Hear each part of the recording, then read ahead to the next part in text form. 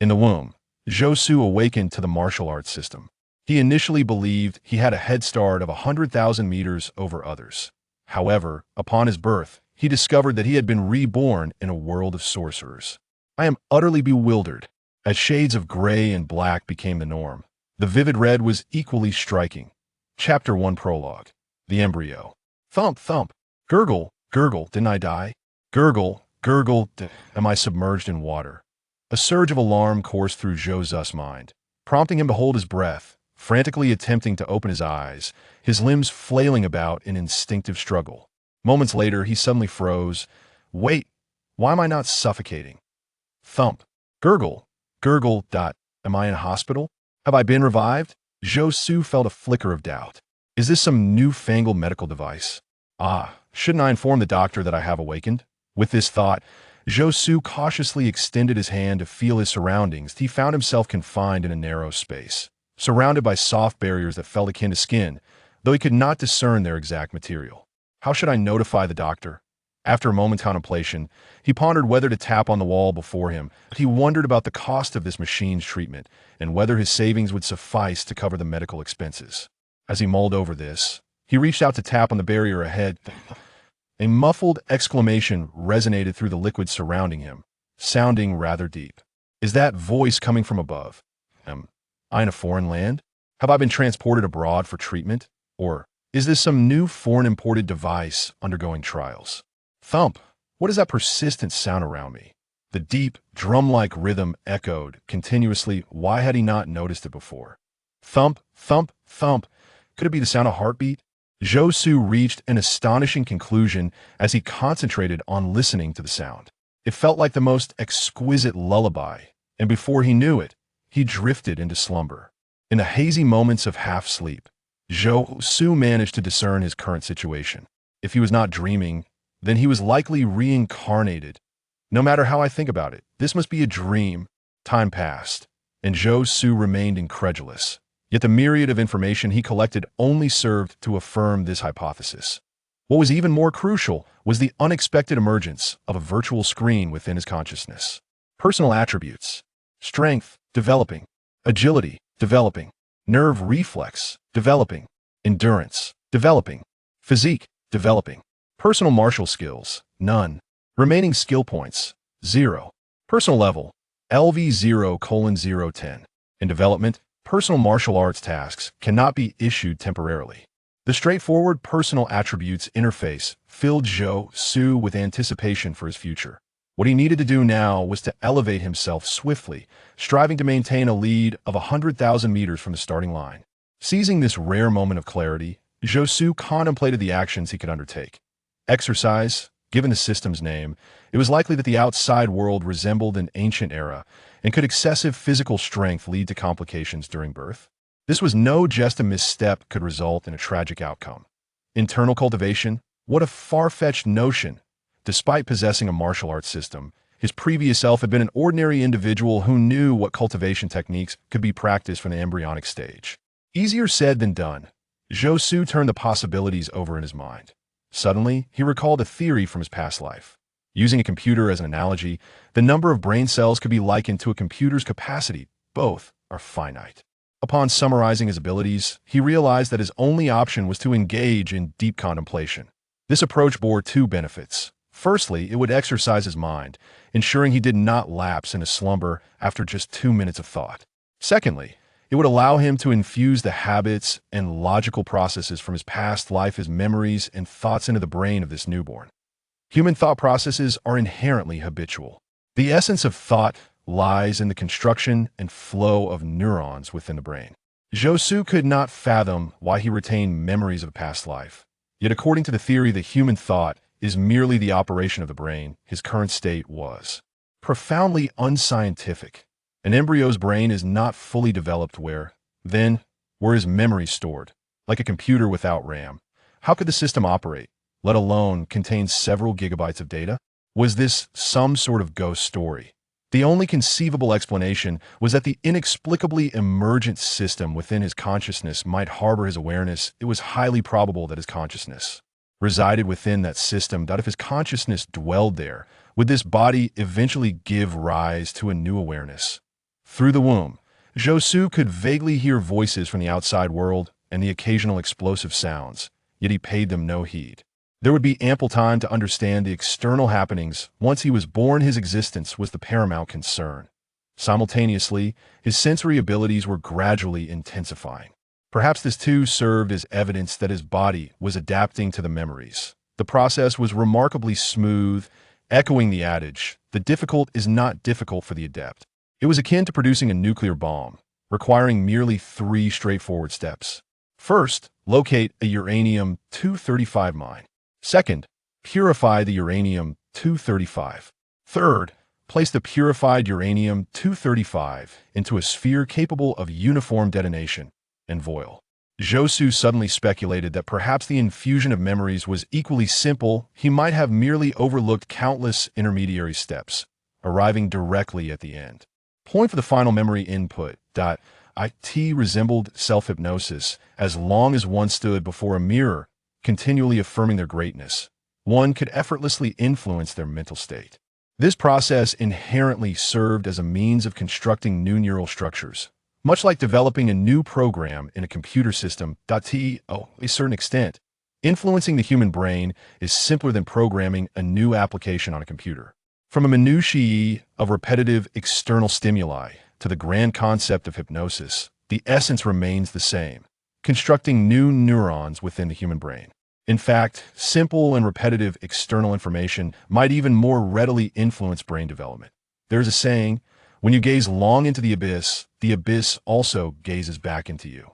Interpreting this principle implies that when one stares into the abyss for too long, their brain constructs another abyss, continually influencing their behavior. Emerging unsullied from the mire is commendable precisely because of its difficulty. It is not a commonplace occurrence. Amidst a whirlwind of thoughts, when Zhou Xu felt his mind unencumbered, the amniotic fluid around him inexplicably grew murky. The soft barriers surrounding him began to writhe, slowly exerting pressure. Chapter 2. The Incongruous World. After an indeterminate passage of time, Zhou Xu finally beheld the light once more.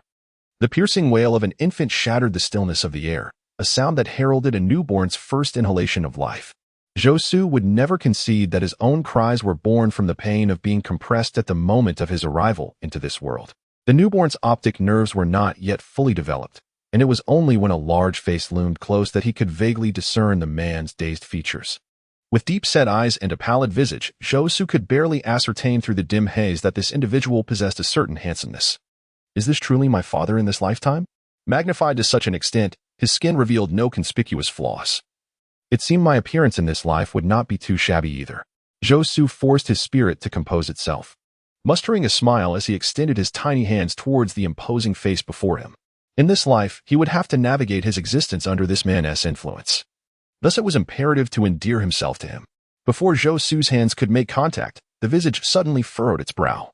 Turning to regard the beautiful woman reclining in bed, disdain evident in his tone as he remarked, "Nicole, how can our child be so unattractive, with a face all wrinkled?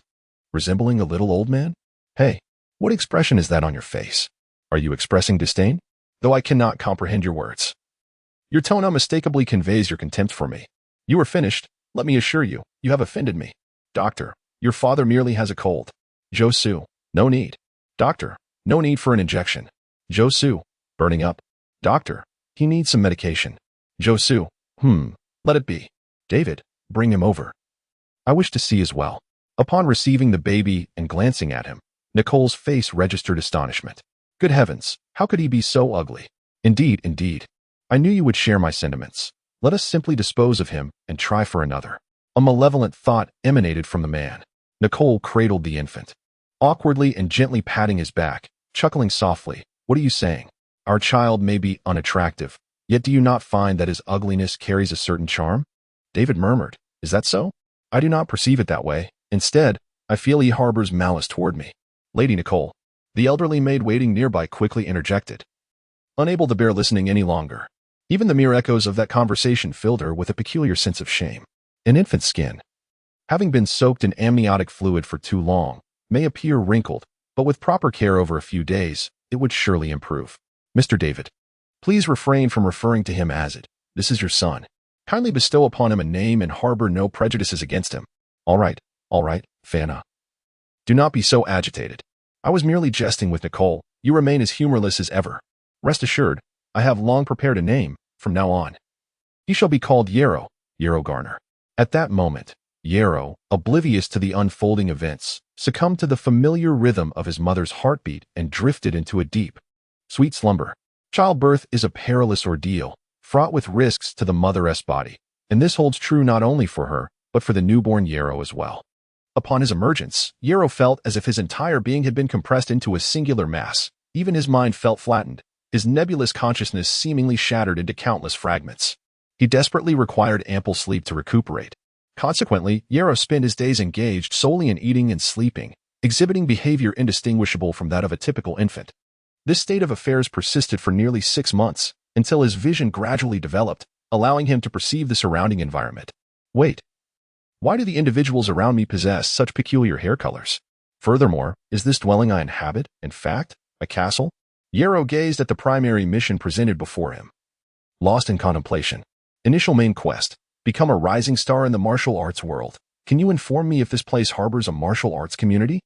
Observing the maids and guards moving about, each with deep-set eyes, pale skin, and an array of vibrant hair colors, he realized they were all foreign in appearance. System. Have you perhaps reincarnated me thousands of miles away, tasking me with traversing great distances to seek out a martial arts world? Is this truly appropriate? I have only just been born, yet you've assigned me the quest of seeking enlightenment in the East? Yarrow felt a wave of melancholy wash over him, perceiving his future as shrouded in darkness. Even more disheartening was the overwhelming tedium. Days spent merely eating and sleeping, unable to walk, struggling to even turn over. This existence was more agonizing than imprisonment, especially when his father would present various intriguing toys, playing with them himself, only to later entertain Yarrow with the remnants. Could you not act like a human being? No wonder newborns wail incessantly. Yarrow felt like crying himself, casting aside his reservations.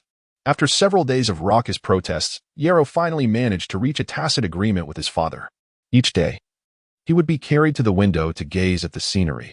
Otherwise, he would wail throughout the night, with nothing else to occupy his time. His only recourse was to sleep or cry. Such matters could not be entrusted to the maids. After all, who could guarantee that they would not inadvertently let him tumble from the window? The maids, too, were unwilling to take on such a risk. Faced with Yarrow's relentless cries day and night, David ultimately had no choice but to relent. What a foolish endeavor. Having to stand like a scarecrow by the window every day. I can hardly fathom a more absurd task. Whenever his father carried him to the window, Yarrow immediately directed his attention outward. He noticed that surrounding this small castle was a town. He had long grown weary of the dense forest in the distance. Only the ever-changing happenings of the nearby town could sustain his interest. It appeared that his family in this life was indeed the lord of this town. Should I endeavor to develop this town further? Pursuing the path of martial arts, imparting skills to them, transforming this place into a sanctuary for martial arts, ensuring ample assistance when the time comes to fulfill the main quest? Alternatively, if I were to adopt a technological approach, I could disseminate my knowledge of past innovations, strengthening the town in alignment with the technological advancements of my previous life. However, pursuing this avenue seemed unlikely to aid in the completion of the main quest. What direction should I pursue? Perhaps I should reconsider my strategy, identifying which path would be most beneficial while posing the least danger to myself. Indeed, from this perspective, it seems prudent to conceal some abilities. On the surface, I could develop martial skills while quietly researching technological advancements for my own benefit. As Yarrow contemplated his future, time slipped away unnoticed. One day, 2 days, after several days, Yarrow suddenly observed that during his excursions, numerous townsfolk had taken notice of the window. Their expressions tense and filled with reverence, secretly lurking in various corners, cautiously peering in. Yet they remained oblivious to the fact that their expressions and actions were entirely visible to Yarrow. So this is what it feels like to possess a teacher's vantage point? You believe your movements are subtle enough to evade detection, yet your assumptions are merely illusions. Yarrow harbored no objections, at the very least. Watching these people's ridiculous antics was far more entertaining than gazing at the ceiling. However, David found it challenging to accept such scrutiny. Within the vast castle, Nicole's voice echoed from an unknown source. I apologize, David, but I am currently unable to assist you. You may need to consult with Yarrow. Consult with him? I might as well seek counsel from a dog. At least I know that a dog cannot comprehend my words, David lamented. Please try to hold on. Once I have processed the antidote, I will hasten to your aid." Nicole's voice gradually faded, and David's gaze began to wander, as if he were contemplating a solution. Glancing around, David's lips curled slightly, and his form suddenly became ethereal, gradually transforming into transparency, leaving Zayaro suspended alone in midair. After observing for a considerable time, Zayaro felt a wave of fatigue wash over him. Just as he was about to turn his head, he froze in place. "Where is my father? How can such a large person simply vanish? How am I floating by the window? Am I going to fall to my demise? Oh no, Yarrow." Just as Zayaro's alarmed cry echoed, a tense voice from the head maid rang out from below. In a flash, as Zayaro glanced down, he noticed the head maid, Fana, adorned with jewels that glimmered with a bright flash as currents of air converged behind her, swiftly forming a pair of ethereal wings. "Do not panic, Lady Fana. Do not panic. I am still here." David's form reappeared, unchanged in position. It turned out that Zayaro was floating because he was embraced in the invisible arms of his father. However, the nature of his father's invisibility and the air wings behind the old maid seemed somewhat peculiar. Could this be a world of remarkable martial prowess? Zayaro pondered in confusion. Chapter 3. The perturbed household in the castle's annex. Fana dismissed the surrounding maidens and approached the trembling David. "Lady Fana," David muttered. "The Wendell Sorcery Academy is not a matchmaking organization. And as for matchmaking, 6 years is rather excessive." "Mr. David, you are surprisingly knowledgeable about such matters," Fana remarked, her expression one of astonishment. "But tell me, after 6 years of study, how is it that you remain unaware of the difficulties faced by extraordinary beings in begetting offspring?"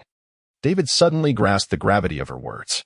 "The initiation of magic is accompanied by energy radiation. A powerful sorcerer can emit energy that envelopes their dwelling, thereby activating material properties." Fana elaborated, observing David intently. "A newborn soul is underdeveloped, and their body remains immature. A fragile soul can be easily shattered by energy radiation, and a weak body may be stimulated by such energy, leading to various mutations." Little Arrow quietly observed the two, discerning that the maid was reprimanding the castle's master. "What is happening here? An elderly maid chastising the owner of the castle? Is this customary? Does this mean I am not the heir to this castle? Why did the maid just display wings reminiscent of a breeze? Has my father become invisible before me?" Unbeknownst to Fana, Arrow was filled with questions. She cast a glance at David and continued, "I must remind you once more. Your wife, Lady Nicole, has even ingested a potion specifically concocted to suppress the magical powers of prisoners for the sake of this newborn. Your father, Lord Pahasgana, has long been aware of Arrow's birth and has dispatched 5 knights to frequently visit this small castle, eager to hear the tiniest details of Arrow's daily life. Yet, due to his frailty and the intensifying energy radiation within him, he dares not come to visit personally despite his longing. In light of this, the esteemed Mr. David Ghana, how could you dare to hold Arrow in your arms and cast spells so closely? Do you comprehend the potentially grave consequences this may have for him?" Arrow, still bewildered, lifted his head. Although he could not yet comprehend the language of this new world, he recognized his new name. "Is this because of me that the maid is scolding my father?" David attempted to defend himself. "What I just cast was the Illumi Reflection Concealment spell, designed to hide oneself. The energy fluctuations are inherently weak. I release the energy from within, and the resulting fluctuations will not deviate significantly from the normal state. Such levels of energy fluctuation pose no threat to Arrow." Fana replied with a wry smile, "I am but a humble knight, and of course, cannot fathom the lofty knowledge of a noble sorcerer. I merely hope that you might recount your previous words to Lord Pahasgana." David's face paled in shock. "What? My father knows of this? I could never conceal such a matter from my lord." "Lady Fana, you cannot do this," David lamented. "Do you realize what he will do to me?" Hearing his agitated tone and catching a glimpse of his exaggerated expression, Arrow could not help but wonder if his father had committed some grave transgression that warranted severe consequences. Is it forbidden for others to discover the ability to become invisible? What peculiar race might this be? The complexities of his past life endowed little Arrow with a vivid imagination. Yet it also made it increasingly challenging for him to discern the present situation. The question remained, had he discovered any peculiar abilities himself? Arrow steadied his thoughts. Now, he must contemplate how he could assist his father in this life. He was still but an infant, and his father was his greatest shield. He could not falter. Over the days, Arrow was often cared for by this elderly maid. Were it not for her similar attire and her daily labor alongside other maidens, he might have mistaken her for his grandmother in this life. With that in mind, the wind, Arrow whispered softly, attempting to mimic David's earlier call. Upon hearing his own sweet voice, a wave of embarrassment washed over him. He had not intended to produce such sounds, but at merely 6 months old, his vocal cords had scarcely begun to develop. Moreover, having deliberately remained silent since birth, the new body felt utterly foreign to the act of speaking. What was he to do? Engage in combat with knights without utilizing mental strength? Lady Fana prepared to terminate her fruitless dialogue with David, cradling Arrow as she turned to leave. I think it would be beneficial, perhaps even advantageous, to engage in such exercises to sharpen your combat awareness. Not just with one knight, but with a whole cadre of them. They will gang up on me. David lamented. No, Lady Fana and Fana. Seeing the situation unfold, Arrow ceased his attempts to adjust his voice and tugged at the elder maid's collar, blinking innocently as he called out in his tender voice, Fana. Fana froze mid-step, her body stiffening. David, equally astonished, turned to look at Arrow, and the room fell silent. Arrow's heart raced with anxiety. Had he erred? No. He had endured 6 months of silence for the sake of safety. Yet, as an infant, if something were to happen to his father, how could there be safety without him? For his father's sake, his revelation was certainly warranted. Furthermore, he was now half a year old. Was it unreasonable to utter a couple of simple sounds? Fana, Arrow repeated softly. David jolted, looking up with a rueful smile. Very well. It seems I need not inform him. I shall seek him out immediately. That day, David departed the castle, and when Arrow next beheld him the following day, he nearly failed to recognize his father. Save for his unchanged attire, his face was bruised and battered, and even his once well-groomed golden locks were now a disheveled mess, resembling the aftermath of a dog's chewing, reeking of charred leather. In the days that followed, Arrow noticed a complete transformation in his circumstances. The tranquility he had once known vanished. Scholars frequently entered and began to impart an array of tedious knowledge to Arrow, still cradled in their arms. Why was it considered tedious? One only needed to observe the drool dripping from his father's lips to grasp the essence of their discourse. Arrow even categorized the dullness of the lessons based on how quickly his father succumbed to slumber. The highest tier could be dubbed eye-closing professor. Scholars would enter the room, and his father would instantly fall asleep. The lowest tier could be termed lunch professor. After about half an hour, his father would begin to nod off. Oh, father, you shall never establish a grand image before me in this lifetime. Your identity as an academic failure has been exposed far too early. It was not just David who felt boredom. Little Arrow was equally vexed. He could not fathom the rationale behind educating a mere few-month-old infant. It was utterly incomprehensible. It was not merely the content that eluded him. He could not grasp the language itself, managing only to glean a semblance of understanding from the sparse illustrations. It is worth noting that since his birth, he had uttered but 2 words. Firstly, there is father. This is something that little Yarrow has only managed to utter a few times, perhaps due to the fact that he is always by his side, despite the lack of any notable achievements. Secondly, just a few days ago, the way little Yarrow called out Fana, although not pronounced perfectly, was indeed a noteworthy attempt. Remarkably, he has never even called out mother.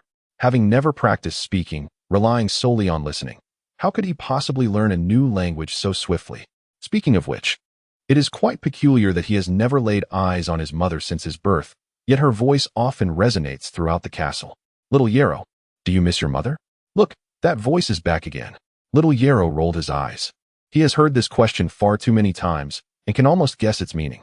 He chose to ignore it and instead turned his head to push aside the feeble object obstructing his view. His father is truly irresponsible, allowing such a large maid to carry him. Does he not realize that this could greatly inconvenience his life? Yes, I will tidy myself up and come right over. Nicole's complexion was exceptionally pale, as if she had not seen the sun in quite some time.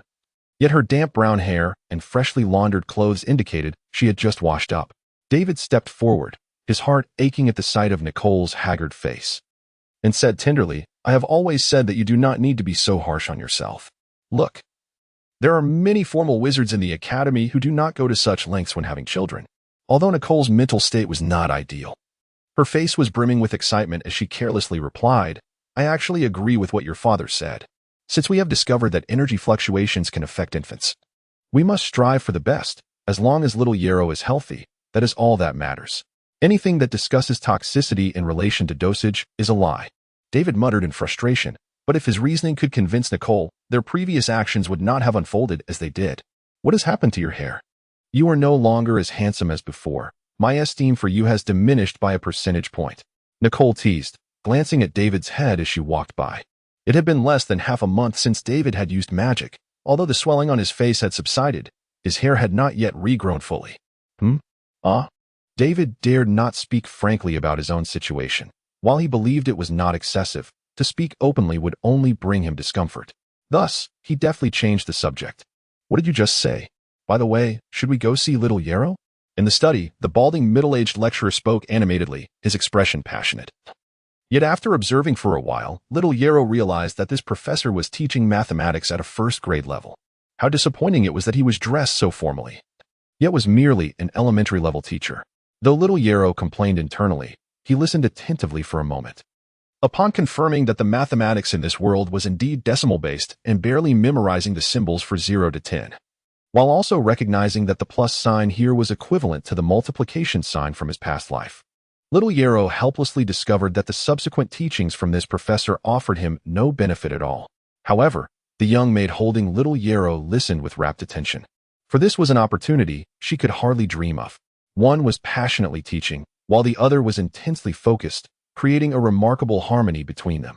Unfortunately, little Yarrow found himself unwittingly ensnared once again, listening to the incomprehensible yet fervent tone, feeling the surrounding gentleness. His eyelids began to droop involuntarily. The young body was indeed easily fatigued. Little Yarrow sighed for a moment, wriggled his body to find a more comfortable position, and prepared to rest. Tap, tap, tap. After months of adjustment, little Yarrow could immediately recognize the sound of his father's footsteps, accompanied by another unfamiliar set of steps. Is father here? Is it time for play? Little Yarrow lazily closed his eyes. Whatever the matter, he would deal with it after waking up. For now, the world could wait. Who would dare to cut short his playtime? Just as he was drifting into sleep, he suddenly felt himself lifted into the air. The unexpected sensation of weightlessness jolting him awake. My little Yarrow. Accompanied by a cacophony of voices, a large feminine face filled little Yarrow's confused vision. Before he could react, that face was affectionately close, playfully squeezing his little cheeks. As the space swayed around him, he managed to glimpse his father approaching, yet detected no hint of tension on his face, only a touch of tenderness. Seeing her frequently comparing their features, as if to say, this part resembles me, and that part resembles you, he wondered if this was truly his mother. It was not his fault for taking so long to consider. He had only seen his mother once on the day he was born, and at that time, his vision had not yet developed. If not for the memories from the 10 months of gestation, he might not have recognized her at all. Wawa. Little Yarrow made a few casual sounds, giving his mother some recognition, a semblance of a greeting. However, his inadvertent utterance elicited a tremendous response as his mother excitedly relayed something to his father. Her face adorned with a foolish grin, her eyes filled with adoration as she looked at little Yarrow. Nicole looked up in surprise, then noticed that there were others in the study. No, this is a teacher for Yarrow. What? Nicole widened her eyes, incredulously asking, a teacher for Yarrow? I must have misheard. This is what your father means. David, avoiding discussion of his own actions, openly revealed everything else. In summary, it boiled down to one statement. Yarrow might be a genius. Upon learning this, Nicole's interest peaked. She outright dismissed the genius cultivation plan devised by David and the others, subsequently dismissing the teacher and personally taking charge of Yarrow's education. On the first day, Nicole incessantly repeated "Call me mother" in little Yarrow's ear. And whenever she saw him open his eyes, she would rush over to start her mantra with the determination of a relentless tide. At that moment, little Yarrow finally understood the sentiment of Sun Wukong from a Chinese Odyssey. A phrase echoed in his ear, repeated, and then repeated again. Far more brainwashing than any catchy tune. From dawn until dusk, little Yarrow found himself utterly exhausted, his spirit dazed, and in a moment of weakness, he inadvertently exclaimed, "Teach me, mother." And then, Pandora's box was opened. It was as if Nicole did not need to sleep, regardless of day or night. As soon as little Yarrow woke, she would instantly appear, continuously instructing him in various vocabulary. In just 3 short months, he successfully learned the language of this world and could communicate with his mother. Yet, this marked the beginning of another nightmare. Little Yarrow is so amazing, he can hold the bottle himself. Mother, please be quiet. Little Yarrow is so remarkable. He can dress himself. Mother, please leave. Little Yarrow is so impressive, he can use the potty. Dear mother, please be silent and kindly exit. Chapter 4. The errant system. The eagle spreads its wings to soar high into the sky. And young Arrow, this is your first venture outside. The fledgling takes flight. unimpeded. Nicole, while saying this, wipes her eyes with a soft whimper, filled with reluctance. However, on David's face, a hint of feigned sorrow can be seen as he gently pats Nicole's back, turning his face aside, as if unable to meet Arrow's gaze. Or perhaps fearing the smile tugging at the corners of his mouth. Dear parents, I am merely stepping out for a moment. There is no need for such theatrics. Young Arrow's expression was one of annoyance. Darling Nicole, how about we indulge in a candlelit dinner? David suggested. We haven't had the chance to relax for quite some time. Nestled in David's embrace, Nicole affectionately reminded him, but dear David, it is still midday. Beloved Nicole, David replied gently, casting a warm smile toward her. His exquisite features radiating sincerity, seemingly emanating a soft golden glow. As long as I am with you, every moment is a candlelit dinner. Nicole's eyes sparkled dreamily as she nestled against David's chest, humming sweetly. Observing the oblivious couple, Arrow felt a surge of irritation. With a scowl, he muttered pretentious and turned to leave. As Arrow had stated, he did not intend to wander far. He merely sought a secluded spot to examine the system. Personal attributes: strength, 0, 1, agility, 0, 1, neural reflex, 0, 3, stamina, 0, 3, constitution, 0. 2. Personal martial skills, none. Remaining skill points, 0. Personal level, LV 0, 0, 10. Personal martial quest, novice quest exploring. Gazing at the incessant, Arrow furrowed his brow even tighter. It had been nearly 2 months since he learned to walk, yet the system remained stuck in this loop. Could it not provide any clarity? If I must perish, at least let me die with understanding. The repetition of, from the system evoked a sigh from Arrow, who yearned for it to be a response from the system. Initially, when you issued my main quest, everything proceeded smoothly. Now, with a novice task, why have you stalled? Is the novice quest more arduous than the main quest? Hey, if this continues, the best time for my growth in this new life will slip away. And how shall I surpass those true prodigies? Arrow lamented, do not fail me, system. You are my guiding light. What a wretched system. Arrow turned to glance back at the castle, where his parents had vanished from sight, presumably indulging in their own candlelit dinner. His gaze deepened, recalling the extraordinary event he witnessed months ago. Regrettably, before he had learned the language of this world, Madame Fana had departed. Despite his inquiries, David had consistently evaded the topic. Yet, the mountain does not come to me. I must go to the mountain. Arrow had long since determined his ambitions. Each day, armored figures equipped with weapons traversed the castle grounds, departing swiftly after collecting messages emitted from the castle. Occasionally, they would pause in the open area to train. In Arrow's eyes, their audacity to don armor, as if it were mere clothing, indicated their formidable strength. If he could acquire their martial techniques, it might awaken the martial system, thereby activating it. With his chubby little legs, Arrow steadily approached the adjacent open space. The ground here was noticeably lower than the surrounding areas. Upon stepping onto it, he discovered it had been compacted by countless feet. At that moment, 3 armored individuals were present, alongside a few guards from the castle, a large group of burly men training energetically, their shouts echoing in the air. However, as they noticed Arrow approaching, they shared glances and came to a halt. Arrow was still quite young, and in terms of height, he barely reached the knees of the guards. Should any stones from their training accidentally strike him, none would bear the responsibility. Greetings, young Master Arrow. Upon seeing Arrow, a young man bowed deeply, speaking with a resonant clarity. It is a pleasure to meet you, young Master Arrow. The young man's towering form overshadowed Arrow, akin to a collapsing mountain, casting a shadow that dimmed the light around the boy. Ah?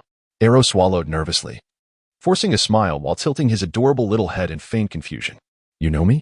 Of course, young Master Arrow. The young man's excitement was palpable as he regarded the small figure before him with a warm smile. Thinking to himself that he knew Arrow better than he might imagine. They were well aware of Arrow's daily routine, when he arose, when he dined, and what new lessons he learned each day. It could be likened to a live broadcast from another world. Though they had never seen Arrow in person, they had witnessed every moment of his growth, as these dedicated messengers were akin to Arrow's live stream fans. For this reason, they had long regarded Arrow as their junior. But I do not know you, sir. What is your name? Arrow blinked innocently, fully utilizing his youthful advantage. Mr. Cabell, you are impressive. You can wear such large armor. Upon hearing Arrow's words, Cabell beamed with pride, straightening his shoulders. Indeed, I am a Sane. Sane? Arrow pondered, somewhat perplexed. When his mother had taught him to speak, she had indicated the guards in the castle, instructing him to refer to them as Mr. Sane. In his understanding, this term simply meant guard. Unbeknownst to him, the pronunciation signified knight. Thus, was this gentleman implying, I am a guard? You are a guard, so you take pride in it? Is it akin to those knights? Arrow inquired, gesturing toward the guards nearby who were not clad in armor. The guards, who had been eavesdropping, feigned solemnity and straightened their postures at his words. Cabell surveyed the surroundings and disdainfully remarked, strictly speaking, they are not yet knights. The guards stiffened, a mix of embarrassment and indignation washing over them, yet they lowered their heads, unwilling to contradict him openly. Arrow noticed this dynamic. After all, to him, these guards appeared as giants, and their every action was conspicuous. Not yet knights? What? Are there distinctions among guards based on rank? Arrow was somewhat bewildered by their hierarchical structure, yet his current objective was not to unravel this matter. He leaped with enthusiasm, exclaiming, I aspire to be as formidable as you, Mr. Cabell. Will you teach me? Teach you? Cabell's expression became increasingly serious. He was acutely aware of Arrow's status and knew better than to take liberties without permission, especially since Arrow was far too young and his body had yet to mature for knight training. The essence of knighthood lies in awakening one's latent potential. However, without a robust physique to support it, the moment one's potential is unleashed could also herald their demise. Much like adrenaline, which, when triggered, accelerates the heartbeat, dilates the pupils, and quickens the breath, unleashing extraordinary strength beyond limits. Yet the consequence of such overwhelming activation may lead to death. Young Arrow, unwilling to relent, pressed on, can you teach me a method of sitting that is not merely for exercise? I speak of inner strength. Do you understand what I mean? Inner strength. Kabir gently shook his head, gazing affectionately at the little one before him. Knights do not possess such a training method. We solely cultivate our strength. With sufficient power, we shall be as swift as lightning.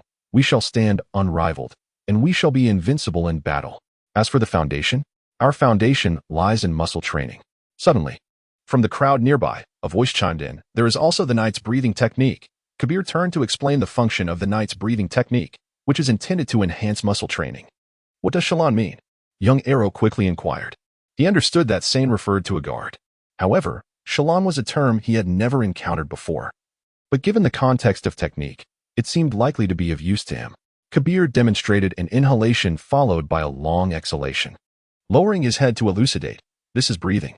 The knight's breathing technique teaches how to breathe effectively to better train muscles and awaken the seed of life. So it refers to the concept of breath control. Sane, guard, Shalon, breath control, combined with the term technique. What they spoke of translated to guard's breath control technique. Teaching one how to become a successful guard? The name feels quite weak. Can you teach me? I wish to learn. Regardless of its strength, I want to acquire it. Perhaps it will awaken the system. Kabir hesitated, though he relished the role of a mentor and wished to showcase his knowledge before young Arrow. He was also aware of the gravity of the situation. Without the approval from above, how could he presume to take charge? Sensing Kabir's hesitation, young Arrow pondered briefly and understood his concern. After all, the title guard's breath control technique suggested there might be superior methods at home. Yet, his family refused to teach him, evading his inquiries, leaving him in a quandary. Should he simply let things unfold naturally? Wouldn't that squander the advantages of reincarnation? If it were truly precious, it would be one thing. Mr. Kabir, thank you for your explanation. Thus, age is his only weapon. Precious? No. It is not merely a matter of value. Then why? Young Arrow lifted his head, striving to widen his eyes, appearing more innocent and endearing. Kabir was at a loss for words, as the family head had issued strict orders to keep all matters concerning sorcery concealed until young Arrow turned 3. Gazing at the nearby castle, Kabir suddenly conceived a solution, reaching into his armor to retrieve an old book. He tenderly caressed the smooth cover of the tome and addressed young Arrow. Young Master Arrow, I happen to possess a copy of the knight's breathing technique. Why not take it as a gift? If you wish to learn, you can ask Lady Nicole to teach you to read. What do you think? Most books are composed of text, and even if given to a child just over a year old, it should not pose any significant issues. Moreover, it would be wise for the lady to instruct him in reading. This way, young Arrow's interest in learning letters would be ignited, and the decision regarding whether to teach him the knight's breathing technique would rest with her. Of course, for safety's sake. Kabir planned to report today's events to Lord Pasgana to ensure everything was handled with utmost care. Young Arrow leaped with joy, seizing the old book and nodding enthusiastically. Wonderful. Thank you. Kabir glanced at his empty palm, letting out a soft sigh, feeling a pang of loss and gain. The knight's breathing technique held significant meaning for Kabir. Otherwise, he would not have kept it after noting all its contents. Mr. Kabir, may I still ask you questions if there is something I don't understand? Young Arrow was aware that his inquiry might be a touch presumptuous. But having finally found someone willing to engage with him, he felt it would be a shame not to glean as much knowledge as possible from such a generous source. Seeing the hope and determination in the little one's eyes, Kabir was momentarily taken aback, as if he were gazing upon a reflection of himself from many years past. Did he not once possess a similar gaze? Very well, Kabir replied solemnly. This might be his opportunity, he mused, yet he did not conceal his thoughts, if you wish. Many would be willing to teach you, as there may be benefits for them as well. But this is your book, is it not? Kabir was momentarily stunned. Then laughed softly, nodding in affirmation. Indeed. Chapter 5. The unusual teacher. Deep within the dimly lit canyon stands a towering castle, constructed entirely from azure stones. The castle's rough edges suggest that, despite its grandeur, it is neither intricate nor particularly ancient. Upon entering the castle, one is greeted by wide pathways, illuminated by dazzling lights and adorned with opulent decorations. The walls, etched with epic patterns, are accompanied by some writhing, mottled shadows, lending the immaculate path a sense of antiquity while simultaneously evoking a paradoxical impression of deliberate aging. Cabal, accustomed to this environment, followed an elderly maid with utmost respect into a grand hall. The hall lacked the flickering of candles, casting it into a rather somber ambience. In the center, however, a faint blue light pulsed gently, akin to a breath, emanating an invisible force that enveloped the surroundings, causing Cabal to feel a slight suffocation. Damn those silver wizards. Their castle activators are utterly useless. A deep voice echoed in the darkness, and at that moment, the radiant blue light began to dim, and the peculiar force gradually dissipated. With a sudden pop, numerous candles ignited simultaneously, illuminating the hall with a brilliance that, combined with the plethora of crystal ornaments in the corners, made the space resemble a sunlit noon, devoid of any shadowy corners. Even after numerous experiences, the abrupt brightness of the hall still struck Cabal as painfully glaring. He squinted, directing his gaze towards the figure at the center. Judging by appearance, the figure's age was advanced, with hair as white as snow and skin lined with wrinkles. Yet, the old man's eyes sparkled with clarity, his stature imposing, and his voice resonated with authority, exuding an extraordinary seriousness. Upon mentioning his grandson, the stern expression melted away, replaced by a glimmer of hopeful joy at the corners of his eyes. Lord Pahasgana, what do we call this castle? Merely a small house made of stones, I suppose. Pray tell, what has transpired? Pahas extended his hand, and the elderly maid promptly brought forth a wooden chair. She was none other than Lady Fana, whom young Yarrow had not seen for quite some time. Well, it goes like this. Cabal recounted the events of the day in detail. Pahas, deep in thought, inquired, did you tell young Yarrow that book belongs to you? Cabal was taken aback. He had not anticipated that Lord Pahas's focus would rest here. Nevertheless, he dared not conceal the truth and nodded affirmatively, yes. Pahas raised an eyebrow, puffing his cheeks and glaring at Cabal. Nonsense. You must honestly tell young Yarrow that book is mine. I entrusted it to you merely for him. Is there truly such a significant difference? Cabal chuckled in exasperation but could only concede, very well, Lord Pahas. After a brief pause, seeing Pahas remain silent, Cabal could not help but ask, Lord Pahas, regarding young Yarrow's study of the knight's breathing technique, how should we arrange it? Can he learn it? Since you promised young Yarrow, you shall be the one to instruct him. It matters not. I too learned in my youth. Pahas waved his hand dismissively. It is beneficial for young Yarrow to learn. At least it will strengthen his physique. Ding. Discovered the technique guardian breathing method. Would you like to learn it? Finally, the system responded. Young Yarrow felt a surge of joy and quickly thought yes. Insufficient skill points. Please upgrade. Damn. Do I really need to go through all this trouble for skill points? Can I not receive a novice quest now? Yes, yes, yes. Go away. Young Yarrow clutched the old book and made his way towards the castle. As he navigated the narrow corridors, passing the dining hall, he suddenly heard a squeak. A mouse? Sniff, sniff. How delightful. He paused, turning to glance into the dining hall. Surely not. After just stepping out for a moment, they have begun their candlelit dinner? Is this the conduct of humans? I must see what they are feasting upon. Rising on tiptoe, he peered inside. Truffles paired with foie gras, alongside caviar, with black pepper beef in the center, and numerous other unfamiliar dishes. Wait, what are they consuming? Judging by their expressions, they seem to be relishing it. Each person has a shell? Whatever delicacy is available, they are serving it up. Young Yarrow felt a wave of envy wash over him. tears of longing escaping his eyes. Father, mother. His mother, Nicole, with a flush on her cheeks and a dreamy gaze, set down her shell and turned to look at him. Still playing? Young Yarrow pointed at the table, lamenting, if I keep playing, won't you finish eating without me? David took a sip of his red wine and replied leisurely, Young Yarrow, it is not that we are withholding food from you. Your teeth have yet to fully develop. You cannot consume these delicacies. Having just turned 1, Yarrow had only a few teeth, making it feasible for him to tear but quite challenging to chew. I don't care. I want to eat too. It had been over a year since he had tasted anything resembling proper meat. Yarrow, if you are hungry, I can have the kitchen prepare some meat soup for you. Nicole gently reassured him. Meat soup? Yarrow had left the house only after finishing his soup. He was not truly hungry. He simply craved the taste. Fine. The night's breathing technique? Nicole glanced at the old book, yawning lazily, fatigue evident in her tone. Yarrow, I am a bit tired today. Shall we discuss it tomorrow? Tired?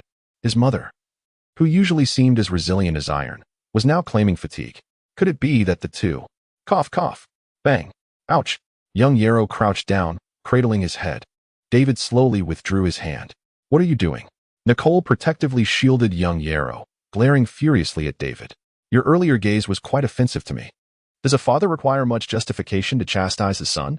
Noticing Nicole's fist gradually clenching, David quickly turned to Yarrow. Your mother has declared her fatigue. And yet you remain fixated on that old book, despite how she has doted on you in the past. Hey, is that truly your genuine thought, teacher? Young Yarrow quickly lifted his head, recounting the earlier events, then added, that book was indeed given to me by Cabal. If I seek a teacher, it must be him. To consult anyone else would violate our agreement. However, you mentioned that for matters you do not comprehend, you would inquire with Cabal. That does not qualify him as a teacher. It merely implies you have arranged to seek guidance. Furthermore, the teacher I intend to find for you is not to instruct you in this, but to teach you literacy. Nicole affectionately ruffled young Yarrow's hair. Is that so? Young Yarrow gazed at his mother in confusion. Is it truly necessary to be so formal, just to learn to read? There are plenty of literate individuals within the castle. I could ask any one of them. Wait a moment. Nicole closed her eyes, pressing a hand to her forehead. Young Yarrow watched her curiously, wondering what this gesture signified. Was she employing some sort of mystical communication? To this day, young Yarrow believed this world was one of martial prowess. As his golden finger clearly stated martial arts system, he had never seen, heard, or even considered the notion of traversing worlds with an incongruous golden finger. Meow. What a large cat. Before him stood a sleek black cat, its coat glossy and free of any stray hairs, its size almost comparable to young Yarrow himself.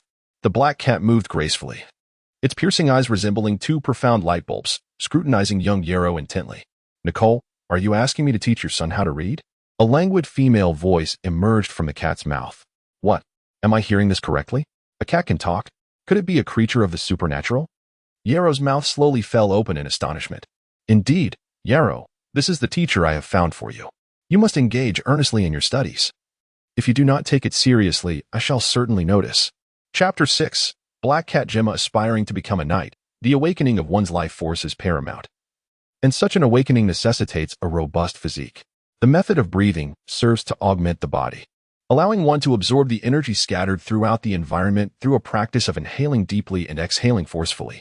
In the study, a large black cat lounged lazily atop the bookshelf, its head drooping casually, eyes half closed, fixated on the small figure of Arrow, who was fervently reading aloud at the desk. Unbeknownst to the feline, the diligent child appeared earnest but was, in fact, entangled in a whirlwind of chaotic thoughts. If my mother could procure a cat demon for my teacher, could it be that my family is a lineage of monsters? Arrow had not forgotten the incident from 6 months prior, when he suspected something was amiss with his father. After all, how could one become invisible? Following the revelation, he had been reprimanded by Lady Fana. What manner of creature could he be? Arrow tugged at a strand of his golden hair, pondering deeply. What could possess golden fur? A dog? A cat? Or perhaps something even more peculiar? Given that the first entity he encountered was a cat, it stood to reason that his family must share a close relationship with cat demons. It was entirely possible they were cat demons themselves. He felt no discernible difference between himself and ordinary people. Moreover, he retained memories from before his birth, during which he had not perceived any anomalies. Due to the system's influence, Arrow had long believed he existed within a martial arts realm, and to a certain extent, the very existence of this system had become a hindrance to his understanding. Well, Arrow, you've managed to recognize the entirety of this book rather swiftly. One might even deem you a genius. Alas, your comprehension extends only to the singular volume.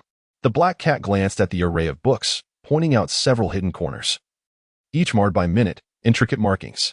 Your attitude towards books displeases me greatly. You exhibit a complete lack of respect for knowledge. Remaining composed, Arrow disregarded the latter remarks and respectfully bowed, stating, "It is all thanks to the excellent guidance of Teacher Gemma. Literacy? When did you learn such a skill?" "The crux lies in mastering the content swiftly." Arrow responded, "Books serve merely as tools for acquiring knowledge, do they not? Moreover, do you not also make annotations within your own tomes? I cannot be deemed disrespectful simply because my writing is small and I later obscure it." Thus, Arrow never considered his small distractions to be of significant concern. Black Cat Gemma stretched her forelimbs, indulging in a feline yawn, and languidly declared, "All right, I shall bask in the sun. I haven't had a moment of sunlight in over a month for the sake of teaching you to read. Teacher Gemma, please wait a moment." The black cat swished her tail and turned her icy green vertical pupils toward Arrow. "What is it?" Her tail's motion indicated her growing irritation. Her mood was far from pleasant. Arrow hastily summarized his thoughts. "Once I master these characters, I sought out Sir Cabal, and I believe I have grasped the basics. However, Cabal is unwilling to teach me anything further, and I hope you might guide me in my training." Upon clarifying these characters, Arrow discovered the recorded content was far simpler than he had imagined. After seeking Cabal's guidance, he swiftly learned the material, though he still required extensive practice to adapt. His golden finger, the martial arts system, also revealed its contents. Guard S breathing technique. Beginner, slightly increases stamina recovery speed. Me? Teach you to train? Black Cat Gemma paused, instinctively licking her paw. This is far more engaging than teaching you to read. Observing the massive black cat, who seemed to have found her prey, Arrow felt a chill of uncertainty wash over him, prompting doubts about his decision. Taking a deep breath, he summoned his courage and added, "If you could impart some special training methods, that would be even better. For instance, your own cultivation techniques." Arrow silently supplemented in his heart. "Special training methods? A mere human child dares to seek counsel from a cat? How amusing." Black Cat Gemma circled Arrow gracefully, her deep vertical eyes appraising him, her whiskers twitching slightly as she donned a smirk. "Very well, I shall oblige. Can I even rescind my promise? Come now, your mother has also consented." The black cat turned, her soft tail brushing Arrow's face. "Your mother consented? When did you inform her?" Arrow recalled that when his mother mentioned finding him a teacher, she merely pressed her brow. Upon Gemma's arrival, she had directly inquired whether she was to instruct him, yet his mother had never explicitly made such a request. "I want that too." Arrow's heart raced with excitement as he set aside the book and rose promptly. However, upon seeing the black cat head toward the castle's grand entrance, unease gripped him once more, and he urgently inquired, "Teacher Gemma, where are we going? Must we go outside for training?" "Huh. I have never encountered a cat that requires training, in this life or the previous." Despite the anxiousness within, Arrow followed the black cat outdoors. As they passed the area that had been transformed into a training ground, he spotted Sir Cabal, who had taken residence there, and a sudden idea struck him. He called out cheerfully, "Good day, Sir Cabal." Hearing the familiar voice, Sir Cabal paused his training and approached. "Good day, young Master Arrow." Assessing the surroundings, he squatted down with a smile. "Young Master Arrow, having just learned the knight's breathing technique, why are you not practicing within the castle, but venturing out alone?" Feigning innocence, Arrow joyfully replied, "Sir Cabal, you mentioned that the knight's breathing technique is indeed meant to be practiced in conjunction with training. But I find your training methods unsuitable for a child of my age. Thus, I sought another teacher." After observing for several days, Arrow discerned that Cabal's so-called training resembled the muscle-building exercises he had witnessed in his previous life, which were wholly inappropriate for a child just over a year old. "Another teacher?" Cabal blinked in surprise, his irritation palpable as he pressed on without regard for Arrow's fragile physique, fixated solely on his own advancement. "Who is it? And where is he now?" Arrow secretly reveled in Cabal's exaggerated reaction and, feigning alarm, turned to glance at the black cat. Following Arrow's gaze, Cabal finally noticed the large feline not far off. Lady Nicole's magical pet. Magical pet? A term Arrow had never encountered before. Lady Nicole's magical pet. Cabal's reference to his mother indicated the black cat belonged to her, suggesting a high level of trust in entrusting Arrow's education to her. Black Cat Gemma licked her paw and spoke in a cold, feminine tone. "I am called Gemma. Cabal, unfazed by the talking cat, quickly rose and bowed respectfully. Good day, Lady Gemma. If it is you, then there is certainly no issue. Seeing Cabal's reaction only heightened Arrow's interest in the black cat's unique training methods. Black cat Gemma lowered her paw, her vertical pupils twinkling with amusement as she addressed Arrow. Cabal, is it? Yes, Lady Gemma, Cabal replied, bowing his head. Then come along with us, lest our timid one grows frightened. Xiaoyuo, despite having followed this black cat for over a month to learn her letters, still found herself filled with disdain and aversion towards her. Indifferent, languid, haughty, astute, and sharp-tongued, she perfectly embodied the essence of this majestic black feline. Kabir cast a puzzled glance at Xiaoyuo, perplexed by Lord Jinma's assessment. Nonetheless, he was indeed intrigued by the black cat's unconventional training methods, and thus, he respectfully remarked, I beg your pardon, my lord. Chapter 7. Unconventional Techniques. Black cat Jinma strolled along, inspecting each tree until she found a crooked-necked poplar, roughly the thickness of an adult. She nodded in apparent satisfaction.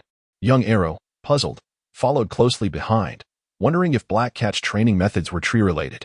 Pay attention, Arrow, Black Cat instructed. At her words, Arrow and Kabir quickly focused. Black Cat then crouched before the poplar. In an instant, a shadow darted forth as she swiftly ascended the tree. Is this it? This is what you wanted me to see?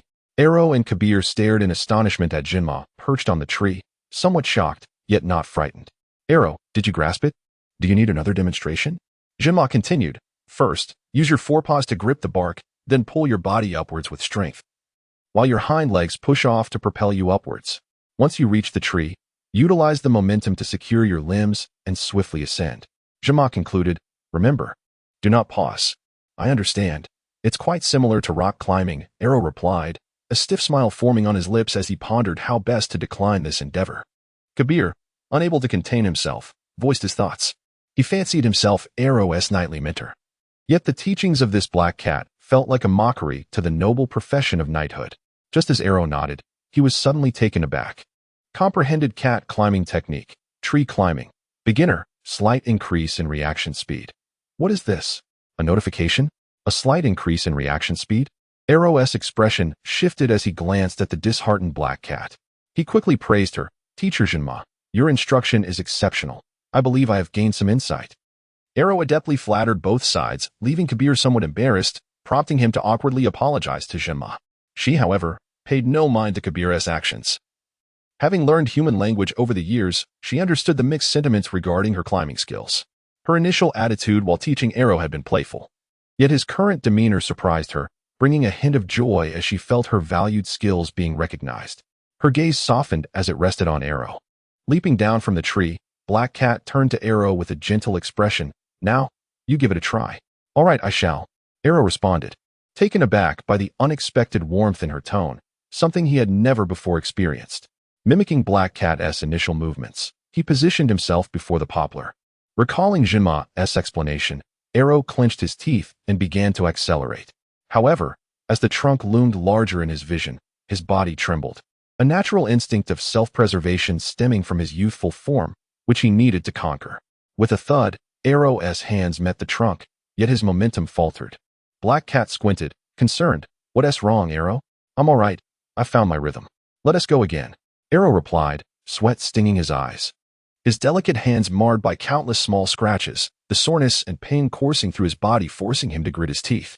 Arrow, take a moment to rest. Your body is still fragile. There is no need to rush your training, Black Cat said sympathetically. She had never anticipated that this human child, the son of Lady Nicole, could endure to such a degree. The wounds adorning Arrow's body pained her to witness, yet he had never uttered a single cry of discomfort. After catching his breath, Arrow turned to Jinma with a bright smile. I'm fine, Teacher Jinma. I never expected that climbing a tree could be so challenging. Kabir, reluctant to argue with Black Cat, muttered to himself, only when muscles are fatigued do they truly grow. The essence of true knowledge is not merely in words but in experience. This phrase had crystallized for him the core of his journey to knighthood. Bear in mind his age, Jinma began, but Arrow interrupted her, taking a deep breath to regulate his breathing. I know my own limits, teacher. Rest assured. Should I reach my limit, I shall stop. Arrow recognized that his youthful physique could not withstand excessive strain, hence he refrained from insisting that Kabir teach him. Nevertheless, Despite the numerous minor scratches adorning his body, they were inconsequential injuries. His muscle fatigue did not signify reaching his limits but rather stemmed from a lack of consistent training. Suddenly, Arrow sensed a warm surge emanating from his lungs, flowing into his weary muscles. He felt as though he were immersed in a hot spring, with his taut muscles gradually relaxing and the fatigue dissipating. He pondered whether this was merely an illusion or if the night breathing technique indeed possessed such miraculous properties. There was a distinction. If this was indeed a capability of the night breathing technique, enabling rapid recovery, it would allow for prolonged training.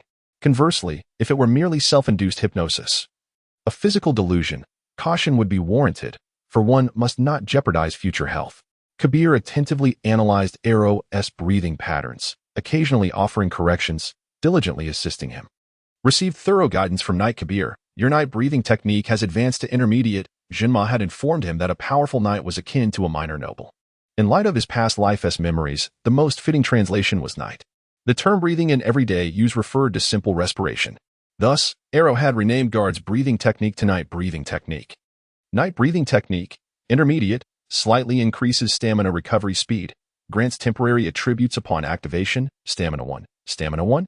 Even if temporary, this was a boon, granting him more training time and accelerating the growth of his attributes. Personal attributes: strength 0, 2 agility 0, 2 reflexes 0, for stamina 0. 41. Night breathing technique activated. Constitution 0, 3. Upon glancing at his personal attributes, Arrow opened his eyes wide. I am recovered. Let us continue practicing tree climbing. Chapter 8. Growth. Since little Yarrow sought guidance from the black cat, Gemma, regarding training methods, her attitude towards him has transformed significantly. In addition to the morning exercises, she has insisted that Yarrow diligently study writing, dedicating her afternoons to teach him, thereby allowing his body ample time to rest. Yarrow's days have become enriched with morning workouts, afternoon studies, and evening strolls in the training grounds, causing time to slip away swiftly. 5 months have passed in the blink of an eye. The weather has begun to cool and the leaves are starting to wither, yet the joy of harvest fills the small town with a vibrant atmosphere. And Yarrow has reaped substantial rewards. He has become proficient in the knight's breathing technique and can utilize it during his exercises, greatly enhancing his training. He has also discerned the operational principles behind his additional stamina. To elucidate, the additional stamina cannot be directly used as part of his inherent endurance. If one were to liken his inherent stamina to a 500 milliliter cup of water, then the physical exertion during training could be seen as 1 milliliter being poured out every second. The additional stamina serves as a parallel 1,000 milliliter reservoir attached to the cup, both maintaining a proportional relationship. When the additional stamina is activated, while the physical exertion remains at 1 milliliter per second, Yarrow's actual stamina only diminishes by 1/3 of a milliliter per second, akin to a beneficial buff that reduces stamina loss. After exhausting his stamina, should he still maintain the state of additional stamina, his endurance will recover based on the augmented stamina value rather than the meager remnants of his original endurance. Naturally, regardless of whether the knight's breathing technique is sustained afterward, the food required for recovery remains significant, but this is a trivial matter for Yarrow's family. Personal attributes: strength 0, 5, agility 0, 4, reflexes 1, stamina 0, 7, constitution 0, 9. Personal martial skills: cat-style fist, tree climbing. Intermediate, increases reaction speed. Knight's breathing technique. Intermediate, increases minor stamina recovery speed, temporary attribute boost. Stamina 1. Remaining skill points, 0. Personal level, LV 0, 10. Personal martial task, novice task exploration in progress. As usual, Yarrow followed closely behind the black cat, Gemma. Upon exiting the castle, she began to circle around, and once she selected a straight tree towering 6 meters high, Yarrow casually removed his loose outer garment, which was promptly caught by Kabir, who stood ready. Upon shedding the loose garment, the previously adorable golden-haired child underwent a striking transformation, revealing a lithe physique brimming with muscle, even hinting at the definition of his abdominal muscles. As his focus sharpened, his gaze became remarkably keen, resembling a fierce little leopard. In the realm of training, distinctions exist between weighted exercises and stretching routines. The former compresses skeletal gaps, potentially hindering growth and height. Aware of this, Yarrow intentionally avoided weighted training. developing his muscles solely through climbing and the miraculous nurturing effects of the breathing technique. With a swift motion, he embraced the tree trunk and began to ascend slowly. Gemma observed with a furrowed brow. Despite the time elapsed, Yarrow had yet to execute the climbing technique as demonstrated by her. Meanwhile, Kabir had already received a reward for successfully teaching Yarrow the knight's breathing technique, now serving as Yarrow's dedicated bodyguard, further intensifying Gemma's pressure. A young knight, mastering the complex knight's breathing technique in merely half a month, while she struggled to teach him tree climbing for nearly 6 months without success. This made her feel somewhat inadequate. However, the disparity in physical structure between humans and cats was undeniable, while Gemma could easily grip the tree trunk with her claws. Yarrow needed to achieve a similar effect through finger holds to lift his body, relying solely on his legs to support his frame. This endeavor necessitated a robust foundation of strength, prompting him to discuss alterations to his training regimen with Gemma, opting for a gradual approach to enhance his limb strength through slow tree climbing. Ultimately, the growth in his attributes affirmed that his efforts were not in vain. As for whether he could achieve the climb now, he had not yet attempted it, and today, Yarrow aimed to confirm this. After traversing the tree and memorizing the withered bark's texture, he descended and turned to Gemma, declaring, "Teacher Gemma, I am ready." Impatiently flicking her tail, Gemma retorted coolly, "Then hurry up. I've been waiting for over half a year." "Very well, Teacher Gemma." Yarrow remained unfazed by her demeanor, having grown accustomed to it over their extended time together. With an explosive start, he propelled himself upward, utilizing the momentum to surge forth. His once soft palms were now hardened with calluses, and his slender arms pulsed with potent muscles. At this moment, even with just 2 fingers gripping the bark, he could leverage his strength to hoist his body upward. The ground receded further, yet it did not distract him. Years of climbing had made him adept, requiring him to not only observe each landing but also to sense the trees sway, all within a fleeting moment. In a flash, Kabir blinked, only to find Yarrow had already reached the pinnacle of the tree. "Yarrow, you did it!"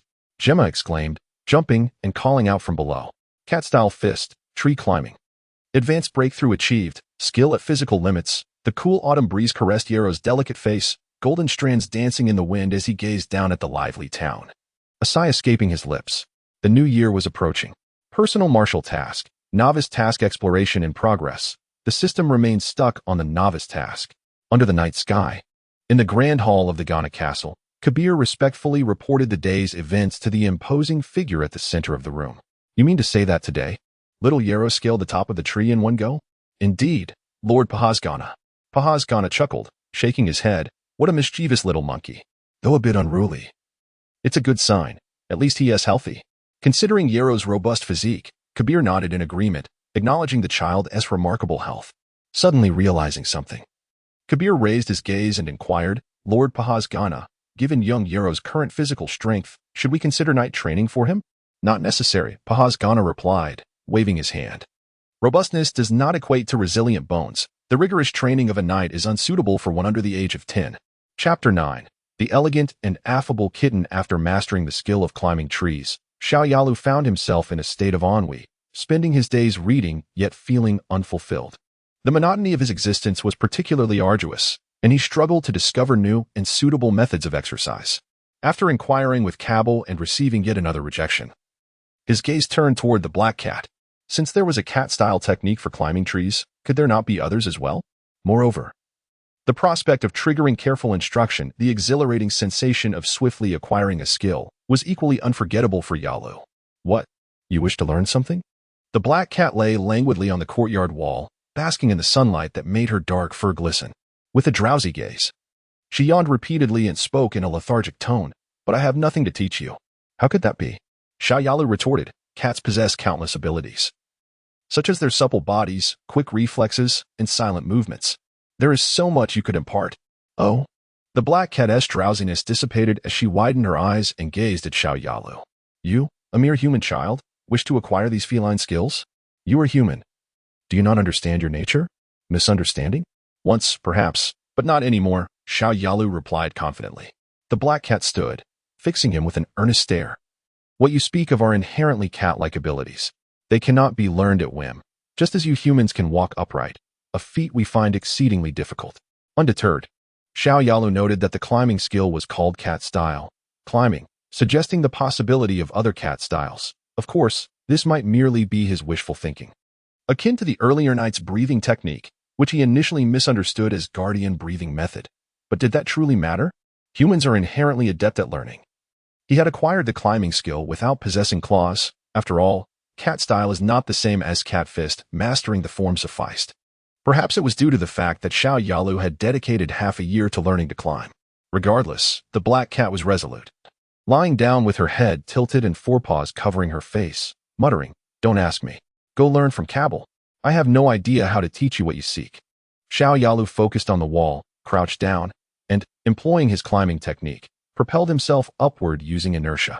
His fingers swiftly grasped several protrusions on the wall as he ascended. He approached Zhenma, shaking her gently, and pleaded, "Teacher Zhenma, please teach me. If you claim you cannot teach me certain things, then share what you do know." The black cat remained unresponsive, feigning sleep. "Teacher, teacher," Zhou Yalu persisted, pushing her several times and waiting a long while. Yet the black cat remained indifferent. In a moment of desperation, Zhou Yalu climbed in front of the black cat, tugging at her ears and shouting, "Teacher, what is wrong with you?" The black cat, startled and dizzy, sprang up, her expression unkind as she glared at him. Zhou Yalu chuckled nervously, quickly explaining, "I thought you suddenly stopped moving and might have encountered a mishap." Sighing helplessly, the black cat quipped, "I truly regret teaching you to climb trees." "Teacher Zhenma, you agreed? Thank you. What will you teach me today?"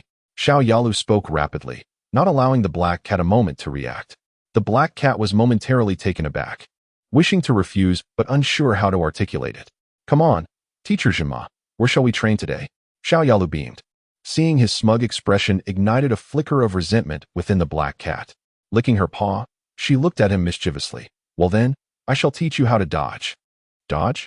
Zhou Yalu inquired, puzzled by the black cat's demeanor.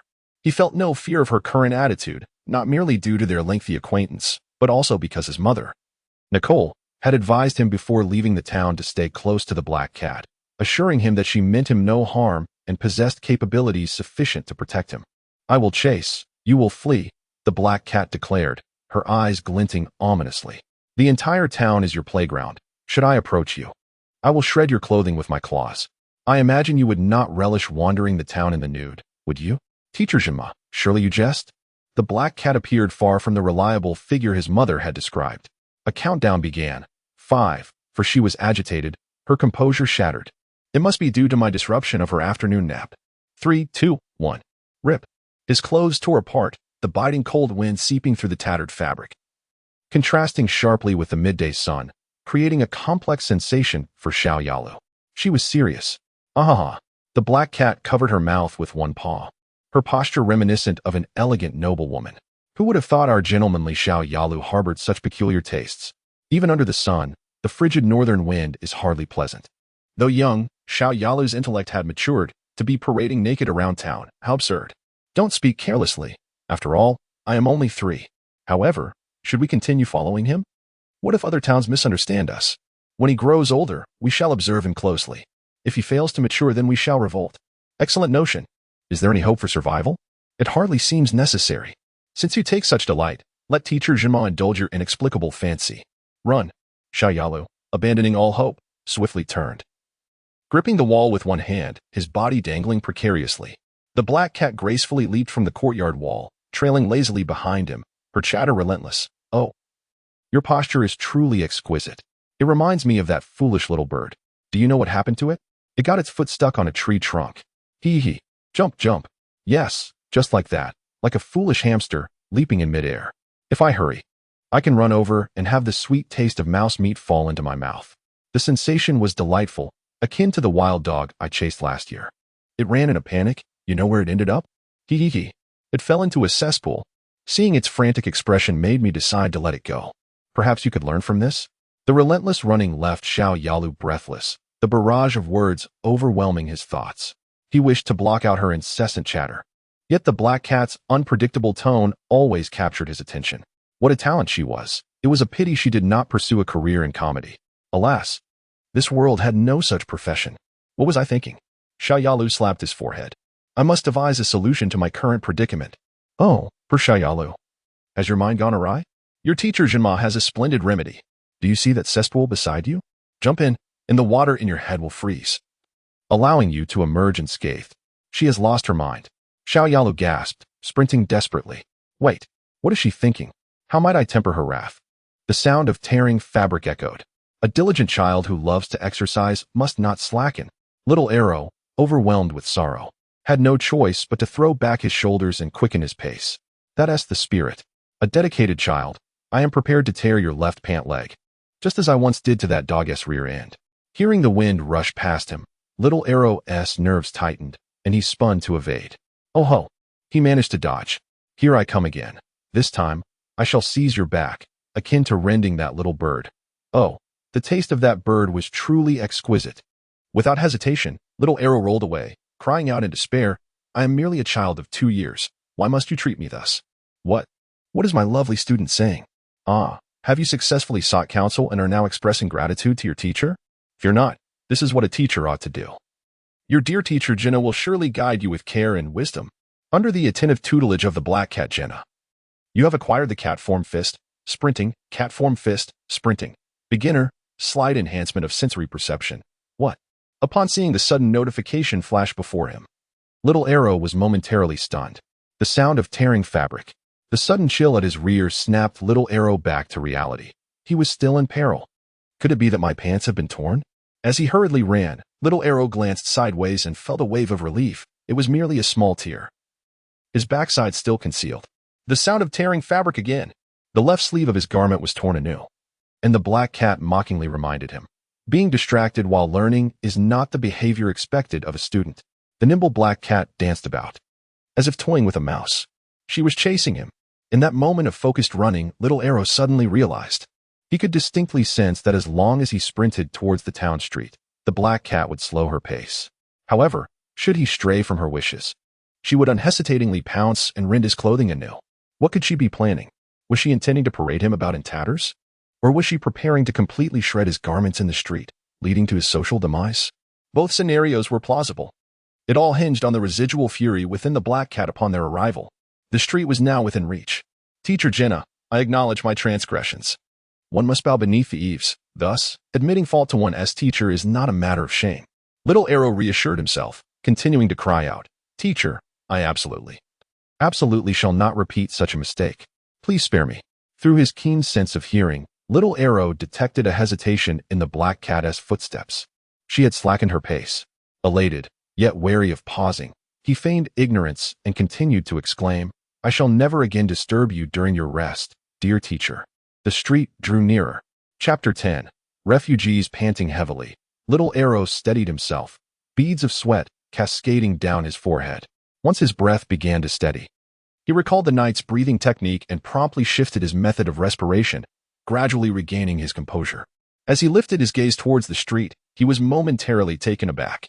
Although he had never visited this place before, he had often gazed out from the castle's high windows, making the locale feel somewhat familiar. This quaint town was meticulously constructed, characterized by orderly two-story buildings and cobblestone streets. The townsfolk typically wore cheerful expressions, especially after a recent bountiful harvest, which should have imbued the town with a festive spirit. Yet, what had transpired? Why were there so many disheveled individuals, poorly dressed, wandering the streets? Upon closer inspection, Arrow noticed the presence of the elderly, women, children, and even able-bodied adult men. Some individuals with visible disabilities huddled in the corners of the town's buildings. In the middle of the road, a group of emaciated children with filthy faces immediately began to bow and extend their grimy hands upon the sight of passers-by. Rather than mere beggars, they resembled robbers. The longer it took for pedestrians to part with their coins, the more children encircled them. As for any potential escalation, the surrounding adults, clad in tattered garments, appeared to be watching intently.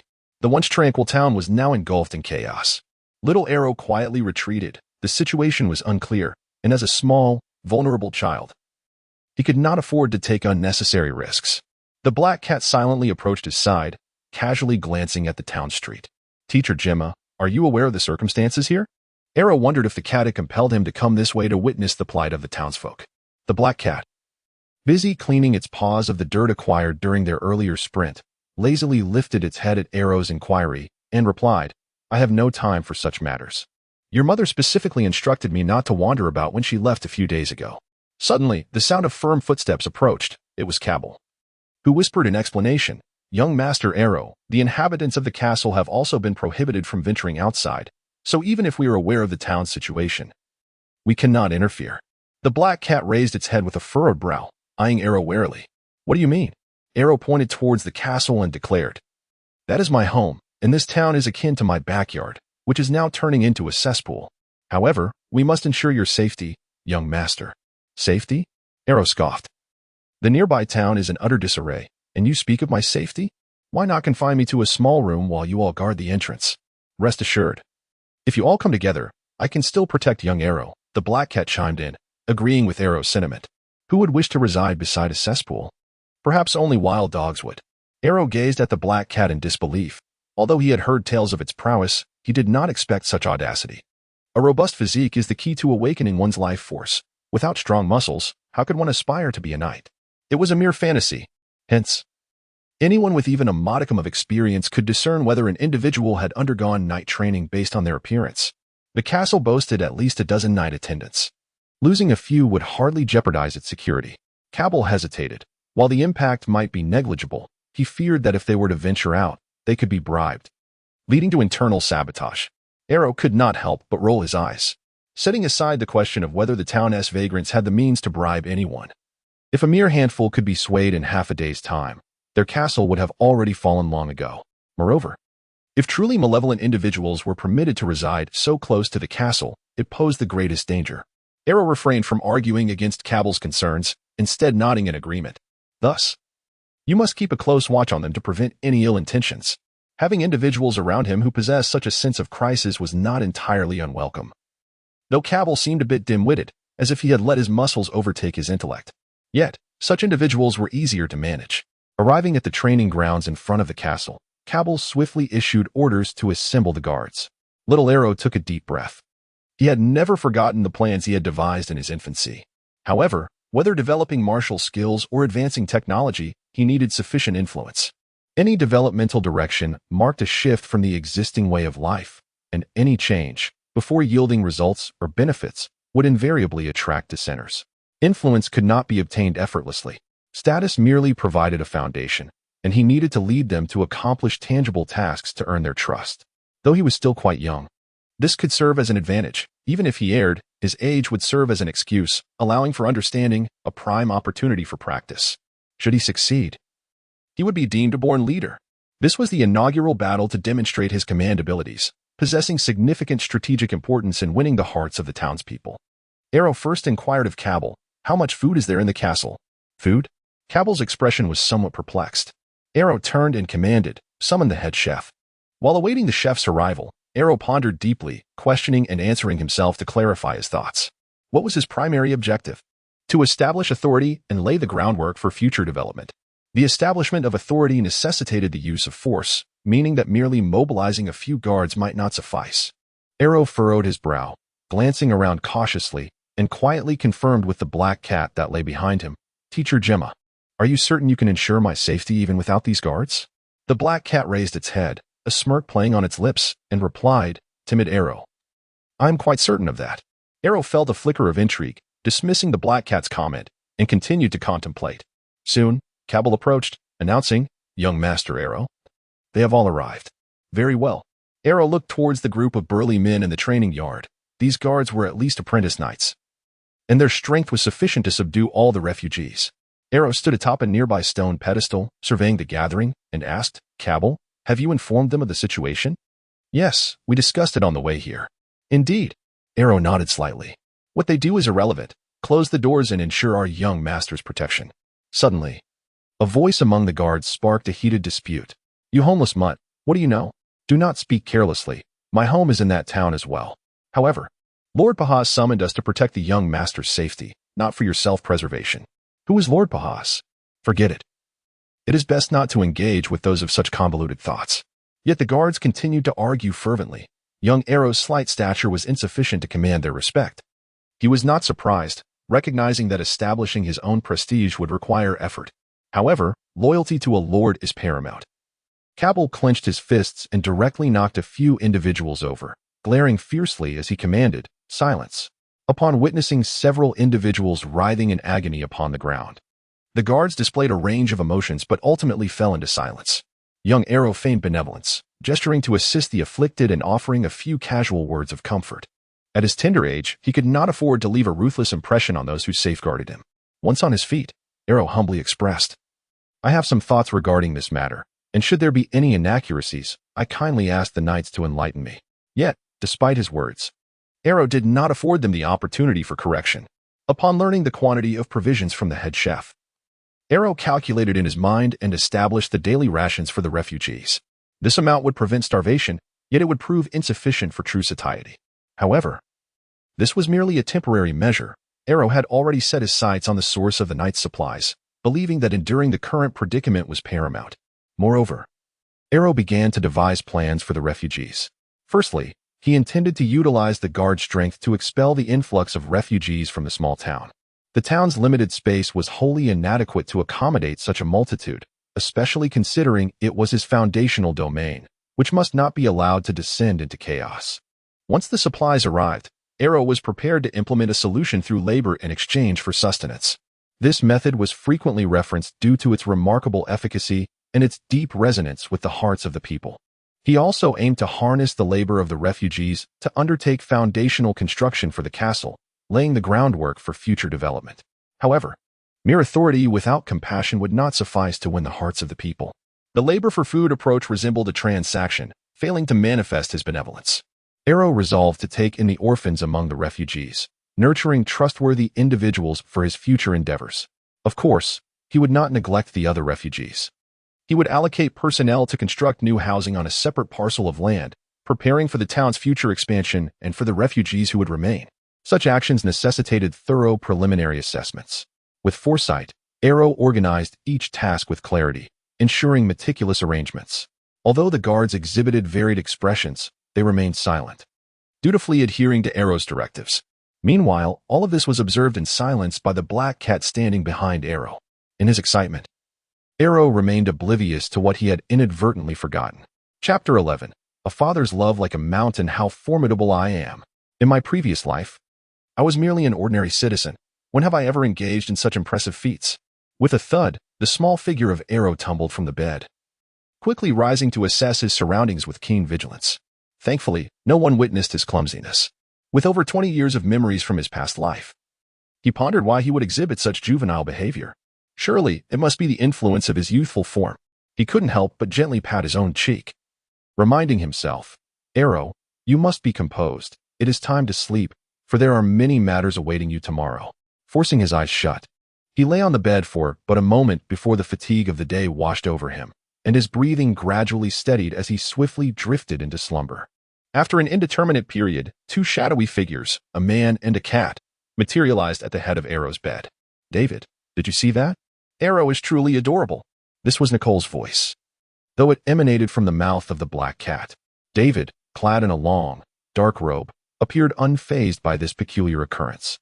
With a dismissive snort, he clasped his hands, gazing down at the bed with an air of arrogance. That is sheer foolishness. Despite all the arrangements, not a single person has been sent to inquire about the origins of these refugees. For reasons unknown, David simply could not get along with Arrow. His greatest delight seemed to stem from witnessing Arrow's misfortunes. It was akin to the joy he derived from watching Arrow stumble while learning to walk. His laughter was the loudest when Arrow fell. Perhaps this was the tragic bond that exists between father and son. Nicole's voice interjected in defense. "He is still young and inexperienced in handling affairs. A few oversights are to be expected. Look at how he distributed tasks and managed his responsibilities. It was quite commendable. Were he among the common nobility, he would undoubtedly make a fine lord. Have you uncovered their origins? How did so many manage to traverse the outer jungle? The distance between the old castle and the new castle is merely a few miles. Each time we send a message, we must dispatch 2 formal knights. How could these ordinary refugees possibly survive in such numbers?" David nodded. "Most of them are indeed ordinary refugees. As for the cause of their gathering, it is somewhat related to us." The black cat lifted its head, and Nicole inquired hesitantly, "Are you suggesting the encroachment of the fog realm?" "Precisely. They fled due to the fog realm spread." Nicole did not dwell on the issue of the fog realm but instead queried, "But how did they arrive here?" "There lies the wild forest between us, devoid of main roads and fraught with peril. When they set out, their numbers were far greater. these are merely the remnants. They chose this route and managed to survive because among them are a few wolf pups, and those who were lured here were premeditated provisions. The black cat stood upright, and Nicole's voice grew tense as she pressed. Wolf pups? Are they capable of reaching the strength of an intermediate wizard's apprentice? Have you dealt with them? The spread of the fog realm could unleash countless pests. It is far too dangerous to leave Arrow here alone. David lowered his gaze to explain. The strength of the soul lies in knowledge. Arrow has consumed most of the books in the study. His knowledge far surpasses that of many boys his age. His soul strength is undoubtedly sufficient. As for physical strength, Nicole, you should know well. Despite his small stature, he is already well muscled. Were he not so young, he could even attempt to activate the seed of life and become a squire. We cannot linger here. Arrow's capabilities exceed the standard on both fronts, making him perfectly fit to be taken to the old castle for protection. Thus, I have intentionally left behind a young wolf to convey the truth of the world to Arrow. Nicole pondered for a moment and conceded. David, your considerations are indeed thorough. This is our best option. However, David hissed, and Nicole's voice suddenly became ethereal. Do not worry, Nicole. I shall handle everything from here. You should rest easy. Jinma is on the verge of exhaustion. The black cat opened its mouth but emitted no sound, merely nodding helplessly before collapsing onto the ground. After a brief pause, the black cat stood unsteadily, shaking its head in pain. What have you all been discussing for so long? Why must you torture me? David smiled slightly. Placing a hand over his heart, and with a gentlemanly bow, he said, My apologies, Lady Jinma, for disturbing your rest. I shall take my leave now. Wishing you sweet dreams. The black cat retorted irritably, Hurry and go. Your presence only intensifies my headache. Lady Jinma, are you still in bed? The sun has risen. The black cat lazily opened one eye, too weary to pursue Arrow's repeated offenses. Yawning, it muttered, If you have something to say it quickly. If not, go read a book. Lady Jinma, don't you recall? We agreed yesterday that you would accompany me today to find a tall tree. I want to climb it to see if there are suitable locations for constructing temporary shelters for the refugees. Arrow also wished to take this opportunity to survey the surrounding environment and plan for the future development of the town. In truth, Arrow had initially intended to venture beyond the town to observe firsthand, yet his young age posed significant risks, and none of the guards dared to acquiesce. Thus he had to settle for this arrangement. Is that so? The black cat blinked in confusion, its fatigued mind gradually processing the information. It seemed indeed that it had made such a promise. Oh dear, the black cat shook its head helplessly and rose. Not far from the town street stood a large tree.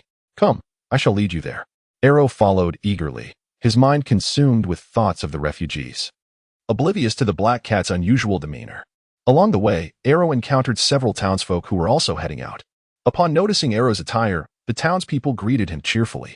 Good day, young Master Arrow. Well done. It was about time those detestable refugees were driven out. Indeed, in my opinion, those children should be expelled too. They certainly do not appear to be good people. Most of these townsfolk were armed with axes, not only for self-defense, but also because their purpose for venturing out was to gather timber for repairing their homes. It is rare to witness a peaceful expulsion. Yesterday, Arrow had dispatched guards to drive away the refugees, which inevitably involved resistance and conflict, resulting in damage to some homes. However, judging by the townspeople's attitudes, they seemed to harbor no grievances and were, in fact, quite welcoming. The initial expulsion of the refugees was not intended to curry favor with the townsfolk. Rather, it was meant to prevent further conflict between the two groups and facilitate subsequent management. Nonetheless, this process could indeed have wounded the fragile emotions of the refugees, necessitating follow-up communication to prevent misunderstandings. The black cat squinted and remarked, This is the tree. I have already tried climbing to the top.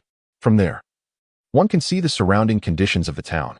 This tree boasted a trunk too wide for 5 people to encircle, and looking up, Arrow beheld a canopy dense with lush leaves, obscuring the view of the treetop and confirming only that it was indeed a grand tree. While this tree was tall within the town, it would be unremarkable in the vast forest beyond. Yet, for Arrow, it sufficed. As long as he could discern the general layout and area of the surrounding clearings, it would serve its purpose. With this thought, Arrow engaged in some light stretching and began his ascent. The black cat glanced up, yawned, and then lay down, resting its head on its forepaws. Lady Jinma. The black cat lifted its head again, spotting that loathsome smile. What is it, David? A gift?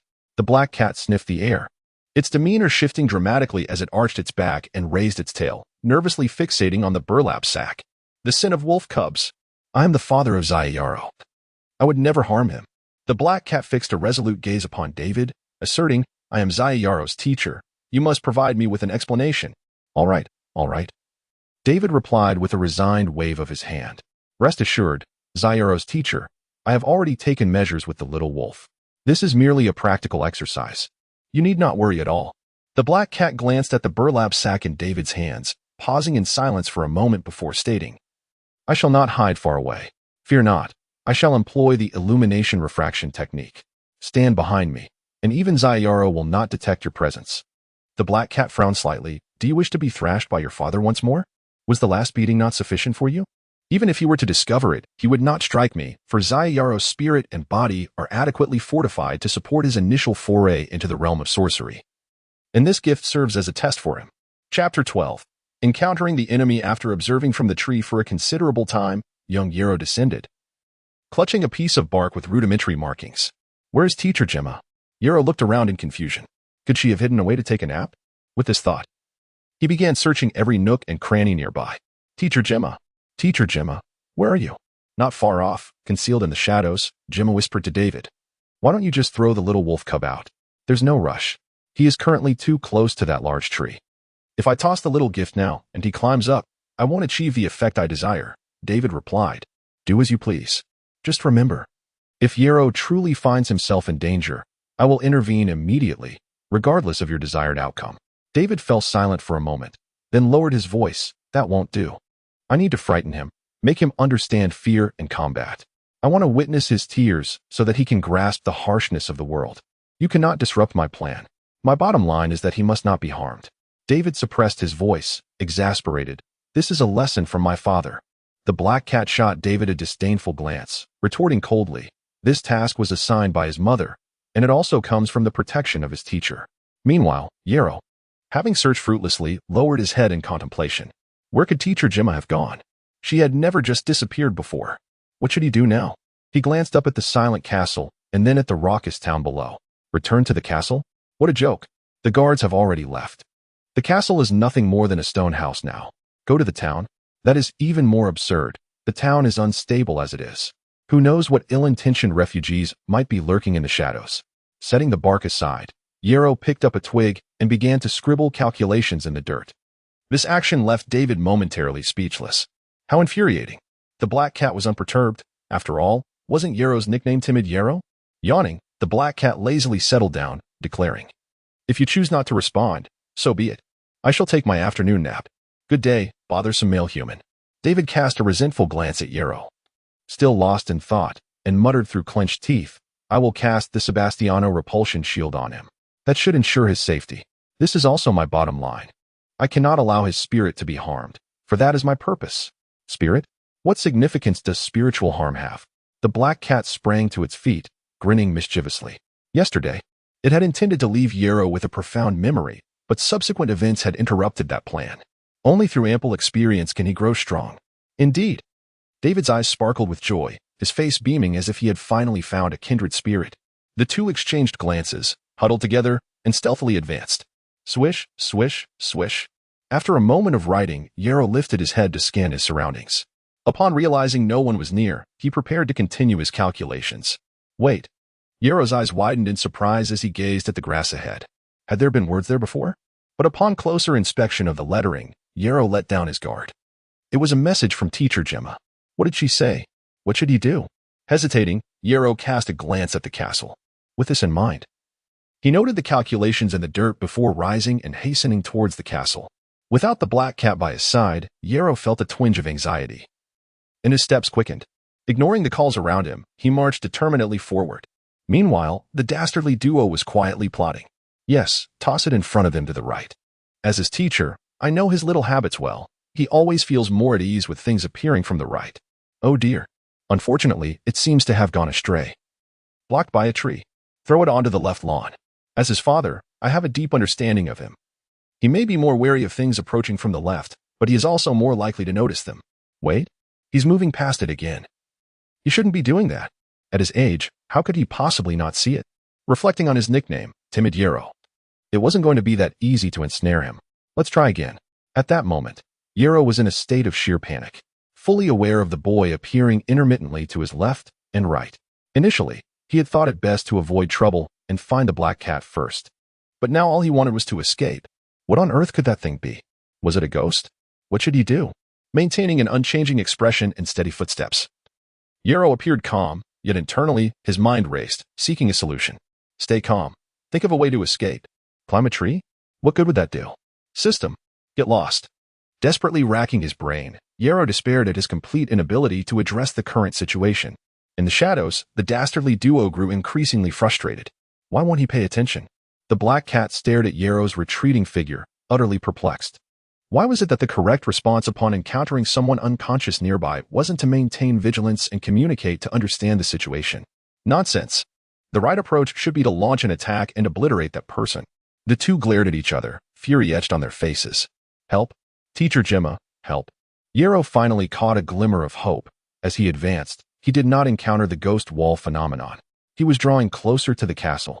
With a rapid patter, Yarrow's short legs transformed into a blur, moving at an exaggerated speed, a plume of gray smoke rising as he accelerated. This action immediately alleviated the tension between the dastardly duo. Quick, act before he escapes. How do we do that? Forget the details. Wake the little wolf cub and toss him right in front of Yarrow. Thud. Dust flew into the air as Yarrow halted. Anxiety etched on his face as he stared ahead. Have they finally made a move? He glanced at the castle, secretly gauging the distance. Not too far. Could he circumvent it? Surveying the sides, Yarrow's heart sank. This position was precarious. Dense bushes flanked him on either side. Venturing in would severely hinder his movement. And compared to the shadow before him, that course of action would be akin to a sheep entering a tiger's den. Stepping back stealthily, Yarrow retreated to the side of a tree, fixing his gaze on the figure obscured in dust. If escape was impossible, he would first assess the situation. Cough, cough. Who was hitting me? I heard all over. As the dust settled, the figure became clearer. It was a boy of around 10, clad in tattered clothing. Yet, the fabric suggested he had once come from a well-off family. Through the rags, Yarrow could see that while the boy's physique was not as muscular as his own, he was still robust. Compared to Yarrow's diminutive stature, this boy seemed like a small giant. Yet, at that moment, he appeared exceptionally dazed, swaying as he attempted to rise. Resembling someone intoxicated. A disoriented person? Various tales from his past life flashed through Yarrow's mind, leading him to surmise the scene before him. Did this ghost not realize he was dead?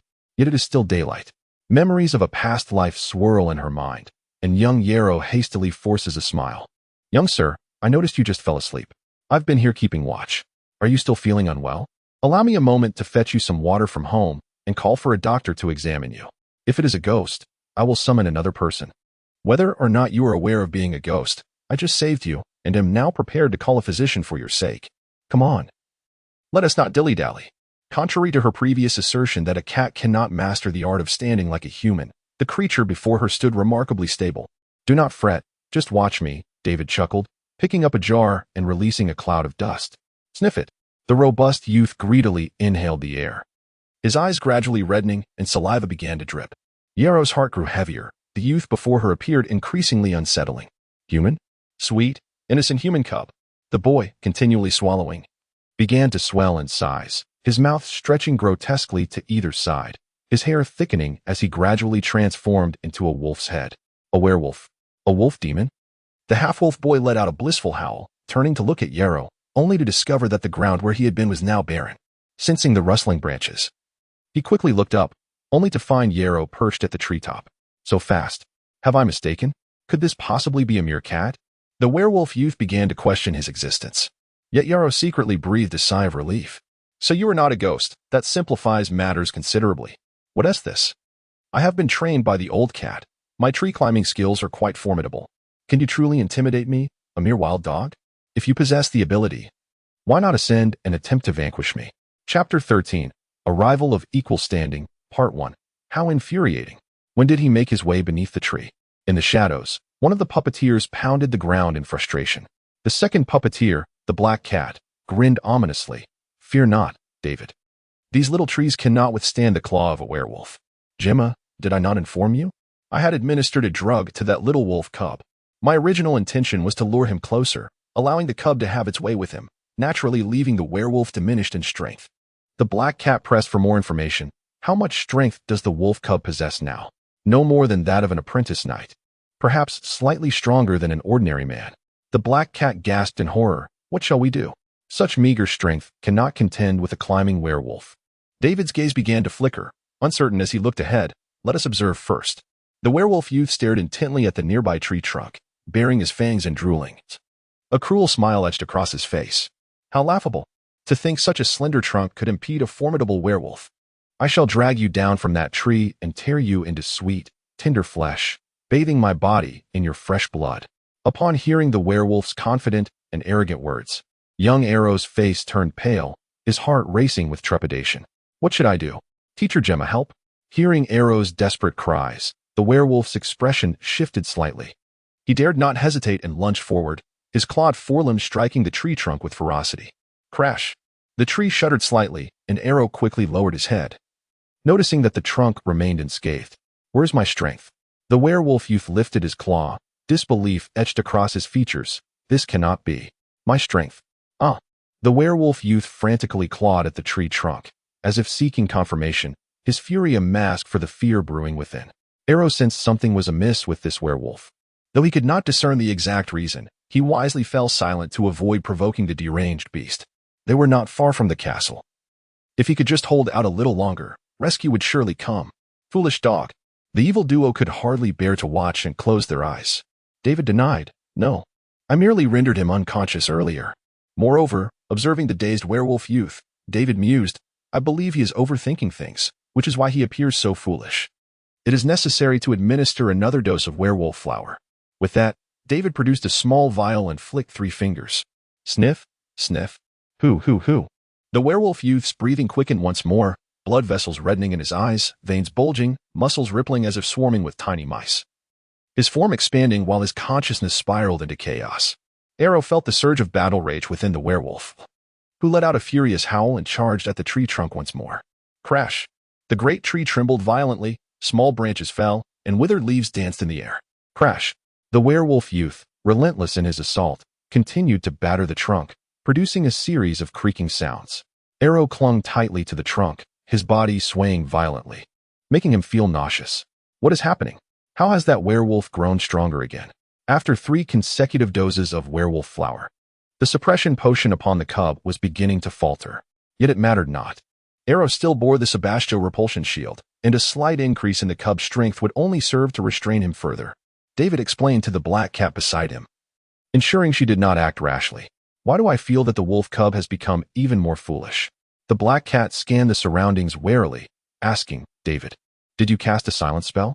David smiled slightly, confidently asserting, rest assured, I am always meticulous. I cast it beforehand, no matter how much noise they make. Others will not hear. Though most of the castle's inhabitants had been dispatched, a few maidens and guards remained. Yet Arrow could not fathom why, after all this time shouting. There was no response from the castle. Hearing the continuous cries of the tree, honed by years of climbing, he sensed that it could no longer withstand the strain. With no one coming from the castle, he could no longer indulge in false hopes. He must save himself. Glancing around, he noticed the nearest tree was still 7 meters away. He wondered if that distance would allow the werewolf to catch him, but he had to take the risk. Taking a deep breath, Arrow was uncertain if he was making the right choice. However, his heart raced, adrenaline coursing through his veins, leaving him unable to think clearly. Crack! The great tree began to lean, and Arrow's senses heightened as he focused intently on the ground. He could not simply jump down. He was no cat, unable to withstand such a height, and he needed to keep a vigilant eye on the werewolf's movements. Roar! The tree tilted further, the trunk nearly splintering, held upright only by a few stout branches. Oh, that posture is quite splendid, reminding me of that foolish little bird. Do you know what happened to it? It got one of its feet stuck, trapped upon the trunk. Oh, ho. Arrow could wait no longer. He sprang forth like a hunting wildcat. As soon as he landed, he quickly braced himself against the ground, springing back up. With no time to ponder, he focused all his strength on controlling his center of gravity, sprinting towards the distant tree. The black cat shouted anxiously, David, do not let him escape. Fear not. I am prepared. David seized a gem and swiftly recited a spell, Agility of the Cat. An invisible force enveloped the werewolf. Whoosh! How reminiscent was this scene of the special training Gemma had put him through yesterday. Yet today, It seemed he had no avenue for escape. Dodge. Crash. A sound like a muffled drum echoed as a powerful force struck his back. Pain. Arrow gritted his teeth, his body propelled like a ball. But he could endure. Jump. Jump.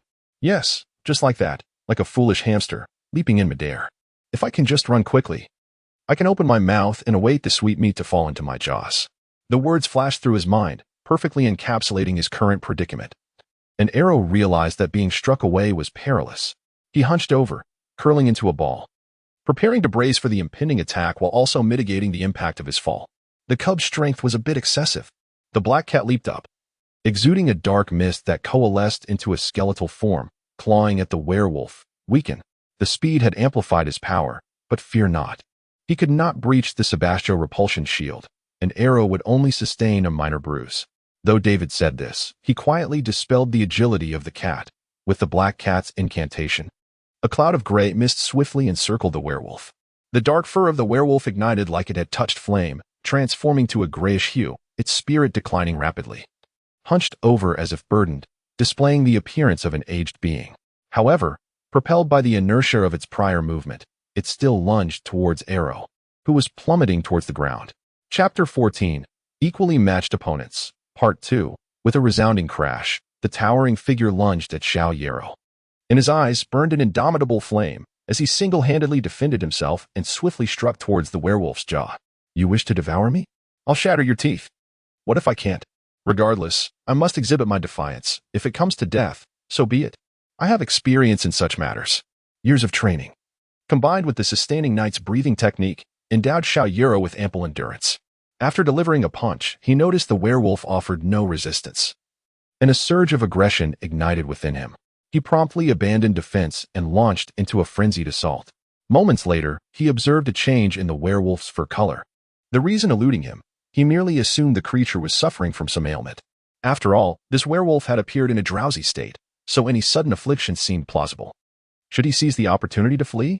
Just as Zhou Xu wrestled with this dilemma, the evil duo lurking in the shadows were embroiled in their own debate.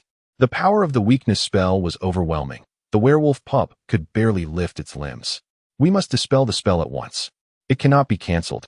The negative energy I have gathered allows for only one casting of weakness per day. If I dispel it now, how can I contain the werewolf pup later? You cannot seriously intend for Zhou Xu to confront the pup in its full strength, can you? Then compress your mental energy, allowing the negative energy to dissipate. Hurry. Zhou Xu is about to flee. Almost there. Something feels amiss.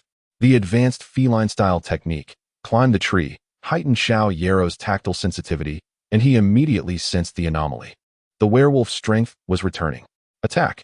Strike while it is vulnerable. The jaw is indeed a human weakness, yet he was uncertain if it applied to werewolves.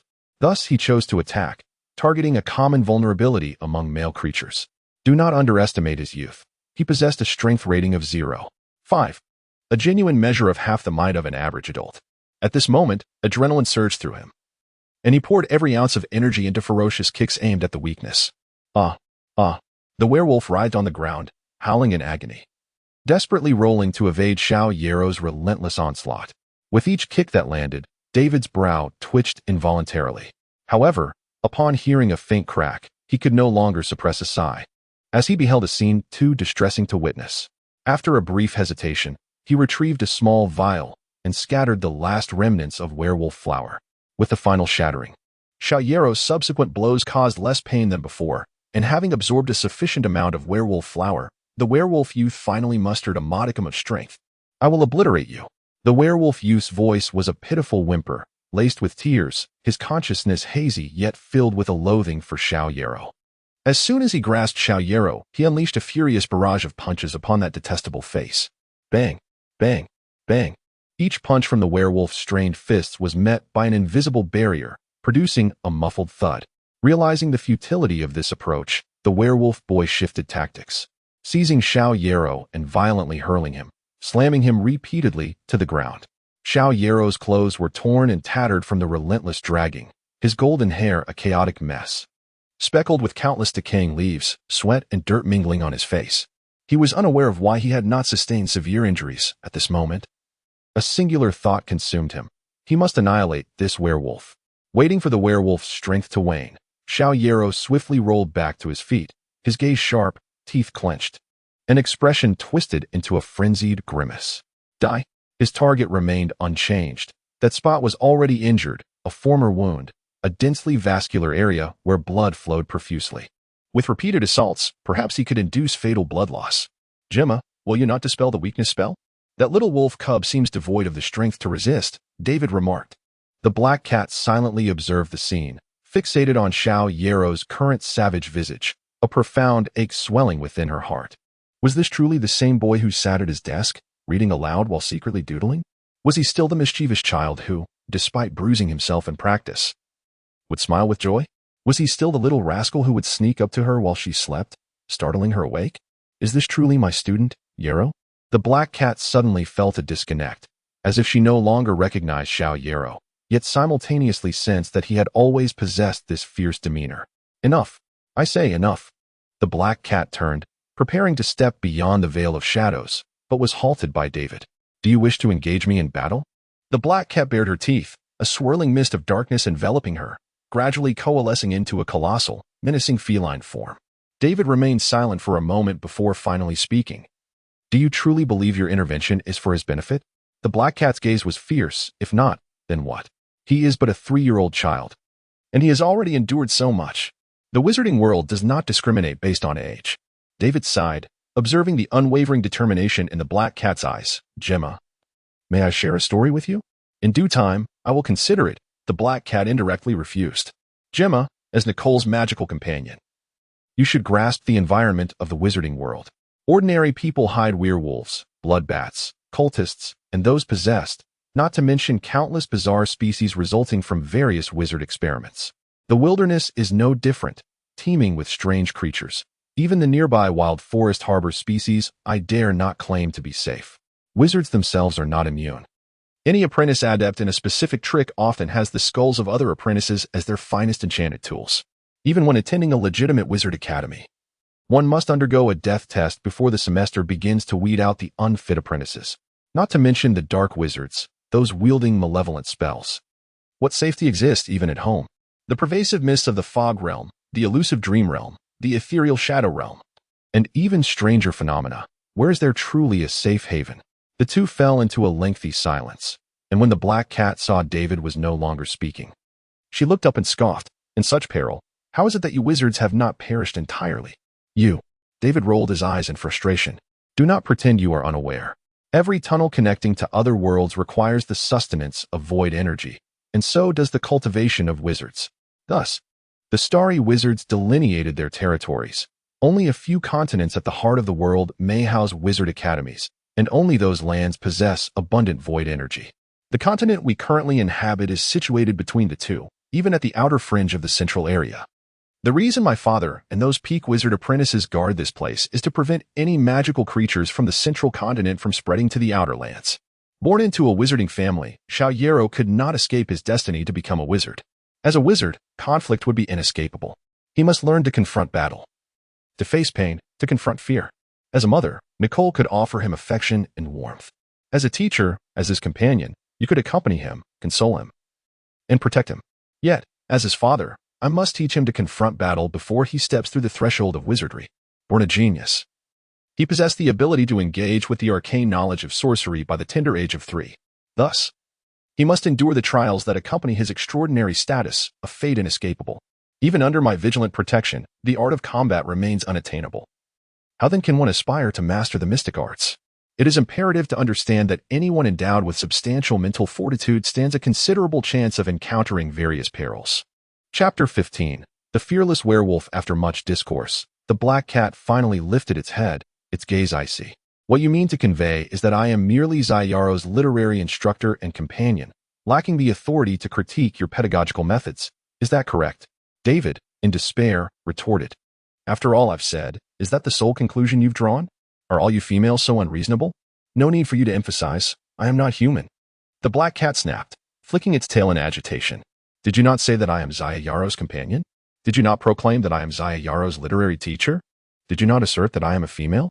The black cat's incisive words left David speechless. I was wrong. I should not engage in reasoned discourse with a female. He conceded, surrendering. Fine, do as you wish. Go and slay that little wolf cub. The black cat bristled. What do you mean by do as I wish? Are you incapable of reason? David closed his eyes in anguish. Enough. Bring about destruction. Hasten.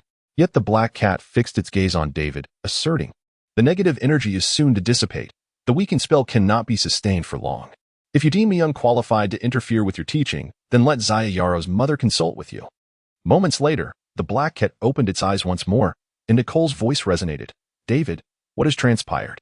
Ah, wait a moment. Gemma left me a plethora of messages. Let me peruse.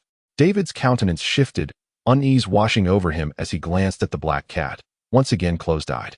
After another brief interval, the black cat slowly opened its eyes, prompting David to inquire urgently, Nicole, did Gemma convey to you mere phrases, or, from the moment you appeared, she transmitted all her memories to me?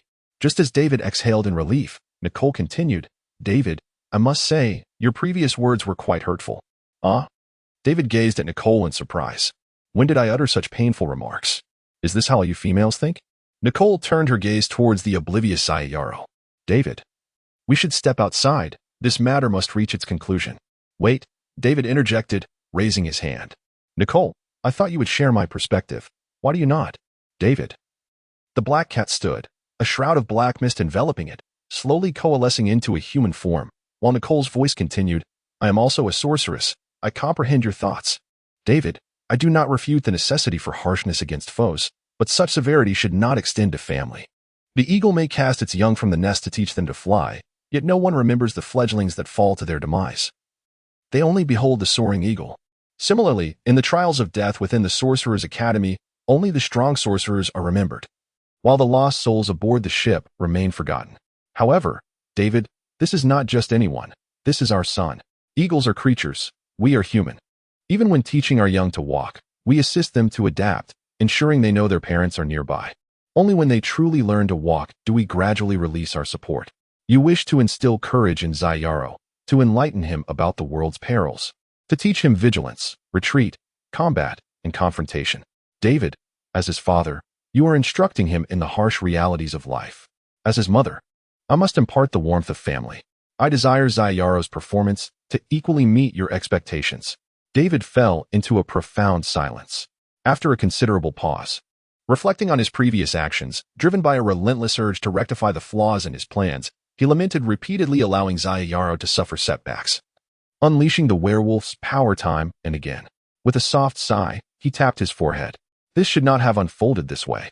My intention was to have a wolf cub of ordinary strength attack him, to demonstrate that dangers lurk even among ordinary people, even in the face of the mundane. One must remain vigilant. I should have been there, safeguarding him to prevent genuine harm. The mist coalesced into Nicole's form, her gaze gentle as she regarded her husband. David. Everyone errs. Do not allow shame and regret to cloud your vision. The strength of a sorcerer arises from reason. Even the most formidable sorcerers are not omniscient.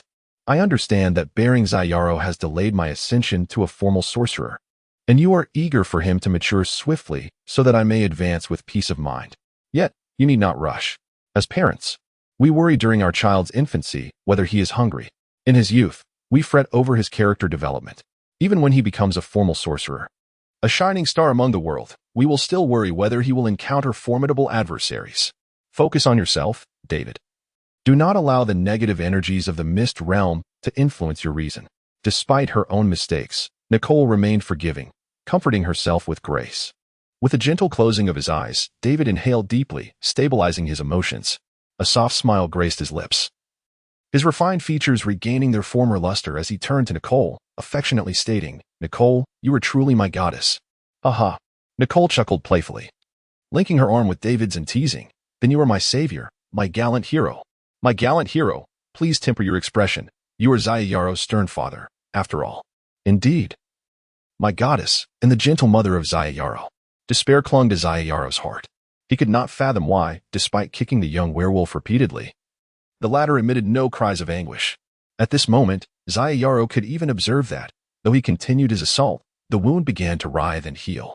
The werewolf lad, sprawled on the ground, lay motionless, allowing Zayayaro to unleash his fury while regarding him with mocking eyes. What should he do? Should he cease? Perhaps he could say, I was merely massaging you. It was all a misunderstanding. But would it even be timely? Zayayaro dared not relent. Even as the adrenaline waned and his muscles trembled with fatigue, he could not bring himself to stop. For he did not know if the young werewolf was incapacitated by excruciating pain or merely feigning helplessness, waiting to relish the spectacle of his own collapse. Even if he wished to witness his own folly, he must persist. Zayaro silently rallied himself. The castle was near. Any passing maid could glance through the window and discern the anomaly. The werewolf's strength was evident. He was certainly no match for the guards. Zayaro, hold on. Zayaro? That voice belonged to his mother. Was it merely an illusion? Zayaro. The serious tone bore an awkwardness, yet Zayaro could still recognize it as his father's voice. Catching sight of two familiar figures in his peripheral vision, Zayaro's heart soared with joy. His father was a high-level martial artist capable of invisibility. Udur. The young werewolf trembled. Directing his gaze at Zayaro, having witnessed the sudden emergence of those two figures from the void. Udur? What did that term signify? Was it a descriptor of realms? Akin to innate or master? Regardless of its meaning, the tremor in the young werewolf's voice revealed his fear. Roar. The werewolf fears nothing. As if rallying himself, the young werewolf bared his teeth and struggled to rise. David frowned and glared, commanding him to kneel. An invisible force swiftly bore down upon the young werewolf. And with a thud, he fell helplessly to the ground. It was a mental pressure, the mark of a minimum advanced wizard's apprentice. The young werewolf fought valiantly against the overwhelming force, yet he already sensed the grim fate that awaited him. He had attacked the descendant of an advanced wizard's apprentice and had been caught red-handed. His demise seemed inevitable. Chapter 16. A passionate battle. Young Arrow excitedly dashed towards his mother, gesturing at the chaotic surroundings, and proudly boasted, "Mother, you should have seen it. That monster was incredible. It could topple a great tree with just a few blows. Yet, even so, it was no match for me." As I pinned it down and gave it a thorough thrashing, his mother, filled with affection, embraced him, gently patting his back. "My brave Arrow, you have endured so much, encountering such perilous foes at such a tender age." Yet, enveloped in her warm embrace, the once strong Arrow suddenly felt a wave of trepidation wash over him. "Mother, you don't understand. It appeared out of nowhere. No matter how fast I ran, I couldn't escape it. Then it transformed into a monster and tried to devour me. When I climbed a tree, it simply knocked it down. I tried to flee to another tree, but it caught me and began to pound me mercilessly. He was vulnerable, only seeking solace in her embrace. I know my Arrow is the most remarkable. Forgive me, Arrow, we arrived too late." As her gentle words caressed him and the familiar warmth enveloped him, an overwhelming sense of safety rendered him enraptured. Suddenly, an itch at the corner of his eye jolted him awake. What is happening to me? What am I doing as a grown man? He recalled that he was merely recounting his ordeal, not lamenting. He was not afraid. The tremors in his body were simply due to fatigue. "I am not crying. This is merely a defense mechanism of my youthful form." With that thought, Arrow feigned a struggle within his mother's arms, discreetly wiping away his tears and snot. Then breaking free from her hold, with his head held high in a renewed vigor, he turned to face the werewolf boy. "You didn't expect this, did you? Aha. Shut the door. Unleash the hounds. Father, finish him off." David frowned at Arrow. "Wipe your nose clean. You look pathetic, crying like that." "I'm not crying," Arrow retorted, resembling a fluffed-up kitten as he hurriedly wiped his face with his sleeve, pointing at the werewolf boy beside him. "It was him. He hit my face and punched my nose. That's why I'm sniffling." The werewolf boy seemed to ponder. Am I to bear this blame? Yet I wish to live. Coughing, the werewolf boy struggled to rise, gasping for breath. "You are indeed a formidable opponent. I doubt any of your peers possess your strength." "Of course. Look at you. What is the matter? Are you unwilling to accept it? Can a 3-year-old truly subdue a beast of your size? If so, shall we continue our unfinished battle?" The werewolf spoke with hopeful anticipation, wishing the child before him was a fool. "Mother, I'm so tired. I long to sleep." Yet David remained unmoved, standing resolutely. "Arrow, one must see things through to the end. You must handle this yourself." "What?" Arrow, though not timid with his parents nearby, felt utterly incapable of carrying out such an act. He had tried multiple times. Every time the werewolf boy fell, Arrow had employed every lethal tactic he could conceive. Moreover, he was now fatigued. Having relaxed for just a moment, he felt utterly drained. "Do not worry." David smiled slightly, his golden hair shimmering in the midday sun. He retrieved several gems from his wrist and began to chant softly. The gems emitted a brilliant light, various hues converging upon Arrow. Agility of the cat, strength of the bear, Quindela's recovery technique, barkskin, dynamic vision, Little Giant Technique. Thorn Technique. The numbers in the system attribute panel began to fluctuate rapidly until they finally stabilized. Personal attributes: Strength 0, 54, Agility 0, 43, Reflexes 1, 13, Stamina 0, 731. Knight's Breathing Technique activated. Constitution 0, 94. Unknown reasons have caused a significant increase in personal attributes. Duration unknown. What is this? Arrow, now resembling a small child, stared in awe at the dazzling lights surrounding him. Is this some sort of inner power enhancement? He struggled to rationalize it, though it felt far from martial prowess. As Arrow finally recognized the peculiarity, the system flashing in his mind left him doubting this assumption. In a realm of martial prowess, such feats should not be overly difficult. Right? Go forth, Arrow. Your father and mother will always watch over you. You can do it. His mother's gentle voice roused him from his reverie. The moment the mental pressure dissipated, the werewolf sprang up, indignantly exclaiming, "If you wish to kill me, why not strike directly? Why must you humiliate me in this fashion?" Given the energy intensity of these spells, any one of them could have easily dispatched the werewolf boy. Humiliation? No, this is merely the continuation of your unfinished battle. Arrow. Go forth. Shut the door. Unleash Arrow. Arrow twisted his neck, his heart racing with fervor, filled with the spirit of battle, and proclaimed, "What a thrilling and passionate fight this shall be. Are you prepared? I'm coming." The werewolf boy scoffed. A thrilling battle? Nonsense. Ignoring him, the werewolf turned and fled. I still have a chance. The sorcerer has expended so much magic. Surely he cannot pursue me further. If I can evade that child, I shall survive. In terms of speed, though antelopes may not outrun cheetahs, the latter often fail to catch them because one is fleeing for its life, while the other is merely hunting. With opportunities for next time. At this moment, the werewolf boy squeezed every ounce of potential from his body, desperately seeking a thread of survival. How can I let you escape? Nicole chuckled softly, waving her hand. Chaos. Just in time.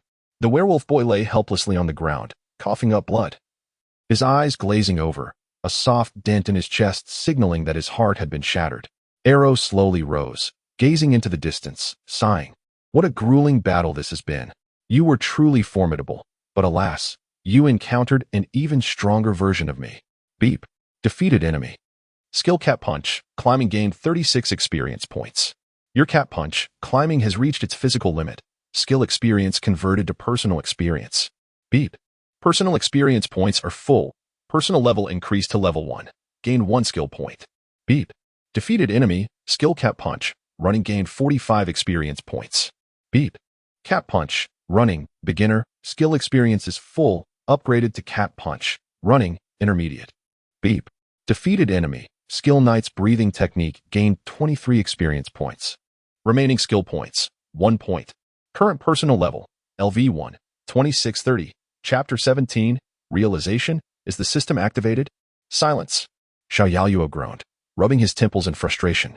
The system still couldn't issue tasks, but he had discovered an indirect method of utilizing it.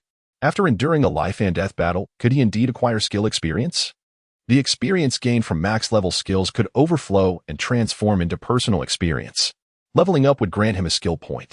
Judging by the experience values from the previous skills, it seemed that the acquisition of skill experience was also related to the proportion of usage in combat. Did I not have 2 skills that had gained experience? One of which even leveled up? Pondering this, Xiao Yaoyuo glanced at the system. Cat S Prowess. Dash. Intermediate. Enhances sensory perception upon activation. Another skill that required active engagement. Previously, it had stated slight enhancement of sensory perception. I wonder how much the removal of slight has increased its effectiveness? Moreover, the Knight's Breathing Technique had garnered 23 points of skill experience but had not leveled up. If these skill points were added to personal experience, it would be sufficient for him to level up again.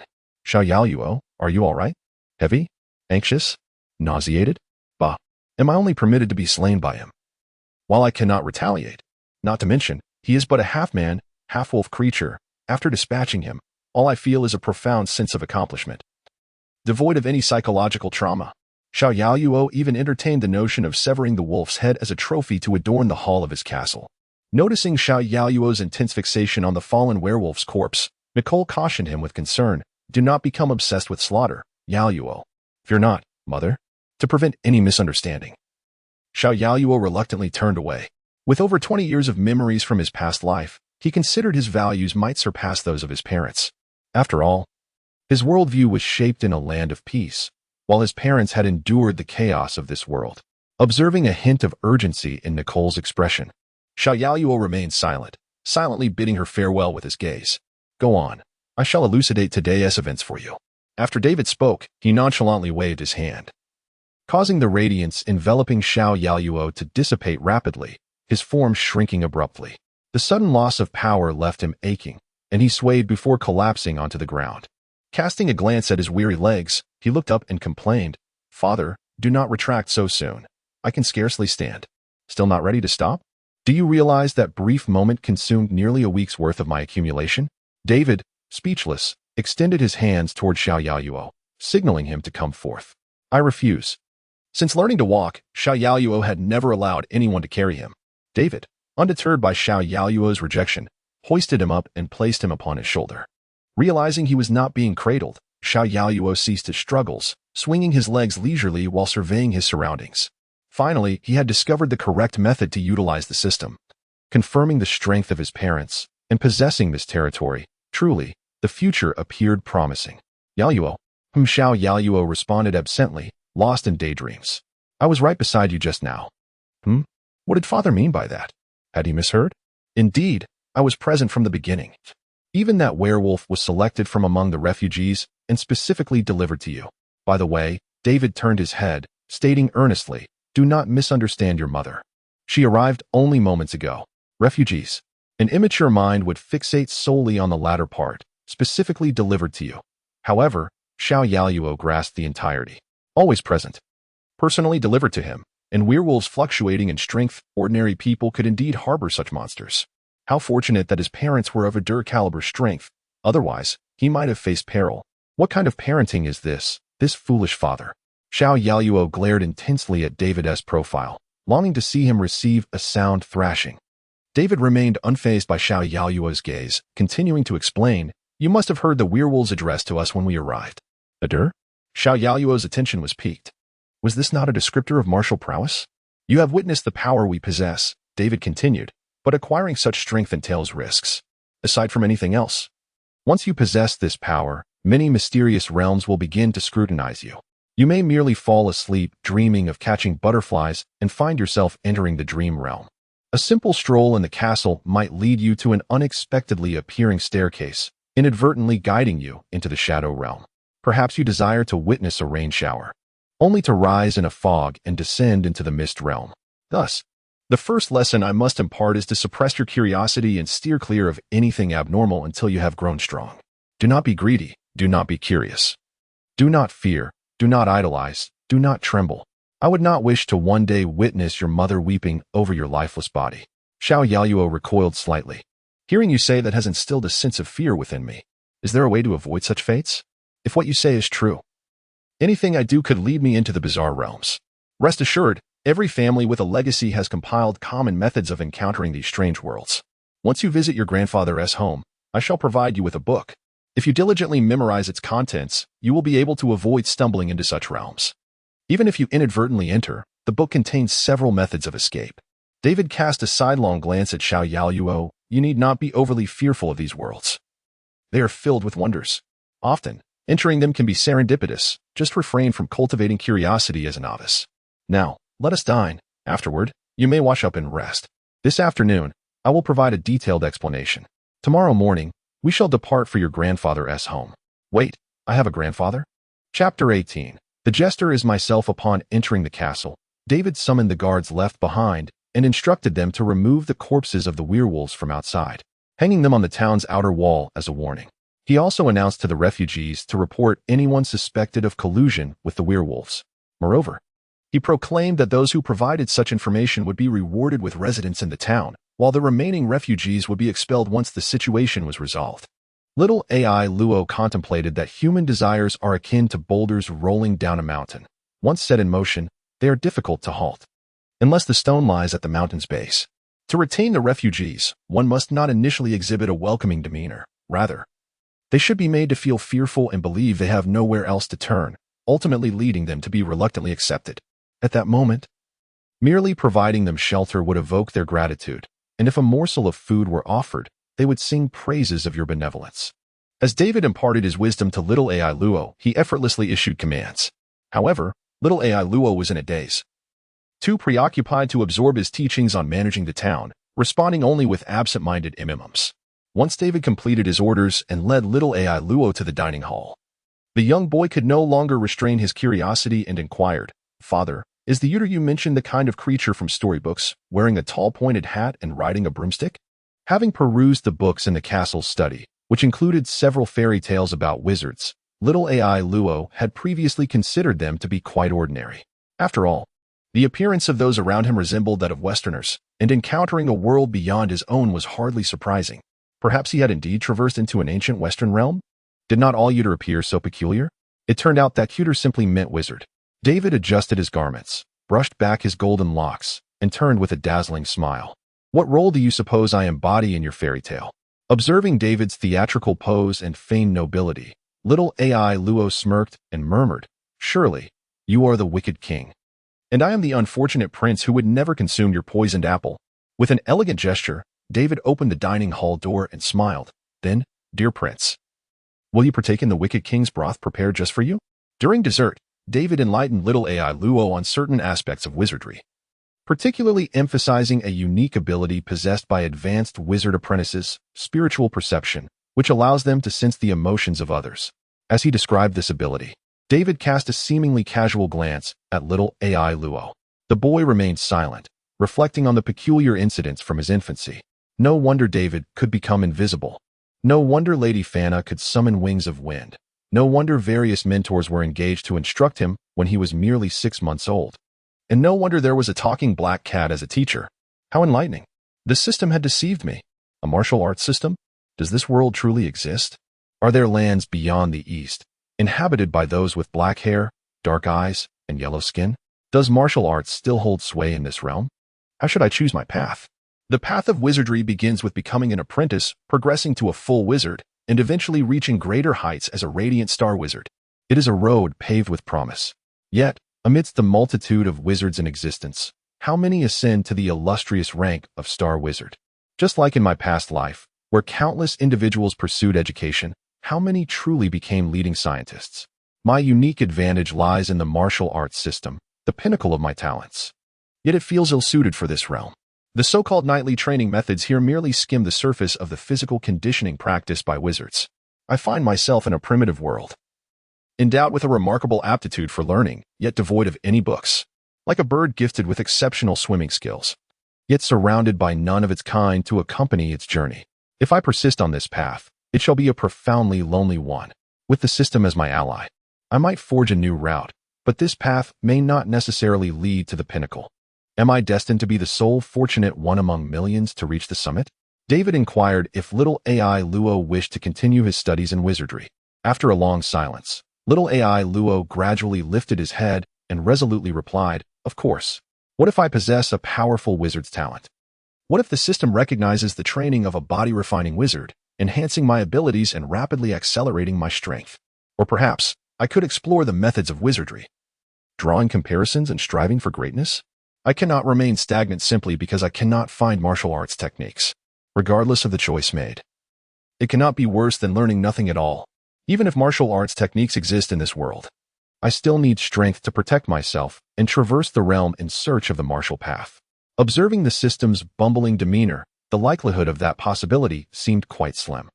After finishing lunch, little AI Luo washed up, donned a fresh outfit, and stood before the full-length mirror in his bedroom. Gazing at the cherubic visage framed by golden locks and azure eyes, he pinched his chubby cheeks and murmured, "It turns out, the fault does not lie with the world. The jester is indeed before me."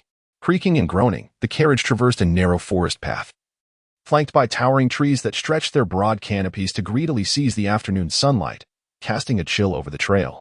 As the carriage rolled onward, faint rustlings emerged from the underbrush, accompanied by distant roars of tigers and leopards. The 3 fully armed guards accompanying them remained unfazed, engaged in lively conversation. Little AI Luo peeked through the window and spotted a crimson fox standing on the roadside, quietly observing the carriage. Upon noticing his gaze, it swiftly darted into the thicket. Lowering the wooden window, little AI Luo whispered to David, who who sat beside him. "Father, it seems there are many ferocious beasts in this forest. Their nonchalance is rather concerning." Isn't it? Although he spoke of beasts, his true worry was whether any of them might be magical beasts. He simply did not know how to articulate magical beasts in this world. As the carriage continued its journey, and with each passing moment bringing him closer to the grandfather he had never met, little AI Luo finally mustered the courage to voice a question that had lingered in his heart for far too long. "Is my grandfather easy to get along with?" Chapter 19. The dignity of the wizarding family. The brief carriage journey did not last long. As the surrounding trees gradually thinned, the lively sounds of training occasionally reached little Arrow's ears. The road began to descend, causing the carriage to tilt slightly downward. Arrow had to clutch the decorative panel beside him to prevent himself from slipping out through the front door. The heavy hooves of the steed scraped against the gravel path, dislodging small stones that rolled down the sides with a series of clops. Creaking and groaning, the wooden carriage emitted piercing sounds, while the distant shouts of training became increasingly clear. With a resounding clatter, as the horseshoes struck the bluestone, the carriage finally arrived on a smooth stone road. Taking a deep breath, Arrow suppressed his nausea and opened the wooden window to look outside.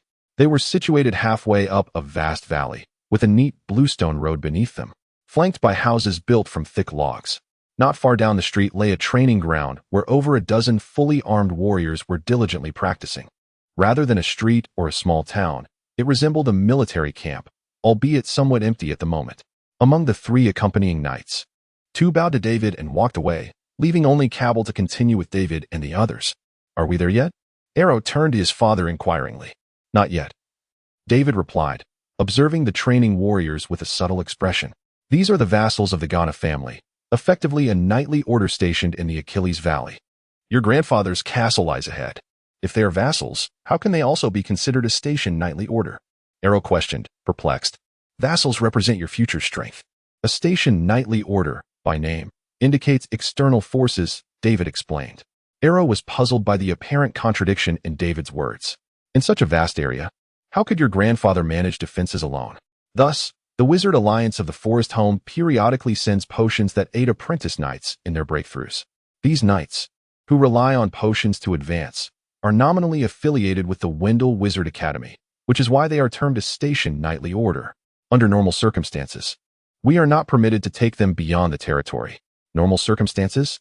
Arrow echoed. Does that imply that most can achieve irregular situations? Indeed, if there are no reports. Even if they are taken out, who would know? David mused. It's merely a matter of maintaining appearances. Arrow nodded in agreement, his gaze softening as he looked at the warriors outside. They are all my vassals. By the way, father, what is the Forest Home? I once studied at the Wendell Wizard Academy, which is one of the affiliated schools of the Forest Home. You will learn more about it once you enter the academy. David replied dismissively. The carriage continued onward, and after passing through a stone gate, the sky suddenly darkened, as if an invisible line had severed the sunlight. At that moment, apart from the winding bluestone road, the surroundings were engulfed in a pitch-black swamp, with twisted tree trunks scattered about like grotesque corpses. Arrow shrank back, feeling a wave of fear wash over him. The atmosphere was increasingly sinister, twisted, and eerie, reminiscent of a ghost story. The black cat, observing the surroundings with boredom, lazily remarked, "The water in the swamp has dried up somewhat. The bubbles aren't even rising." "Unstable? What does that mean?" Arrow inquired, raising his head in astonishment. Those eerie trees weren't grown here. Not at all.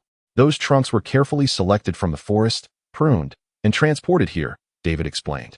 Arrow furrowed his brow, perplexed by this strange endeavor. Why go to such lengths? Because it is deemed necessary to demonstrate the majesty of a wizarding family, David shrugged, gesturing towards the sky. He even purchased growth potions for the trees to obscure the sun on this side of the valley, nurturing vines to intertwine above. These potions consumed nearly half of his savings. Half of his savings? Arrow exclaimed in surprise. Half of your savings just for planting trees? Merely to create an atmosphere? The imposing image of a mysterious, powerful old wizard he had constructed in his mind crumbled, leaving him with a profound sense of heartache. Foolishness, the black cat interjected, lifting its head. Strange things will appear soon. Timid Arrow, do try not to wet your pants. Strange things? With the collapse of his grand image, Arrow felt no fear. Instead, he grew more curious upon hearing the cat's warning. What could it be? Cawing. The rough, hoarse croaking of a crow reached his ears, prompting Arrow to hastily look up. Could it be that? A crow? Oh, Let me see which friend has come to visit today. With a rumble, the ground trembled slightly, and the steed shifted uneasily. Cabell grasped the reins tightly to steady the carriage. Arrow, look at the large stone on the left, the black cat urged, following its advice. Arrow turned to see a massive stone standing by the roadside, facing them, with a vaguely defined face, its lips quivering slightly. The stone emitted a dull sound, prompting David to slap his own face, urging, Cabell, hurry past. I do not wish to see this thing any longer. Cabell's muscles twitched slightly, yet he forced himself to maintain composure, turning to crack the whip. Oh, how rude of you. The giant stone called out helplessly. How rude. Arrow interjected eagerly, intrigued. What an interesting thing. An echo stone? A recording? Arrow immediately thought of the movies from his past life. With this, could I perhaps film a movie? Just as Arrow began to indulge in his fantasies, a towering castle loomed ahead, appearing vaguely in the distance. Compared to the castle he had previously resided in, which could only be termed a stone house, this was a true castle. Truly, his grandfather, who could afford to spend half his savings on planting trees, had built a house that was nothing short of impressive. With a sense of wonder, Arrow followed his father as they descended from the carriage and walked towards the magnificent structure. Chapter 20. An assessment upon first beholding his grandfather. Young Yarrow initially perceived him as a stern figure. However, this preconceived notion was swiftly dispelled when his grandfather, beaming with delight, scurried over and embraced him with affection. Good morrow, grandfather, Yarrow greeted politely. The grandfather, radiating joy, nodded effusively. Good morrow, young Yarrow. Father, I entrust Yarrow to your care, David said with deference. Then turned to Yarrow, adding, I have urgent matters to attend to and must depart shortly. Be diligent in your studies here. David had already conveyed these matters to Yarrow the previous day, so Yarrow nodded obediently. Father, I shall take my leave then. Not so hasty. The grandfather turned to David, his expression now impassive. Let us not speak of interruptions. You shall undergo training with the Achilles Knights. 10 knights will train with you today. Once completed, you may depart. David's face fell, as if he had bitten into a bitter melon. He noticed his father subtly casting healing magic upon Yarrow's waist as he held him. He lowered his head. Very well, I shall go at once. Pashes paid no heed to his son's departure, turning his benevolent gaze upon Yarrow. I have heard much of your prodigious talent from your father. Come, I shall assess you thoroughly. Assess me? Yarrow wondered. To ascertain if my academic standing is sufficient for the study of wizardry? David had provided him with a detailed explanation of the prerequisites for studying wizardry. Regarding physical attributes, he couldn't guarantee his suitability, as he was only 3. Despite regular exercise and accelerated growth, he certainly didn't appear to be 5 years old.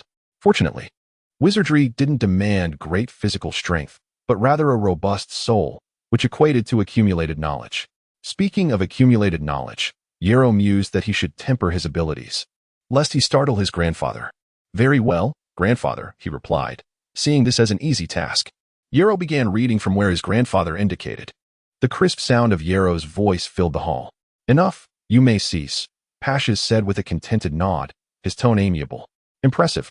Do you recognize all the words? The written language was a hybrid of phonetic and pictographic elements, making it rare for anyone to recognize every word. Do you recognize this word? Pashes asked. Writing a unique word with a quill. Yarrow leaned forward, scrutinizing it carefully, a slight frown creasing his brow. He remained silent. Unfamiliar? Noticing Yarrow's hesitation, his grandfather encouraged him with a smile. Do you have any conjectures? Share them with me. Yarrow glanced at his grandfather, then hesitantly voiced his thoughts. I noticed that the first part of the word resembles moon. Given its arrangement, it could be a type of herb. The structure of any language is not arbitrary. With prolonged study, one can often discern patterns. Even in English, Yarrow's most representative phonetic language from his previous life, some words could be linked to others. Not to mention his former primary language. Excellent, his grandfather exclaimed, his face alight with delight. The word means moonlit grass, and it is pronounced moongrass. Yarrow, you have grasped the essence of the Fian language. Moongrass? Yarrow repeated softly. The pronunciation of the word felt peculiar, as if his tongue were tying itself in knots. Indeed, moongrass. I shall provide Miss Gemma with a catalog later, so she can instruct you in the unique vocabulary of Fian wizardry. Pashes turned to the black cat, offering his gratitude. Miss Gemma, your tutelage is commendable. Yarrow has been taught well. I shall continue to rely on you. The black cat, reclining on the table, tilted its head with an air of self-satisfaction. Rest assured, I promised Nicole, after all, This was originally David and Nicole's intention, as they feared Yarrow might be apprehensive in his grandfather's unfamiliar home. They specifically requested Gemma's companionship. Shouldn't we be focusing on the methods of becoming a wizard? Why are we still learning to read? Yarrow couldn't help but feel disappointed. Therefore, I have never spoken to you of these matters. Nor have I taught you anything of wizardly knowledge. Ignorance is bliss? Yarrow had never heard this expression before, but his greatest curiosity lay elsewhere. Shouldn't he first learn a wizardly technique similar to the knight's breathing method, which could provide power? Yarrow struggled to articulate many of his questions, piecing together words as best he could. Fortunately, this sufficed to convey his meaning. Pashes kindly enlightened Yarrow. My dear Yarrow, your father must not have made it clear. At the tender age of 3, you are not yet able to practice any meditation techniques. The optimal time for learning is when you reach 10 years of age. Your body is mostly developed, and your second growth spurt has not yet begun. Furthermore, before commencing, we must assess your physical aptitude, determining your affinity for energy to select the appropriate meditation technique. However, the initial assessment of energy affinity is akin to scenting the most exquisite bait for the various and bizarre realms, making it the most susceptible to aberrant occurrences. A formal wizard must be present to provide protection. The Ghana family lacks a formal wizard, so we cannot conduct your aptitude assessment. The first step in your wizardly cultivation is unattainable. Secondly, the initial stages of wizardly learning can attract many anomalies, which require protection from specialized magic diagrams. We are also unaware of your talents. Unless your talents happen to align with ours, we can offer some guidance. Otherwise, we are helpless. Unless one belongs to a formidable wizarding family, attending a wizarding academy is the best option. Otherwise, one is prone to encountering various and perilous anomalies. You need not fret excessively, as I belong to the House of the Forest. A formal wizard from the House of the Forest will come to collect you when you reach 10, selecting a wizarding academy for your formal education. After hearing his grandfather's explanation, Yarrow finally understood why his father had only attended the Wendell Wizarding Academy. But what if my aptitude is subpar? His grandfather chuckled, patting Yarrow's head reassuringly. Aptitude assessment involves 2 aspects: the degree of affinity with energy and the strength of mental power. We have limited influence over energy affinity. However, even with the poorest energy affinity, wizardly cultivation is still possible, provided the mental power is sufficiently exceptional. A wizarding academy will still accept you. As for mental power, we have some say in the matter. When you reach 6, I shall teach you methods to enhance your mental power. Given your exceptional intelligence at the age of 3, your mental power is sure to be considerable. You have no cause for concern. Chapter 21. An odd attribute panel. Alistair's schedule was quite full. Initially, he needed to augment his knowledge of wizarding vocabulary in his native tongue, the Fane language. Subsequently, he was to learn 3 additional languages, totaling 4, which was the standard selection for most wizarding academies. While some academies employed more obscure languages, Alistair couldn't possibly study them all. Before the age of 3, the neural pathways associated with language and writing develop rapidly. With diligent study, Alistair made swift progress in his spoken abilities, though his writing skills lagged slightly. In addition to languages and writing, Alistair was supposed to study mathematics. To become a wizard, one couldn't be ignorant of basic arithmetic. However, after confirming that the material was elementary, Alistair feigned attentiveness for 2 months before declaring that he had mastered it all. After all, he was a prodigy. This pace was merely adequate. Upon hearing of Alistair's brilliance, P, overjoyed, escorted him to a small laboratory. His grandfather had no intention of dissecting him. Rather, he intended to instruct Alistair in the use of experimental apparatus. Though Alistair found the splatters of blood on the experiment table peculiar, he diligently studied the operation of the world's experimental instruments. Humans, unlike extraordinary beings like dragons, cannot spontaneously acquire knowledge without inherited memories. From books, Alistair learned that the outside world was primarily governed by aristocratic rule, with knowledge often deliberately concealed by the nobility. While wizarding academies didn't emphasize academic proficiency, accepting anyone who met the aptitude requirements, common-born apprentices wasted considerable energy on foundational studies upon entering the academy. Although common-born apprentices were relatively numerous, fewer ultimately became formal wizards compared to their noble counterparts. This disparity stemmed from fundamental differences. This was merely the distinction between nobles and commoners. Alistair, born into a wizarding family, possessed an even greater advantage over noble-born apprentices. After mastering the use of experimental apparatus, his grandfather presented him with basic wizarding knowledge. a widely circulated text within wizarding families. Aside from cautionary tales about easily overlooked dangers, Alastair broadly interpreted the knowledge as otherworldly versions of biology and chemistry. As for otherworldly physics, the less said, the better. Newton would be spinning in his grave. Yet, Alastair learned too quickly, exhausting the basic knowledge in under 2 months. It was akin to an adult revisiting elementary school textbooks, finding them vapid and lacking substance. Consequently, his grandfather was forced to sequester himself in his study, frantically searching through books for material to teach Alastair. With such a foundation, how could those who had never studied wizarding knowledge surpass me upon entering the Wizarding Academy? By cheating? Nonsense. Who doesn't have an advantage? Be quiet. Alastair, reminded of his own golden finger, could no longer sit still. He knew how to acquire skill points. First, master the skills he had learned, then slay monsters. The resulting skill experience would convert into personal experience. And once personal experience was full, he would gain skill points. But could he gain experience by simply defeating opponents? And what was the purpose of skill points? Deliberately setting aside time, Alastair scrutinized his sole skill point, beginning his investigation. With a skill point in hand, each skill was appended with a simple and clear. Skill points could enhance skills, raising their levels.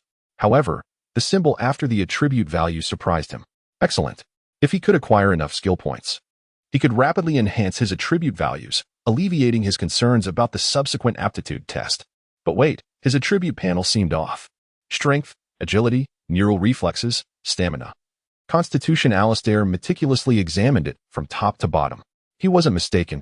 It still listed these 5 attribute values. But where was his mental fortitude? Was this golden finger mocking him? This system felt like trash. Did high martial worlds even need these things? Was his system from a melee-focused, low martial brute world? He increasingly felt that pursuing the sunlit path of a wizard was more promising. What to do? His system was garbage. Inhale, exhale. Alastair, you must remain calm, thoroughly calm, and clearly identify your advantages. As long as he leveraged his advantages, could he not contend with those experiencing their first reincarnation? Moreover, the system wasn't entirely useless. There was still neural reflexes. If his neural reflexes were strong enough, he could gain an advantage in combat, improving his chances of survival in this world.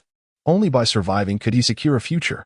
Furthermore, his golden finger wasn't just this garbage system. He also had memories from his previous life. Those memories not only made him more mature, allowing him to learn and accumulate knowledge during his childhood, but they were also his golden finger. He must find a way to leverage all his advantages. Consider the memories from his previous life. Which ones could he utilize? Elementary school, middle school. What did he learn from high school onward? Don't panic, don't panic. How did he spend university? What was he thinking? He needed to focus on practical knowledge. Pressurized air can ignite. The principle of internal combustion engines. 30 labor-saving methods for bricklaying. The 4 essentials for wilderness survival. Fire, water, shelter.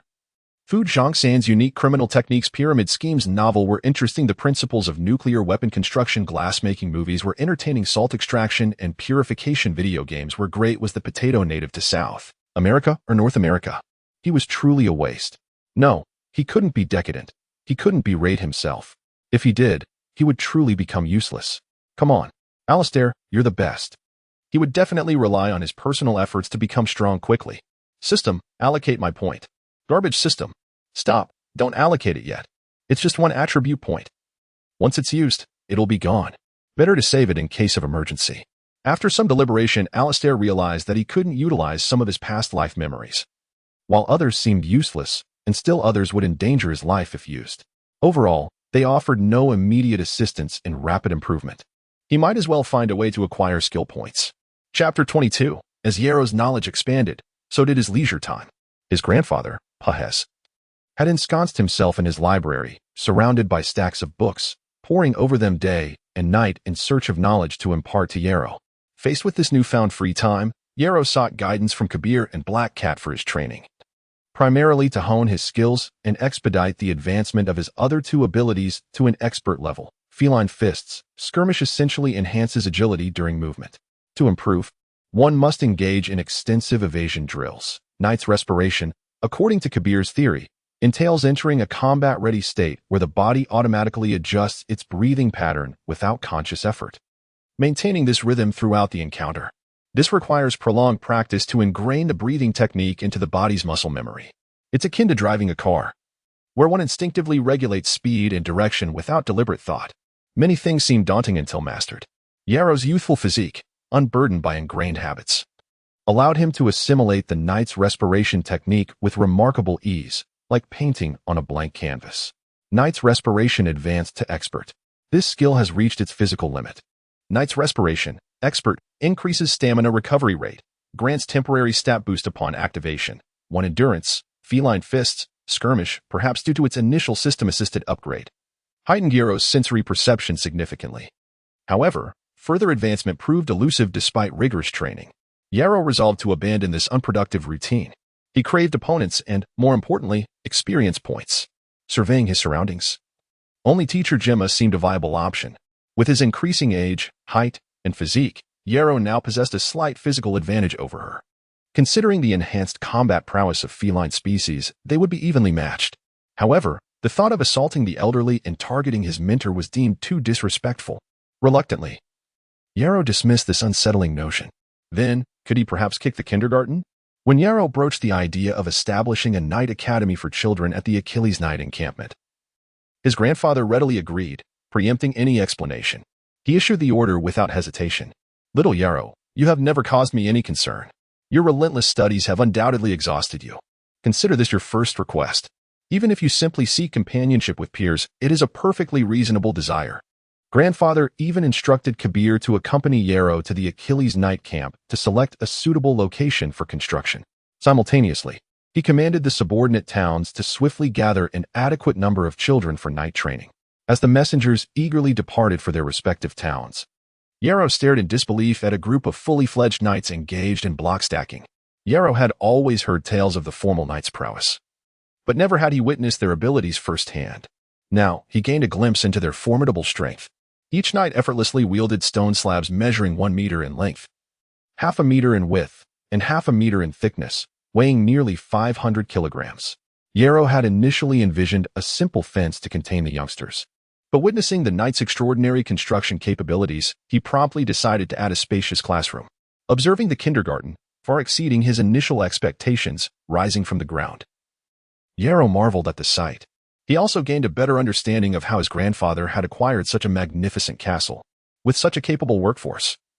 Constructing a grand castle would be a feat of ease. However, were these knights not affiliated with the jungle home?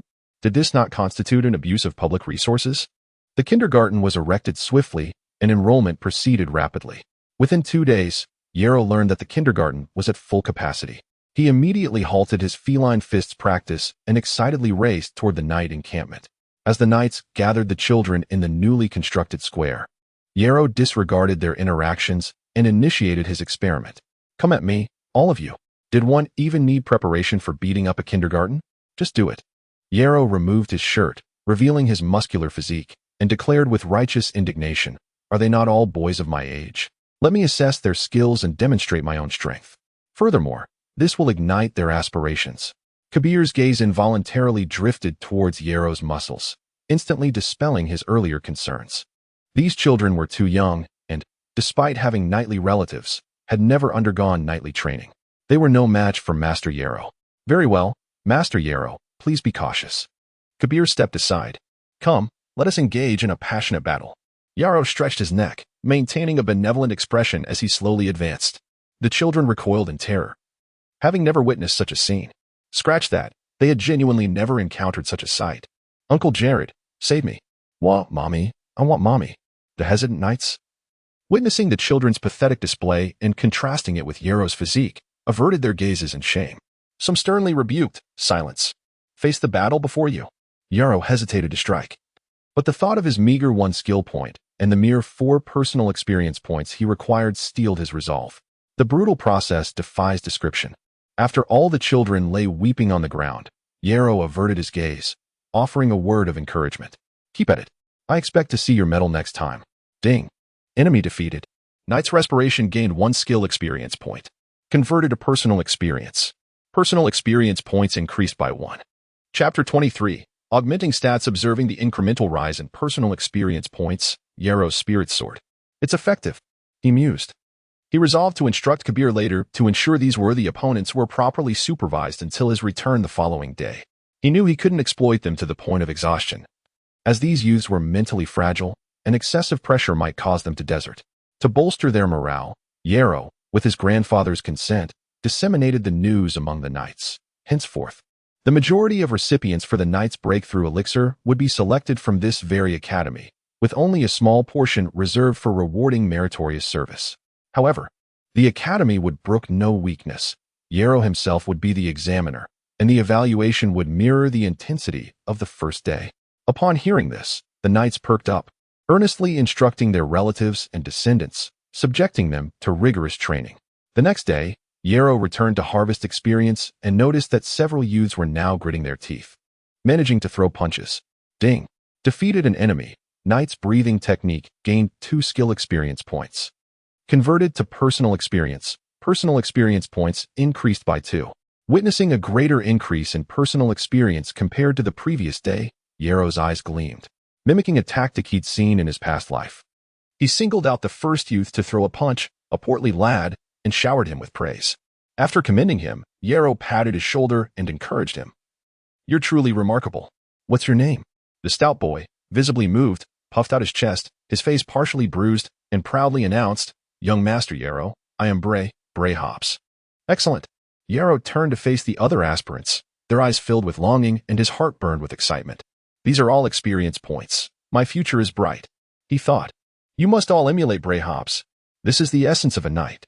You must possess this spirit of never surrendering, never giving up, and never fearing powerful adversaries." As Yarrow approached the kindergarten gate, he overheard the fervent cries of the youngsters and felt a sense of accomplishment akin to that of a farmer. The irrigation of recognition had enabled his crops to flourish rapidly. Over a month later, when he faced the cohort of children again, he could sense a modicum of pressure. Ding! Defeated an enemy. Knight's breathing technique gained 6 skill experience points. Converted to personal experience points increased by 6. Defeated an enemy. Feline agility, sprint gained 1 skill experience point. Yarrow subtly massaged his arm, glanced at the notification, and declared, "Very good, you're beginning to resemble knights." Under the scorching sun, a group of children with bruised faces stood in neat ranks, utterly silent, heads held high, gazing at Yarrow. The total number of children remained constant, but the faces had changed piecemeal. However, Yarrow was unconcerned with these details. Bray Hobbs, Yuger Kyle, and 3 others stepped forward, observing the now more robust Bray Hobbs. Yarrow offered him a red flower as encouragement. "Keep up the good work." Yuger Kyle, "Present. Keep up the good work." As he exited the gate, hearing the cheers emanating from the academy, Yarrow pulled up his sleeve, examining the purplish bruise on his taut arm. He inwardly resolved to take things more seriously, acknowledging that sustaining an injury today was a slight failure.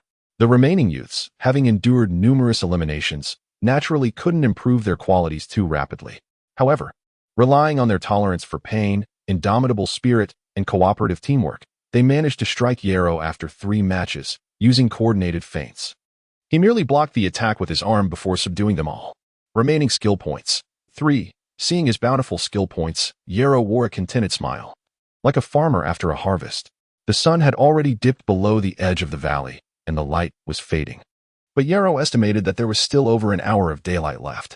Looking at those 3 skill points, Yarrow felt a strong urge to use them. Strength, agility, reflexes, stamina, constitution. I'll try adding 1 point to reflexes and see how it feels. It'll be a pleasant surprise for the kids tomorrow. I must strive, Yarrow said to himself. System, augment my stats. Neural reflexes, 1, 61, hiss. Yarrow involuntarily shuddered. An electric jolt surged from his tailbone, quickly spreading through his spinal cord and throughout his body. His body hair involuntarily stood on end, and his tactile senses sharpened rapidly. The feline agility, sprint skill activated automatically.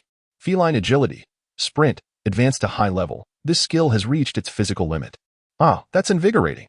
He had assumed that he would have to wait until the kindergarten matured, and he practiced extensively with them before he could advance feline agility, sprint to a high level. He hadn't anticipated that the opportunity to break through would arise so unexpectedly. Yarrow quickly absorbed the newfound insights flooding his mind. The crux of advanced feline agility, sprint, lay in utilizing the erector pilae muscles to erect all the body's vellus hair, thereby enhancing the perception of the surroundings. Is such a bizarre requirement even achievable for a normal person? He wondered.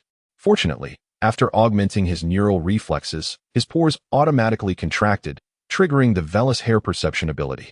allowing feline agility, sprint to temporarily advance to a high level. With the system's support, the level was immediately solidified after the breakthrough. Yarrow walked along, shaking his head in self-satisfaction.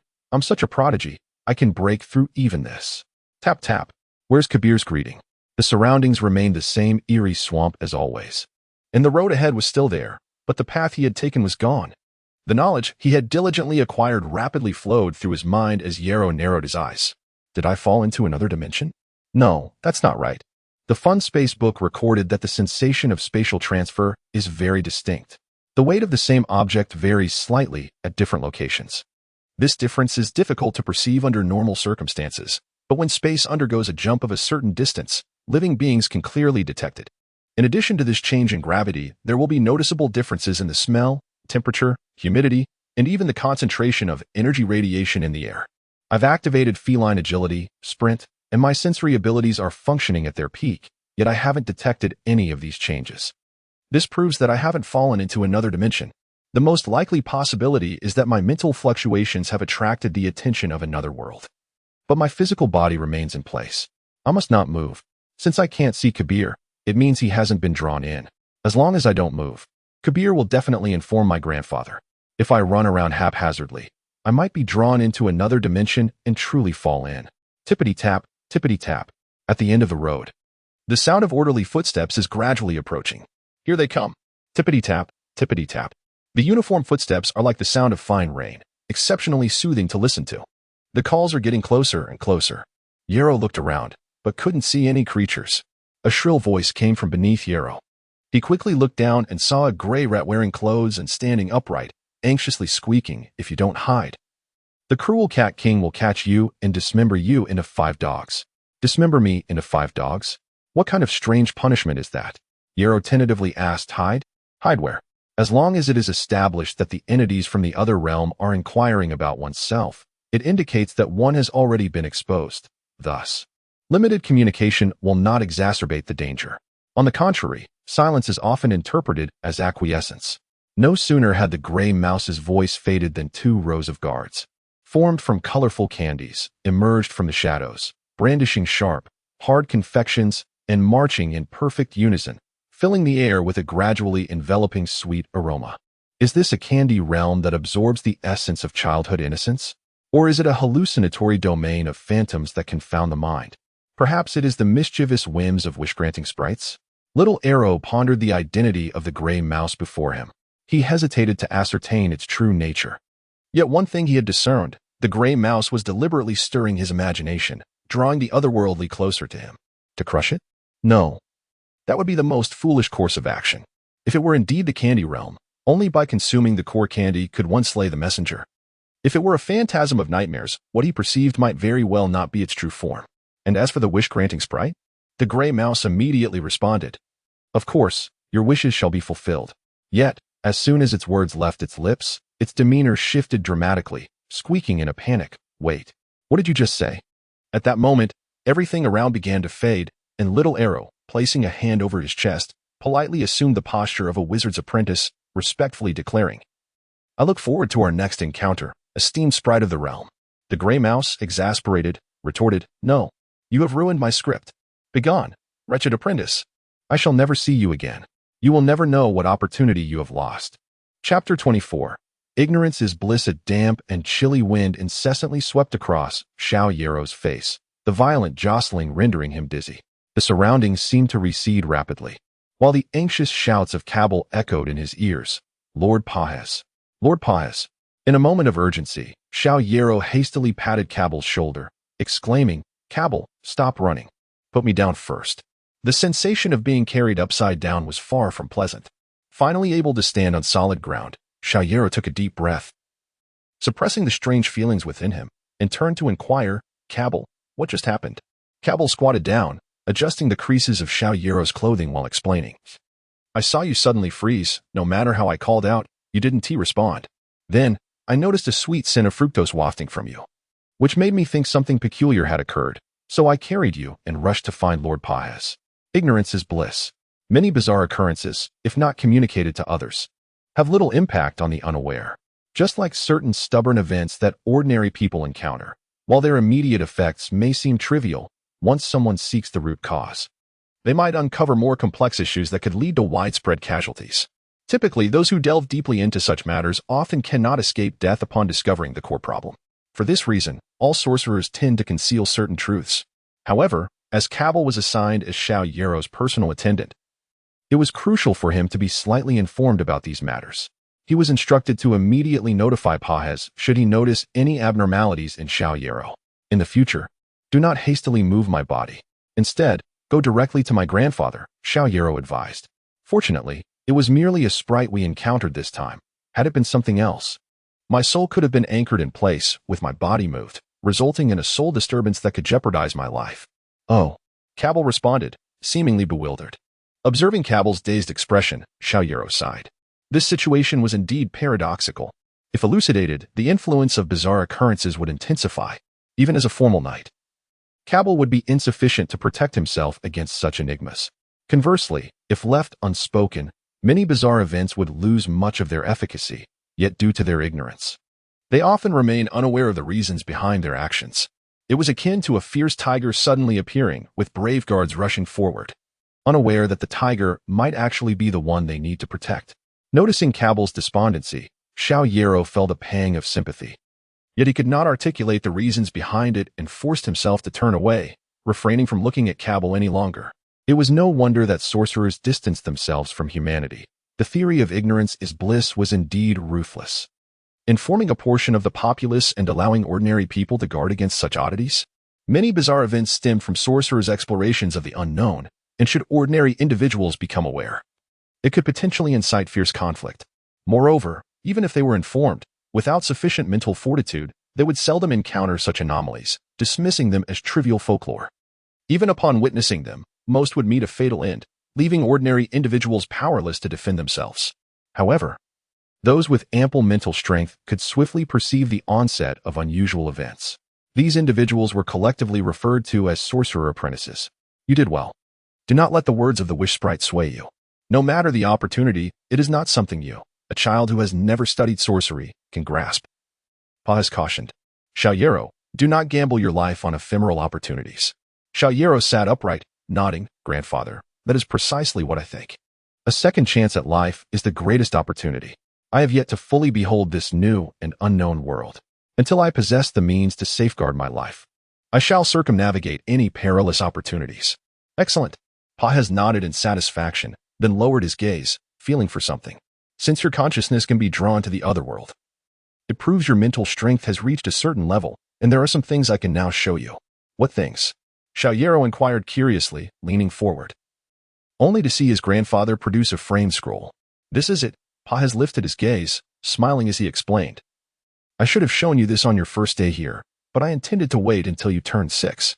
I did not expect you to encounter extraordinary beings before reaching 5. With that, Pages slowly unfurled the scroll. The scroll depicted an extraordinarily obese woman with a hooked nose, clad in a lacework of golden garments, crowned upon her head, seated upon a massive chair constructed of bones. Her face was painted a ghastly white, with blood-red lips grotesquely parted, squinting and grinning as she cradled a gigantic black eyeball. Surrounding her were swirling blue patterns, rendering the entire image exceedingly eerie. After a brief glance, Xiao Yero felt dizzy. Pages swiftly rolled up the scroll, casting a worried look at Xiao Yero. How do you feel? Can you adapt? The sensation of dizziness faded quickly. Xiao Yero shook his head and raised his eyes to ask, Grandfather, what was that? While looking, I felt as though my soul was being drawn in. Pages gently caressed the scroll, explaining, this is a depiction of an evil deity. With a start, Xiao Yero sprang up, gazing in astonishment at the scroll in his grandfather's hands. An evil deity? At that moment, Xiao Yero had gleaned much about various matters. An evil deity, as the name suggests, refers to the so-called gods worshipped by many gullible individuals. These so-called deities, aside from a few that are entirely fabricated, share a common trait. They are capable of influencing people. In other words, an evil deity can, to a certain extent, disregard the theory of ignorance is bliss. For anyone, this poses the greatest danger. Upon discovery, one must resolve it immediately. Seeing Xiao Yero's expression, Pages nodded in approval. Well done. However, you need not worry.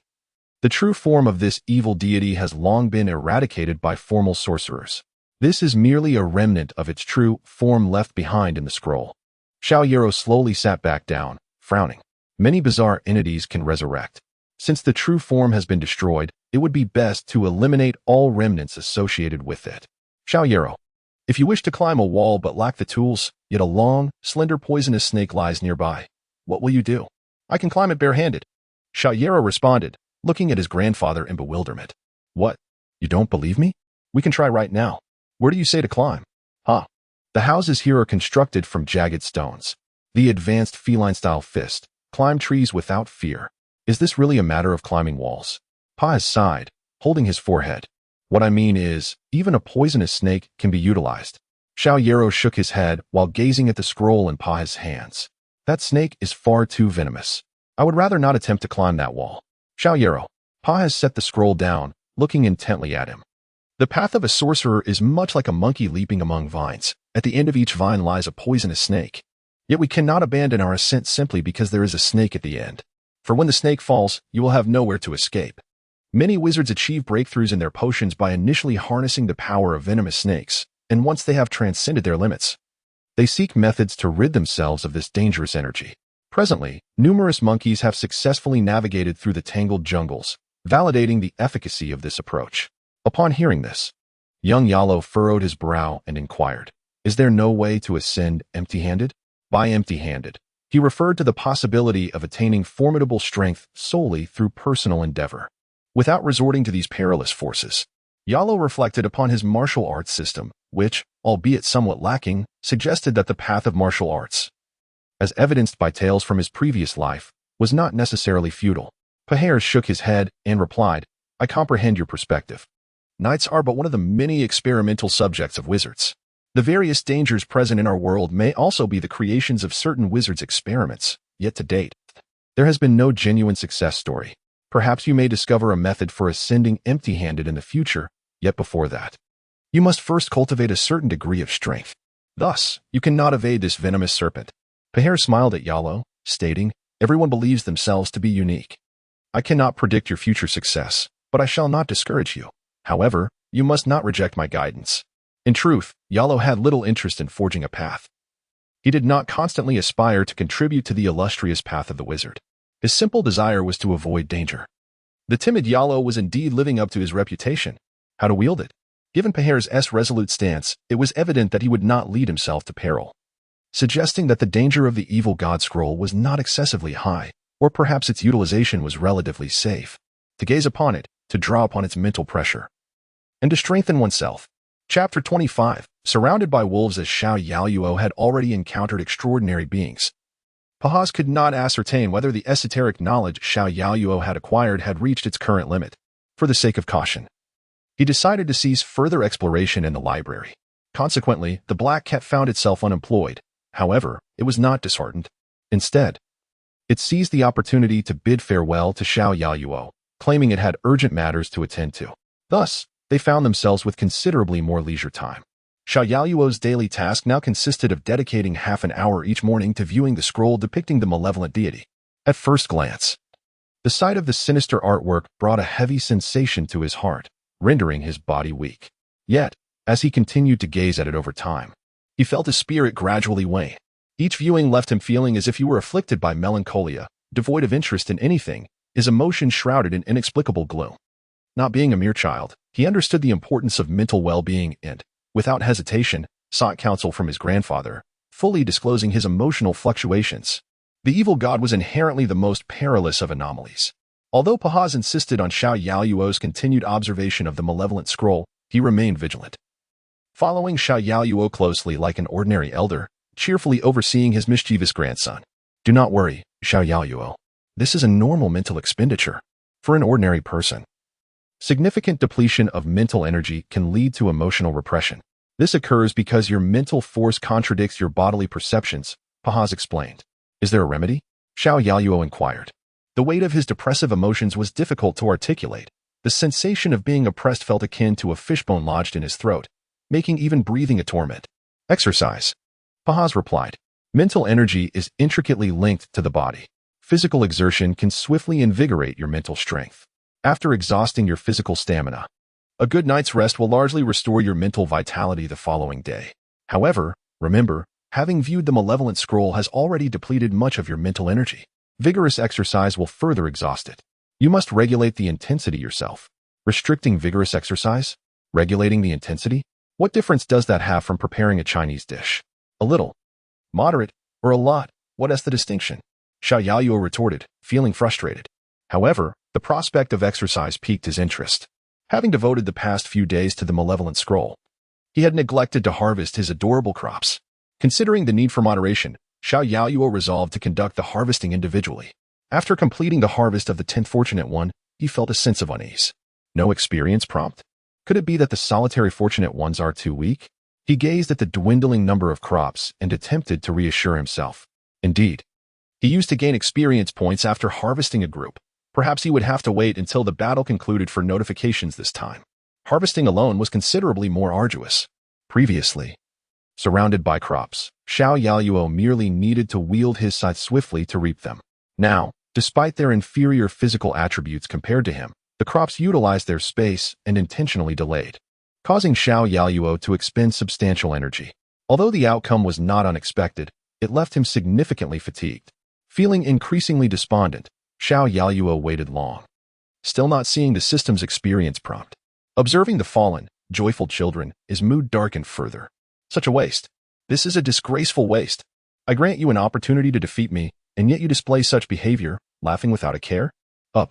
All of you run 10 laps. Hearing the lamentations of the crops, Xiao Yaoyuo's mood lifted slightly. Indeed, one must not suppress their own suffering. It must be vented early. Watching the pained, bouncing children, a faint smile appeared on Xiao Yaoyuo's face. The experienced Paha swiftly detected the anomaly and cautioned, Xiao Yaoyuo, do not succumb to the allure of violence. Maintain your composure. Frowning in discontent, Xiao Yaoyuo replied, how is this violence? I am merely encouraging them to strengthen their training, grandfather. You exaggerate. Examine your own heart, Xiao Yaoyuo. Paha said coldly, gazing ahead, you may not only train them. I even permit you to dissect them if you so desire, as long as it is not for your own amusement. Dissect? Grandfather, you must be jesting. Xiao Yaoyuo exclaimed in disbelief. Have you awakened? Paha smiled slightly, evading the question. Xiao Yaoyuo, remember, a wizard is never a cruel worshipper. Do not allow external emotions to sway your own. Xiao Yaoyuo regarded his grandfather with mixed emotions, noting the calm demeanor and the barely perceptible smile gracing his lips. Do you truly not hold any reverence for the lives of others? He pondered, recalling the blood-stained experiment tables in the laboratory, an unprecedented chill enveloping him. In the past, he had understood that his worldview, shaped in a realm of peace, might differ from that of the inhabitants of this world. Yet, this was merely a judgment, a conjecture. It was only now that he genuinely felt the profound impact of such a starkly different perspective. Discontent? Kill? This was not the simplistic feeling experienced while reading novels in his past life. Before him lay vibrant, living beings, much like the keyboard warriors of his former life, who would advocate violence at the slightest provocation, spitting indiscriminately. Kill. Cursing face to face? Kill. Annoying children pressing all the elevator buttons? Kill. The inclination to kill was so casually proclaimed, as if they were the supreme beings of the world. But what if such individuals truly existed, standing beside those who spewed such sentiments? Anger is fleeting, once rationality returns. Many reflect on whether their actions and anger were excessive. Who considers what would happen if everyone around them shared the same mindset as they did in moments of rage? Quick to anger, quick to kill. It was perilous. Xiao Yaoyuo felt an unprecedented sense of urgency, like a pack of wolves encircling him. He feared that even an inadvertent remark could awaken murderous intent in others. He could not remain forever sheltered in the safety of his family. What to do? Strength. Education is meant to enable calm discourse with others, while strength ensures others engage with him in tranquility.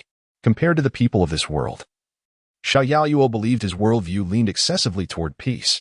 Thus, one must possess the strength to ensure that others can coexist peacefully, so that their worldviews align harmoniously with one's own.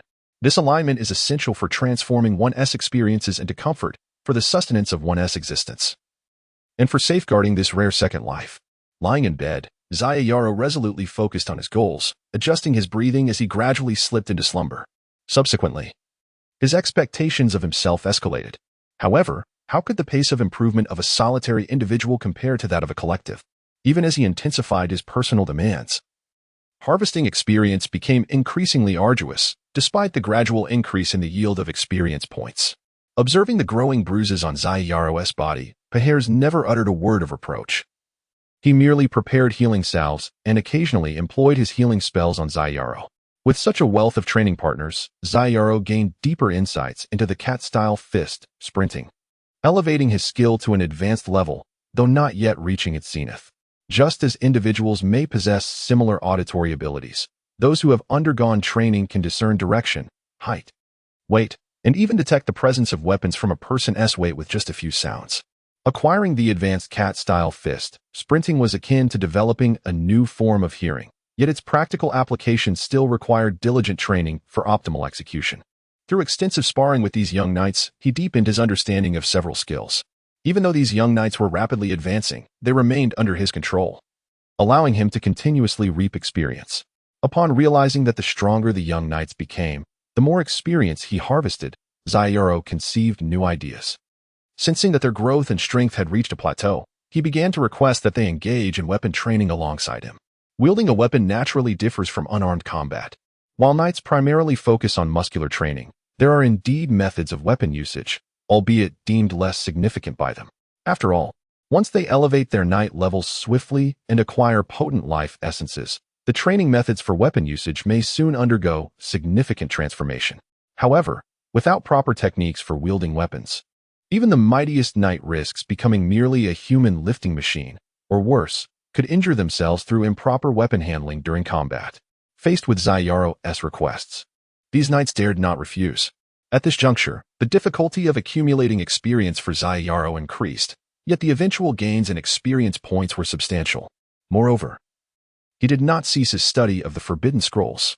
However, with a clear objective and the wisdom gained from previous deceptions, he immersed himself in the daily process of harvesting experience, exhausting his physical stamina to the point where he lacked the energy or inclination to ponder other matters. Coupled with the joy of his harvest, he ultimately resisted the mental seduction of the Forbidden Scrolls. Chapter 26, 5 Years in the Training Ground. A group of bruised and battered youths, clad in leather armor and wearing iron helmets, engaged in mock combat with blunt weapons. Despite their tender years, they exhibited remarkable ferocity. A single misstep could result in being felled to the ground. Those who managed to rise would scramble back into the fray, while others, unable to rise, lay twisted and contorted, likely having suffered fractures. Even amidst the pain that made their bodies tremble and sweat profusely, they gritted their teeth, silent, knowing that fully armored knights would soon rush in to carry them from the training field.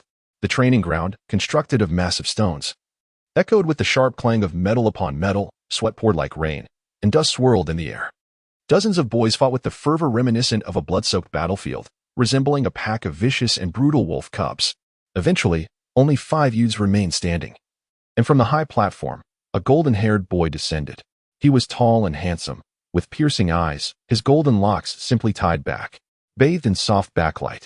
The contours of his face appeared even more profound as he gently uttered, "All right, everyone, stop." All those below bowed their heads submissively, offering a respectful salute. "Good day, young Master Yarrow." If the boys below were akin to ferocious wolf cubs, Yarrow was undoubtedly their unrivaled wolf king. They had no choice but to submit.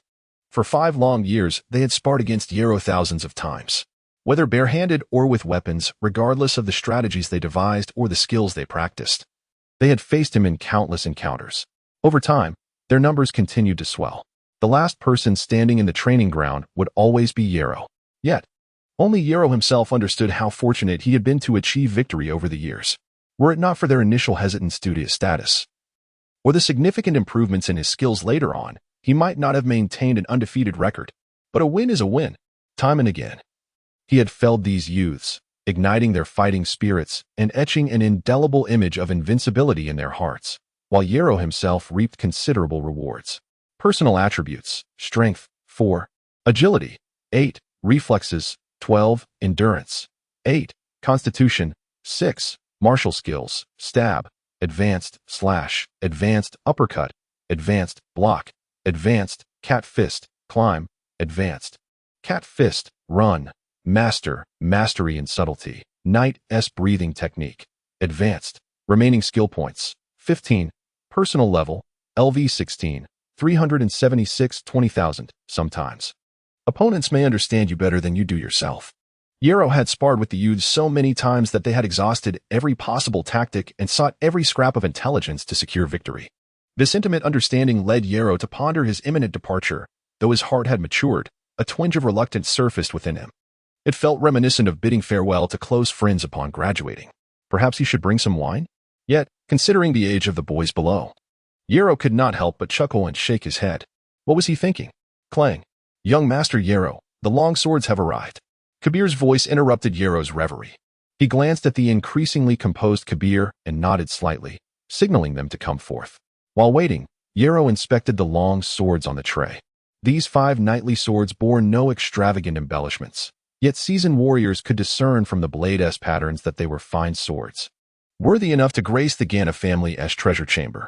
The true value of these swords, however, lay not in their physical form but in the meaning they carried. Any youth receiving a long sword would be considered a candidate for a formal knight. Upon entering the ranks of apprentice knights, they would immediately receive the potion for knightly advancement. As was customary, Yarrow encouraged each recipient as he handed over a sword, saying, "Keep up the good work." But the once exuberant children, who would have been overjoyed to receive a small accolade, now appeared somber, mechanically accepting the swords from Yarrow's hands. After distributing the long swords, Yarrow intended to say something, yet despite the multitude of sentiments swirling within him, he could only manage to utter, "Take care. Take care." Young Master Yarrow. As he approached the exit, a youth's voice suddenly rang out from the training ground. "Young Master Yarrow, can you not leave? You possess such strength at such a young age. Why pursue the shadowy path of a wizard? When you grow, the world may not be able to hold you. You will undoubtedly become an invincible general." Many youths echoed his sentiments. "Yes, young Master Yarrow, you should become a general. We will serve as your vanguard." "Young Master Yarrow, please don't go." Yarrow paused. A shadowy wizard? An invincible general? Such naive and fearless words from these sheltered youths. Reflecting on the wish-granting sprite he had encountered in his childhood, his heart ignited with fervor. Was being a general truly more exhilarating than being a wizard? With this thought, Yarrow resolved to disregard the voices behind him and strode forward with determination. Why the hurry? Did they not say the assembly is tomorrow? Upon hearing this, Yarrow dashed towards the washroom. Who can fathom the thoughts of the wizard master? His grandfather chuckled wryly and turned to instruct Lady Fana, quickly prepare new attire. Yarrow, not daring to delay, swiftly rinsed with cold water, donned the garments provided by Lady Fana, and was soon surrounded by a group of maidens who adorned him with various trinkets while meticulously arranging his hair. As the saying goes, clothes make the man. In a flurry, a dashing young lad clad in splendid, resplendent attire emerged. Lady Fana whispers, "The wizard master has arrived. Lord Pahaz is entertaining him in the parlor. You must hurry. Is it that urgent?" Yarrow did not dare to dawdle and hurried towards the parlor. Before he approached, he could hear his grandfather's joyful laughter. Is it an old friend? With a hint of curiosity, Yarrow adjusted his attire and gently pushed open the door, stepping inside. Little Yarrow. Yarrow looked up, his eyes widening in astonishment as he beheld the familiar, graceful figure seated in the main chair. Mother. Nicole was clad in a formal black wizard's robe, her visage radiating an extraordinary brilliance, utterly different from the despondent image etched in Yarrow's memory. "Well, handsome little Yarrow, you seem quite surprised." The anxiety that had gripped Yarrow dissipated, and he shrugged, casting a helpless glance at his mother. How could I not be surprised by such a thing? Little Yarrow. Lowering his gaze, Yarrow spotted his mentor and immediately performed an elegant gesture of a wizard apprentice. "It brings me joy to see you again, Teacher Gemma." "Likewise." The black cat yawned wearily, waving its paw with an air of nonchalance. "To arrive ahead of everyone else, both Nicole and I have gone 2 months without sleep." Yarrow paused momentarily, then expressed his gratitude. "Thank you for your efforts, Teacher Gemma, Mother." "No need for thanks," Nicole soothed as she picked up the black cat. Regardless of the academy, all new recruits must undergo a death test during their enrollment, attracting sufficient danger during the voyage to allow the students to handle it themselves. This is the most perilous moment before stepping into the realm of wizardry, although not all students are expected to perish. Even the most lenient regulations require that 30% of the students must face death before we formal wizards may intervene. How could I possibly feel at ease about such matters? A 30% mortality rate? Yarrow furrowed his brow. Is this the most lenient regulation? Nicole nodded, affirming, "Indeed. The notice we received states a 50% death rate." The black cat lazily opened its eyes and remarked, "You wizards are truly peculiar. You recruit apprentices only to send them to their demise. What a waste of time." Grandfather interjected. That is because the primary purpose of the Wizarding Academy in recruiting apprentices is to disperse them across various locales to gather intelligence or defend against all manner of strange phenomena. Thus, the more apprentices there are, the better, but they must have all encountered bloodshed. The Academy will not squander its time on the faint-hearted. Fear not, timid Yarrow. The Black Cat reassured him. We have come to escort you, prepared to assess the situation. Should you succeed, you will be allowed to study at the Wizarding Academy. If you do not, your mother will ensure your safety. Ensure my safety? Is it possible to pursue the study of sorcery? That is impossible, young Yarrow. We cannot devise the comprehensive magical array that the Wizarding Academy possesses. During their initial meditation, wizard apprentices are exceedingly prone to peril, and we cannot adequately protect them. Nicole's tone was exceptionally firm, especially now that everyone was essentially engaged in their first meditation at the Academy. The dangers would be even more pronounced in the outside world. I cannot permit you to undertake such a risk. Yarrow nodded calmly. I understand. After enduring such extensive training, he had acquired ample confidence. Even if all the apprentices were to perish, he would undoubtedly be the last to succumb, not to mention that only half were likely to die. Aren't you afraid? The Black Cat rose in astonishment, gazing at Yarrow. A 50% chance of death, and you are not afraid?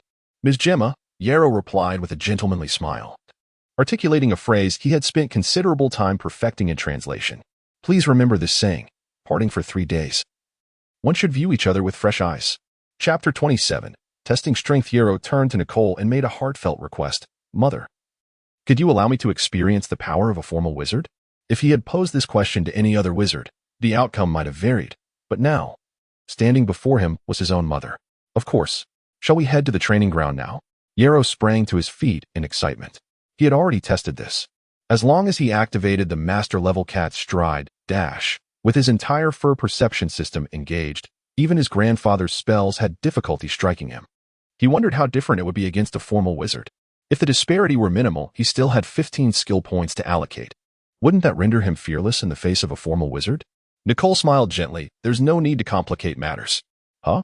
Yarrow felt a sense of foreboding. Sit down. With a swift motion, she unleashed her mental pressure. It was the wizard's ultimate technique in one-on-one combat. It was too quick.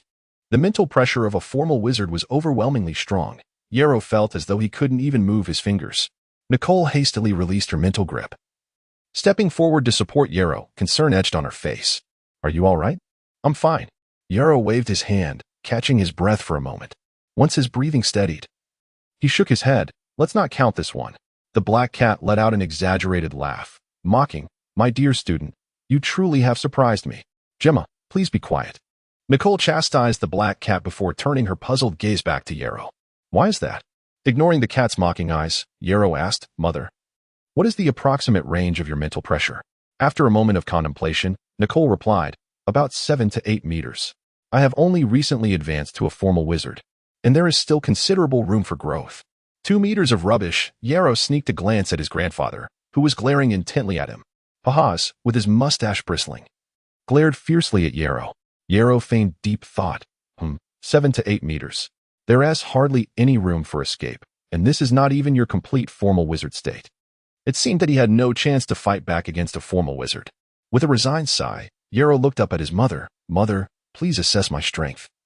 But avoid using your mental pressure directly. Assess your strength? Nicole pondered thoughtfully. That sounds good. If I can understand your capabilities, it will help me prepare mentally for future dangerous tests, allowing me to discern which threats you can handle on your own.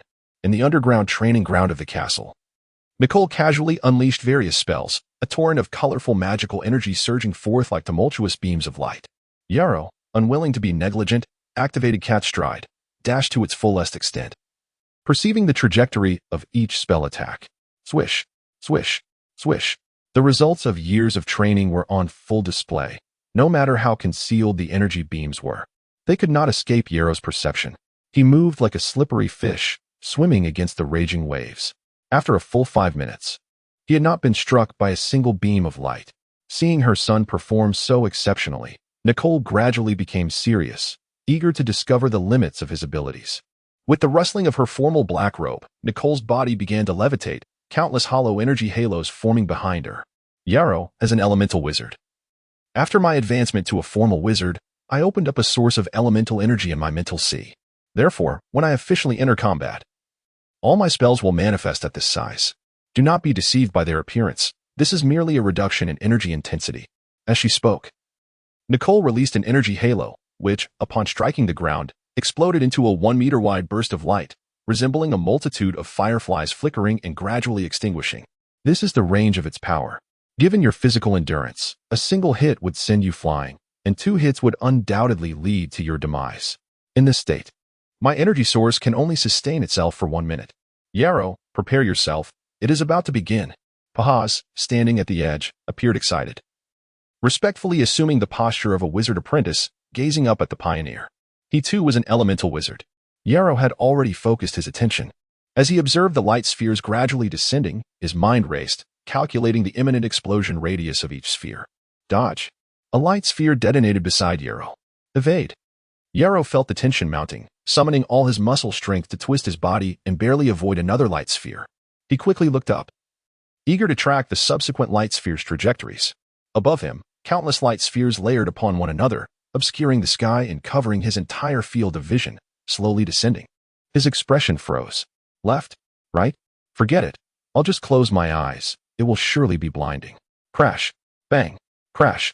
The strangely familiar sounds piqued Yarrow's curiosity, prompting him to slightly open one eye. To his astonishment, he found himself surrounded by various light spheres, which were now exploding in an orderly fashion, transforming into tiny fireworks that crackled in the air, akin to blooming, exquisite night blooming cereus. As if sensing Yarrow's gaze, the light spots began to rotate, each one turning towards him, revealing their most beautiful moments as they burst forth. Once the final flower faded, Nicole approached with delight, lightly applauding and praising him. Little Yarrow, your reaction speed is astonishing. I never anticipated you would evade 2 light spheres. Yarrow looked at his mother with skepticism. Was evading 2 light spheres truly deserving of such admiration? Noticing Yarrow's expression, Nicole smiled and explained, the first light sphere could easily eliminate a prepared intermediate wizard apprentice. The second light sphere would pose a significant challenge even for an advanced wizard apprentice to guard against. Difficult implies it is not impossible, and emphasizing the need for preparation indicates that the light sphere could be resisted by someone of advanced wizard apprentice caliber. As for the others, I understand, Yarrow said with a wry smile. Those were just for fun, weren't they? Nicole smiled without saying a word. Yarrow was well aware that his mother was indeed warning him, conveying the formidable strength of a formal wizard. She simply chose not to adopt an overbearing demeanor. Yarrow lowered his head humbly. Mother, I believe I have a clearer understanding of my own strength now. Nicole nodded in satisfaction and then said, now, let me assess your qualifications to determine how we should proceed. On the following morning, after preparing the necessary belongings, I followed my mother as we departed from the place I had called home for the past 8 years. Through the wooden window of the carriage, I gazed at the dimly familiar scenery outside, and memories of my first arrival flooded back, accompanied by a tinge of trepidation, which unexpectedly brought a smile to my face. As the carriage moved out of the shadowy area, a sudden stillness enveloped me. Why did it feel so quiet? There were no young boys in sight. Remembering them, I took a careful glance around, yet still saw no trace of their presence. With a sigh, I lowered the window, holding no resentment in my heart. In youth, one is often oblivious to the pangs of parting. Only when one becomes a stranger does understanding dawn. A sudden urge to play surged within me. Oh, what was I thinking? Am I not still a boy myself? Soon, I would embark on the path of a wizard. Surely that was a thrilling prospect. The vigor of youth invigorates the spirit. And I quickly cast aside these thoughts, gazing forward with anticipation. However, when I unexpectedly spotted a neatly lined-up squadron by the roadside, I was momentarily taken aback. Present arms echoed through the air. With resolute expressions, the well-uniformed youths grasped their sword sheaths with their right hands, striking them against their left chests in unison. Bowing down to one knee. Young Master Arrow, invincible in battle. This was a ceremonial salute for the commander. Nicole smiled and inquired, would you like to go down and say a few words? After a moment of contemplation, I gently shook my head. The carriage creaked onward, gradually disappearing into the woods under the watchful gazes of those around us. This was my second venture deep into this forest. The first journey had been alongside my father. Yet now I found myself accompanied by my mother. The woods appeared far more vibrant than my initial visit, with wild beasts occasionally launching attacks on the carriage. For Nicole, however, dispatching them was no more challenging than swatting a mosquito. I boasted about my dominance in the kindergarten, recounting how I had triumphed through 5 years of relentless competition, single-handedly defeating everyone else without a single loss. As my mother marveled in response, time swiftly passed, and by evening, we arrived at a small town with ease. Disembarking from the carriage, I curiously surveyed my surroundings with the last glimmers of daylight. Was this the place? It was not far from my grandfather's castle. Nicole, while scanning the area, explained, there is a port nearby, specifically designated for the wizard apprentices stationed here, facilitating the transport of knights breakthrough potions. Naturally not too far from their training grounds. Suddenly, she halted, pointing to an inn beside us. Here it is. I reserved a room here yesterday. In a moment, Jenna will accompany you inside. She will ensure your safety tonight. The townsfolk, possessing wizardly qualifications and being well-informed, resided in the vicinity. Tomorrow, you shall follow them to the clearing by the port. Remember, once aboard the ship, if there are no pressing matters, do not seek me out, nor reveal our relationship. The ship is equipped with a recording array. Only through your own exceptional performance will a reputable academy choose you.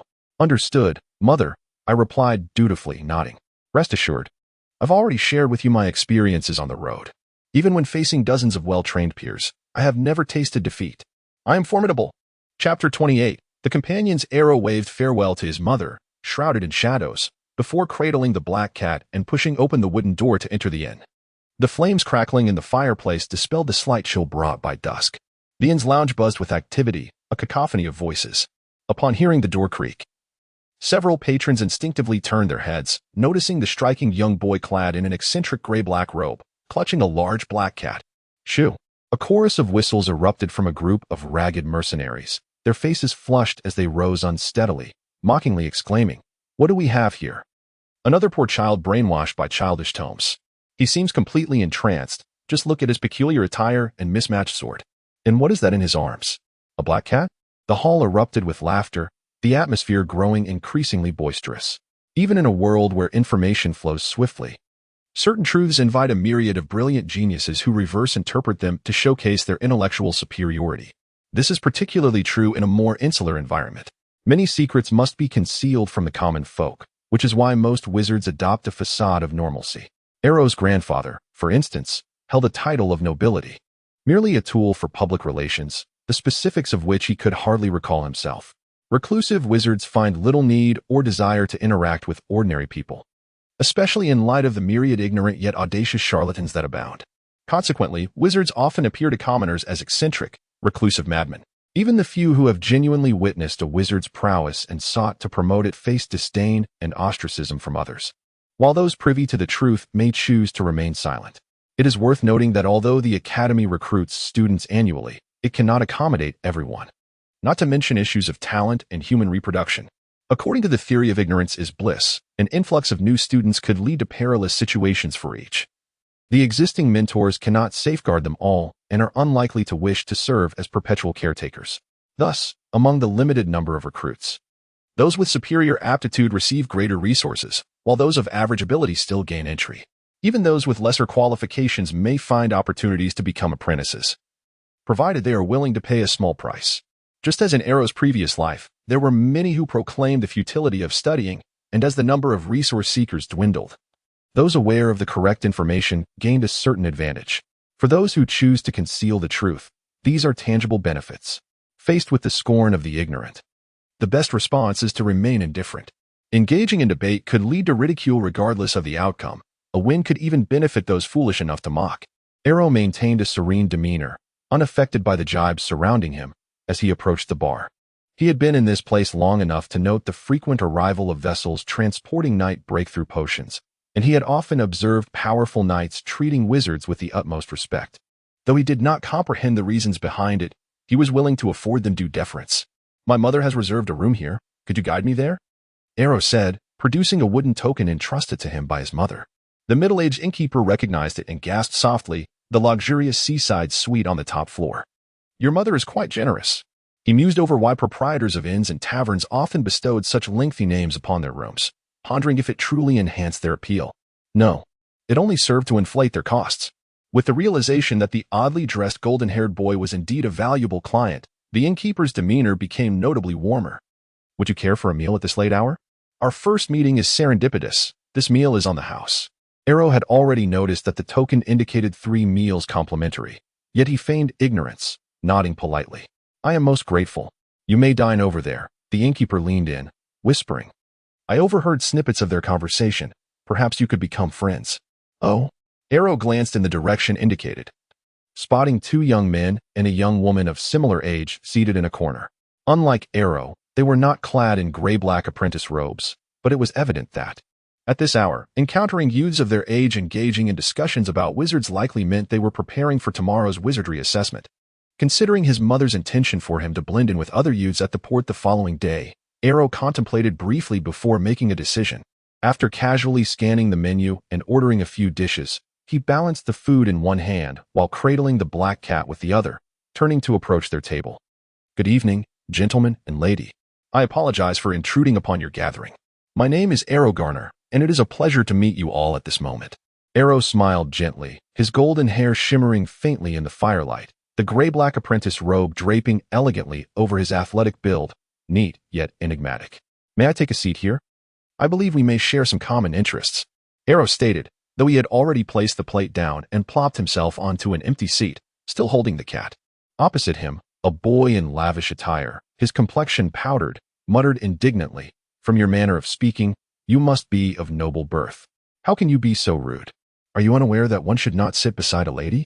In any region where transportation is inconvenient, one might encounter variations in dialect. Hence, even when speaking the Fane language, subtle differences exist among the common folk. Generally, only nobles possess the most authentic Fane dialect, and coupled with certain aristocratic pronunciations. Arrow was immediately assumed to be of noble descent. Thank you. Sensing the boy's tension and frustration, alongside the girl's admiration and anticipation, Arrow couldn't help but chuckle softly. What a precocious world it is. First, he passed a grilled fish to his mentor before looking up with a smile. What are your names, gentlemen? The boy in tattered robes muttered, Mungly. The noble boy sneered. So you believe yourself to be a wizard? Do you think that by dressing thus, you can gain the favor of the esteemed wizards and pass the assessment? Arrow smiled silently, lowering his gaze to savor his meal. Although there were indeed other wizard apprentices stationed throughout this small island, it was rare for children around 10 years of age to require advancement at this particular moment. Arrow refrained from explaining that his attire might indeed attract the attention of wizards, or that the opportunity these boys had was in part reliant upon him. Without the reporting of the guarding wizard apprentice families, the House of Wilderness would not have dispatched ships to this small island to recruit students. This was a benefit for those wizard apprentices willing to remain stationed here long-term. Of course, the benefits conferred by the House of Wilderness merely included sending wizards along. Whether or not one met the standards for entry into the academy ultimately depended on individual aptitude and capability. Feeling the atmosphere grow somewhat oppressive, the girl, Emily, quickly interjected. This is Joseph Whitaker. Joseph, we are all destined to become wizards, so there is no need to delve into our past identities. Destined to become wizards, are we? Arrow glanced at the girl. Your heart is truly generous. The food on the tray was not abundant, yet Yarrow, seasoned by experience, possessed a hearty appetite and elegantly consumed it all in mere moments. Thank you. Certainly, the girl found herself utterly captivated by Yarrow's smile, her eyes glistening as she explained. We were just discussing Montley. You see, even among us nobles, only a select few are aware of the existence of wizards. We never anticipated that a commoner would appear here alone. Indeed, while the Wizard Academy does not discriminate between nobles and commoners, unless a wizard personally recruits students, the gathering of children will invariably be led by nobles. After all, ordinary children from humble backgrounds lack the means to travel such distances. Yarrow curiously glanced at the boy in the robe and inquired, Why is that? Montley replied quietly, When I was a child, I fell into a well and entered a mysterious place. Upon my inexplicable return, I shared the experience with my parents. Initially, they did not believe me. But the tale eventually spread during casual conversations. Later, our Baron heard of it and invited me to his castle. Just yesterday, he even sent someone to escort me here. Chapter 29. Shallowness. Yarrow came to realize that Monry had, in his youth, perceived the enigmatic realm and had even ventured within it. Such a feat surpassed Yarrow's own abilities at the age of 5, when he had already absorbed a plethora of arcane knowledge. According to the theory of unawareness equates to non-existence, he had enhanced his sensitivity to the eerie space through the wisdom of sorcery. In contrast, Monry had not even heard of this strange dimension at that age, perhaps even lacking knowledge of sorcerers altogether. Yet, despite this ignorance, he could still sense its presence. A testament to his extraordinary talent, arguably superior to Yero's. Of course, raw talent must be complemented by diligent effort. Few endeavors in this world are solely reliant on innate ability. Much like a naturally high IQ, without dedicated study and meticulous nurturing, one cannot hope to achieve greatness akin to Einstein or Newton. What mysterious place! What nonsensical claims! You must be lying. Joseph sneered, his disdain apparent, though his eyes flickered with curiosity about the unknown. Unlike Joseph, Emily gazed at Monry with wonder, eagerly inquiring, "Could you share the details of your experience? I find it utterly fascinating." Faced with the girl's bright eyes, Monry's gaze wandered as a faint blush graced his dark complexion. He stammered in his deep voice. "When I fell to the bottom of the well, the entire world suddenly turned upside down, and inexplicably, I flew out of the well's mouth. Then, I noticed the sky darkening, and everything around me appeared exceedingly dilapidated." Initially, Yero listened with enthusiasm, but soon he realized his own predicament. What am I doing? The more one understands, the more accessible the unknown becomes. Collective pursuit of arcane knowledge? It resembles a gathering of cultists when minds resonate. The capacity for perceiving other realms heightens. With a robust mental fortitude, one can easily observe alternate dimensions, and I am far stronger now than I was at 5. So, if I didn't fully grasp the experience then, am I seeking adventure now? Wait. Yero abruptly interrupted Monry. "Stop right there. What is it?" Joseph glared at Yero, his expression darkening. Confused, Yero asked, "Have you never heard of the theory of unawareness equates to non-existence? Understanding this principle deepens one's perception of other realms. It's akin to reading tales of distant worlds. Without knowledge of this theory, one might dismiss it as mere fiction, but with it, the potential for entrapment increases significantly. Yet, considering the risks, how can one venture into the sorceress domain without familiarity with this theory?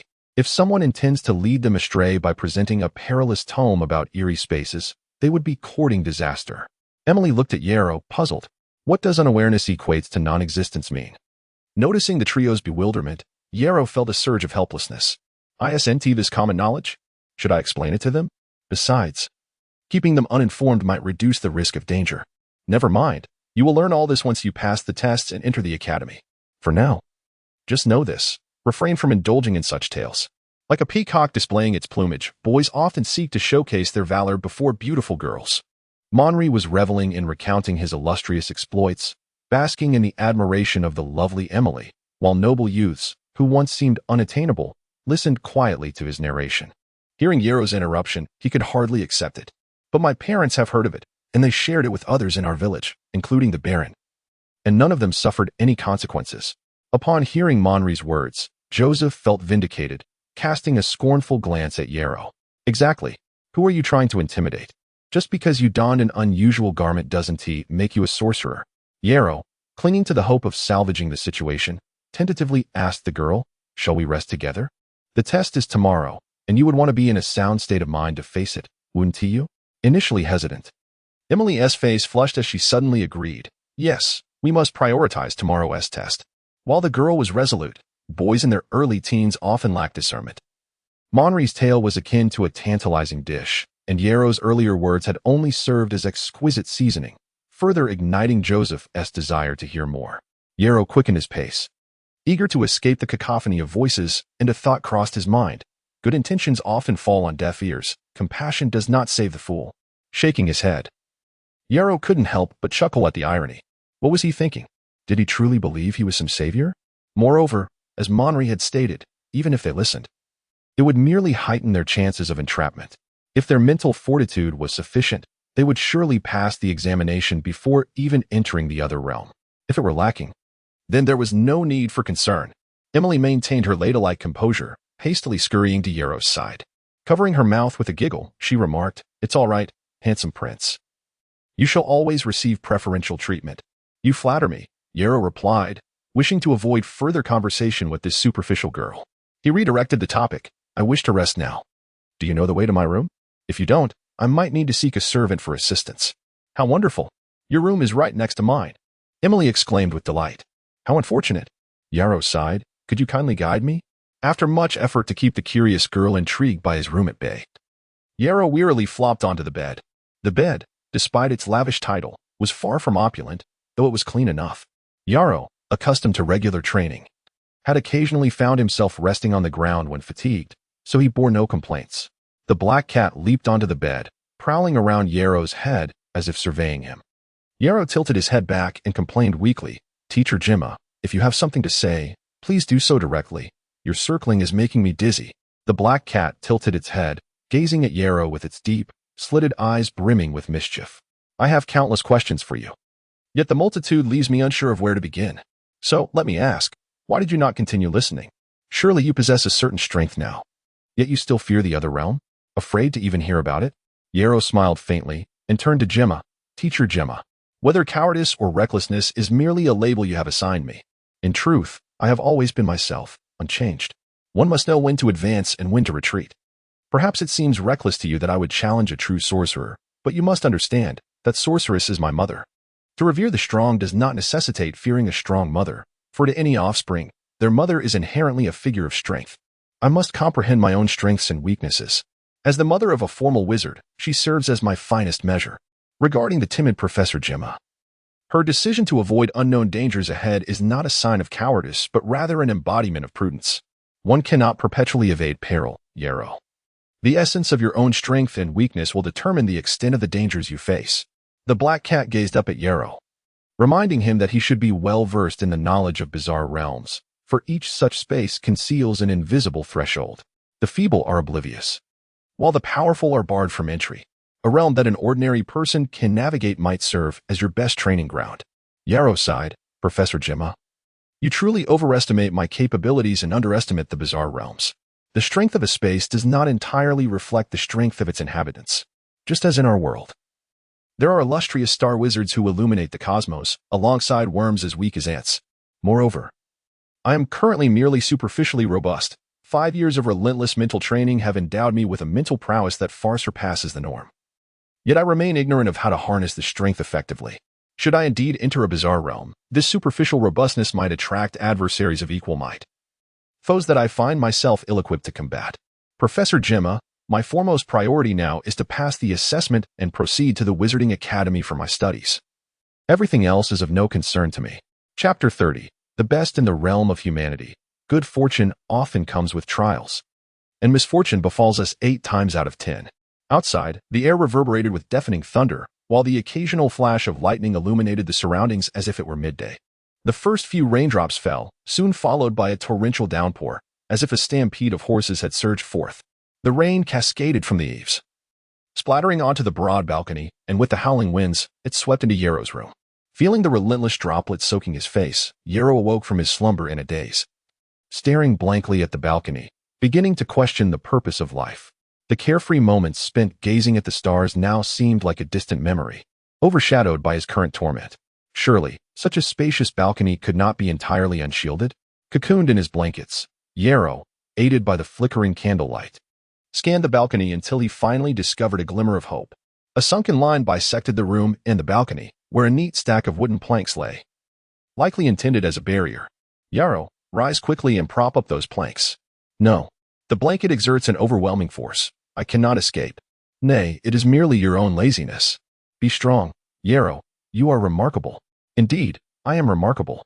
After an intense internal struggle, Yarrow ultimately resolved to roll over and pull the blanket over his head. Alas, the thought of potentially sleeping in a puddle if he remained idle compelled him to rise reluctantly. Above the balcony, a small protruding eave offered scant protection in this breezy environment, rendering it ineffective against the deluge. Outside, the rain poured relentlessly, while the balcony experienced only a gentle drizzle, resulting in an array of puddles dotting the seemingly even surface. The wind and rain stole away the meager warmth Yarrow had managed to accumulate beneath his blankets, causing him to shiver involuntarily. He hastened his steps, splashing into the puddles as he reached for the wooden planks. The solid wooden planks were heavy, and the rain had rendered them slippery, yet Yarrow, seasoned from years of practice, easily lifted one with a slight exertion of strength, positioning it upright in the groove. With the experience of placing the first plank under his belt, Yarrow's keen perception allowed him to work with increasing speed, quickly erecting all the planks. "Ah, how delightful!" He sighed, the residual warmth of the blankets further relaxing his body, and a satisfied smile graced his lips as he closed his eyes. Unfortunately, the gaps between the planks were not entirely sealed, and upon closing his eyes, He could distinctly hear the creaking sounds they made. Drip, drip, drip. The sound of raindrops falling from an unknown source echoed, resembling the approach of footsteps. Snore, snore. Yaro's eyes shot open in agony. He could hardly believe that his teacher was snoring. Brain, I desire sleep. Ears, cease your noise. In this enclosed space, the sounds became increasingly pronounced. Yaro stared vacantly at the flickering candle. Given his physical resilience, a night without sleep was not insurmountable. However, being jolted awake in the midst of a deep slumber, only to be bombarded by a cacophony of sounds, was unbearable. Crackle. The oil in the lamp emitted a faint, unpleasant odor and wisps of black smoke, while the flame flickered ominously, casting dancing shadows upon the walls. Yaro's vacant gaze lingered on those shifting silhouettes. After what felt like an eternity, his eyelids began to droop. Zzz, bang, bang. The heavy knocking at the door jolted Yaro awake once more. He rolled over, pulling the blanket over his head. This blanket is my invincible sanctuary. No one shall disturb me. Bang, bang. The trees may wish for stillness, but the winds do not relent. Yaro sighed, calling out. Who is it? Why are you awake at this late hour? Clang, clang. Upon hearing Yaro's voice, the knocking outside grew more frantic. The black cat stretched lazily, muttering complaints. Can I enjoy a peaceful slumber? Peaceful? Haven't you already slept long enough? Wait. Peaceful? It's too quiet. With all this racket. Why is the inn still so silent? Have you noticed? The black cat yawned. If you haven't realized yet, you might have continued to sleep, but now, you are awakened, and the door to the other world has swung open. Yaro's pupils constricted. Simultaneously, the environment around him began to shift rapidly, undergoing unimaginable transformations.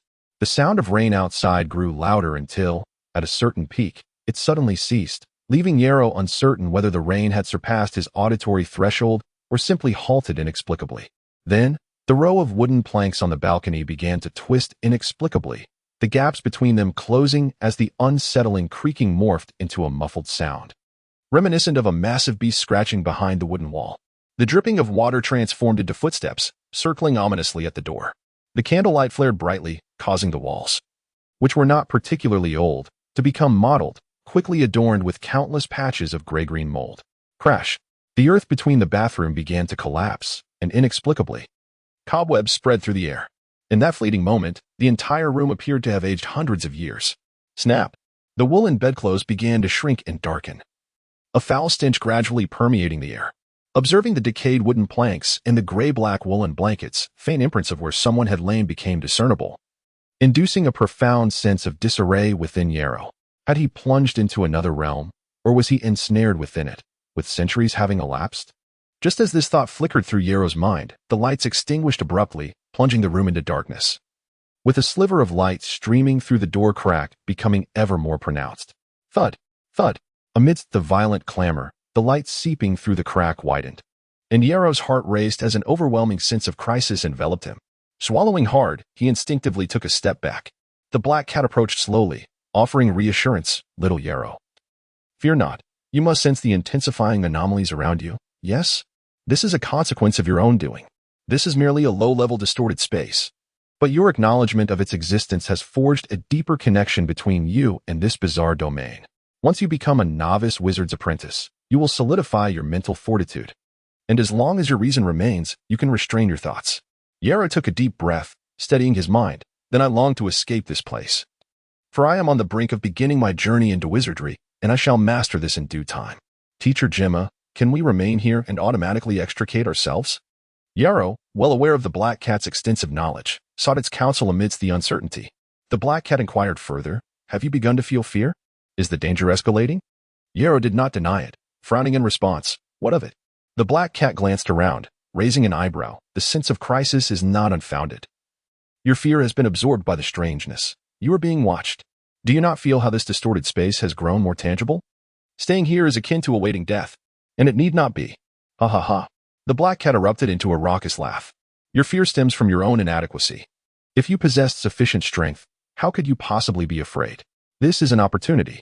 Through the sliver of light seeping from the door, Yaro was astonished to observe dark smoke emanating from his mentor. Yaro, today I shall impart another piece of knowledge to you. Many bizarre realms can absorb your emotions, thereby siphoning your mental energy to fortify themselves. Even if you become a sorcerer, it will be exceedingly difficult to entirely guard against the various peculiar spaces. The emotions they exploit may be fear, greed, lust, or hunger, yet the vast majority of these strange realms will not absorb the desire for battle. As the black mist enveloped the air, it gradually coalesced into a black cat larger than Yarrow himself. Do you know why? Because in moments of combat, the instinct for survival is ignited, compelling all emotions to strive for life, resulting in a scarcity of scattered feelings. Hence, do not incessantly contemplate escape. The colossal black cat swiftly lunged towards the incessantly creaking wooden door. With a swift motion, before the cat's razor-sharp claws, the door appeared as fragile as parchment. It splintered in a flurry, and the cat's massive head, adorned with deep emerald slit eyes, gazed at Yarrow. Yarrow, let us engage in battle. Have you been targeted? To wait is to invite demise. Shall we fight? Yarrow paused for a moment, absorbing the encouragement reflected in the cat's gaze, and a broad, exaggerated smile broke across his face. Very well. He raised his hand and slowly drew the long sword from its sheath. With a swift motion, a flash of light cut through the darkness. He crouched low, activating the cat fist, sprint instinctively. His body tensed, every fine sensation flooding his mind. Breath quickened. Filling his lungs with a surge of oxygen, his heart raced with fervor. Ah, this sensation is so familiar. So, let me ponder how best to make you weep this time. Chapter 31. The puppet. The colossal black feline burst forth from the doorway, followed closely by Yarrow. His knight's longsword gripped firmly in hand. Where are the adversaries? Thwack. Before Yarrow's eyes could fully adjust, a premonition stirred, prompting an immediate reaction. Advanced skill, upward slash. Clang. The sweeping longsword, akin to a ping-pong paddle, swiftly deflected the enigmatic sphere hurtling toward him. Eyes narrowed, he rapidly acclimated to the corridor's luminance. The surrounding scene swiftly materializing before him. Puppets? Within the confined hallway stood over a dozen diminutive puppets, their height nearly matching that of the seasoned Yarrow. Their eyes were mere abyssal voids, beneath which lay crescent-shaped smiles, bisected by jagged, undulating lines, their heads resembling unfinished jack-o'-lanterns. Each wore a disproportionately long-tailed suit, akin to garments draped on a coat rack, revealing the cylindrical wooden rods of their frames. They wielded wooden spears far taller than themselves, their movements erratic, emitting a cacophony of clicks and clacks that bordered on the farcical. Yarrow dispatched them. The black cat, after a cursory glance, issued the command, bounding past the puppets with a few nimble leaps. So feeble? Yarrow's previous adversaries, though his peers in age, were seasoned veterans, each encounter demanding his utmost exertion. To suddenly face opponents so markedly inferior felt almost anticlimactic. Yet, recalling his instructor Gemma's recurrent forays into alternate dimensions and her current directive to eliminate these puppets, he rationalized the situation. These puppets, though numerous, were likely mere foot soldiers, their strength naturally unremarkable. After all, his mother's assessment had confirmed his status as an intermediate wizard's apprentice. If he, with such prowess, struggled against mere grunts from another dimension, the perils of that realm would be insurmountable, and Gemma would not risk exposing him to such danger. These puppets possessed an unsettling visage, likely prompting immediate flight from the average person. Entering a combat-ready state, Yarrow pondered while his body remained in constant motion. His years of facing multiple opponents had ingrained a crucial maxim: deny the enemy preparation. In a multi-opponent engagement, unlike a duel, how could a single pair of hands match the attack speed of 5 or 6? Before the puppets could encircle him, Yarrow lunged forward. In stark contrast to the puppets' languid movements, Yarrow's attacks were lightning fast. Clang. Remarkably sturdy. Yarrow's knightly longsword was no mere bauble. Yet even with its keen edge and the added momentum of his charge, he could barely sever a single wooden rod from the puppet's frame. He must abandon any notion of reducing them to splinters. He lacked the time and could not afford to squander his stamina. Yarrow made an immediate decision. Noticing that the puppet before him, its supporting rod cleaved, its arm dangling limply, its once firmly grasped spear now askew, Yarrow assessed his surroundings. Ensuring no other puppets were in immediate proximity, he then charged toward the crippled puppet and delivered a flying kick. Thud. Remarkably light. The crippled puppet was sin-hurtling, colliding with 3 others, creating momentary chaos. The flying kick proved more effective than his full-force slashes. Their weaknesses are glaring. Lightweight, slow to react, and clumsy. No wonder Montre's ordinary boy managed to flee this realm. In truth, unless paralyzed by fear, these puppet soldiers could not outpace a normal boy. Even if encountered at a corner, the strength of a 10-year-old would suffice to shove them aside. Thus, Yarrow resolved to alter his tactics, target their ludicrous necks. Retracting his right foot half a step for support, also to guard against unforeseen puppet strength, the repositioned foot allowed for a ready retreat. Parry, deflecting an incoming spear thrust. Yarrow, guided by the enhanced feline senses of advanced cat form fist, climbing, roughly gauged the puppet's strength. Manageable. Yarrow's knightly longsword sprang up, guiding the spear in a semicircular arc.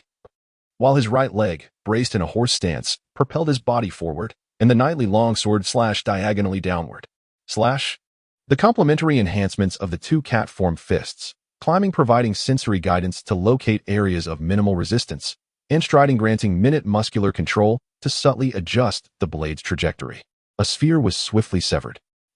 A spring suddenly ejected from the puppet's neck, launching the newly detached head toward Yarrow. Clang. The familiar sound reverberated, and the sensation confirmed Yarrow's suspicion. The object hurled at him upon exiting the doorway was indeed a puppet head. Was it Gemma's doing? She had only left moments before him. Had she already dispatched a puppet? Impressive. Click-clack-click, the puppet soldiers advanced. Yarrow had no time for contemplation. He seized the headless puppet from the ground and swiftly kicked it forward. If a method proves effective, its age is irrelevant. Lacking a head, the headless puppet's weight was diminished. Moreover, Yarrow's need to first lift it reduced the force of the kick, preventing it from sweeping away other puppets. Though it did create some confusion, hindering the advance of subsequent puppet soldiers. Before the puppets could regain their composure, Yarrow charged forward, sword in hand. Spears were formidable in numbers. Against a sufficient quantity, even the swiftest reactions were futile. However, with the puppet soldiers in disarray, even those who managed to react and attack were easily evaded by Yarrow. Those he could not evade, he simply parried. Aside from their sturdy wooden bodies, the puppet soldiers were far inferior to the youths Yarrow had trained against. Yet, at this moment, his focus was absolute, allowing no room for complacency. This was unlike training. There, even when armed, the youths wielded blunted weapons. At worst, a missed dodge might result in a bruise, with no impact on combat effectiveness. Now, however, the stakes were higher. Any attack, anywhere, could compromise his speed, strength, reactions, or stamina. An injury, however minor, could trigger a cascade of consequences, leading to defeat. He considered using the puppet soldier he had previously crippled, but upon tearing the ill-fitting suit and revealing the hollow torso beneath, he dismissed the impractical notion. No room for wishful thinking. He must eliminate them one by one. Yarrow, persevere. These puppets are weak. Their weight makes them easily kicked, even when surrounded. You can use the headless bodies on the ground to break free. Yarrow silently bolstered his resolve, taking a deep breath, swallowing, and swiftly evading another incoming spear thrust, seizing the opportunity to close the distance as the puppet soldier left itself exposed. Sword raised. Flash. He then leaped backward, avoiding both the ejected wooden jack-o'-lantern and the flanking attacks. Continue retreating. The fallen puppets would impede their movements.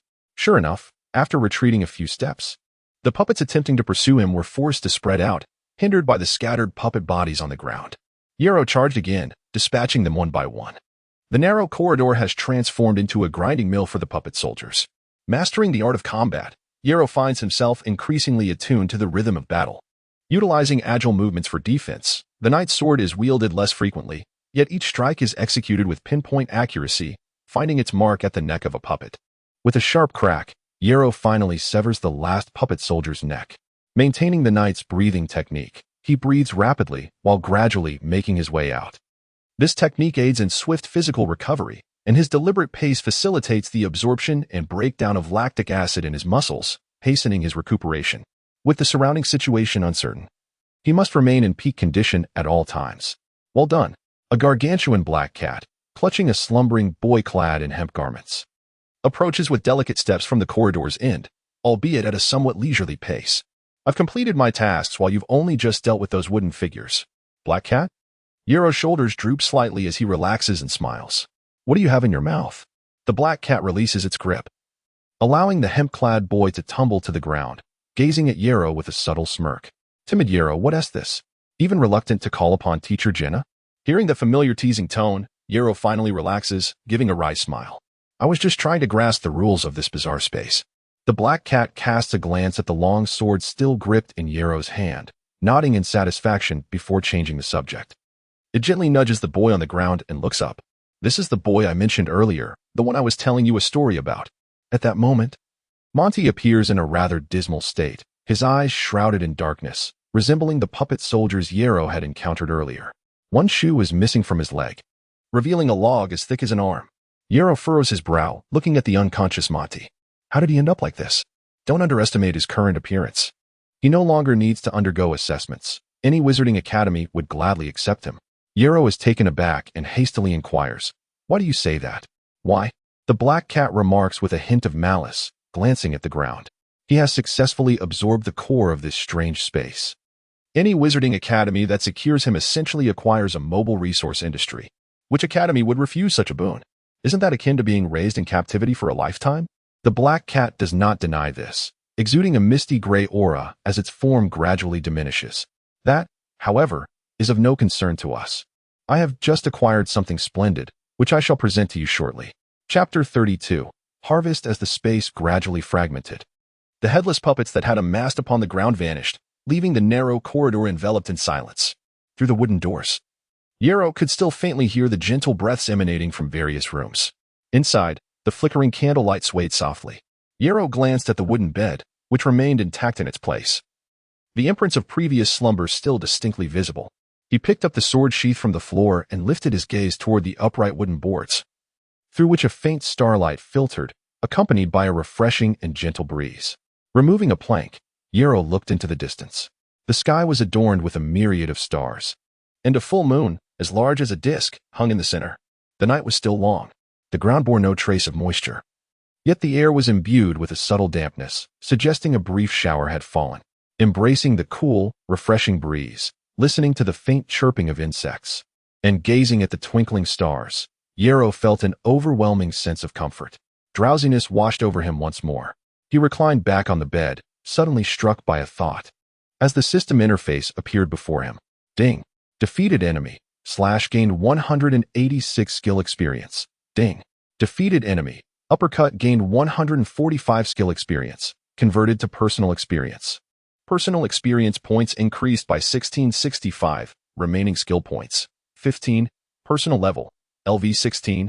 1941 20,000. An increase of over 1600 experience points. If he were to enter several more times, wouldn't the 20,000 experience bar fill rapidly?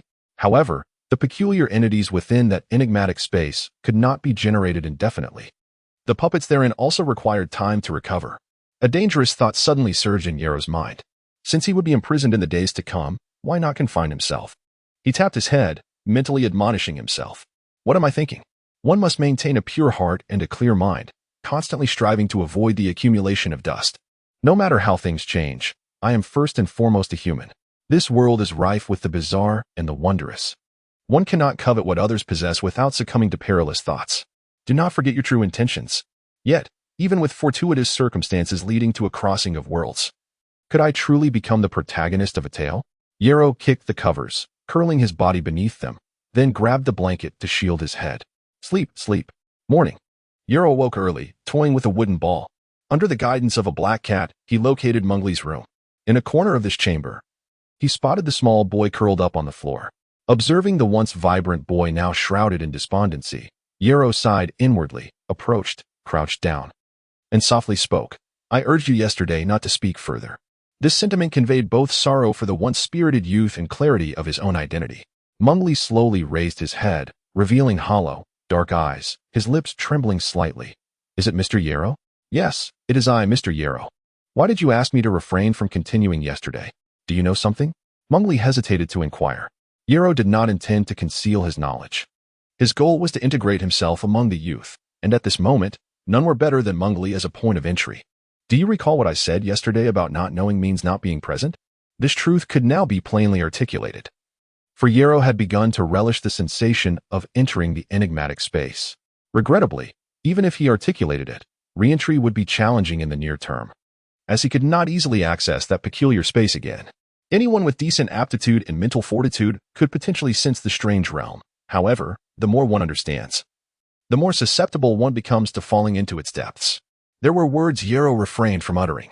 Mungley's potential return to the strange space might indeed relate to Yarrow himself. Mungley chuckled dryly, revealing his lack of expression. So that's how it is. No wonder you departed so hastily yesterday. Judging by your attire, You hail from a family of sorcerers, correct? The large black cat I saw before I fainted, was it yours? Thank you.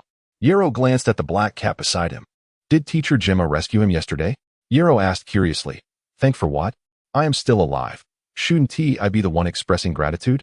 Mengli assumed it was the black cat who led him out of the strange space, and thus replied, Indeed. In a sense, his gratitude was not misplaced. Without Teacher Gemma, who could say what he might have encountered after falling into unconsciousness? Am I now a monster? Mengli raised the leg that had transformed into a wooden stick, tentatively touching his empty eye sockets. To prevent Mengli from abandoning the journey to the harbor, Yero quickly interjected, You should board the ship now. Sorcerers possess various miraculous abilities. Perhaps they could restore you to your former self. After persuading Mengli, Yero found a bandage and simply wrapped it around his terrifyingly dark eyes before assisting him out of the room. Upon entering the hall, Yero first located the middle-aged bartender at the front desk, briefly explaining the damaged door. After leaving a few coins, he successfully resolved the matter. He then ordered a simple breakfast, waiting for the arrival of the young girl, Emily. They had made arrangements the night before, and although Mengli now provided a better substitute for her role, it was difficult to renege on a promise. Emily's arrival was much later than anticipated. Upon seeing her haphazardly dressed, Yero began to speculate why she had taken so long. Is there truly a 10-year-old who cannot dress herself? How could she possibly venture alone to study sorcery without starting along the way? Noticing Yero's gaze, Emily flushed and hurriedly explained, I can naturally dress in casual attire. But this gown requires assistance from a maid to put on. If you understand it's difficult to dress alone, then why don this ensemble to go out? Yero spoke plainly. Enough. Let us hurry, lest we miss the ship before it departs. Emily quickly replied. That one tea happened. I watched from the balcony. And the sorcerers have yet to come down. That is certain. The sorcerer overseeing the assessment is my mother. If I'm not present, how could she possibly come down? Yero disregarded Emily's expression, helping Mengli to rise and move outside. Only then did Emily notice Mengli's peculiar condition and hurriedly followed, inquiring, Mengli, what's wrong? Can't you see? Why are you wrapped in cloth? What happened to your leg? Though Mengli's leg had transformed into a wooden stick, his pants concealed it well enough that most would not notice, though it hindered his mobility. Faced with Emily's questions, both Yero and Mengli remained silent, seeing them unresponsive. Emily felt a twinge of awkwardness as the three of them walked toward the harbor in silence. At that moment, Yero suddenly noticed several robust men discreetly following them, their demeanor suggesting they were there to protect the group. So, Emily had not come alone after all? There were knights guarding her? Why not bring a maid along? These thoughts quickly faded from Yero's mind. It mattered not how she chose to manage her affairs. At this moment, the dock was bustling with numerous youths, many of whom, adorned in splendid attire, sought refuge in the shadows of the grand vessel, murmuring complaints to one another. In stark contrast, several boys clad in coarse garments gathered restlessly under the scorching sun in the expansive open space of the dock. As Yero approached the vacant area at the front of the dock, the wooden ladder of the ship was lowered, and Nicole, cradling a black cat whose presence was a mystery, descended with an air of calm detachment. Silence. The mere utterance of these two words instilled a palpable sense of oppression among the youths, compelling them to halt their chatter. We shall commence the assessment now. Nicole surveyed the assemblage, her gaze settling upon Yero, whose attire bore a resemblance to her own. What is your name? Yero feigned ignorance, releasing Monty and bowing respectfully. I am Yero Ghana. The Ghana family? Which noble lineage does that belong to? The elegantly dressed youths cast curious glances at Yero, yet upon noticing the commoner he supported, disdain flickered in their eyes. Ah, so he is merely a peasant, daring to emulate the attire of the esteemed sorcerer, hoping to gain attention. What a fortunate lad indeed. You shall go first. Yero gestured to Monty. Esteemed sorcerer, may I test alongside my brother? His mobility is somewhat impaired. No sooner had Yero spoken than a noble boy sprang forth, pointing an accusatory finger at him. Who do you think you are to negotiate with the esteemed sorcerer? Such an impertinent individual should be expelled. Witnessing the boy's righteous indignation, Yero nearly burst into laughter. You have truly miscalculated your flattery. Nicole's brow furrowed slightly as she cast a sharp glance. Be silent. The noble boy's face drained of color as he plopped onto the ground. From his demeanor, Yero discerned that the unfortunate noble lad had undoubtedly succumbed to a mental pressure, though he could only speculate the extent of his mother's power. Nicole, with an icy demeanor, addressed Yero. Then both of you come forth. You shall be the first two. Thank you for your understanding, esteemed sorcerer. Chapter 33. The unconventional genius. The first evaluation pertains to one's aptitude, specifically the affinity of the body for energy. The higher the energy affinity, the greater the probability of breaking through to become a wizard. Such apprentices possess the most potential for development. After all, any wizard academy would prefer to invest little while reaping significant returns, much like a secondary school in Arrow's previous life that favored enrolling students with commendable academic records. Regrettably, however, as Nicole gazed at the shimmering light emanating from the gray-green glass orb, her expression remained impassive as she shook her head. Second-tier aptitude is not considered exceptional. She raised her head to scrutinize Arrow before lowering it again to take notes, stating coldly, "There is no special aptitude. Second-tier aptitude merely indicates a slight potential for development." However, most individuals in this category can barely reach the status of an advanced wizard apprentice. Arrow's grandfather, for instance, possessed second-tier aptitude and, throughout his life, hardly had any opportunity for breakthroughs. Upon hearing the wizard's assessment, most of the noble youths maintained a quivering silence, though a few bold ones began to whisper derisively amongst themselves. Individuals like Arrow, clad in peculiar attire yet standing alongside the commoner Meng Li, were swiftly categorized as part of the lower class. From the moment they were born, which commoner had not trembled in their presence, exhibiting a humble demeanor? Much like the commoners in the center of the clearing, resembling a flock of timid quails, this was the expected attitude. The so-called commoner before them, exhibiting a calm demeanor and standing tall, even daring to disregard their existence, naturally evoked disdain from the noble youths. The appearance of an outlier is always challenging for people to accept. Facing the hushed criticisms of the noble youths, Arrow remained composed, having anticipated this situation long ago. He had undergone an aptitude test at home prior to this, and the current sequence of evaluations had been predetermined. As the pointer before the magical array gradually stabilized, Nicole's expression finally shifted from her previously indifferent demeanor as she looked up. Her voice filled with astonishment. "You have indeed reached the mental strength standard of an intermediate wizard apprentice. Are you truly only 10 years old?" One was a prodigious genius in mental strength, yet lamentably of mediocre aptitude. The other was an individual of ordinary aptitude, but possessing mental strength that surpassed that of geniuses. It was akin to finding $100 only to immediately lose $100 versus losing $100 only to immediately find $100. This scenario involves two psychological principles. The first is the principle of loss aversion, which posits that equal measures of pleasure cannot compensate for equal measures of pain. The second is the recency effect, suggesting that individuals often remember the last impression in a sequence of information most vividly. Thus, Arrow experienced different evaluation sequences. One was a flawed individual burdened with immense regret, likely to attend a second-tier academy for training. The other was an unconventional genius worthy of admission to the most prestigious wizard academy. Everyone prefers a gradual rise to success over a rapid decline. Observing his mother's flawless performance, Arrow felt a surge of admiration. She truly was a born actress, yet he had no choice but to accompany her in this performance. Gracefully performing the salutation of a wizard apprentice, Arrow humbly remarked, "It is all thanks to the family's nurturing." No, there is no guarantee anywhere that a child can achieve the standard of an intermediate wizard apprentice without practicing meditation techniques. Nicole exclaimed, "This far exceeds our previous judgments regarding the mental strength limits of ordinary individuals. You are a genius of mental strength." Upon concluding, Nicole inscribed a large, excellent, and elegant strokes on her recording book. The trajectory of her writing clearly illustrated her mental journey. First, "Oh, what a piece of junk," followed by, "My heavens, this is astonishing." Arrow could not help but feel a sense of respect. Truly remarkable. One must concede that, as a formal wizard, she could convey such depth of meaning even through a mere inscription. Putting away the registration book, Nicole's attitude seemed to soften considerably as she nodded, indicating, "You may board the ship." Arrow slightly bowed. "May I wait for my brother? He has difficulty walking." Meng Li was nearly moved to tears upon hearing this. "What a good brother." Nicole reopened the registration book, stating once more, "Very well, let him come for testing. His eyesight is also impaired. May I assist him?" Arrow inquired. Nicole frowned, glaring at Arrow, the authority of a formal wizard manifesting in her imposing demeanor. "Are you mocking me?" Witnessing his mother's behavior, Arrow felt increasingly speechless. Surely, Teacher Gemma had informed you of the circumstances? Moreover, why put on an act in front of your own son? Meng Li, anxiously gripping Arrow's sleeve, stuttered. "Perhaps I should just give up. Go ahead, good brother." "No, I must wait for you." You will undoubtedly pass the test, Arrow insisted. Mengli, who was blind and physically impaired, felt particularly vulnerable at this moment.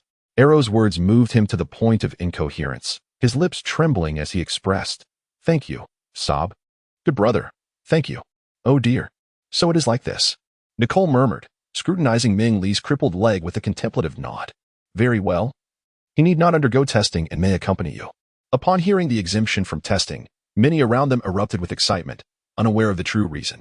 They assumed it was Arrow and Meng Li's friendship that had touched Nicole, igniting their imaginations. "Perhaps I could find someone to accompany me as well." Emily, who had been hiding on the sidelines, hurriedly stepped forward, exclaiming, "Wizard, and me. I came with them." Nicole cast a cold glance in her direction, coldly rebuking. "Form a line for testing."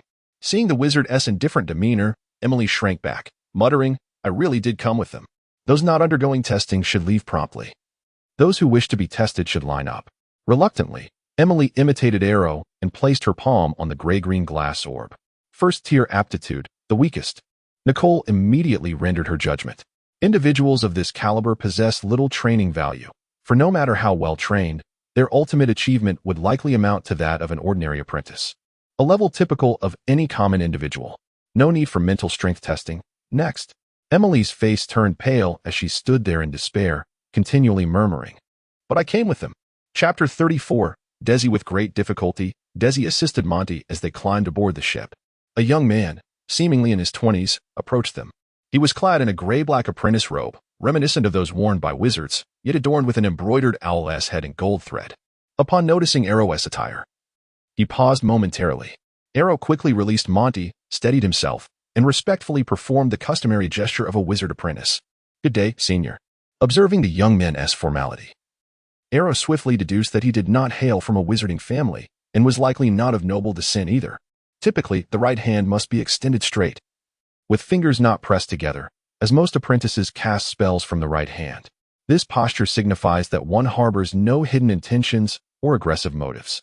Furthermore, the palm should rest 3 fingers above the heart, conveying the sentiment that knowledge surpasses oneself. In instances where individuals possess wider palms, they may inadvertently raise their pinky and ring fingers to accommodate this requirement. The left hand has less stringent expectations, merely needing to remain unobtrusive. But noble etiquette also dictates a specific stance for the left hand, which is typically pressed against the trouser leg. "Are you from the wizarding family that sent out the message?" Arrow inquired with a slight smile. "You flatter me, senior. I dare not claim to belong to any wizarding family. My grandfather was merely an ordinary man who rose from the common folk and barely managed to board this vessel." Upon hearing this, the young man's expression softened considerably as he approached with a few steps, inquiring, "I am Desi. May I ask your name, Junior?" Arrow chuckled at himself. "I am Arrow Ghana. My literacy mentor often calls me Timid Arrow. Is it permissible for you to simply call me Arrow, Senior Desi?" "Timid Arrow?"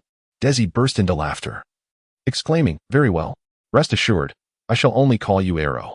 Feigning delight, Arrow replied, "That would be splendid." The two exchanged a knowing glance, erupting into hearty laughter, instantly forging a bond of camaraderie. "By the way, Arrow, who is this beside you?" Desi's curiosity was piqued by Monty, who walked with a limp and was blindfolded. He was particularly intrigued by how such a youth was permitted to board the ship. "This is Monty, a companion I encountered along the way," Arrow explained, subtly altering the narrative to suggest that he and Monty had met en route and decided to travel together. He continued, "Unfortunately, during our journey, he unwittingly found himself in a peculiar place. Upon emerging, he was transformed in this manner." Monty had no intention of contradicting Arrow. After all, what did it matter whether they had met midway? This good friend had nearly jeopardized his precious opportunity to board the ship by standing up to a wizard. A peculiar place? Desi's eyes flickered with intrigue, deep in thought. "By the way, Senior Desi, I discern a hint of an accent in your speech. You must not be from this region. Where is your homeland?" Arrow continued to engage Desi in conversation. During their exchange, more youths who had passed the assessment began to board the deck. Upon spotting Arrow beside the young man in the gray-black apprentice robe, they mistakenly assumed he was also a wizard and did not dare to interrupt, standing awkwardly to the side while whispering among themselves about what to do next. "My homeland." Desi gazed out at the sea, letting out a soft sigh, his voice tinged with nostalgia. "It is quite distant from here, the Angela continent. I wonder if you've heard of it, Junior?" "The Angela continent? I must admit, I have not. Arrow replied, maintaining a neutral expression while feigning deep contemplation. It sounds somewhat familiar. Could you share a few words from your homeland, Senior Desi? Oh. Desi looked at Arrow with surprise, casually uttering a few phrases. Arrow's heart stirred with recognition. Indeed, it was the Yulio language. He had suspected as much from Desi's pronunciation and was pleased to discover he was correct. Thus, Arrow responded in the Yulio language, Brother Desi, I am astonished by our affinity. My grandfather must surely hail from the same place as you, even within the same language. Their manner of speaking bore slight differences, which was to be expected.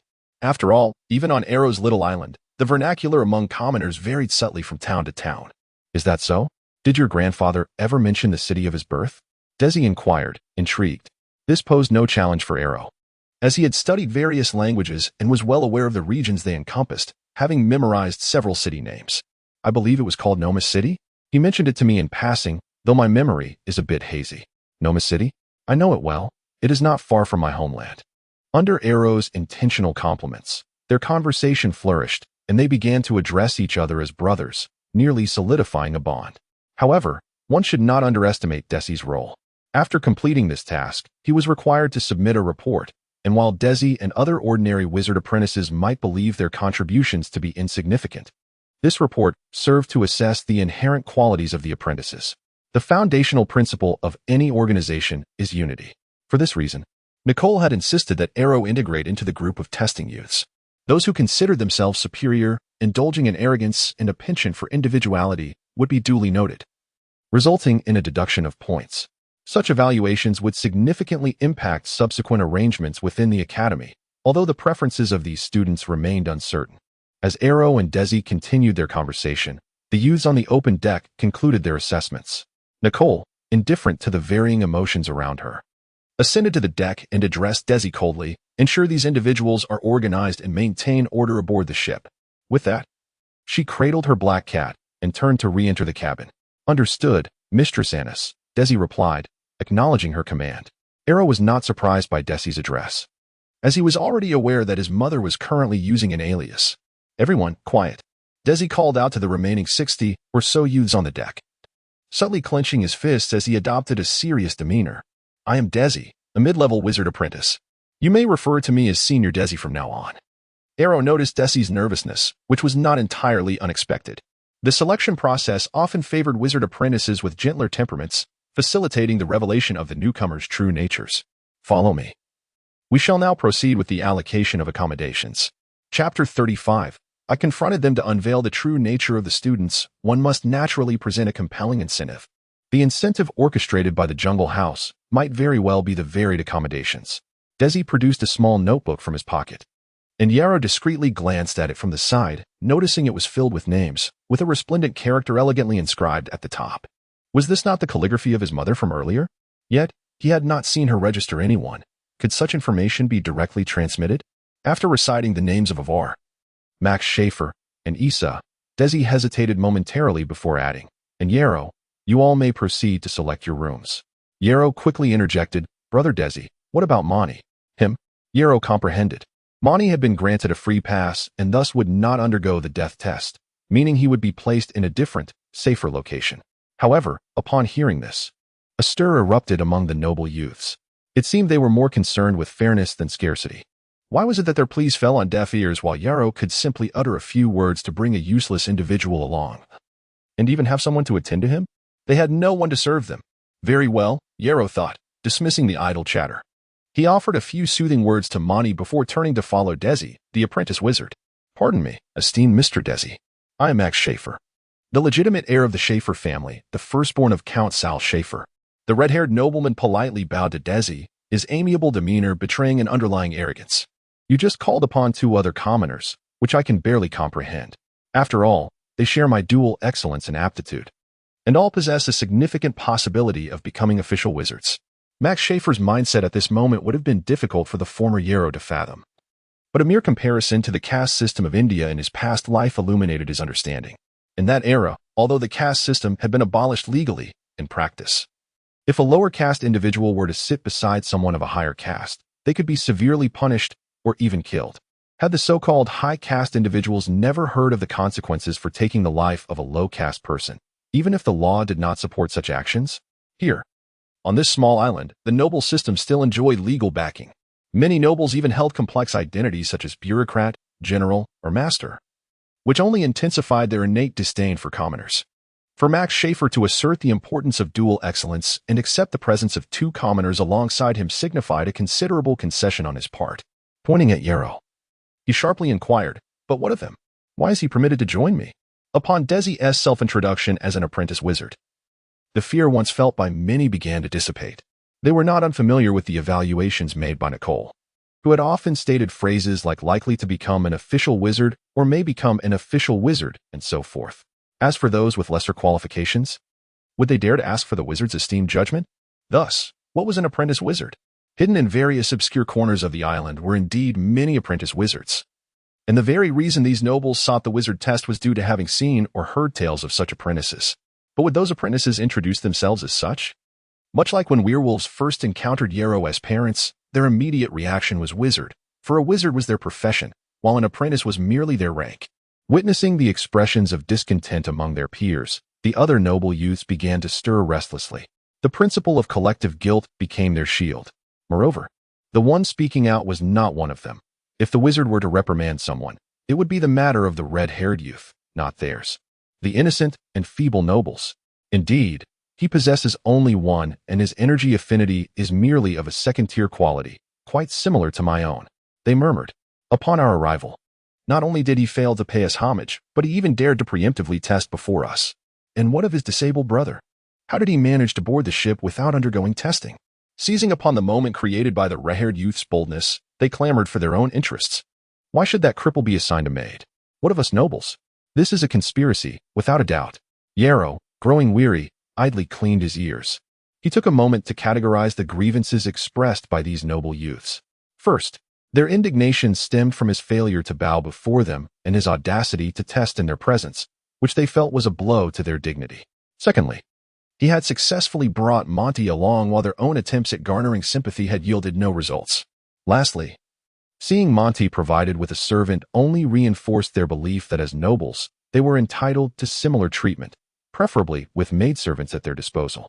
Of course, they were willing to compromise, suggesting they could bring a few maidservants aboard without Desi's assistance. As Desi remained unresponsive, the nobles grew bolder, beginning to issue threats. "I overheard your earlier conversation. Your words differ entirely from ours. You are certainly in collusion, and we shall inform the wizard of your favoritism. Indeed, I distinctly heard them. They are all commoners. I will assuredly notify my family. You will bring ruin upon your entire town.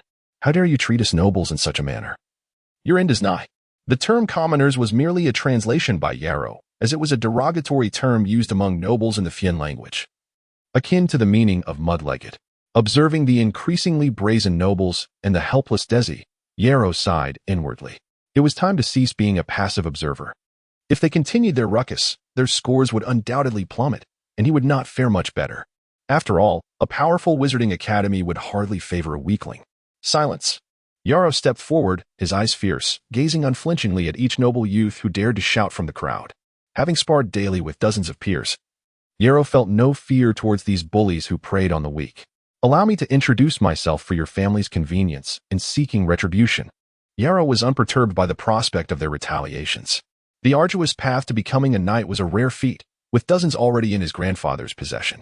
Not to mention, the Wendell Wizard Academy annually dispatched potions for knights' breakthroughs, ensuring new knights emerged each year.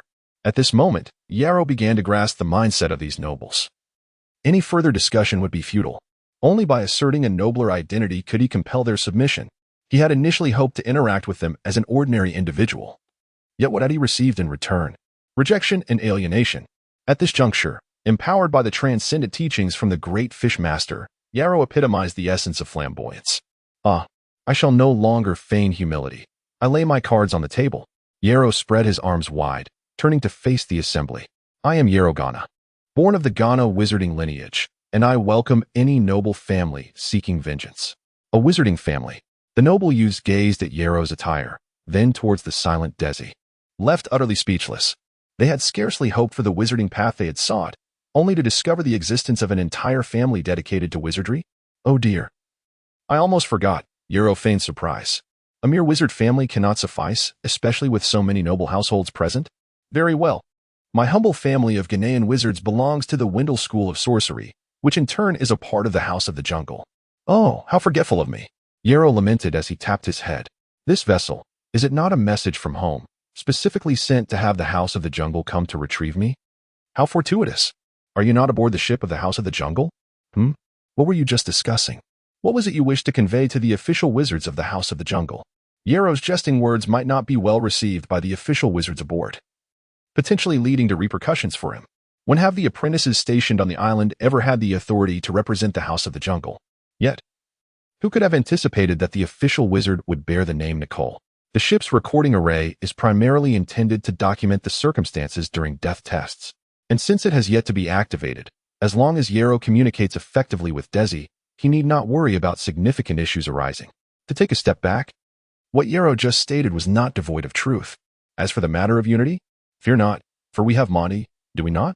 The House of the Jungle welcomes all who wish to join. Wait a moment, are some of you reluctant to join us? Yarrow scrutinized each individual, and the previously boisterous noble youths averted their gazes, shrinking into the crowd. Only the red-haired youth standing at the forefront, having nowhere to retreat, gritted his teeth defiantly and declared, if the wizard truly came to retrieve you, how could we possibly board the ship? Indeed. Yarrow replied with conviction, how magnificent is an official wizard. Although my family sent out a message, she could not have come solely for me, could she? Thus, it is only natural that she would also take you along. I seem to recall you were already 17 years of age. Max Shaver fell silent. What a pity for your talent, Yarrow sighed, shaking his head. The optimal age for mastering sorcery is 10. Alas, I had just turned 10. By the way, how old are all of you noble youths? The nobles fell into silence. To be of the same age as Yarrow and possess sufficient talent, what a stroke of luck that would require. Is there none among you? Yarrow surveyed the crowd once more, shaking his head in disappointment, yet encouragingly stated, though this may not be the ideal age, you still possess opportunities.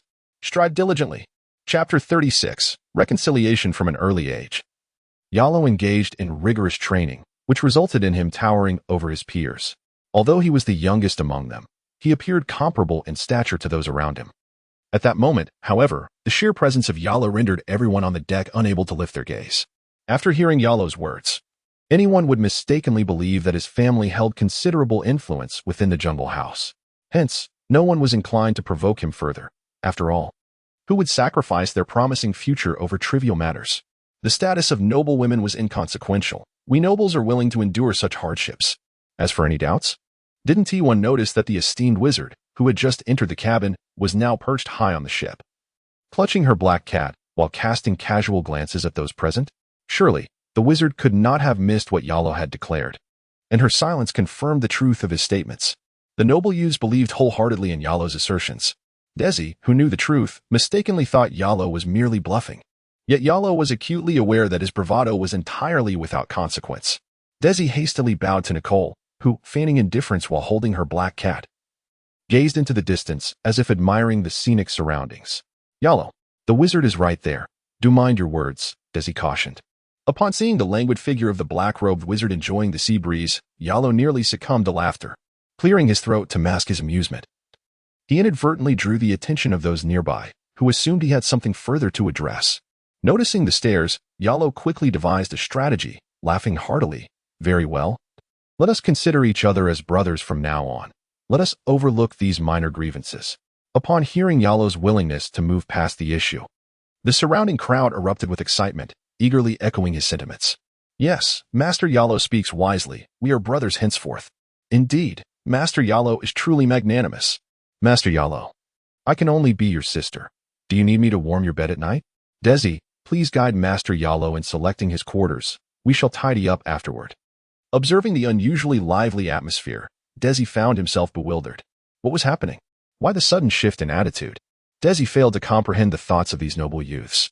They upheld their dignity as nobles because their status afforded them significant advantages. The more they embraced this identity, the more they convinced themselves of the existence of social hierarchies.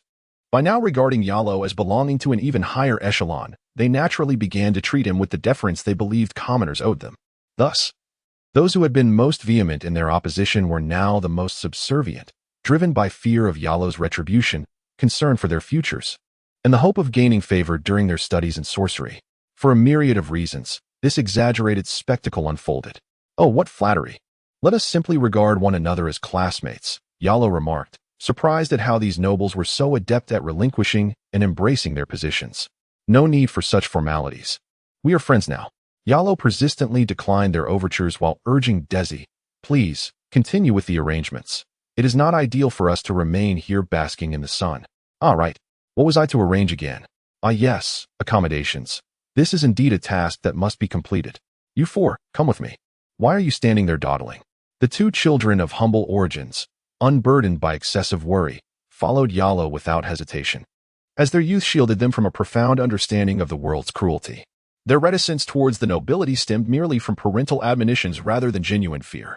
However, one figure remained, the red-haired youth, Max Schaefer, standing frozen in trepidation, having witnessed various punishments meted out to disobedient commoners.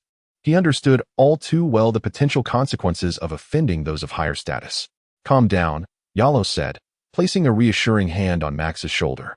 What is there to fear? I did not come here to intimidate you. Now that you have boarded the ship, you will undoubtedly have opportunities to forge your own wizarding legacy. We will need to keep in touch. Upon hearing this, a spark of ambition ignited in Max Schaefer's eyes. How could one contentedly remain in a subordinate position after having tasted power? Indeed, Master Yalo speaks true. We must keep in touch. Max Schaefer ceased resisting, slightly bending his knees to lower himself and align with Yalo's shoulder, willingly following his lead into the ship's interior alongside Desi. Master Yalo, I can detect a noble accent in your speech. Have you studied the ways of the aristocracy? Indeed, Yalo replied nonchalantly. My grandfather holds some title in the Empire of Inga, but for our wizarding family, it holds little significance. What? So Master Yalo is also of noble birth in the Empire of Inga? Where lies your grandfather's domain? I shall pay a visit when time permits. Max Schaefer's thoughts turned cautious. What if this noble youth was vindictive?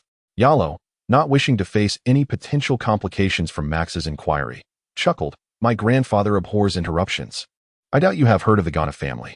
Once Desi finished speaking, Yalo released Max Schaefer's shoulder and casually suggested, let us select our rooms. After a brief survey, Yalo discerned little difference among the rooms in this row. However, this was to be expected, as they were all assigned to students of similar qualifications, with the interiors largely indistinguishable. Having chosen a room at random, Yalo prepared to enter when Max Schaefer urgently called out, Master Yalo, wait. Allow me to select a suitable room for you. Curious, Yalo inquired, is there a difference? Max Schaefer led Yalo away, enthusiastically explaining, Master Yalo. While all these cabins have windows, their positions on the ship affect stability. The middle sections are less prone to the tumultuous waves than the bow or stern, providing a more comfortable resting environment. Of course, should a storm arise, the entire ship will sway regardless of location. I observed earlier that, despite modifications, this vessel was likely converted from a large cargo ship of the turquoise structure. Thus, it is ill-advised to choose a room directly in the center, as it is situated beneath a mast. Prolonged use of that mast could lead to disturbances from creaking wood above, disrupting your rest. As Max Schaefer spoke, he opened several doors along the middle corridor, knocking and testing each one with greater care than he would have shown for his own selection. Well then, Master Yalo, what do you think of this room? Indeed, after listening to Max Schaefer's comprehensive introduction and stepping into the room he had selected, Yalo found it to be notably more comfortable. Yarrow admiredly gave a thumbs up to the red-haired youth, saying, Thank you, Max Schaefer. Max Schaefer let out a sigh of relief and smiled broadly, responding, There's no need for thanks, young Master Yarrow. As you mentioned, we shall be classmates from now on, and it is only natural for us to assist one another. Chapter 37. Future corpses. As the anchor was raised and sails unfurled, the sailors shouted boisterously, causing ripples to spread across the water, accompanied by the white waves. The figures waving from the port gradually receded into insignificance as the massive cargo ship sailed towards the horizon, tears of reluctance dripping from the deck. Yarrow's gaze was profound as he observed the land diminishing into a slender line, listening to the faint cries of the innocent, yet calculating with indifference in his heart. How many of these naive youths would ultimately survive? Such a straightforward arithmetic problem.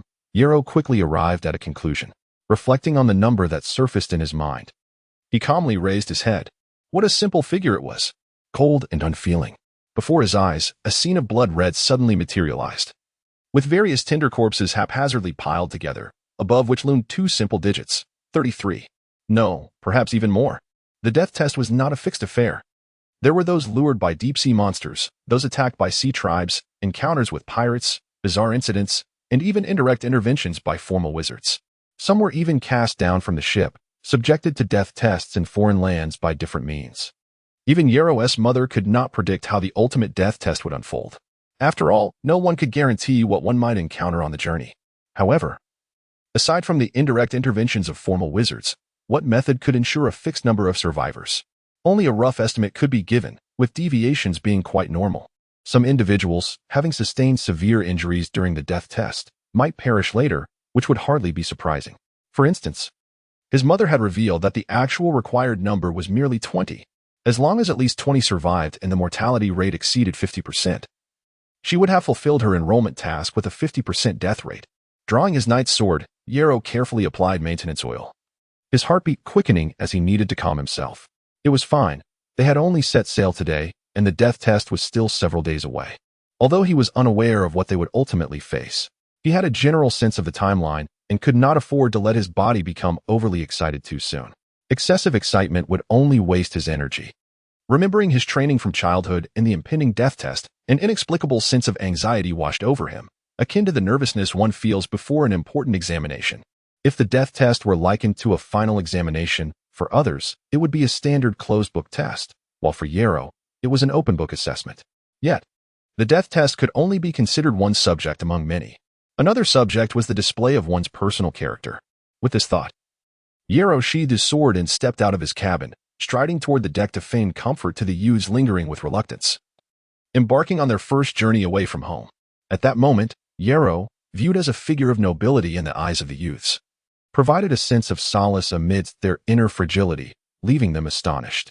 Many young ladies developed a fondness for Yero, with the bolder ones directly or indirectly expressing a desire to see his cabin or inviting him to hers. They focused solely on his appearance, oblivious to the merits of his inner qualities, how superficial they were. Due to the nature of the test, Yero was willing to exhibit his amiability. Yet contemplating that these individuals would soon transform into cold corpses, he found little inclination to engage further. With a cordial yet distant demeanor, he urged all the trainees to rest before retreating into the ship's cabin. The cabin swayed slightly, and the stuffy atmosphere caused Yero some discomfort. Fortunately, the situation was not severe, and he had ample time to acclimatize. Grasping the gently swaying walls of the narrow passage, Yero passed through various doors, momentarily pausing as he approached the door of Isla's cabin. He could hear the faint sounds of violent retching accompanied by weeping. Yero frowned slightly. Seasickness? Isla was fortunate, having boarded at the age of 11 with exceptional qualifications, destined for the Wizard Academy. Yet, she was also unfortunate. Not only was she currently suffering from seasickness, but as a frail common girl of such tender age, how could she possibly pass the so-called death test? Had other wizards been aboard to recruit, she might have directly become an apprentice to one of them. Alas, the formal wizard accompanying them was merely there to protect Yero. Referring to Isla as a future corpse was hardly an exaggeration. But what did that have to do with him? Yero resumed his stride, continuing forward.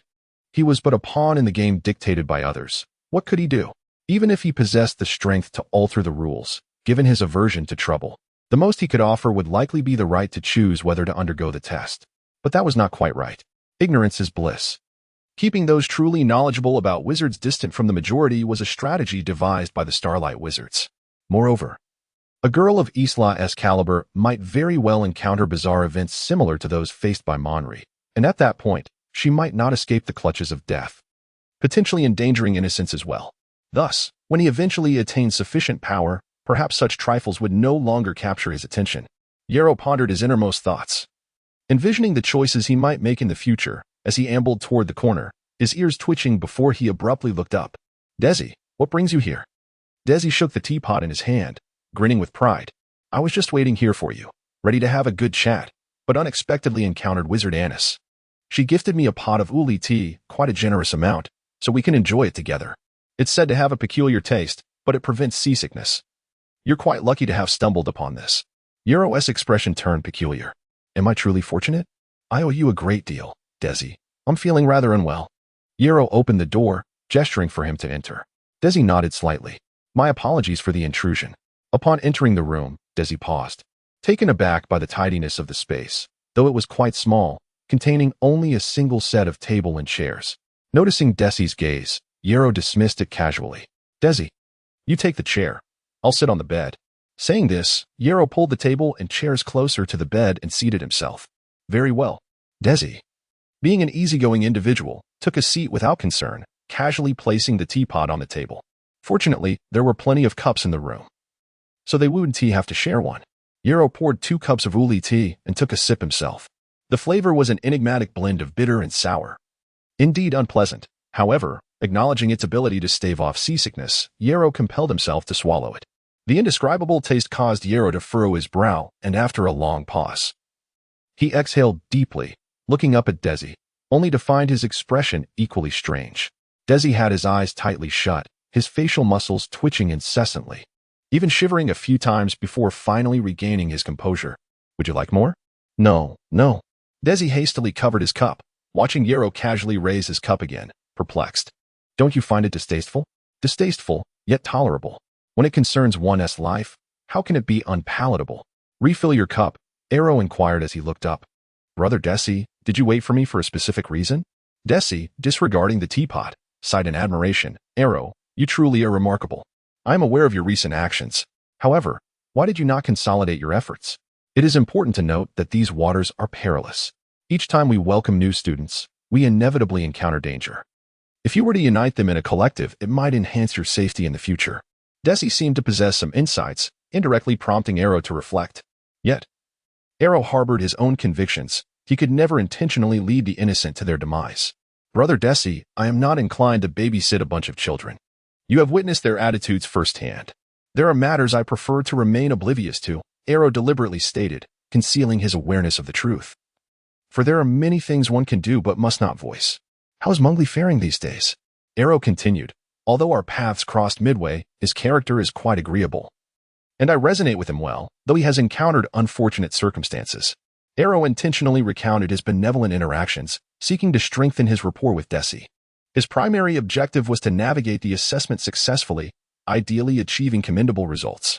After all, his energy aptitude was rather inadequate, and despite possessing formidable mental strength as a compensatory measure, it remained precarious.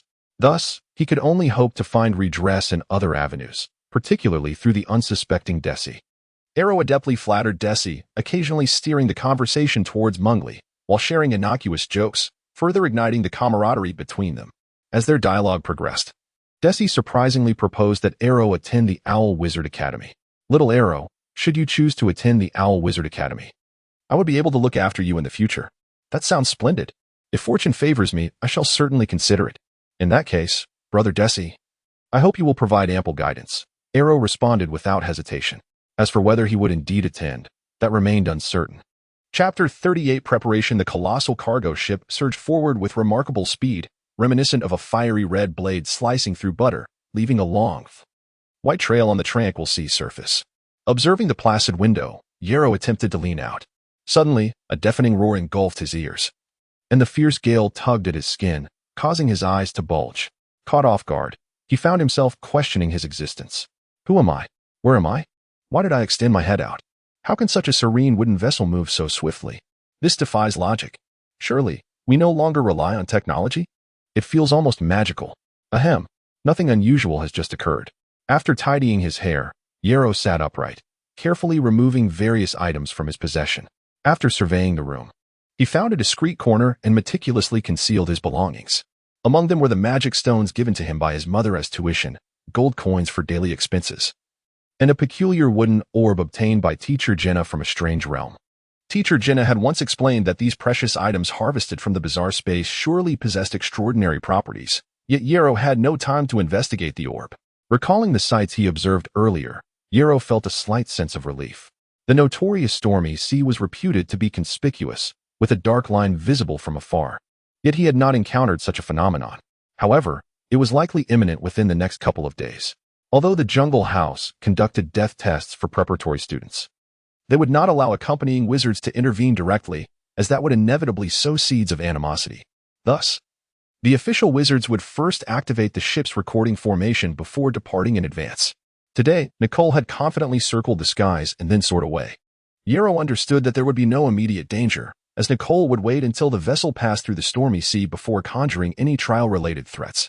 The stormy sea, rife with thunder and rain, would undoubtedly slow the ship's pace. Furthermore, any student cooped up in the dim room for a few days would yearn for sunlight. Once the ship emerged from the stormy area under the sun's rays, combined with the expulsion formation left by Nicole, all students would instinctively gravitate towards the deck. That would be the opportune moment to strike, as the cargo ship would not yet have regained its speed. With battle looming, Yarrow prepared himself diligently. First, he gathered bandages, both to prevent personal injury and to staunch blood flow in critical moments, as well as to bind his limbs. After all, the number of enemies approaching was bound to be substantial. Without leg bindings, prolonged combat could lead to blood pooling, resulting in fatigue and possibly varicose veins, ultimately impairing his performance. The hand bindings served a similar purpose, additionally securing his wrists to avoid sprains. The bandages wrapped around his palms could also secure his knightly sword, preventing it from slipping due to blood or oil. This wisdom was imparted by the Achillean knights. Yarrow had long possessed the bandages custom-made by Knight Cabber. He simply needed to apply them meticulously. While binding himself, Yarrow pondered the allocation of skill points in the system. In the chaos of close combat, even with Teacher Jenna aboard, he feared she might not react swiftly enough. Moreover, should she intervene, his trial would be deemed a failure, depriving him of the chance to enter the Wizard Academy normally. Gold coins held their greatest value when utilized. If not spent, they merely symbolized wealth, and if forever unused, they became mere clutter. If one were to act, it must be done to perfection. With a total of 15 skill points, he reserved 3 for emergencies and allocated the rest fully. Thus, even in failure, he would harbor no regrets. His current attributes were Strength 4, Agility 8, Neural Reflex 12, Endurance 8, and Constitution 6. When activating the Master-level Cat Fist Sprint skill, the overwhelming influx of information made it clear that his 12 Neural Reflex points were insufficient to fully harness the skill's information-gathering capabilities. Furthermore, even after mastering sorcery, Neural Reflex would be a critical factor in battle. Thus, it was imperative to prioritize its enhancement. Next came Agility. Agility essentially represented the speed of muscle power conversion. For instance, in running, a higher agility attribute would enable faster alternation of leg muscles, increasing stride frequency. His endurance was adequate, leaving the decision to either bolster his deficient strength or enhance his constitution to improve resistance to blunt attacks and recovery post-injury. If he were merely injured, after the battle concluded and the recording formation was deactivated, his mother, a formal wizard, would surely intervene. With her assistance, could he truly fear injury? Thus, the attributes requiring enhancement were Neural Reflex, Agility, and Strength. He resolved to allocate the majority of his points to Neural Reflex, an investment unlikely to yield losses. After much contemplation, Yarrow commanded his consciousness, "I shall strive diligently. System, allocate my points." Neural Reflex, 126. Suddenly, a powerful electric shock coursed through his body, and Yarrow collapsed to the ground, his muscles quivering as if countless tiny ants were crawling through his veins and even into his marrow. Fortunately, this sensation was fleeting. Moments later, he shakily propped himself up and lay back on the bed. How reckless. At the age of 5, a mere point led to goosebumps all over my body. Though luck allowed the Cat Fist Sprint to advance to mastery, it also demonstrated that point allocation could cause significant bodily changes. Perhaps it was the neurons proliferating? Yarrow buried this hypothesis deep within, for now was not the time for such inquiries. He was grateful he had allocated points in advance. Had he done so in the heat of battle, he would have merely lain there awaiting demise. Yet, he resolved to learn from this lesson. It was better to incrementally allocate points than to attempt to achieve too much at once. After resting on the bed for a considerable time, Yarrow waited for the tingling sensation to subside before rising once more. He gazed out at the cloud and mist, focusing intently, and immediately perceived the drifting cloud slowing, resembling a hint of bullet time. Of course, it could only be considered a greatly weakened version, yet it was advantageous for prolonged use. However, the sudden shift in perception left Yarrow feeling disoriented. His body had yet to adapt, and within moments, he experienced a wave of dizziness. It seemed prudent to utilize the ensuing days of safety to train thoroughly on the deck after completing his point allocations. With this thought, he once again commanded his consciousness. "I shall strive diligently. System, allocate my points." Agility, 81. It felt as if a comforting cascade of warm water enveloped him amidst frigid temperatures. Akin to the bliss of a full-body massage after a soak in a hot spring, every muscle in Yaro's body relaxed and softened. Was this the effect of enhancing agility? Did it heighten the speed of muscle contraction? He squinted, savoring this marvelous sensation while speculating on its causes. Once this delightful feeling faded entirely, Yaro resumed the process of point allocation. Agility 91, Agility 101, Agility 12. He had accumulated a total of 4 points in agility, observing the remaining 5 skill points. He noted that 3 were set aside for contingency, leaving 2 points available for allocation. With determination, he urged the system to enhance his abilities. Strength 41. Strength 51. The intangible force surged rapidly through his muscles, and Yaro could visibly witness his muscles expanding slightly, the surge of power igniting an inexplicable restlessness within him, as if he possessed the ability to crush anything in his path. This was a sensation unlike any derived from augmenting other attributes. The augmentation of strength was truly intoxicating. However, the system's panel clearly indicated strength 6, which swiftly brought Yaro back to reality. With reflexes honed to near perfection, he recognized that possessing merely 6 points in strength could hardly warrant the delusion of overwhelming might. Once he completed the allocation, Yaro moved about slightly, feeling no hindrance in his actions. He then donned his gray-black apprentice robe, the fabric enveloping his bandaged limbs, and grasped his knight's long sword as he stepped outside. He needed to acclimate himself to his current physique while also adjusting to the sensation of dashing and striking upon the deck. Furthermore, it was imperative to observe the surroundings, discerning which areas were suitable for climbing, where he could engage in guerrilla tactics, and identifying positions that would allow him to buy time. He even had to consider the worst-case scenario, surveying the ship for convenient spots to leap into the sea and preparing accordingly. It appeared that the seawater he had requested for the other crew members had arrived, alleviating any immediate concerns regarding dehydration. Given her current state, it was possible that when the time for the death test arrived, she might lack the strength to rise, thus evading calamity by simply remaining in her chamber. In this light, her susceptibility to seasickness might prove to be a fortuitous circumstance. Yaro mused, a faint smile gracing his features, and his steps felt markedly lighter. Although he did not consider himself a virtuous individual, the prospect of saving the life of a young girl under the constraints of enforced rules brought him a measure of satisfaction. After all, wasn't Isabella only 11 years old? There was a significant likelihood that she could become a full-fledged sorceress in the future. Perhaps the good deed he performed today would yield substantial rewards in times to come. Chapter 39. Sunshine after the rain. The sky was shrouded in dark clouds, thunder rumbling ominously, resembling a gaping wound. Torrential rain cascaded down like a waterfall, unleashed with wild abandon. The furious winds howled, lifting towering waves that surged forward relentlessly. Crack! Continuous flashes of lightning illuminated the sea, revealing a colossal ship hidden within the tempest. Boom! The thunder echoed like the drums of war, invigorating the brave soul who battled against the towering waves. Inside the cabin, Yaro had already secured the furniture against the walls and was now occupying the vacant space. Eyes closed, firmly rooted in a horse stance, he sensed the undulating motion of the ship using his cat-shaped fist, tree-climbing technique, channeling his power like steps designed to intercept floodwaters, effectively dissipating the force, keeping his feet firmly planted on the ground. Since entering the thundering sea, Yaro had been honing this skill, swiftly acclimatizing to his newfound strength while learning to harness his power aboard the vessel. Boom! The thunder outside stirred his blood, yet could not disturb his steady breath. He was fully prepared. Plop! The sensation of falling abruptly jolted him from his meditative state. The roaring thunder began to wane. The chilling wind suddenly ceased, and the warm, briny scent of the ocean wafted through the gaps in the wooden window. The sky had cleared. Yaro rose, hesitating as he approached the windowsill, gently pushing open the wooden frame to let the blinding sunlight cascade upon his golden hair. Outside, the sun shone brightly. Gentle ripples danced upon the sea's surface, and a few carefree seabirds soared through the air, occasionally chirping softly.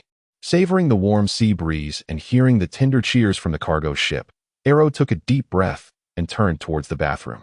After refreshing himself, Yaro methodically donned his attire, grasped his knightly longsword, and strode confidently towards the deck. Under Desi's intentional leniency, the previous days had seen numerous conflicts among the young crew, leaving several boys bedridden and unable to move.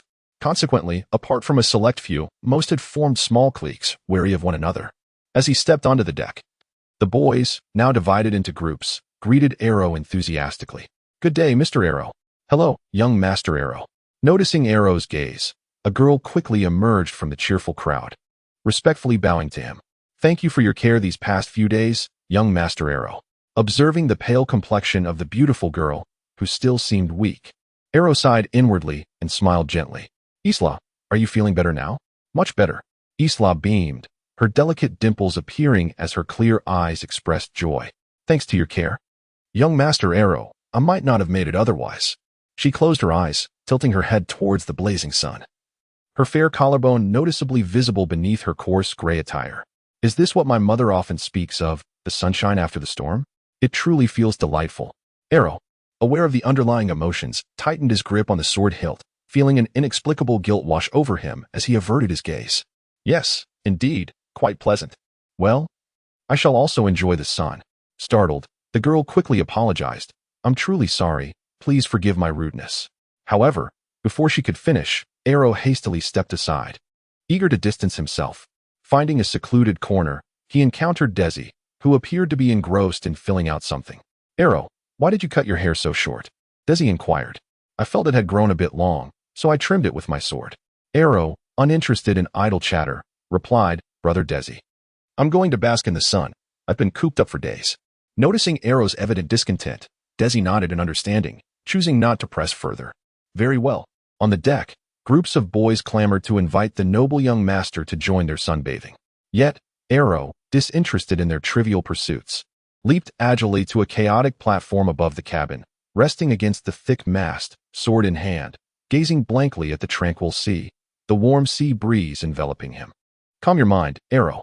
You know well that you cannot save everyone. Do not feel compelled to offer aid simply because others are weak. It is beyond your capacity." With those thoughts, Arrow closed his eyes, swiftly clearing any lingering distractions, drifting into a state that was neither sleep nor wakefulness. As he inhaled deeply, the muscles in his body trembled slightly, his heart beating heavily, fresh blood coursing through his robust frame. Suddenly, a commotion erupted on the deck. "What is that?" "It seems to be another ship, much smaller than ours." The young trainees were oblivious to the gravity of the situation. "They appear to be heading towards us."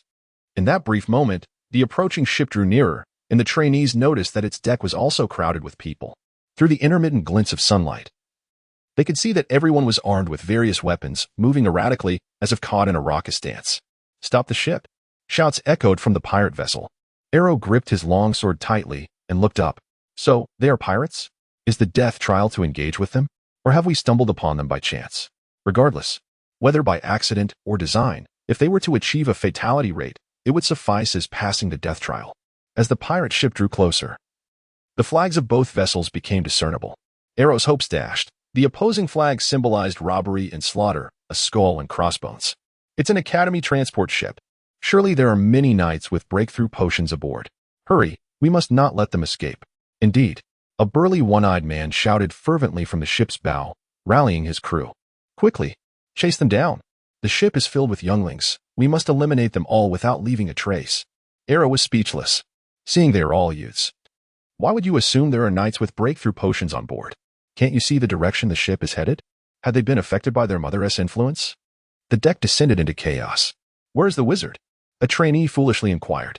"The wizard left long ago," another quickly answered. "What about the crew? Those burly sailors looked formidable. Where are they now?" "Not good. The cabin doors are all locked. Lord Desi is missing too." Despair gripped the trainees as they heard the pirates' merciless cries. "Kill them all! Kill them all!"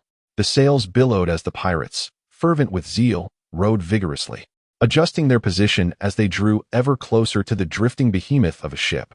"I don't want to die. Open the door, quickly. I am on the verge of becoming a formal sorcerer. How could I possibly perish here?" "You have mistaken your targets. We are all mere apprentices." The crowd on the deck was as agitated as ants on a hot skillet, each making frantic choices in the hope of escaping with their lives. Silence. Yarrow strode to the front of the platform, surveying the deck as he posed the most piercing question. "What are you still hoping for? If they were inclined to assist us, why would they lock the door? Why did Desi, who was basking in the sun here just moments ago, leave quietly?" In previous days, Yarrow had intentionally engaged in conversation with them, offering guidance in their daily lives. Thus, the sight of him still present on the deck somewhat quelled the chaos among the crowd. Noticing that no one dared to contradict him or question the situation, Yarrow felt a slight relief. Regardless of the thoughts swirling in the minds of these youths, It was imperative that they unite with him at this moment, relying on their collective strength to weather this storm.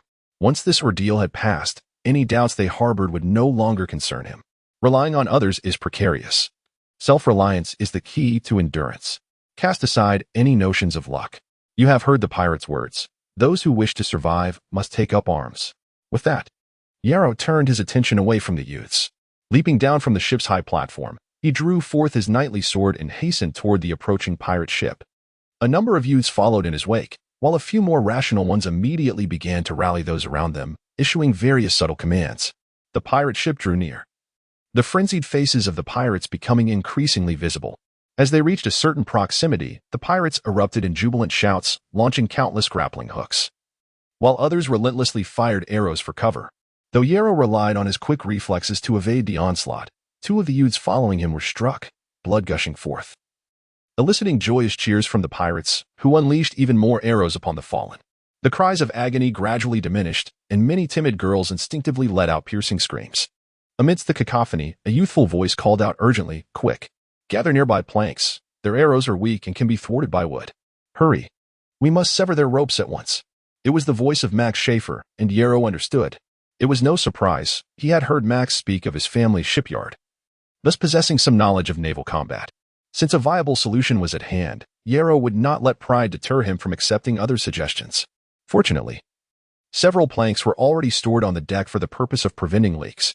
Having previously surveyed the surroundings, Yarrow crouched low, resembling a lizard, and swiftly made his way to the nearest plank, lifting one with urgency and grasping its edge before charging back into the fray. Chapter 40. The Blood-Soaked Rainbow Bang. A flurry of short arrows swiftly darted towards Yarrow, yet he deftly deflected each one, their impacts resonating against the wooden deck with a crisp sound. Meanwhile, Yarrow had successfully closed the distance. In mere moments of delay, countless talons had already latched onto the edges of the deck. More than a dozen brawny pirates, bare-chested with short knives clenched in their mouths, and some with ropes as thick as a man's arm coiled around their waists, scrambled up like a pack of agile monkeys, filled with excitement. Yarrow braced against the wooden plank, swiftly glancing sideways, leveraging his remarkable reflexes to calculate the outcome. The pirate on the third rope to his right was climbing the fastest. With a mighty swing, the knight's sword cleaved through the talon's rope, an unusual sensation causing Yarrow's heart to skip a beat.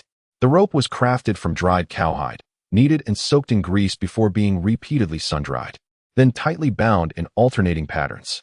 This was a technique typically reserved for crafting leather armor, astonishingly repurposed for the making of the talon ropes. Such ropes exhibited formidable resistance to hacking, yet were not vastly superior to ordinary ropes when it came to cutting. However, at this critical moment, who had the luxury of time to slice through slowly? Charge forth, slay them, for the knight's potion, for my beautiful wife. The pirates' frenzied shouts grew ever closer. Creak, creak. The climbing pirates exerted their might, the talons scraping faint lines into the hardwood deck. Noticing the noise, Yarrow cast a glance, and what he unexpectedly discovered brought a flicker of joy to his heart. The talons were forged from raw iron, surprisingly. The knight's sword in Yarrow's hand was the finest among his grandfather's collection. While it may not slice through iron effortlessly, it would prove no more challenging than cleaving through hardwood. Clang! The knight's sword sang a sharp whistle as it struck the talon before him. Whoosh! The severed rope, along with a piece of raw iron, shot away, narrowly missing Yarrow. A despairing scream erupted from a pirate outside the ship, and moments later, a heavy thud echoed. Thud. Considering the massive ropes coiled around their waists, Yarrow surmised that sound must have been the pirate colliding with the hull of their ship. Given the distance between the two vessels, it was likely that anyone falling from the air to the ship's deck would either perish or be gravely injured. Thus, it appeared that by severing the talons, they could swiftly diminish the pirate's strength. With the wooden plank bracing against him, Yarrow moved rapidly, hacking at the various talons. Each talon occupied a different position. Some had coiled around the mast after being thrown, rendering mere severance futile. Yarrow chose not to exert himself unnecessarily, only targeting those talons that hadn't yet latched on, aiming to reduce the number of pirates climbing aboard. At that moment, several youths had also found their footing on the plank and rushed up behind him, yet their weapons and strength were insufficient to sever the talons repeatedly. After hacking through the cowhide ropes twice and realizing no effect, they found themselves momentarily at a loss. Noticing their predicament, Yarrow urgently shouted, "Quickly! Use long weapons to stab those pirates about to climb aboard. Oh, right. The youths finally comprehended, quickly turning, haphazardly bracing the plank as they charged towards the edge of the deck. With many pirates already scaling the deck, the barrage of short arrows ceased, sparing the frantic youths from being struck. Despite their youth, the chaotic environment of the island had accustomed them to the harshness of life and death. And with long spears and short sticks in hand, they displayed remarkable decisiveness. Kill. Die for me.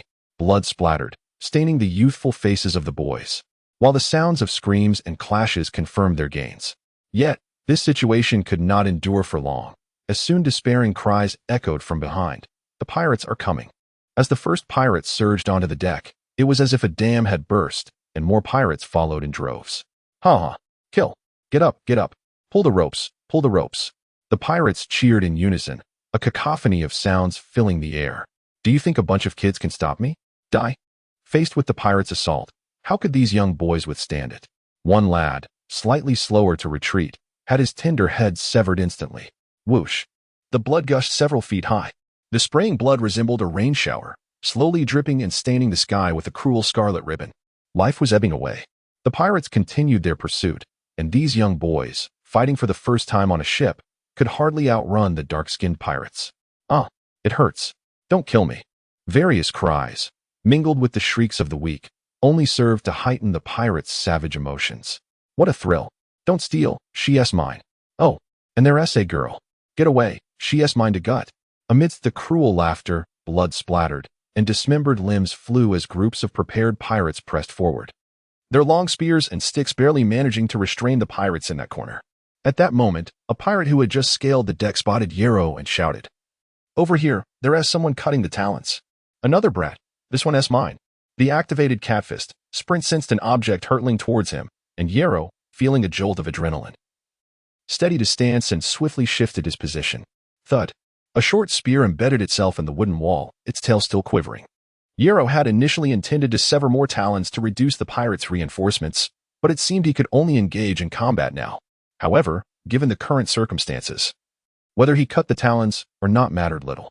With sprint at its peak activation, every subtle movement around him fed into Yarrow's awareness. Holding his breath and focusing, his reflexes were primed, and the world around him began to slow. He crouched slightly, raising his sword. Advanced skill lunge. With a powerful push from his hind legs, Yarrow propelled himself, the long sword thrusting forth. In the blink of an eye, the sword traversed nearly 3 meters. Advanced skill, uppercut. A simple move transformed into a deadly spectacle in Yarrow's hands. The sword light flashed, slicing open the pirate's belly, blood and pink intestines spilling forth.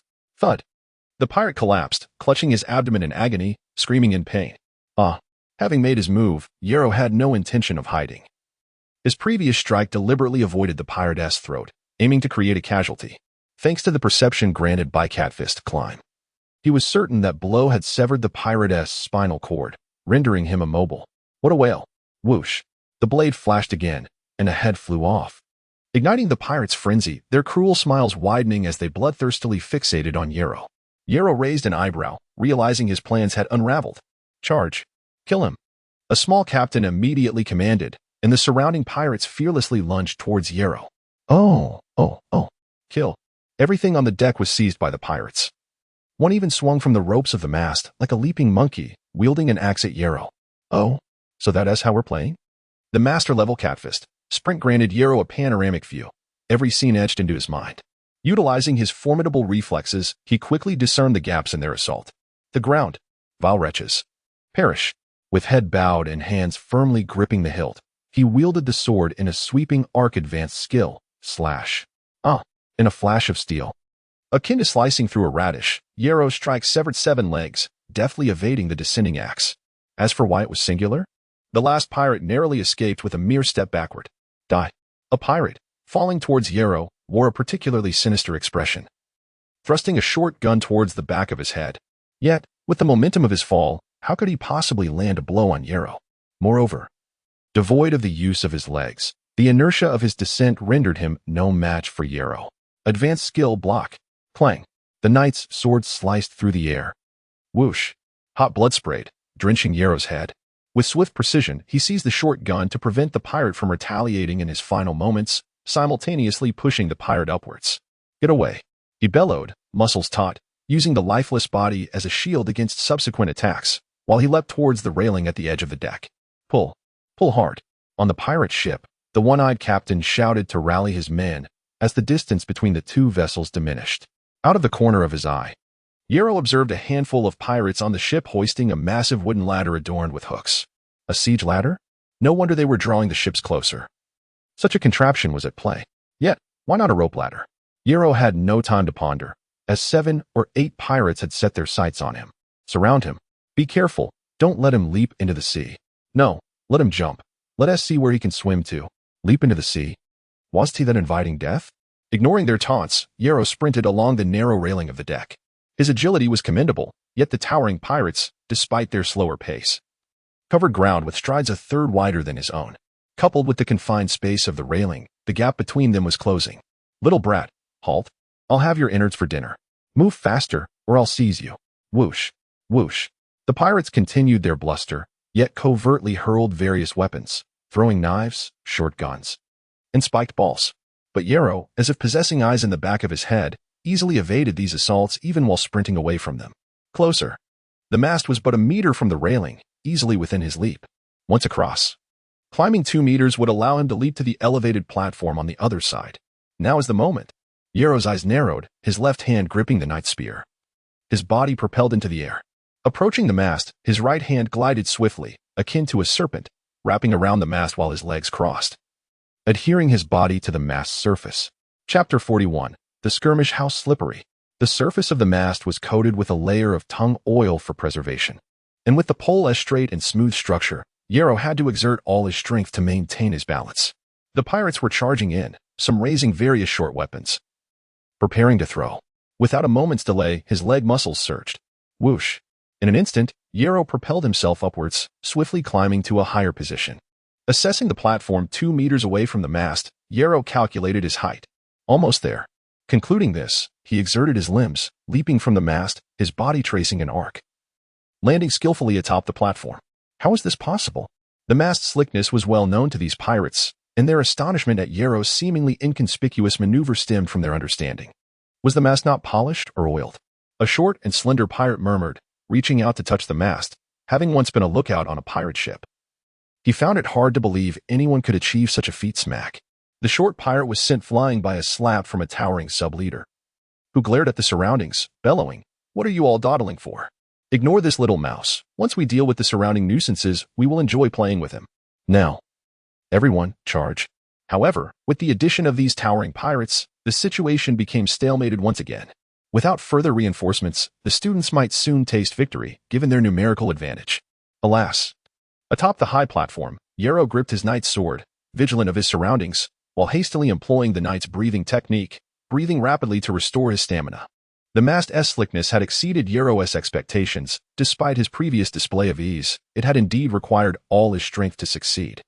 Short bursts of energy also drained him, leading to fatigue. Only those with greater endurance could recover quickly. Wiping the blood and grease from his palms and cleaning the streaks of blood from his face, Yarrow tightly gripped his sword, crouching at the edge of the platform. Squinting, he surveyed the battlefield. With years of experience harvesting experience points, Yarrow possessed ample combat experience against multiple foes, making him acutely aware of the challenges of such encounters. These pirates were not the familiar youths he had faced. They wielded sharpened weapons, and Yarrow lacked even leather armor. In contrast to his previous battles, these pirates presented a significant disparity. In a direct confrontation, Yarrow might not hold the advantage. Why are boxing matches divided by weight class?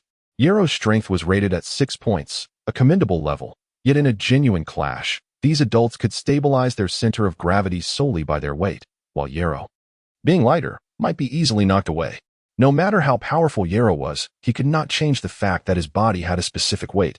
Even an average adult could easily lift him, let alone these seasoned pirates. The consequences of being knocked away in a fight were all too clear. He could not face them head-on. Thud. The two ships finally drew near, and the impatient pirates aboard the pirate ship surged up the connecting wooden ladder, howling as they pressed forward, swiftly overwhelming the students' defenses. "I'm injured. Let me fall back. Hold the line. Don't retreat. Stab. Everyone stab. They're throwing knives. Those in the back, don't just stand there, fight back." What are you doing? Why did you throw the spear? The front line said to counterattack. We can't win. I surrender. Don't kill me. Compared to these pirates, who had long lived on the edge of blades, the students were too inexperienced in every respect. Yet, due to the limited width of the siege ladder and the chaotic influx of pirates aboard, the situation remained at a standstill for a brief moment. Anyone familiar with combat could see the students were on the brink of collapse. Their morale was waning, and their formation was disintegrating. No more waiting. If there is no opportunity, create one. Adjusting his position atop the platform, Yarrow quietly slid down.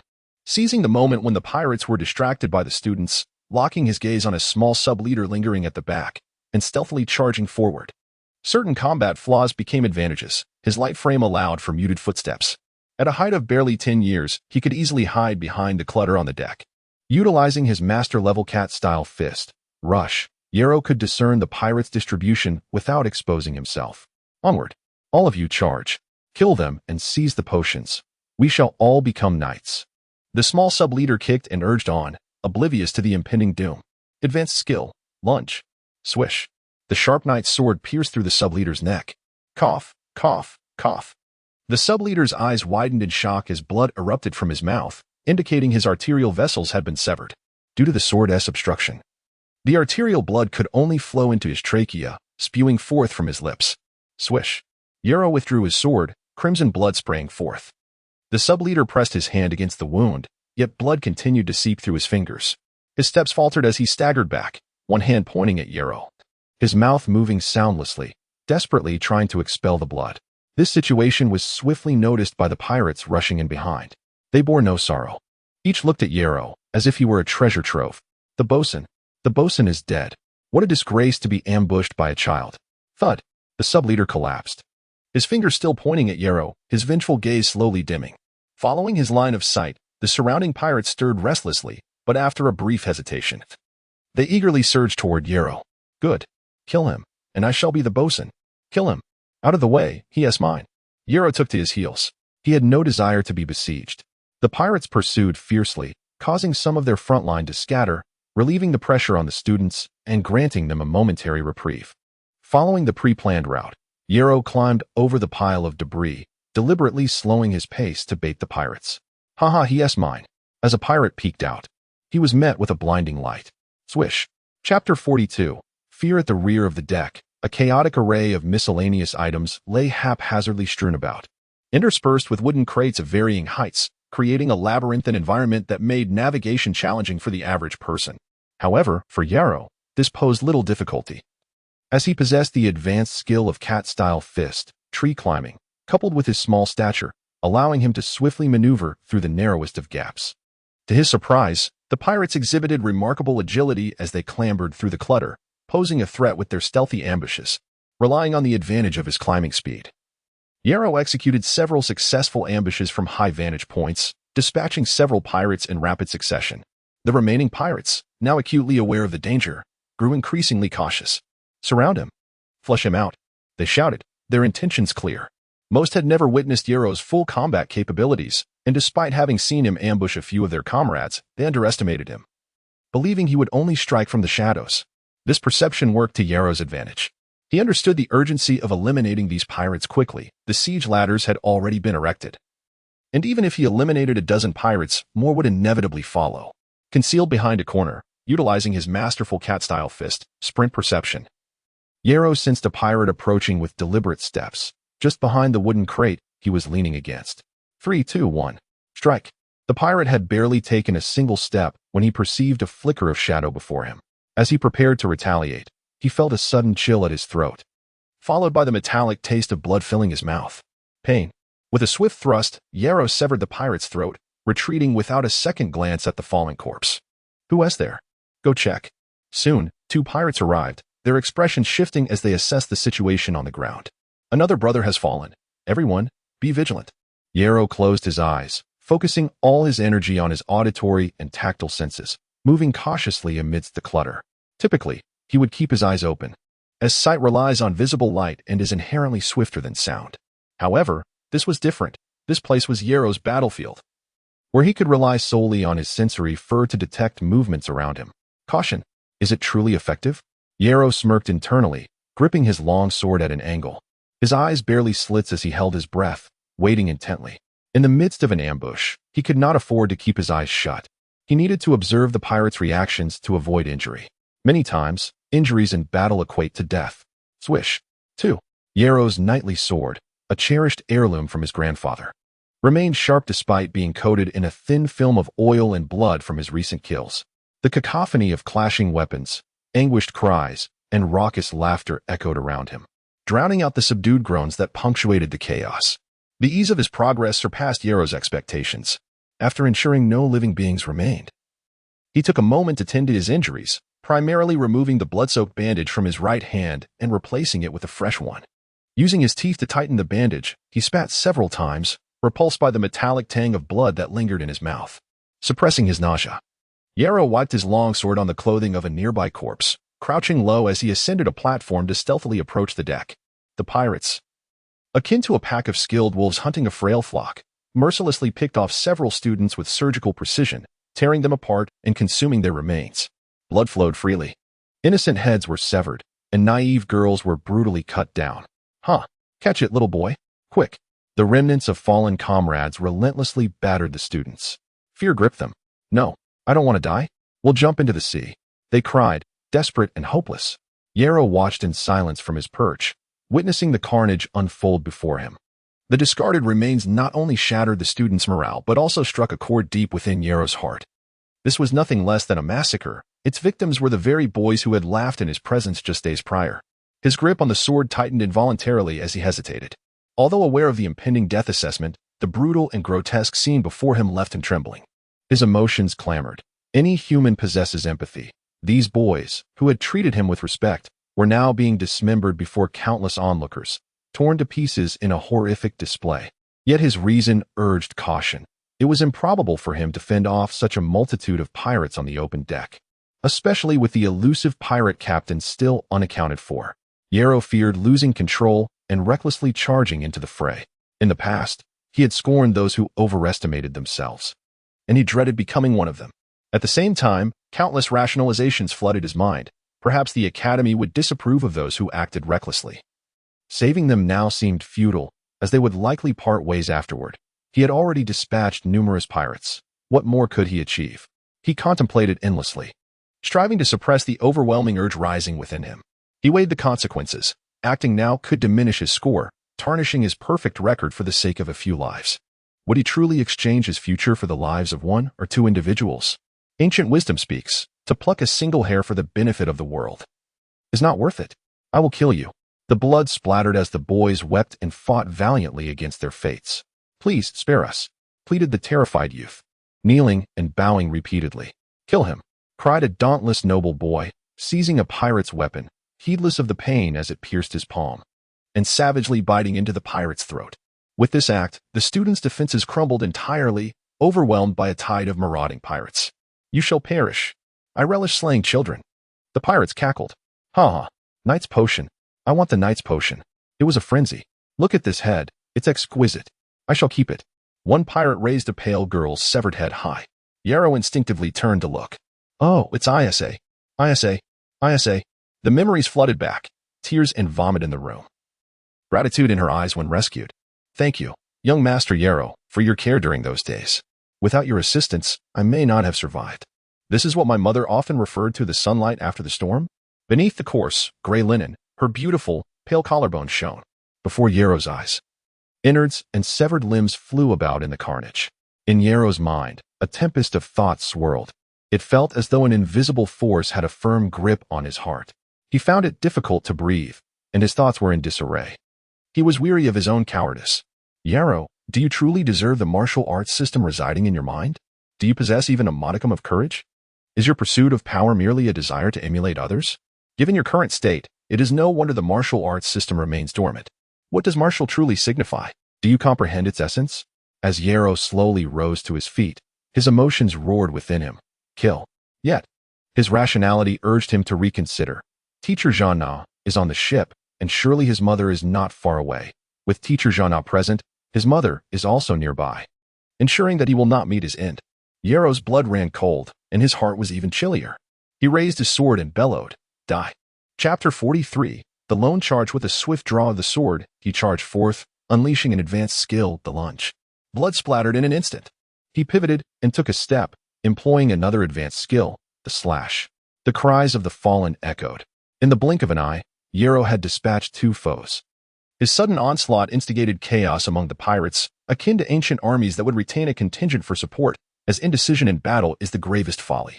During a frontal engagement, one ought to focus solely on the enemy before them, yet a sudden flanking maneuver, even by a small number, can divert attention and weaken the collective fighting strength by a third, compounded by the discord of differing thoughts among the combatants.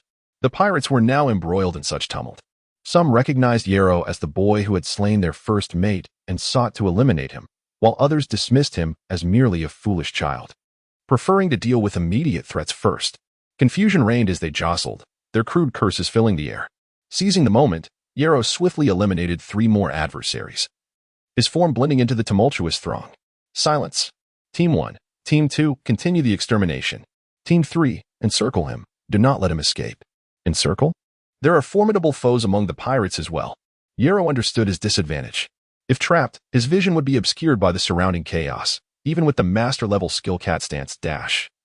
Sensing incoming attacks would prove difficult. Furthermore, his mobility would be severely restricted. Clad in only scant clothing, he lacked any defensive capability. Without space to maneuver, evading attacks would be futile, and the outcome would be dire. Yet, would Yarrow be ensnared? In the past, he had viewed cat stance dash merely as a rudimentary perception skill. But its true value should not be underestimated. In the minutiae lies insight. Master-level skill, cat stance dash.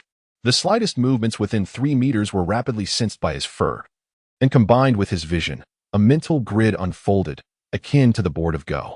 With a determined step, he pinpointed his surroundings. The enemy positions, 1 ahead, 3 to the left, 2 to the right. A notable gap lay to the left front. Death. A fierce glint flickered in the eyes of a burly pirate, his spiked club dripping with crimson gore as he swung it down with lethal intent. Yarrow's leg muscles tensed, his new boots screeching against the wooden planks. With a swift motion, the sword was drawn, and he executed the advanced skill, the upward slash. Utilizing the advanced skill, tree climbing to assess his surroundings, he struck with precision. The robust pirate staggered, his thigh revealing white bone as he collapsed smoothly. Ah, my leg. Yarrow ducked to evade the falling body of the burly pirate, propelling himself forward. With another determined step, he recalibrated his position. Enemy locations, 3 ahead, 1 to the left, 2 to the right. Out of the corner of his eye, he noticed a harpoon lunging toward him. He parried it with his sword. No time for hesitation, he pressed on. With another decisive step, he assessed his surroundings once more. Enemy positions, 2 ahead, 2 to the left, 3 to the right. A gap appeared in the right front. However, he could not venture that way. It would only increase the distance from the boys. The enemy to his left, wielding a harpoon, was evidently unprepared, and Yarrow noticed 2 more pirates closely trailing behind him. Advanced skill, the lunge. Though all his skills had reached an advanced level, the lunge was the one he employed the least, primarily due to its immense lethality. Even when wielding unsharpened weapons, the skill could pierce through opponents, posing great danger. Furthermore, utilizing the lunge often resulted in his weapon becoming lodged within the enemy's body. Yet, between 2 points, the straight line is the shortest. Like a bow drawn taut, the knight's sword became an arrow. With a clash, the sword pierced the pirate's heart as Yarrow propelled himself into the fray. Ah, away! Yarrow delivered a vicious kick to the harpoon-wielding pirate's abdomen, causing his torso to cave in, nearly folding him in half, as Yarrow withdrew his sword in a fluid motion. With a thud, the harpoon pirate's heart was punctured. Already weakened, Yarrow's powerful kick sent his body hurtling, crashing into another pirate behind, inadvertently clearing a path for Yarrow's escape. Amidst the chaos, Yarrow broke through the pirate's encirclement. Gazing upon the savage scene ahead, Yarrow gripped the sword tightly, his gaze icy. Team 1. Team 2. Continue the extermination? What a delusion. Seizing the perfect opportunity as the pirates turned their backs, Yarrow leapt and dashed silently behind them. Muscles taut, he roared. Die. Advanced skill, the slash? The blade glimmered as it swiftly descended upon 2 unsuspecting pirates. Crack, crack. The harsh sounds reverberated. Thud, thud. The pirates had scarcely registered the attack before their spines were severed. Their legs gave way, and they crumpled to the ground. Now realizing their plight as they emitted desperate screams, Yarrow remained resolute in his purpose. He sought to disrupt the pirates. to carve out a sliver of hope for his comrades. Thus, he had no need for a fatal strike. Severing the spinal cord would yield even greater chaos. I'm still alive. Carl, didn't you promise to be my neighbor? Save me. The two pirates, howling in agony, called out for help, inciting a momentary stir among their ranks.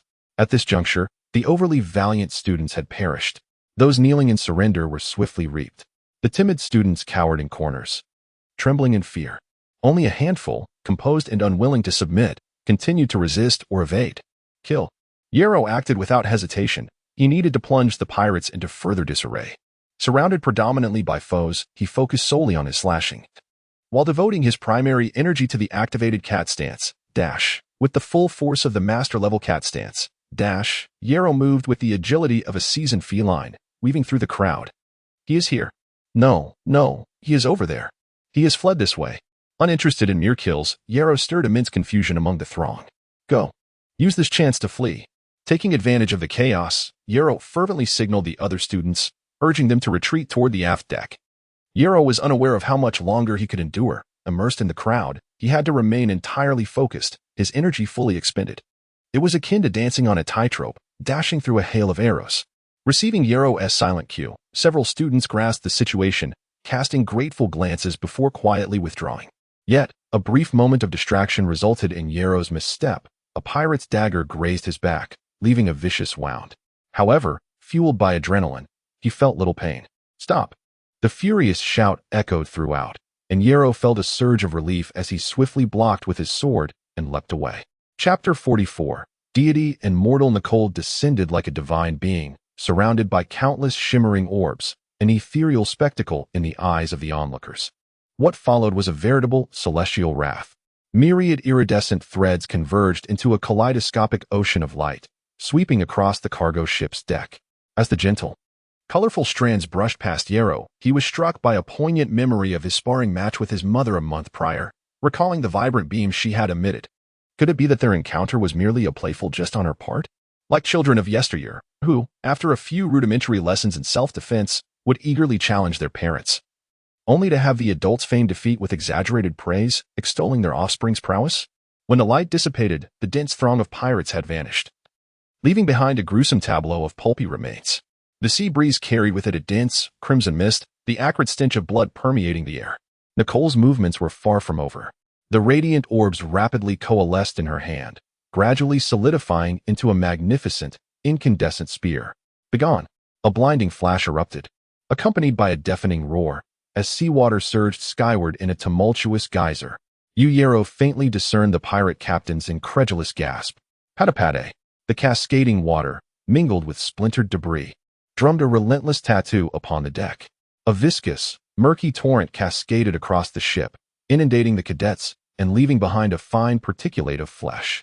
The ensuing waves rocked the vessel, yet the cargo ship, a veteran of countless tempests, remained steadfast. At long last, it was over. Ding. Enemy vanquished. Slash skill gains 765 experience points. Ding. Enemy vanquished. Uppercut skill gains 962 experience points. Converted to personal experience. Personal experience value increased by 5132 points. Remaining skill points, 3 points. Personal level, LV 16, 7073 20,000. A respectable 5,000 experience points. Clang. Yarrow's knightly sword slipped from his grasp, clattering onto the deck as he collapsed onto his posterior. This seemed to trigger a chain reaction, as a chorus of weaponry followed suit. Everyone on deck, including Yarrow, slumped to the ground, their gazes transfixed upon the heavens. They beheld a deity. They were both jubilant in their survival and filled with anticipation for the future. So, this is what a formal wizard is capable of. The divine being descended. An invisible gust of air dispersed the grimy water, dark brown rivulets rippling outwards. Nicole, clad in her enigmatic black robes, surveyed the remaining cadets with a detached gaze. Congratulations, you have passed the death trial. Death trial? Doubt, fury, resentment. Relief. A tempest of complex emotions raged within the hearts of the surviving cadets. Yet, none dared utter a word. For the bisected pirate ship was slowly succumbing to the depths. The pirates' tainted blood still flowed freely, and they were alive. The dead offer no complaints. The living have no need, nor the audacity, to complain. Now, I shall impart to you a fundamental truth of the wizarding world. the principle of equivalent exchange. In the wizarding world, nothing is obtained without effort. Even if your aptitudes are sufficient, what have you contributed as passage fare? The assembly listened in silence. Passage fare? Did you ever mention passage fare? Fear not, your successful completion of the death trial constitutes your passage fare. And this is the first investment the Grove home has made in you. Yarrow was aware that these pronouncements were mandated by his mother's mission parameters. Yet hearing them once more felt utterly ludicrous. You dare call this deceitful transport an investment? The wizarding world is fraught with peril. The Grove home, guardian of 18 continents and countless isles, has no resources to squander on the undeserving. We must ensure that every resource is allocated to the elite, so that we may possess the strength to safeguard the world. I have listened from beginning to end, and pondered from end to beginning, scrutinizing every word, and have discerned but two words: cannibalism. They desire a plethora of wizards to serve the Grove home, yet are unwilling to invest the effort and resources required for meticulous cultivation. What is to be done? They raise the banner of global defense, utter stirring slogans, and then cast a few morsels of bait, inciting internecine conflict, using a method akin to breeding venomous creatures to select the elite. Finally, they ensnare these transcendent individuals, shedding crocodile tears and lamenting the scarcity of resources. Are there truly fools who believe this charade? Let them toil for the Grove home for eternity. And if they refuse, is everyone not content? A cause for celebration, indeed. Very well, Desi will address you further. Nicole maintained her stoic demeanor, turning to Yarrow. Come with me. Yarrow bowed deferentially. Yes, wizard. The towering sailors emerged from within, adeptly hosing down the deck. Yarrow silently followed his mother into a lavish chamber. Very well, the recording arrays cannot detect us here. Yarrow, turn around, and I will tend to your back. Nicole's words prompted Yarrow to acknowledge the throbbing pain in his back. Without hesitation, he nodded obediently. Very well, mother. As a soothing warmth enveloped the wounds on his back, gradually diminishing the pain, Nicole suddenly spoke. Yarrow, do you resent your mother for attracting such formidable foes? Nicole had orchestrated a stage for Yarrow, rather than a conventional death trial. Consequently, the adversaries were chosen to showcase Yarrow's capabilities, rather than to assess the cadet's overall strength. Saints demand selfless devotion from themselves, while sanctimonious hypocrites demand it from others. Yarrow did not consider himself a saint, nor a sanctimonious hypocrite, and thus shook his head. No. Regardless of the adversary's strength, the criteria for passing the trial were predetermined. If they were too weak, subsequent dangers would compensate. If they were too strong, you would intervene directly. It is well that you understand. A black cat, clutching a dark orb in its jaws, leaped in through the window. Thud. The orb was carelessly spat onto the ground. The cat, its pupils narrowed to slits, glared at Yarrow and demanded in a frigid tone, Then why did you intervene at the end?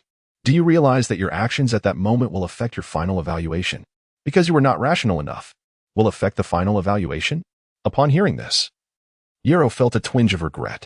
Yet, reflecting upon the few cadets who had survived because of his actions, he experienced an inexplicable sense of gratification.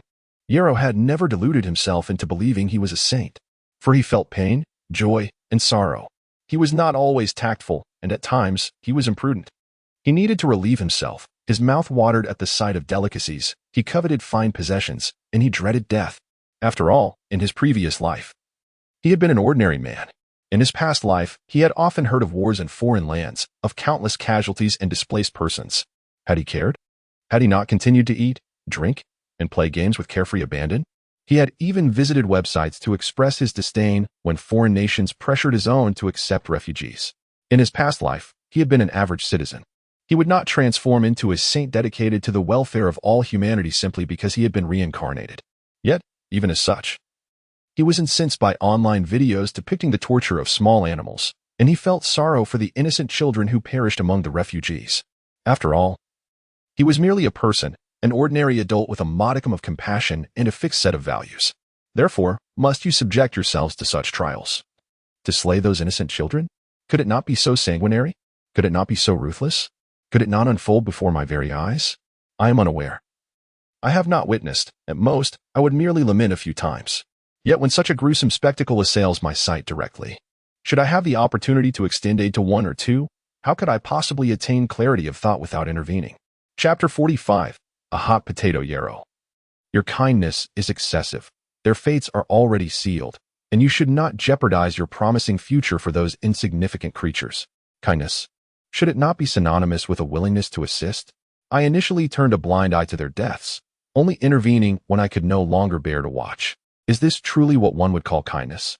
Is it that my mother's standards for kindness are too low, or is this the world's definition of it? Yarrow disregarded his mother's assessments of others and nodded obediently. You are correct, mother. The black cat sat on the ground, its long tail swaying gently as it tilted its head, curiously observing Yarrow. Do you have feelings for that common girl? Yarrow looked at the black cat in astonishment. Teacher Gemma, how could you harbor such a peculiar notion? Then please explain why you hesitated to act until you witnessed that girl's demise. At which point your temperature began to rise, and you could no longer restrain yourself. It seemed that every move I made had been closely observed by Teacher Gemma. Nicole also raised her head with curiosity. Is that so? Yarrow, would you care to share your reasons with your mother? Having long scrutinized his own heart, Yarrow smiled wryly and shook his head. Yet the true reason eluded his expression. He pondered for a moment before carefully articulating. Isla's death was indeed a catalyst. Perhaps it was her fragility, her innocence, or perhaps my genuine expectations for her. Initially, I merely sought to score points, to display my goodwill by paying them more attention. Yet, Isla was so unfortunate, suffering from seasickness to the point of dehydration. Hence, I devoted extra care to her, which led to unrealistic hopes that she might become a formal witch, hoping my modest investment would yield sweet fruits. However, as articulated in the thoughts of Barnaby Hurl, the more one invests in a person, the greater the expectations, and thus the harder it becomes to let go. Often, even when it is clear that continued investment may yield no return, the prior commitment makes it difficult to abandon the endeavor. Reflection is a common trait among humanity. In my past life, there existed a psychological phenomenon known as the sunk cost fallacy, which resonates profoundly with this sentiment. Consequently, when I witnessed Isla's passing, the fury within me could no longer be contained. My mother gently stroked the scar on Yarrow's back, her voice filled with compassion. Are you still grieving for their deaths? No, Yarrow replied with a faint smile. Regardless of the outcome, I have done all that I could, and that is sufficient. Is that so? Nicole pondered for a moment before turning to the black cat with a smile. Gemma, it seems I have tasked you with unnecessary duties. Unnecessary duties? Yarrow looked at the black cat in confusion. That could be troublesome. This object inherently absorbs negative energy, while it is easy to place it within. Cleaning it thoroughly seems to pose a challenge. Following the black cat's gaze, Yarrow glanced at the dark orb on the ground. Why does this object seem so familiar? Teacher Gemma, what are you discussing? That is the wooden orb we acquired from the strange space. The black cat raised its head, its whiskers quivering slightly, revealing a smirk. Indeed, I used this wooden orb to gather the souls of the deceased students. Yarrow looked astonished at the now blackened wooden orb. Nicole reassured him. Since you do not require it, Gemma and I will certainly find a way to help you cleanse those souls. No, Yarrow quickly interjected, a deep sigh escaping him. I had thought that matter was behind me, yet unexpectedly, Mother and Teacher Gemma have presented me with such a significant dilemma. Mother, what would happen if their souls were released? Nicole gazed at the black orb, gently shaking her head. Even the souls of formal witches would easily dissipate without a suitable vessel. What a hot potato this is. Yarrow regarded the black orb with a complex expression. Then shall I give this wooden orb to you? The black cat replied with intent. That is acceptable. Once I have cleansed it, I shall return this orb to you. Yarrow looked at his mother, only to find her shaking her head apologetically. I am truly sorry, little Yarrow, but I lack the time and energy to manage these matters. Yarrow hesitated. However, keeping it with me does not seem appropriate, considering they are souls.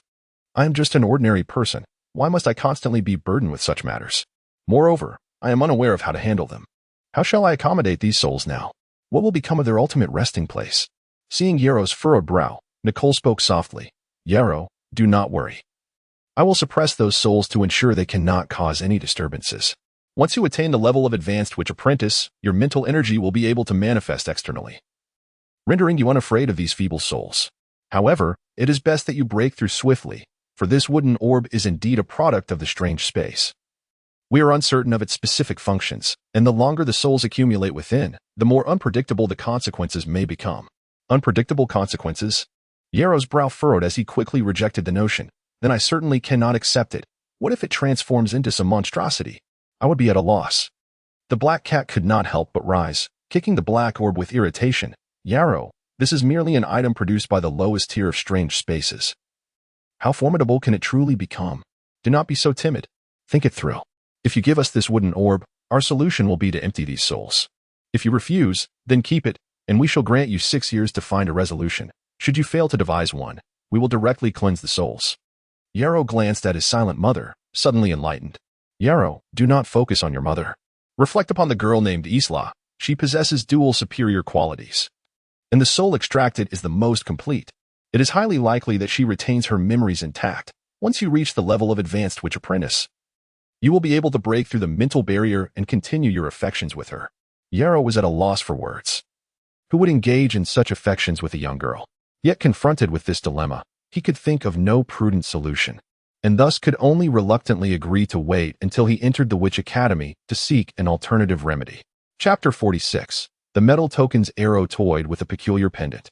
Gazing at the silent, obsidian sphere resting on the table, a thought suddenly flashed through his mind. I once spent an entire day consumed by rage. Sighing, he regarded the fist-sized wooden orb before him, his thoughts growing heavy. It was not only about Issa. The sight of the dark sphere evoked memories of that unfortunate boy, whose life was extinguished at the outset. If he had not permitted them to confront the pirates scaling the ropes, perhaps, with their bravery, they might have survived. Yet, that remains uncertain. They possessed courage, but did others lack it? Those young souls battling on the front lines also suffered grievous losses. Had they succeeded back then, they could have stood upon the ship's edge, defending from above, thus sparing themselves from such brutal conflict. A twinge of pain in his back jolted Arrow from his reverie. It was all over now. The number of survivors stood at 30, precisely teetering on the brink of completion.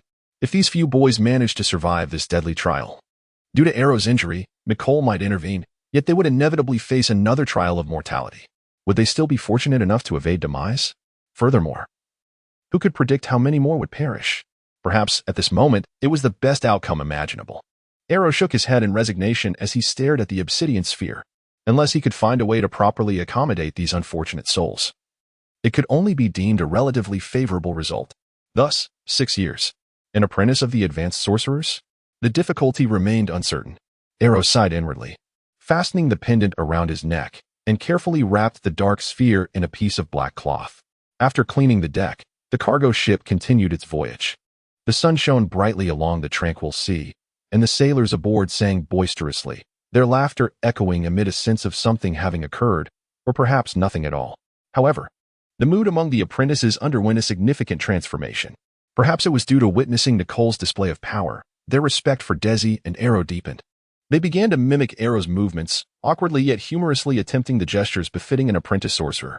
Among them, a subtle division emerged, not between nobles and commoners, but between those who quivered in the corners during the trial of death and those who dared to resist. The pivotal catalyst for this division lay in the metal tokens distributed by Desi. One side bore the emblem of the jungle house, with thorns entwined around several leaves. The number of leaves varied among apprentices, signifying the level of academy they could enter. The reverse side featured a simple depiction of 2 fervent warriors locked in a duel with long swords. Above their blades, a space remained for their names inscribed in an elegant script. Arrow's token read Arrow Ghana, adorned with 2 leaves, indicating his eligibility for the second-tier academy, the highest ranking among all apprentices. Yet, akin to the small red flowers Arrow once bestowed, these tokens were not distributed to every individual. All those cowering in corners did not possess one. This alone might not have sufficed to fracture the camaraderie among the apprentices, but combined with Desi's subsequent proclamation, it proved sufficient. All who held this token would gain free admission to the Sorcerer Academy, with the privilege to select one meditation technique at no cost. As for those without tokens, the tuition for the Sorcerer Academy stood at 10 magic stones annually, while the meditation technique cost 30 magic stones. None could be spared. Of course, these apprentices might not be able to produce such sums of magic stones. Thus the jungle house graciously permitted them to accrue debts, to be repaid in the future. It is worth noting that even Arrow had received merely 3 magic stones from his grandfather and 16 from his mother, which illustrates the value of these stones. Why so exorbitant? Because knowledge is a treasure beyond price. This approach is akin to delivering a slap followed by a sweet date, yet it proves remarkably effective. Those who secured the metal tokens sought Arrow's company during their free moments, directly or indirectly inquiring about the Sorcerer Academy, their hearts filled with dreams of a bright future. In contrast, those who failed to obtain the metal tokens remained hidden in various corners, gazing enviously at their fortunate peers, perhaps consumed by feelings of regret. At that moment, who among them recalled the trial of death? They might even yearn for another chance, their hatred towards the jungle house remaining unspoken. In the days that followed, Arrow spent his time on deck exercising, while the remainder was filled with idle chatter. After all, having more friends opens more paths. None could predict what the future might hold. The trial of death had passed, and he needn't worry about conversing with them today only to witness their tragic demise tomorrow. In his efforts to foster camaraderie, Arrow swiftly integrated with all the apprentices, treating even those without metal tokens with warmth and kindness. Every individual, regardless of their status, could play a role. After all, offering a smile costs nothing. As life unfolded in this manner, various islands gradually appeared around them. The ship made occasional stops at these islands to rest, and as time drifted by, it wasn't until more than half a month had elapsed that they finally reached their destination. As a linear silhouette emerged, the continent drew closer, and Desi stood at the ship's bow, a delighted smile illuminating his face. That is our destination. There lies Raphael City, the hub for all academy enrollments. Once you disembark, you may present your tokens and inquire which academy will accept you. Once you make your choice, arrangements will be made to escort you to your chosen institution.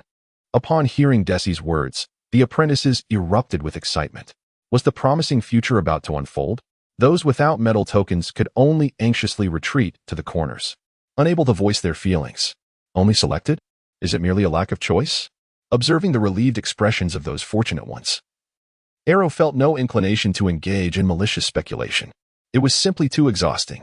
After over a month at sea, facing the monotonous expanse of water, the initial curiosity about the ocean had long since been dulled by the repetitive scenery. Soon, the ship rocked gently, and Nicole's voice resonated. Little sorcerers, welcome to the continent of annals. Chapter 47. The Choice. Raphael City is not an ordinary city.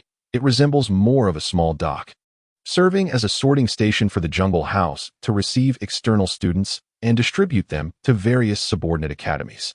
Consequently, despite the various towering and bizarre structures erected by the wizarding academies under the jungle house, the population of Raphael City is relatively sparse throughout the year. The students who have received metal tokens, guided by Desi, stepped onto different streets with a mix of trepidation and anticipation, leaving only Yarrow and the bewildered students without tokens behind. Yarrow, I can only accompany you this far. The rest is up to you. Nicole's tone was unusually frosty, causing the unmarked students to lower their heads in fear of inciting the ire of the seemingly displeased wizard. Turning around, Yarrow caught sight of his mother's lips curling into a sweet smile as she nodded encouragingly, her beautiful eyes shimmering with a hint of reluctance. That familiar gentle smile evoked memories of the moment he took his first step away from his mother's supportive arm. Did she wear the same expression then? With a radiant smile, Yarrow silently flexed his arm, marveling at the strength he felt. Muscle. I am extraordinarily strong. Mew. The black cat on Nicole's shoulder emitted a soft meow, then stood upright, baring its teeth and making comical gestures like a boxer, repeatedly swiping its paws. Ah, fight, fight, fight. Smack. The boastful black cat was silenced with a swift slap. Yarrow couldn't help but chuckle at the long-standing grudge finally being avenged. Huh? The tokenless students glanced up in confusion. Is young Master Yarrow really so audacious? The wizard seems obviously angry, yet he dares to laugh? Yarrow quickly composed himself. He did not wish to create trouble for his mother, especially since she was still using a false identity. My apologies, esteemed wizard. Yarrow performed the formalities of a wizard apprentice and promptly turned, hastening into the shadow of a building. At merely 10 years of age, Yarrow's body brimmed with vitality, while the memories of his past life spanning over 20 years instilled in him a courage to part from his family. Any lingering sorrow was quickly cast aside as he followed Desi's directions, stepping onto the street marked by two-leaf thorns. The towering structures loomed ominously, blocking the dazzling sunlight, and the narrow streets appeared somewhat dim. As Yarrow ventured deeper, the light grew fainter, and everything around him gradually became obscured. Clop, clop, clop. The sound of his footsteps morphed into a prolonged, sticky echo, mingling with faint, fragmented noises. Yarrow maintained a steady pace, unaffected by the unsettling ambience, and continued forward. Rustle, rustle. The soft sounds intensified, as if he were walking on sandy terrain, creating a cacophony of noise, or perhaps a multitude of figures lurked in the shadows, observing him while whispering to one another. Several dark shapes swooped through the sky, accompanied by the sound of flapping wings. The eerie atmosphere could unnerve anyone. Yet Yarrow felt an inexplicable sense of familiarity, reminiscent of walking along the path outside his grandfather's house. Observing the faintly visible narrow path ahead and listening to the peculiar sounds surrounding him, Yarrow pressed on, pondering whether this was the dignity of the Wizarding Academy, akin to the pride of wizarding families often spoken of by his grandfather. Suddenly, a few flickering green will-o'-the-wisps appeared, swaying gently and capturing Yarrow's attention. Have I arrived at my destination? As if aware of his gaze, the wisps collided, forming a slightly swaying lion's head. Your valor has caught the admiration of the Lionheart Wizard Academy. Do you wish to join us? While sharing a carriage with Nicole, she had previously briefed Yarrow on the various wizarding academies under the Jungle House, and now the information about Lionheart flashed in his mind. His mother's assessment of the Lionheart Wizard Academy was a haven for war enthusiasts, specializing in the study of limb suturing. Yet they have yet to resolve the critical issue of limb rejection. They can easily acquire formidable combat power, but unfortunately, they often have short lifespans. War enthusiasts? Though I have dominated the kindergarten for 5 years and have fought countless times, I am, in truth, a proponent of peace. Moreover, a short lifespan is hardly appealing. Yarrow halted, placing his right hand over his chest and executing a proper apprentice wizard bow. Thank you for your recognition, but please forgive my pursuit of other ambitions. The lion's head formed by the will-o'-the-wisps dimmed, exploding into specks of starlight that gradually faded from view. Continuing forward, a cool breeze swept by, stirring a mass of white mist into the shape of a fleeting lightning bolt. This was the Wizarding Academy founded by Mediv Kalma, the most potent elemental wizard from 1700 years ago. Yarrow felt a surge of excitement. This was the powerful Wizarding Academy his mother and grandfather had always aspired to join. After all, the only first-rate wizard academy, the heart of the jungle, was not particularly proficient in elemental magic. Among the second-rate academies, the one Yarrow most desired to enter was Medivh's Academy, an impulsive individual without reason. Your formidable mental strength merits our study. The cold words felt like a bucket of icy water dousing Yarrow's fervor. For the wizards to study? Surely that involves dissecting my brain. No. Yarrow forced a stiff smile, hastily declining, fearful that extending the conversation could lead to his abduction. Whoosh. The gust of wind intensified, dispersing the swirling mist. It seemed Medivh's Academy was also disinclined towards Yarrow. Buzz, buzz, buzz. A swarm of insects emerged from the corners, forming a leaping deer in midair. The second-rate Wizard Academy, the Elk Wizard Academy. His mother's commentary was, an academy founded by a group of fools brainwashed by the Jungle House's propaganda. Useless apprentice wizards are directed to become mere sources of materials. A primary production site for the Jungle House Alliance. A paradise for geniuses, a hell for fools. Their strongest magical focus lies in bloodline-side magic. Your spirit of altruism is commendable. The Elk Wizard Academy welcomes your addition. Yarrow bowed again. I appreciate your kindness, but I must respectfully decline. The Elk Wizard Academy primarily studies bloodline-side magic, and any apprentice entering would be implanted with a bloodline. However, Yarrow has an elemental wizard-level mother, making the path of a pure-blood wizard his best choice. Furthermore, after being turned down by the Optimal Academy, the familiar Owl Wizard Academy seemed the better option among the remaining 2 similar institutions.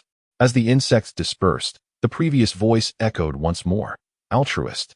The doors of the Elk Wizard Academy will always be open for you. Yarrow bowed again and only moved forward once the insects had completely faded away. Now, only the Owl Wizard Academy remained unmentioned among the second-rate institutions. Yarrow felt a twinge of anxiety.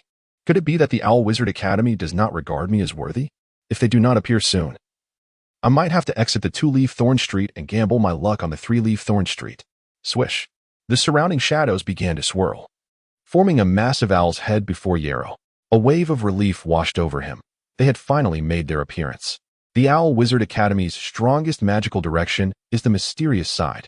However, due to its enigmatic nature, its personnel are exceedingly scarce. Therefore, the Owl Wizard Academy has also made strides in other areas. While it may not match other second-rate wizard academies, it significantly surpasses those of the third-rate.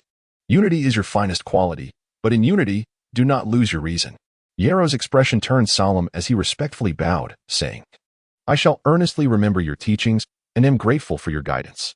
Upon Yarrow's decision, the shadows swiftly receded, revealing a narrow path beside him. Chapter 48. Enrollment. Yarrow stepped cautiously onto a newly emerged path, his vision momentarily blurring, causing the shadows around him to dissipate. When he regained his clarity, he found himself standing in a dimly lit, low-ceilinged wooden cabin. At the center of the cabin stood a modest wooden table, upon which rested a simple bowl containing a candle, about 2 fingers in thickness. The flickering flame cast a soft yellow glow, illuminating the dilapidated space. Clap, clap, clap. Accompanied by the sound of applause, a voice filled with excitement rang out. Yarrow, my dear junior, you have truly become my disciple. Brother Desi? Yarrow turned in confusion. What brings you here? Did I not tell you? I shall not recruit you. A raspy voice interrupted. Yarrow turned to find a small, stooped sorceress beside Desi. Desi hastily explained, Yarrow, this is Lady Marguerite, the spectral witch. Yarrow recalled hearing about spectral witches from his mother. These beings were not formal witches, as no prestigious witch academy would squander time on recruiting them in this useless town. Most spectral witches had experiences akin to Marley's, having absorbed the essence of the bizarre realm, thus merging with it. Once the academies took them in, they would continuously extract peculiar items from the bizarre space until their bodies could no longer endure, at which point the academies would assist in cleansing the bizarre essence. Only then would the title of spectral witch be conferred upon them, granting them equivalent status to formal witches within the academy, a recognition of their lifelong efforts. Though these spectral witches bore the title of witches, they had long been exploited and lacked sufficient time for proper training, making it challenging for them to reach even the level of advanced apprentice witches. Despite possessing some extraordinary abilities, Lady Marguerite, her face lined with deep wrinkles and her features ambiguous, scrutinized Yarrow with her profound eyes. You knew you were no match for the pirates and still rushed out. Had it not been for the timely intervention of the ship's witch, you would have surely perished. Foolish, yet undeniably lucky. Lucky to encounter the ship's witch? Yarrow smiled faintly, offering no rebuttal. Now, present your 2-leaf nameplate so I may process your enrollment, she instructed. Thank you for your assistance. Yarrow respectfully handed over his metallic plate. Lady Marguerite took the plate, her gait unsteady as she made her way to the wooden table. Desi quickly fetched a low stool and placed it beside the table.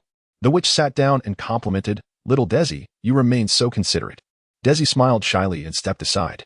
As she opened the 2-leaf nameplate, Lady Marguerite pointed at the name Yarrow Garner, causing the plate to emit a faint glow. The letters of Yarrow Garner swiftly floated into the air, twisting and morphing into a new line of text.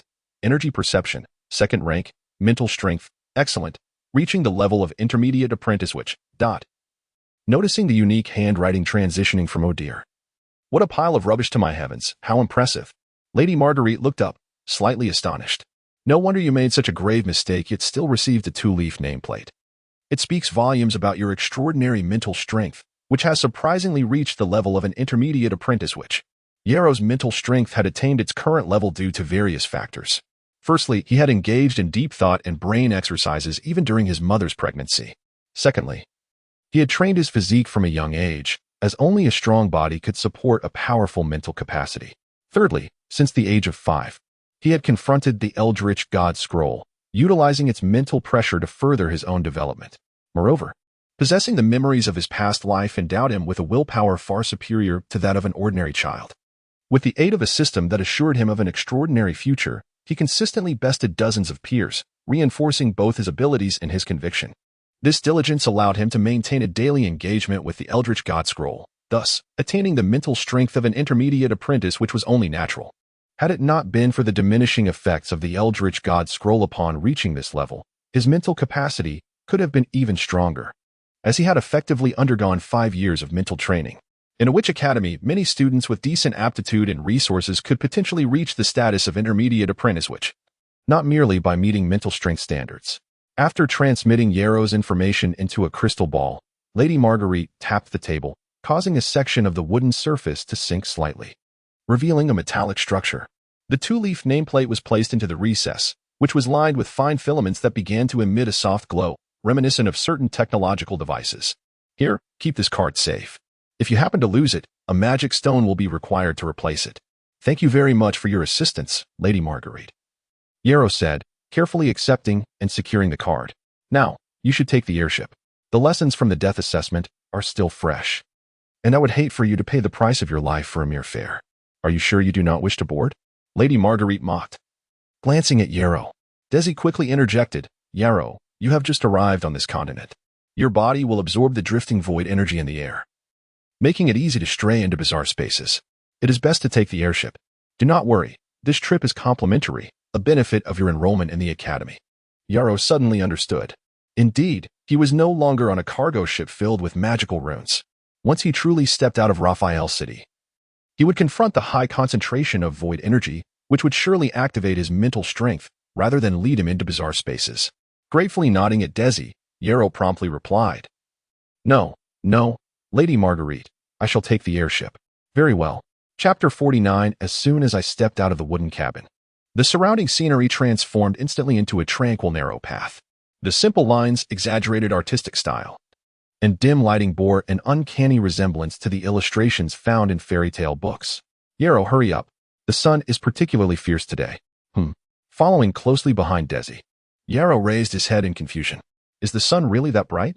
The dazzling sunlight pierced his eyes, prompting him to grunt softly and squint before blinking repeatedly to readjust to the surrounding light. Gazing at the newly revealed street, Yarrow felt a moment of disorientation. So it was still daytime. It reminded him of students crowding outside a classroom, eagerly comparing answers after an exam. Here, at the street corner, students gathered in animated yet restrained exchanges. Upon entering, I had encountered a ghost, yet why would I feel fear? Had I not remembered that this was an academy selection process, I would have rushed forward to confront it. Indeed, that was my initial thought. By the way, what is the name of your wizard academy? The third-class academy, Wendell Wizard Academy. I wonder if it's any good. What about you? I am from Kalen Mountain Wizard Academy. I've heard it's quite far from Raphael City. Look, young Master Yarrow is coming out. That was only a matter of time. There's no way young Master Yarrow could fail in the selection process. As Yarrow approached, he overheard their words and felt puzzled. Fail? What do you mean fail? Once inside, if you're scared out of your wits and keep running away, even if it's a failure in the selection process. Desi smiled slightly, gesturing toward the carriages parked by the street. They would lose their chance at the academy selection and the opportunity to ride the airship for free. They would have to take a carriage to Wendell Wizard Academy like those without vouchers. So, it's possible to fail at selecting an academy? Yarrow shook his head slightly, realizing that the academy selection process was ubiquitous. By the way, Desi, how come they are taking a carriage to Wendell Wizard Academy? Yarrow was not surprised that Wendell Wizard Academy accepted students without vouchers. After all, his grandfather belonged to Wendell Wizard Academy, and it was likely that he had sent word about suitable children needing education, prompting the academy to dispatch ships. However, the carriage posed a problem. Desi had just mentioned that they had recently arrived on this continent and could easily wander into bizarre spaces. Taking a carriage would indeed lead them into such strange realms. Desi, with a knowing smile, reassured him, "Don't worry, this selection is entirely up to them. Those who are unwilling to come will be picked up by Wendell Wizard Academy's airships. Only those who are willing to take a chance will ride the carriage." Noticing Desi's demeanor, Yarrow realized he had misunderstood. Yet it was understandable. Had his mother and teacher Gemma not been on board, he might have charged out in that situation to help other students, which would indeed have been a noble act. Thus, he found himself in a real dilemma, desiring maturity while also being swept away by youthful passion. Fortunately, he ultimately entered a commendable academy. There was no need to dwell on the past. What mattered now was, the path of the wizard awaits me. On the vast open ground, an array of enormous, peculiar airships stood neatly aligned. As Yarrow entered the plaza, he was inexplicably reminded of stepping into an airport from his previous life, though these airplanes appeared quite bizarre, resembling a wooden boat with two enormous oval balloons tethered to either side. These are airships that only official wizards can craft. We shall soon board one. Desi navigated effortlessly through the massive airships, and Yarrow noticed that each vessel bore different insignias, indicating their affiliations. Our Owl House airship is parked in the leftmost third row. Make sure to memorize its location for future visits. Wait, what? Us. Next time? Indeed. Desi replied with a triumphant smile. Do you think I arrived by carriage? The academy assigns various tasks daily, many of which require external work. If we relied solely on carriages for every outing, we would accomplish nothing in a year, just riding around aimlessly. Yarrow nodded thoughtfully. Desi continued, Here, you must remember where our academy's airship is located. This is Raphael City, where all academies dock their airships. Other task locations usually have only a few academy's airships, so there's no need to memorize their positions. All right, we've arrived. Take out the card you just received and place it here like I did. As he spoke, Desi swiped his card against the side of an airship that was over 10 meters long. Beep. Swish. A deep, resonant sound echoed from behind the door. Yarrow's expression turned peculiar as he gazed at the scene before him. Wasn't this just swiping a card? It felt as though he had traversed through time again. While his home island resembled the medieval era, This place felt akin to his previous life. How could the gap between eras be so vast? Noticing Yero's bewildered expression, Desi chuckled and asked, "Are you startled? Do you know what to do?" Yero produced his card and said, "Let me give it a try." Beep. Swish. Yero Garner. Welcome to Owl Wizard Academy.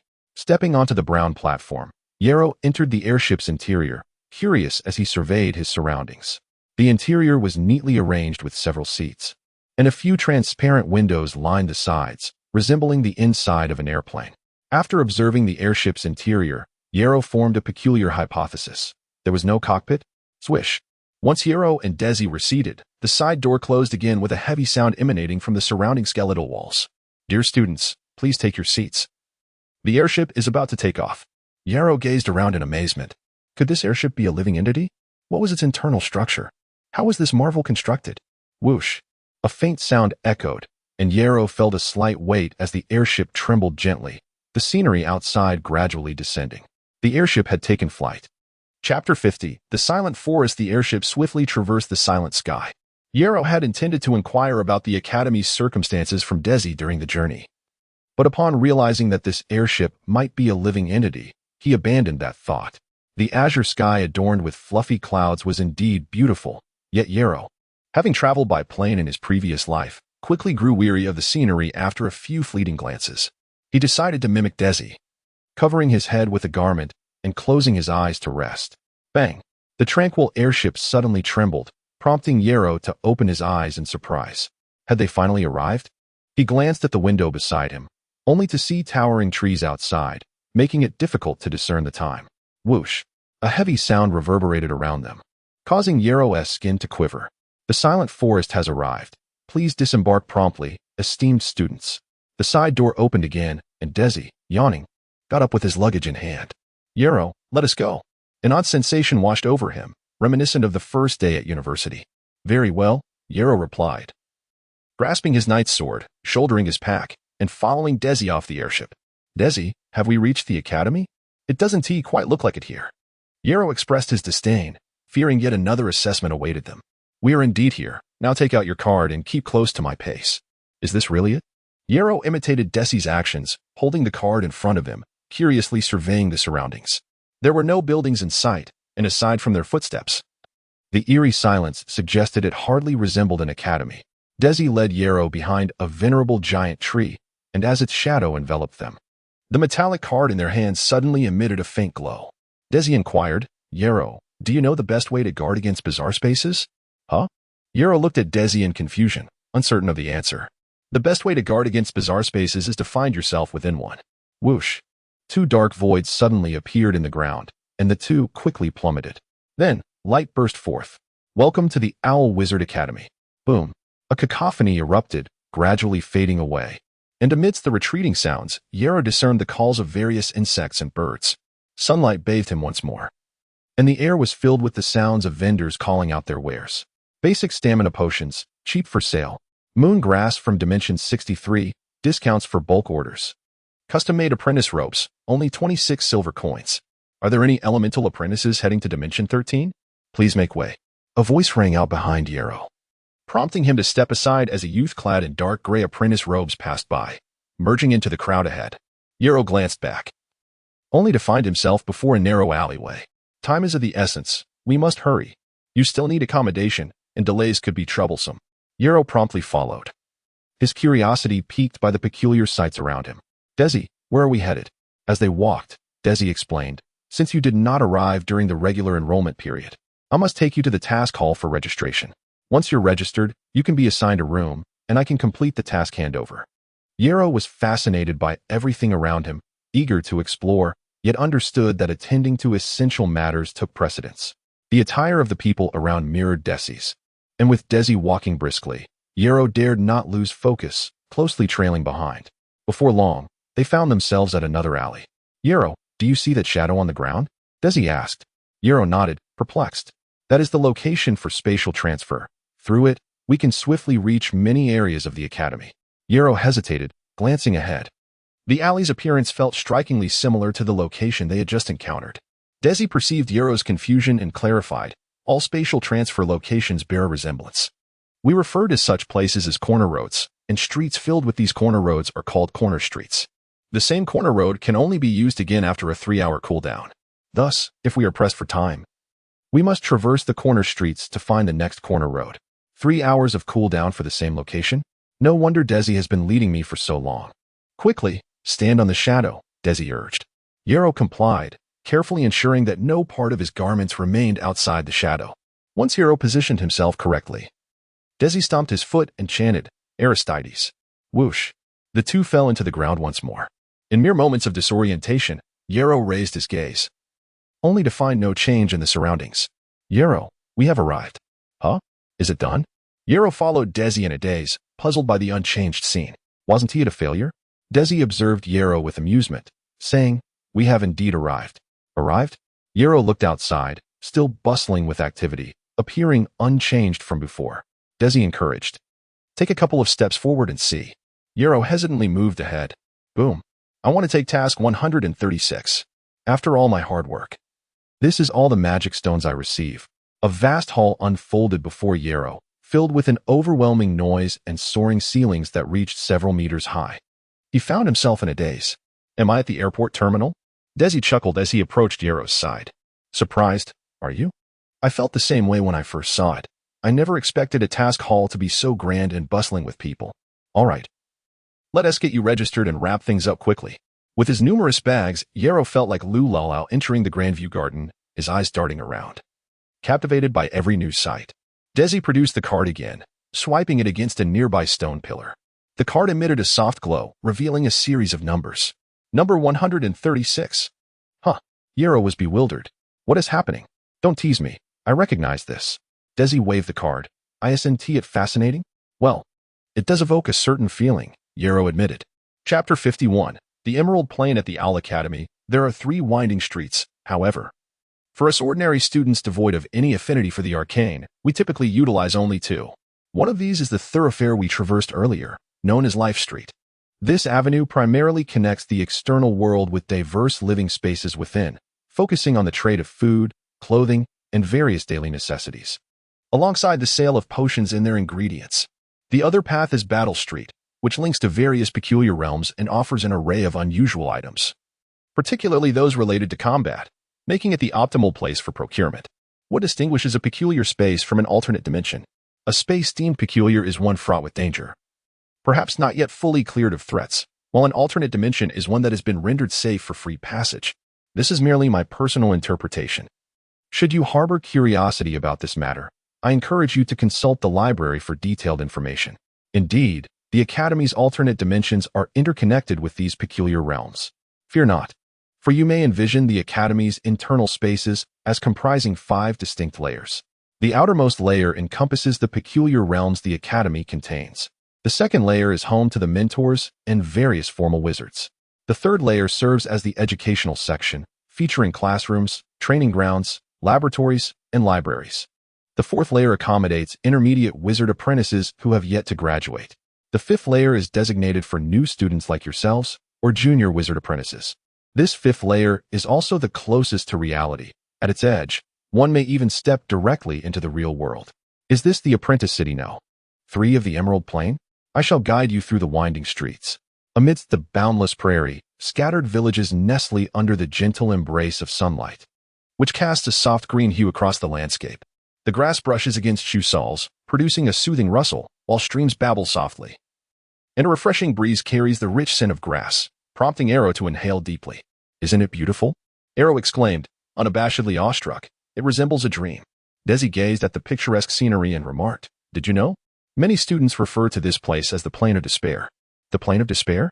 Arrow pondered thoughtfully. The common tongue at the Owl Academy is the Fiend language, yet most of us arrived by ship from distant continents, and few possess proficiency in this language. The Academy offers translation stones for sale, alleviating concerns about daily communication and the risk of starvation. However, without understanding the language, one cannot attend classes, and illiteracy hinders the selection of meditation techniques. Thus, one must either purchase translations or endure years of delay. Suddenly, Desi halted and tapped his forehead. What am I saying? You already speak the Fiend language. Arrow smiled modestly and replied, It is the fruit of my grandfather's labor. I merely enjoy the benefits. Should I mention that I am fluent in 7 languages in this world alone? Regardless of which academy I attend, language will never pose a challenge. Come, let me introduce you to a fellow countryman. I will be quite busy in the coming days and may lack the time to accompany you. Arrow expressed his sincere gratitude. Thank you immensely, Brother Desi. Without your guidance, I would still be wandering in the silent forest, unable to find my way in. Desi chuckled softly. Do not flatter me. I am compelled to bring you here due to the task requirements. Nevertheless, the task did not mandate your companionship, Brother Desi, nor your extensive explanations. We are compatriots. You are unaware that I, too, escaped this plane of despair with the aid of a fellow countryman. Oh, is being a compatriot such a privilege? Arrow's eyes glimmered with intrigue. As they conversed, they gradually approached a village, with Desi expertly guiding Arrow towards a two-story wooden house at the village's edge. This structure, constructed from rough-hewn timber, required Desi to exert some effort, knocking on the wooden door and calling out in Urian language. Knock, knock, knock. Delia, are you there? Knock, knock. Who is it? A cautious voice emerged from within. It is I, Desi. Just a moment, I shall be right out. The sound of hurried footsteps echoed from inside. A small window in the door dropped open to reveal a wary eye. Upon recognizing Desi, the eye brightened with surprise. Creak. The wooden door swung open, releasing a cloud of white smoke. Coughing, a disheveled yet endearing young girl emerged, covering her mouth and nose. Arrow discreetly observed her and cast a sideways glance at Desi. Could this be his old acquaintance? To think that Desi, with his prominent brows and expressive eyes, had such a connection. Desi, taking in the familiar scene, sighed in exasperation. Delia, are you cooking again? Desi, would you care to sample my culinary skills? I shall pass on your cooking. Just be careful not to burn the house down. Desi jested casually, then gestured towards Arrow, saying, This is my young brother Arrow, a new student who joined our academy during the enrollment voyage.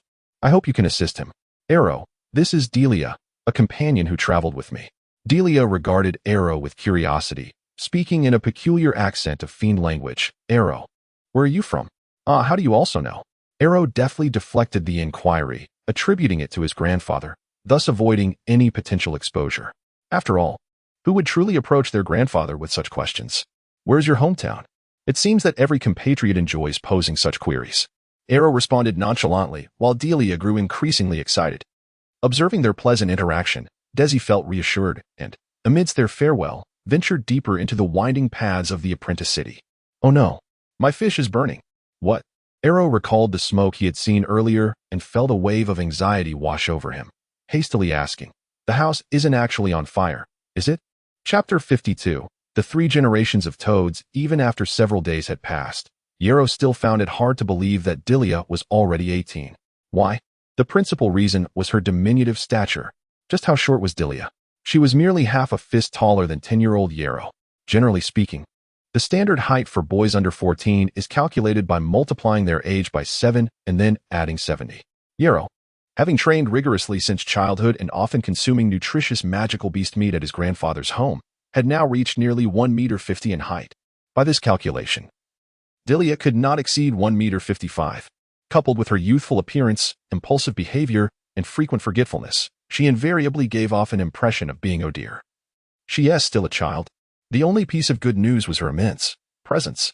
To what extent? So much so that young Yarrow found his eyes irresistibly drawn to her whenever they conversed. This phenomenon is something that everyone should understand. It is a well-known fact that gravitational force increases with size. Although Delia may possess various shortcomings, she was indeed the person whom Brother Desi had specifically sought out. And her character was genuinely warm and amiable. Setting aside the daily deliveries of fish-shaped charcoal that Yarrow was required to sample on the very first day, Delia had forcibly seized Yarrow's luggage and, after guiding him to his room, immediately began to assist in tidying up, in the process of collapsing the broken-legged wooden bed, smashing the tilted cupboard, and crushing the only chair. Yarrow could only helplessly invite her to leave. Then, astonishingly, Delia hoisted her hefty wooden bed, weighing hundreds of pounds, entirely on her own. At that moment, Yarrow finally understood why the petite and endearingly naive Delia was able to enroll in the academy and had remained safe and sound for so long. She was, in fact, a fully fledged knight. Although Yarrow had declined Delia's kindness, her exaggerated actions had nonetheless made all the students in the building aware of the arrival of the new student, Yarrow, thereby indirectly facilitating his integration into the academy. Yarrow, are you done? A chubby face peeked in at the door, curiously observing Yero's newly organized abode. Yero was engrossed in studying the elemental triangle meditation method when he heard the voice from the doorway. He looked up, stood, and smiled. "Come in, Kaitan. What brings you here?" This little chubby boy, like Yero, hailed from a family of wizard apprentices. However, due to his hometown being on the Seagull continent, he had missed the chance to arrive at the academy at the age of 10, for there were fixed recruitment ships that set sail every year. Consequently, although Kaitan had arrived 6 months earlier than Yero, he was nearly a year older and currently resided in the room next door to Yero's. "Yero, there's a class on mental power detection today. Are you going?" Yero had already thoroughly read the elemental triangle meditation method and understood the significance of the mental power detection class. Mental power, being formless and intangible, could not construct a meditative structure within the sea of consciousness. If one were to rely solely on personal training to perceive it, the time required would be excessively long, hence the necessity for a mental power detection class. "Of course, I've been waiting for this for quite some time."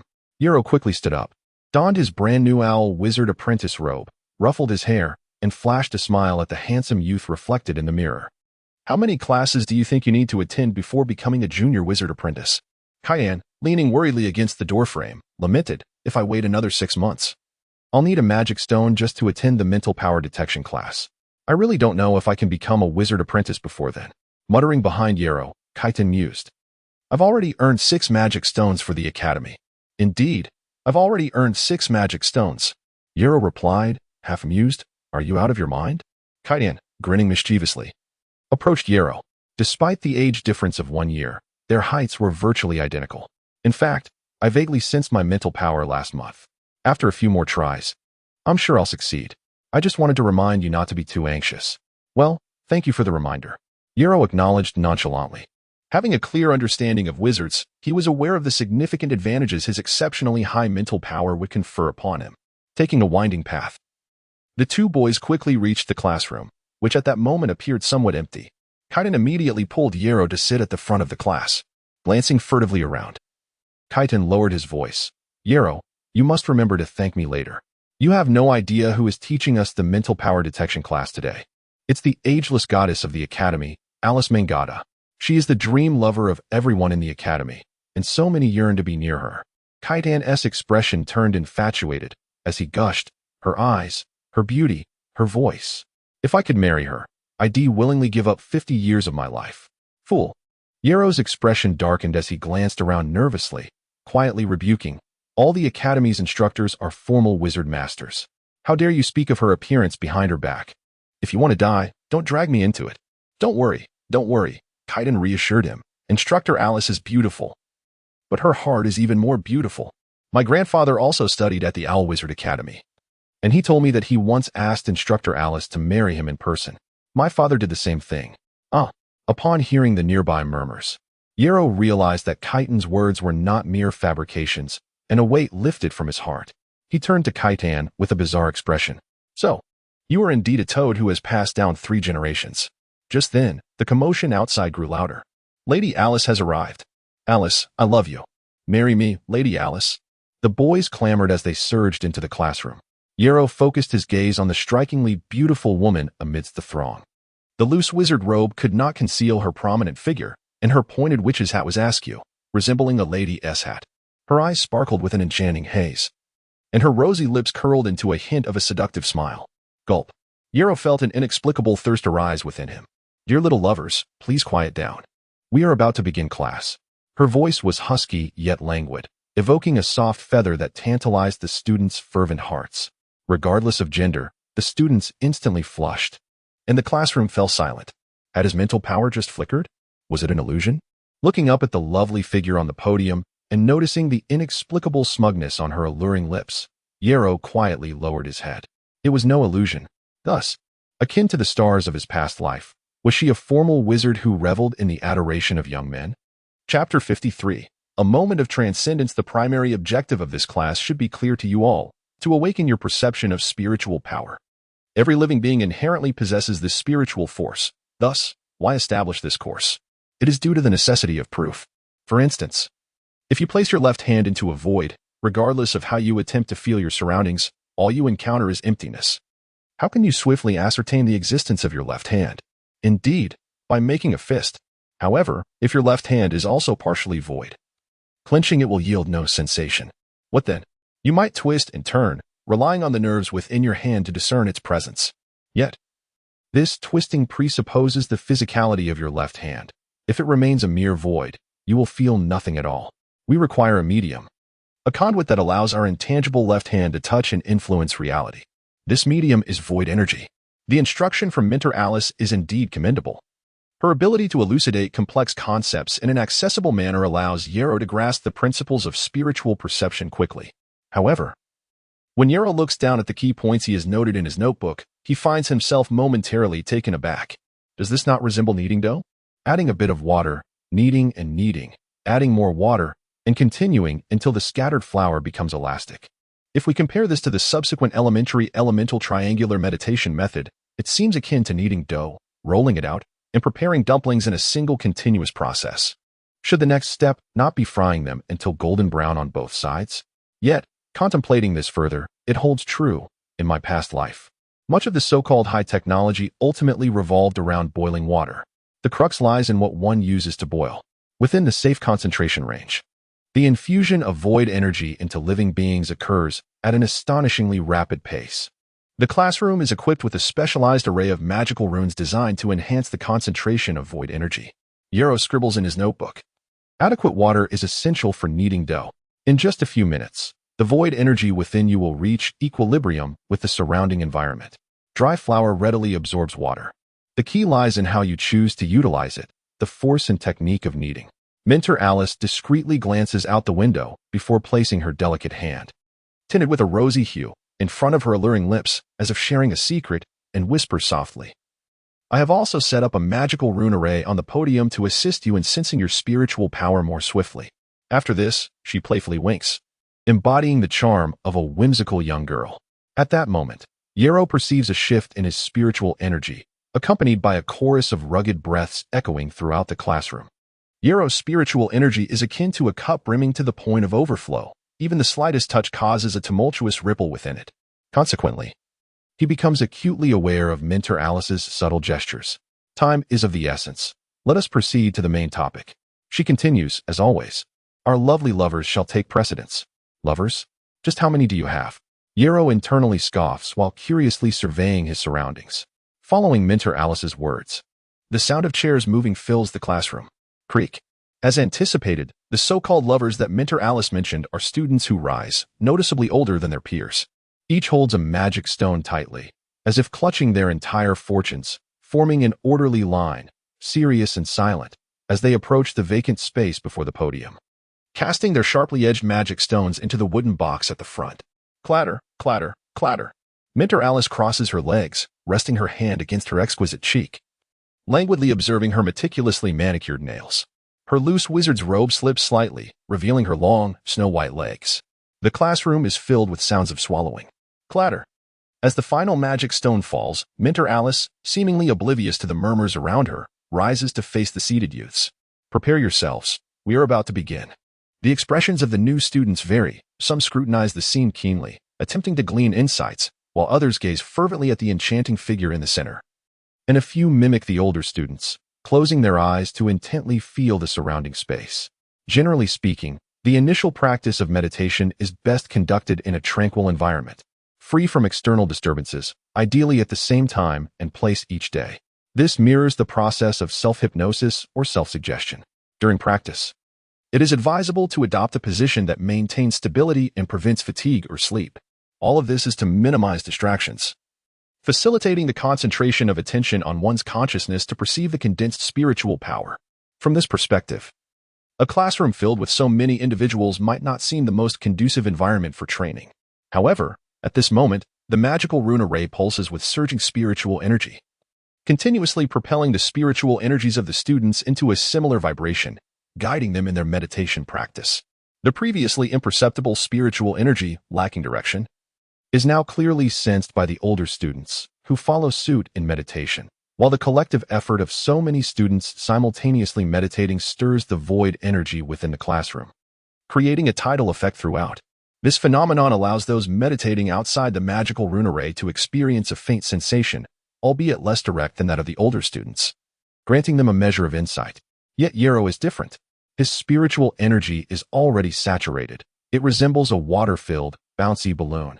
Any subtle surge of energy is keenly felt. This acute awareness enables him to swiftly pinpoint the location of his own spiritual energy. Inhale, exhale. That's right. My grandfather once mentioned that the knight's breathing technique was originally simplified from the practices of bloodline sorcerers. Inhale. Yarrow's formidable spiritual energy tenses rapidly. A gentle breeze swirling around him, causing the pages of books in the classroom to rustle as void energy continuously floods into his being, creating a significant commotion that awakens all the students. A glimmer of surprise flickers in Mentor Alice's enchanting eyes as she turns to observe the boy with closed eyes. Yarrow, noticing her movement, all the students in the classroom direct their attention toward the striking golden-haired youth. Whoosh! In a mere moment, the breeze gradually calms, and Yarrow takes a deep breath, slowly opening his bright eyes. Aware of the surrounding gazes, he offers a gentle smile. A waft of fragrant air envelopes him as Mentor Alice perches herself on the desk before him, licking her alluring lips, her captivating eyes playfully appraising Yarrow. In a husky yet languid tone, she inquires, "What is your name?" Disregarding the envious stares around him, Yarrow rises and takes a half-step back, bowing respectfully. "Esteemed Mentor Alice, my name is Yarrow Ghana. A decade of accumulation, a moment of transcendence. I, Yarrow Ghana, shall undoubtedly become the most resplendent son at the Owl Sorcerer's Academy." Chapter 54, Not Bad Yarrow Ghana? The esteemed Mentor Alice savored the moment, her beautiful eyes gazing appreciatively at Yarrow. "Would you care to become my student?" Around them, the air was filled with rapid breaths, the faces of the other students painted with shock, their eyes seething with envy as they wished they could trade places with Yarrow. What does it mean to soar to great heights in a single step? This is it. Even if it were merely to be listed as a student under a formal wizard. The privilege of accessing the first 3 levels of the Academy's library for free would be a tremendous boon. What is the most precious commodity among wizards? Knowledge.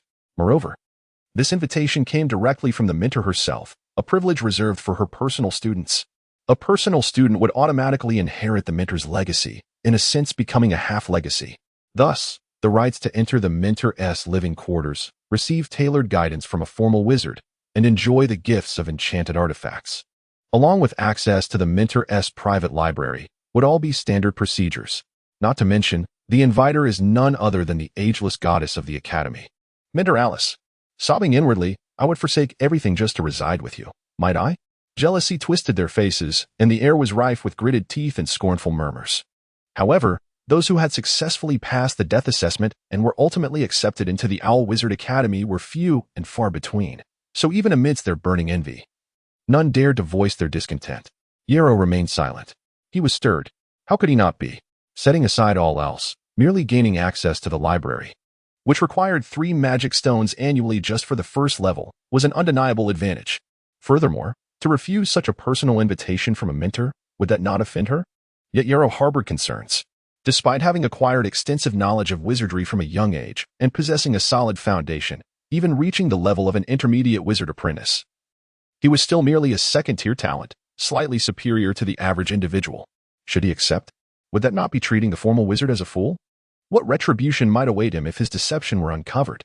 More importantly, his mother had expressly instructed him not to become a student of a formal wizard. Although one might grow beyond their mother's guidance, Yarrow resolved to honor her counsel, remorsefully stating, "I apologize, Mentor Alice, but I am merely an ordinary student of second-tier talent, unworthy of your esteemed invitation." Mentor Alice slightly furrowed her brow, biting her lip with an expression of lingering disappointment. "Really, want to you reconsider?" Gazing upon her exquisite visage, Yarrow felt his resolve waver. Yet, after a brief moment, he regained his composure, hearing the fervent gasps around him, and firmly bowed, declaring, "Please forgive my refusal." Once his mental fortitude was ignited, the previous saturation dissipated, and he found himself no longer sensitive to the allure of her offer. However, with past experiences in mind, Yarrow recognized that he had been enchanted just moments ago. He feared that had he lingered any longer, he might have been unable to voice his refusal. In this manner, uncertainty began to gnaw at Yarrow's heart. "Then it shall be." Mentor Alice turned to depart. "Thank you for your understanding." As Yarrow rose, he noticed the fury in the eyes of his fellow students, and his heart sank. What an unwarranted calamity! Quick, don't let him escape. Seize him, thrash him. How could he run so swiftly? Alas, he had gotten away. With a smirk, he reflected on his agility, 12 points in agility. Do you think I jest? In a confined space, the difference between 13 seconds and 9 seconds might seem negligible, but over a distance of 100 meters, 13 seconds and 9 seconds were worlds apart. He left them in the dust. And in mere moments, Yarrow had evaded the ire of his fellow students. They managed only a few futile steps in pursuit before they were forced to halt, powerless. The collective intellect of the crowd was sorely lacking. At this moment, the students were consumed by their passions. But Yarrow had no intention of claiming the title of the one who sweeps through the initial and high school. Therefore, a cool approach was the wisest course of action. Once the students regained their composure, they would naturally cease to dwell on him, perhaps even feeling relieved that he had declined Mentor Alice's invitation. The warm sunlight cascaded from the sky, the crushed grass exuding moisture that splashed against Yarrow's pant legs. With the students having just finished their class, the apprentice city felt somewhat desolate, save for the sounds of Yarrow's footsteps and his own labored breaths. The grass swayed gently, a refreshing breeze kissed his face. And Yarrow's pace gradually slowed, though the excitement within him remained unquenchable. Little did he expect to ascend to the ranks of a junior wizard apprentice so swiftly. In the days to come, he sought a tranquil environment to meditate, aiming to master the art of meditation and refine his mental energy. Once he had honed his mental prowess, he could then enroll in various magical courses offered at the academy. Of course, before that, Yarrow needed to find someone with whom to share his joy, perhaps to offer some advice. Knock, knock, knock. Who could it be? Cough, cough, cough. It seems she is once again indulging in her culinary creations. Sister Delia, it is I, Yarrow. You finished class so early? Smoke billowed from the doorway once more, prompting Yarrow to skillfully step back. Sister Delia, why not dine in the cafeteria? Why do you insist on grilling fish every day? And you don't even do it well. Delia emerged, holding a strange piece of charred fish, her face smeared with soot. Of course, it's to save money. Magic stones are not easily acquired, and I need to save them for the mental energy detection course. Within the academy, magic stones and currency could be exchanged. So saving money was not at odds with accumulating magic stones. The wooden door continued to emit smoke, and Yarrow took a seat on a wooden beam against the wall, observing Delia's soiled face with amusement. Have you recovered? When do you plan to attend class? Crunch. Delia bit into the charred fish, revealing a tender white fillet, steam wafting through the air with an enticing aroma. Despite her lips being stained black, she savored every bite, her cheeks puffing adorably as she spoke. I have no idea how to recover. Watching Sister Delia's deliciously messy eating habits, Yarrow couldn't help but swallow hard. That dish seemed rather appetizing. By the way, isn't today the day for the mental energy detection course? Yarrow, what was your experience in class? Sigh. Yarrow turned his gaze to the sky, feigning sadness. It was all right. Just all right? Delia offered consolation. It's fine. It's fine. Look at me. I've failed for 3 consecutive years. You still have 11 free attempts remaining at the very least. Just like you said the other day. Delia pondered for a moment before her eyes brightened. Oh, the latecomer. Releasing the fish from her hands, Delia playfully patted Yarrow on the shoulder, exclaiming, We're not in a rush. By the way, to what extent have you perceived? Delia's curiosity piqued. Yarrow glanced at the black mark on his shoulder, a cruel smile creeping onto his face. I have become a junior wizard apprentice. What? Chapter 55. Lodging observing the dazed expression on Senior Delia's face, Yarrow felt an unusual sense of satisfaction. What a delightful sensation. It is no wonder that my roommate in my past life often expressed such sentiments. By the way, Senior Delia, may I stay here for a few days? Yarrow patted his shoulder, glancing at the lingering dark handprints, silently estimating how long it would take to wash them off. Delia, still in a fog, responded. Why? Oh, it's because during class, Mentor Alice wanted to recruit me as her student. Yarrow began to explain, but Delia suddenly froze, turning her head rigidly. What? Yarrow assumed she was emphasizing the earlier question and complained, It's because I rejected her, and the other students went berserk, chasing after me as if they wanted to beat me up. Wait. Delia quickly raised her hand to interrupt, squatting down with a piece of charcoal fish. It's a bit chaotic. Let me sort this out first. As she spoke, she began drawing circles on the ground while muttering softly. He was here on the first day of school. I definitely saw him just a few days ago. Today is the day of the mental power detection class, right? Yes, that's correct. Yarrow walked over, bemused. Must you really react this way? Indeed. Delia glared at Yarrow fiercely.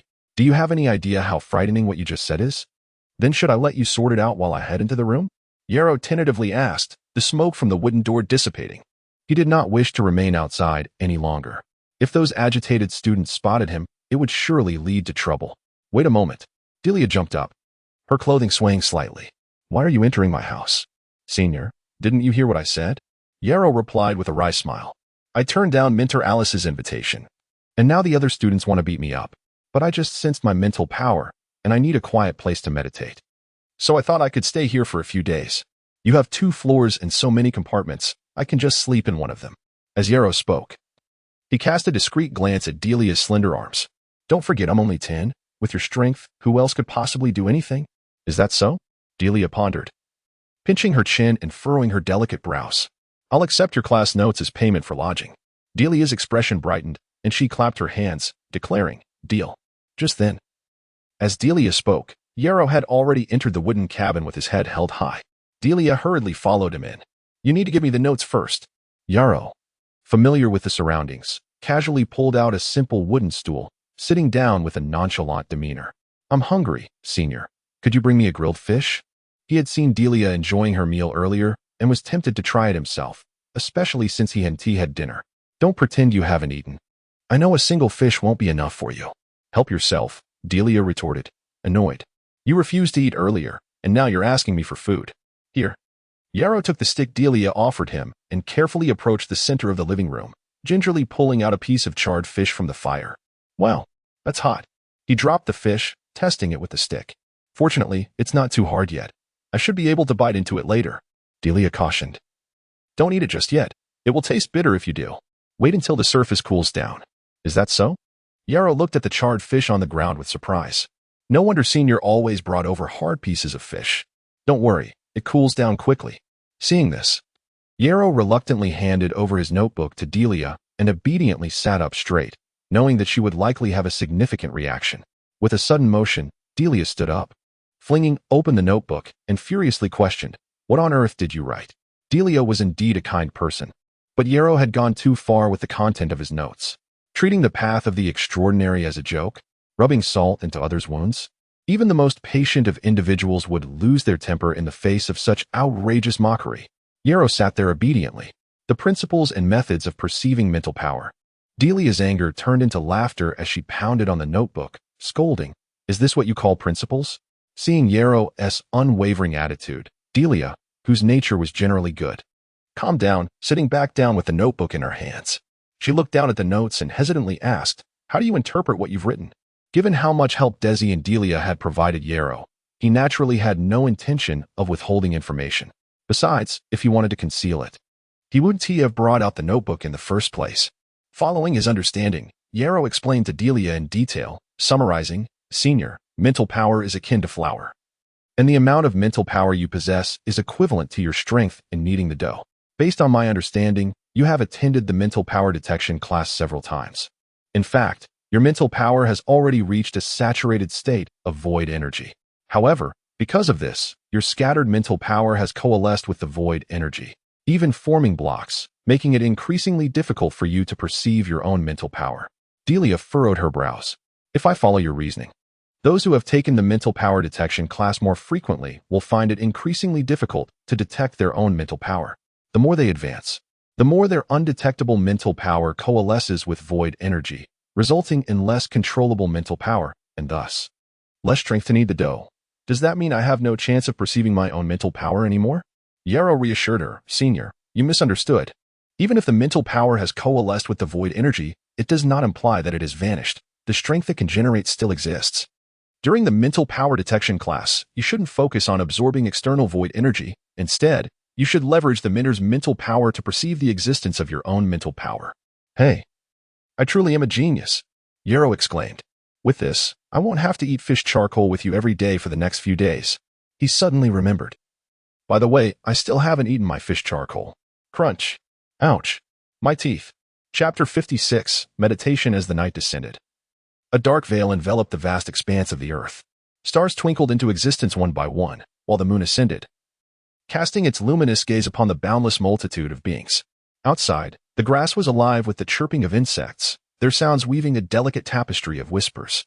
Inside Delia's wooden cabin, the charcoal embers occasionally sputtered, releasing tiny sparks that crackled softly as shadows danced in the flickering light. A faint, warm haze wafted in, carrying the scent of smoke into the compartment where Yarrow sat. In the corner of the room, crickets sang their piercing serenade. Yet, regardless of the cacophony outside, Yarrow remained undisturbed, his eyes closed in a meditative posture, immersing himself in the sensations of his own body. The elementary triangle meditation method was a foundational technique crafted by countless witches over the ages. While various basic meditation methods might exhibit different weaknesses, they share common traits. They are easy to learn, forgiving of errors, adaptable, and widely applicable. In essence, they are practical and resilient. The term element in elementary triangle meditation method refers to classification, indicating that this method primarily focuses on enhancing one's affinity with different elemental forces. The term triangle signifies the necessity of establishing 3 points within one's mental space. This is merely Yarrow's translation in the Fian language. The name of this meditation method possesses a far grander resonance. The term triangle could be interpreted as 3 spirits, representing the essence of the 3 elemental spirits.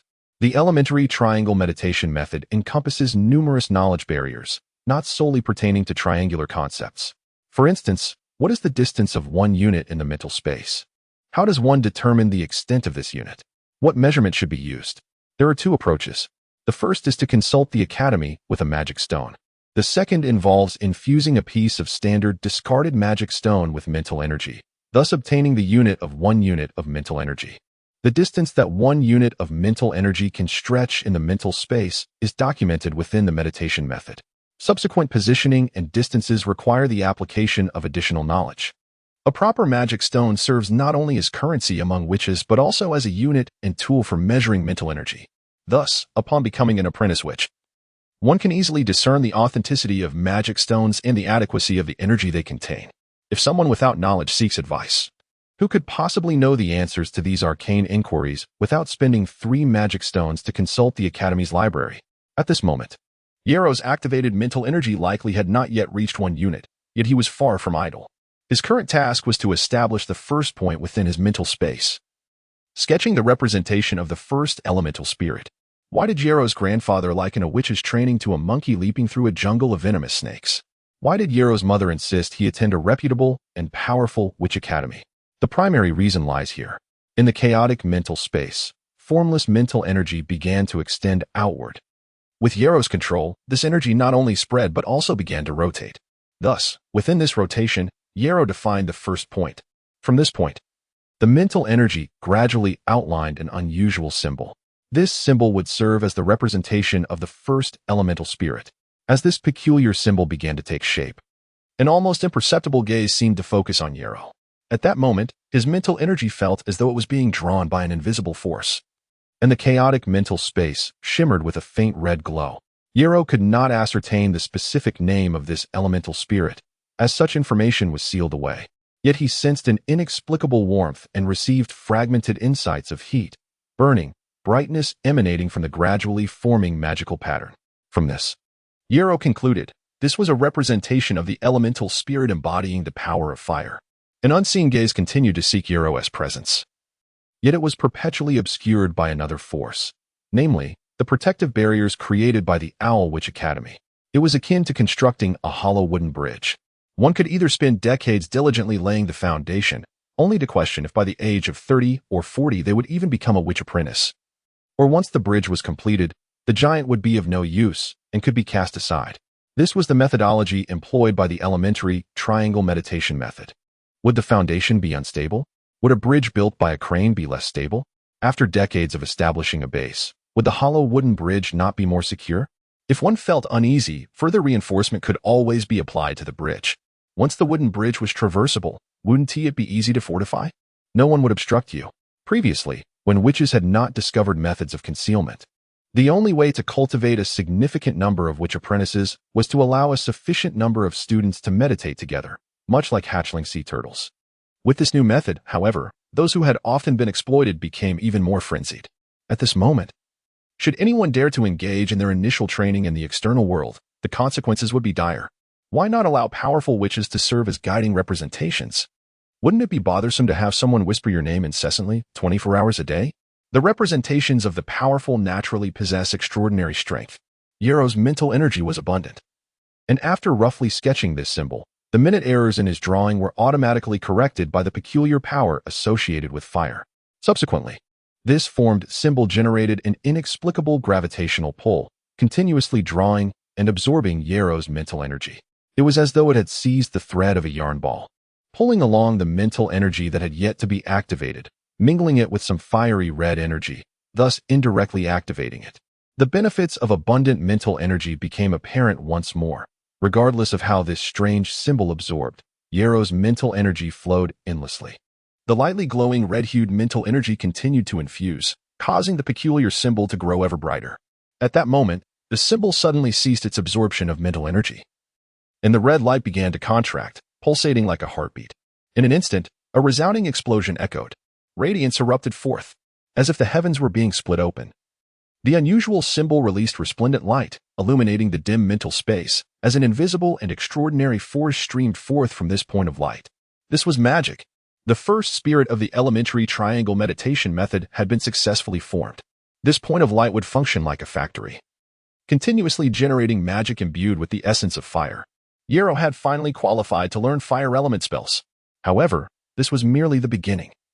Yero still needed to construct 2 additional spirits. Once the 3 spirits were established, he could harness their collective power, allowing them to interweave and dissolve the structure belonging to the powerful, thus transforming all 3 spirits into his own. Only then could he be considered to have completed the training of a novice witch apprentice. Nonetheless, he now intended to take a brief respite, for he had been meditating for 2 days straight. 2 days without sustenance were already uncomfortable enough. Furthermore, outside wafted an enticing aroma of roasted meat. Was his living allowance insufficient? Or was he merely consuming the fruits of someone else's labor? How absurd. He was presented with fish that even a toothless person could not bite through. Were they secretly preparing delicacies just outside?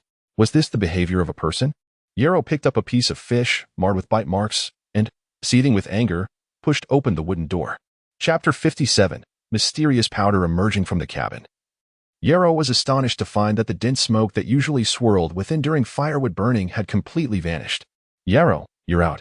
Come and have some grilled meat, called out the chubby Keaton, who was tending the fire. Yero, carrying the fish charcoal, approached him. Keaton, you finished meditating? What brings you here? Yero tossed the fish charcoal onto the ground, producing a crisp clatter as they struck against each other. His gaze fixated on the roasting meat, glistening with rendered fat. Yero couldn't help but salivate. He mused that although he hadn't eaten for 2 days, he had spent most of that time meditating, and his body felt exceptionally robust. Surely, he wouldn't need to coddle his digestive system? Keaton flipped the meat, glancing up at Yero. I envy your potent mental strength. Your spiritual potential hasn't been fully realized yet, has it? Yero waved dismissively. What's there to envy? I envy your superior energy affinity. A blank canvas is easy to paint on. Before becoming an apprentice, one could freely absorb any arcane energy. But upon choosing a path and setting a direction, one could only absorb void energies of a specific inclination. Yero, for example, was relying on the Flaminity's assistance to continuously absorb fire elemental energy from the space. Once the 3 spirits were constructed and the designations of the 3 entities were erased, he would have to rely on his own energy affinity for absorption. The meat sizzled in Keaton's hands, droplets of hot oil sputtering and falling onto the glowing embers. Sizzle. The aroma of oil permeated the air. Gulp. Where's Senior Dilia? Yero reluctantly tore his gaze away, glancing at Keaton before quickly looking back at the meat. Keaton, did you allocate all your life's talent points to aptitude and family background? Keaton, whose appearance wasn't as unpleasant as Yero suggested, merely possessed a slightly plump physique. Combined with the prolonged exposure to the fire, his face was now slick with oil and drenched in sweat. Oblivious, Keaton continued to roast the meat. She's outside kneading flour. Kneading flour? Then why do you always make fish charcoal for me? Yero, staring at the charcoal fish on the ground, entertained a peculiar notion. Could it be that Senior Dilia can't even knead flour? That can't be right, can it? Just slowly add water. Isn't it something anyone can do? Keaton wiped his oily face with his sleeve, then picked up a small box and carefully sprinkled the powder within onto the meat. Hiss. A wisp of green smoke rose from the embers, and an intense meaty fragrance emanated from the roasting meat. Gurgle. Yero's attention was once again captivated. His nose twitched involuntarily, and his stomach audibly grumbled. Slurp. How can it smell so good?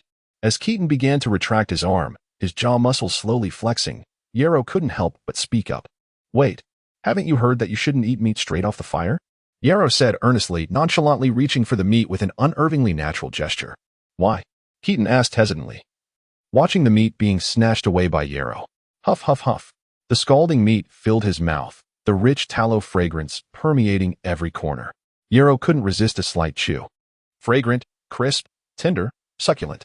The delicate aroma of the charcoal perfectly complemented the beef. With a gentle bite, the crispy exterior immediately gave way, and a savory, non-greasy juice burst forth, greedily swallowed by Yarrow.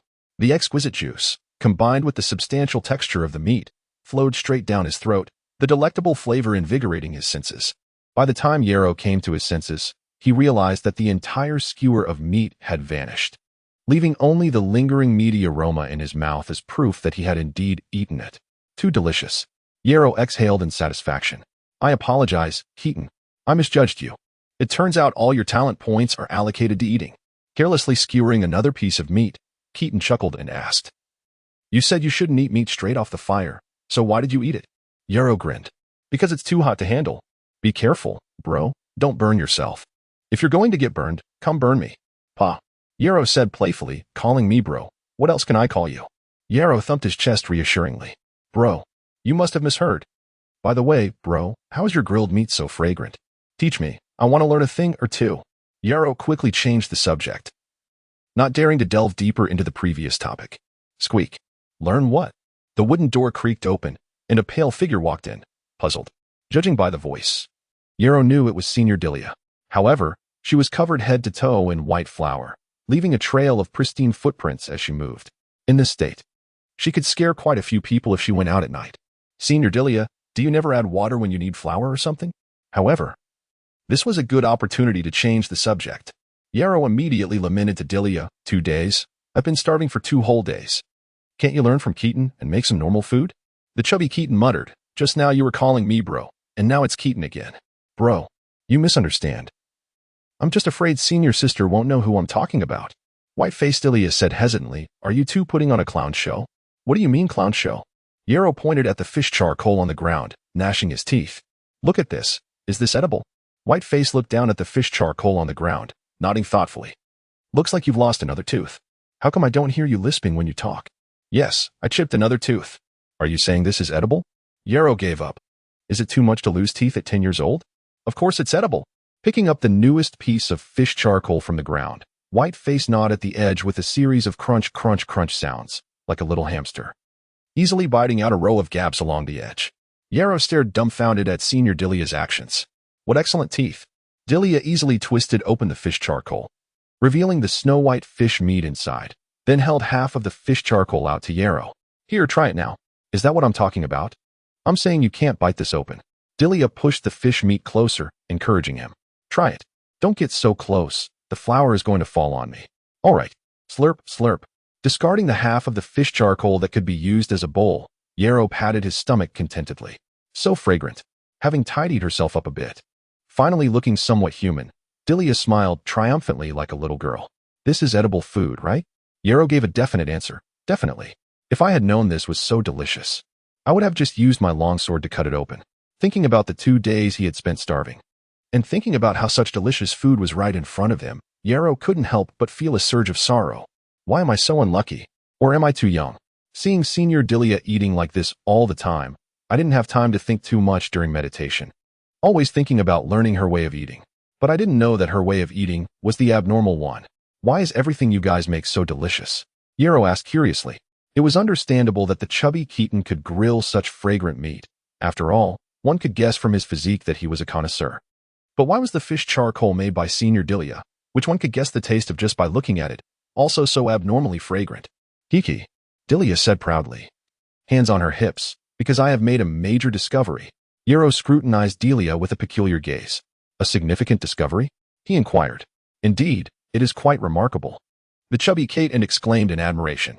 Who, in their right mind, would consume such bizarre, fragmented powder? Yarrow was suddenly startled, lifting his head in alarm. Bizarre, fragmented powder? Delia nonchalantly replied, Fear not. I have been consuming it for 2 years without any issue. It was clear that Delia's actions were somewhat unsettling. rather than Yarrow having discerned her true nature. 2 years. Yarrow hastily closed his eyes, attuning himself to the state of his mental fortitude. Fortunately, his mental energy showed no signs of alteration. Caton tossed some of the powder into a chunk of meat while explaining, "Delia didn't venture into any high-level anomalous space, where the likelihood of curses is minimal. Given that she has been consuming it for 2 years, if there were curses, they would have manifested by now. This powder likely serves only to enhance flavor." The enticing aroma of the meat wafted through the air, and the rotund Caton eagerly swallowed a mouthful, savoring the taste. Likely? Although Yarrow felt a twinge of concern, the delectable scent compelled him to swallow reflexively. Perhaps this was their opportunity. With this thought in mind, Yarrow looked up and inquired of Delia, "Have others noted this effect?" Delia pondered for a moment before responding, "Not that I know of. Every time I visit that strange space, the powder on the ground is left untouched." "Why? Do you want some? I can share. It's not that I desire it. Rather, you need it," Yarrow retorted with exasperation. "You discovered this substance and have managed to survive on roasted fish for years to save money. I truly admire your tenacity." Yarrow was uncertain of the true worth of such a substance, yet he had no intention of involving himself further. His current priority was to successfully construct the 3 spirits. Thus, regardless of the path Delia ultimately chose, he had no desire to interfere. Chapter 58. The arcane tricks with a solid foundation in mathematics from his previous life. The construction of the 2 additional spirits posed no significant challenge for Yarrow. After dedicating over a month to the task, he successfully obliterated the alias of the 3 spirits, intertwining several invisible strands of psychic energy. The once vivid red, blue, and yellow points of light gradually dimmed. The rate at which his psychic energy absorbed void energy plummeted. Yet the 3 probing gazes that had previously pricked at his back shifted their focus, rendered directionless without the aliases. Yarrow finally exhaled a sigh of relief. No one could predict whether tomorrow or an unforeseen event would arrive first. Now, even if a significant disruption occurred, he would no longer be paralyzed by the Academy's constraints. What followed was the painstaking process of gradually absorbing the elemental energies surrounding him to construct the 3 spirit points, thereby enhancing his magical prowess. Initially, he expended 3 magic stones to obtain a library pass. Subsequently, he joined other students in selecting potentially beneficial courses from various free offerings to study arcane tricks. Isolated magical energy alone could not cast tricks, much like raw steel cannot function as a machine without proper design and structure. He delved into the structures of several free arcane tricks offered by the Academy, endeavoring to learn and apply them. Magic is a structure built upon magical energy, grounded in knowledge, ultimately achieving effects that influence the material world. Arcane tricks, as their name suggests, refer specifically to those devoid of direct lethality, relying solely on the peculiar effects of spells to attain wondrous results. For single-element tricks, the Academy provided free options such as light, spark, trip, dust, mist, and water retrieval. In essence, these tricks utilized single elements and were categorized into concentrated and dispersed states. Are they useful? Certainly, as they impart methods for constructing magical runes, serving as the foundational structures for many subsequent spells. Additionally, they allow for practice in summoning and employing single elements. Are they significantly useful? The names alone suggest as much. Nonetheless, each trick proved more challenging to master than anticipated, and Yarrow encountered numerous obstacles. It is essential to understand that these are dynamic processes. Each shift requires memorization. During construction, repeated practice is necessary, akin to painting.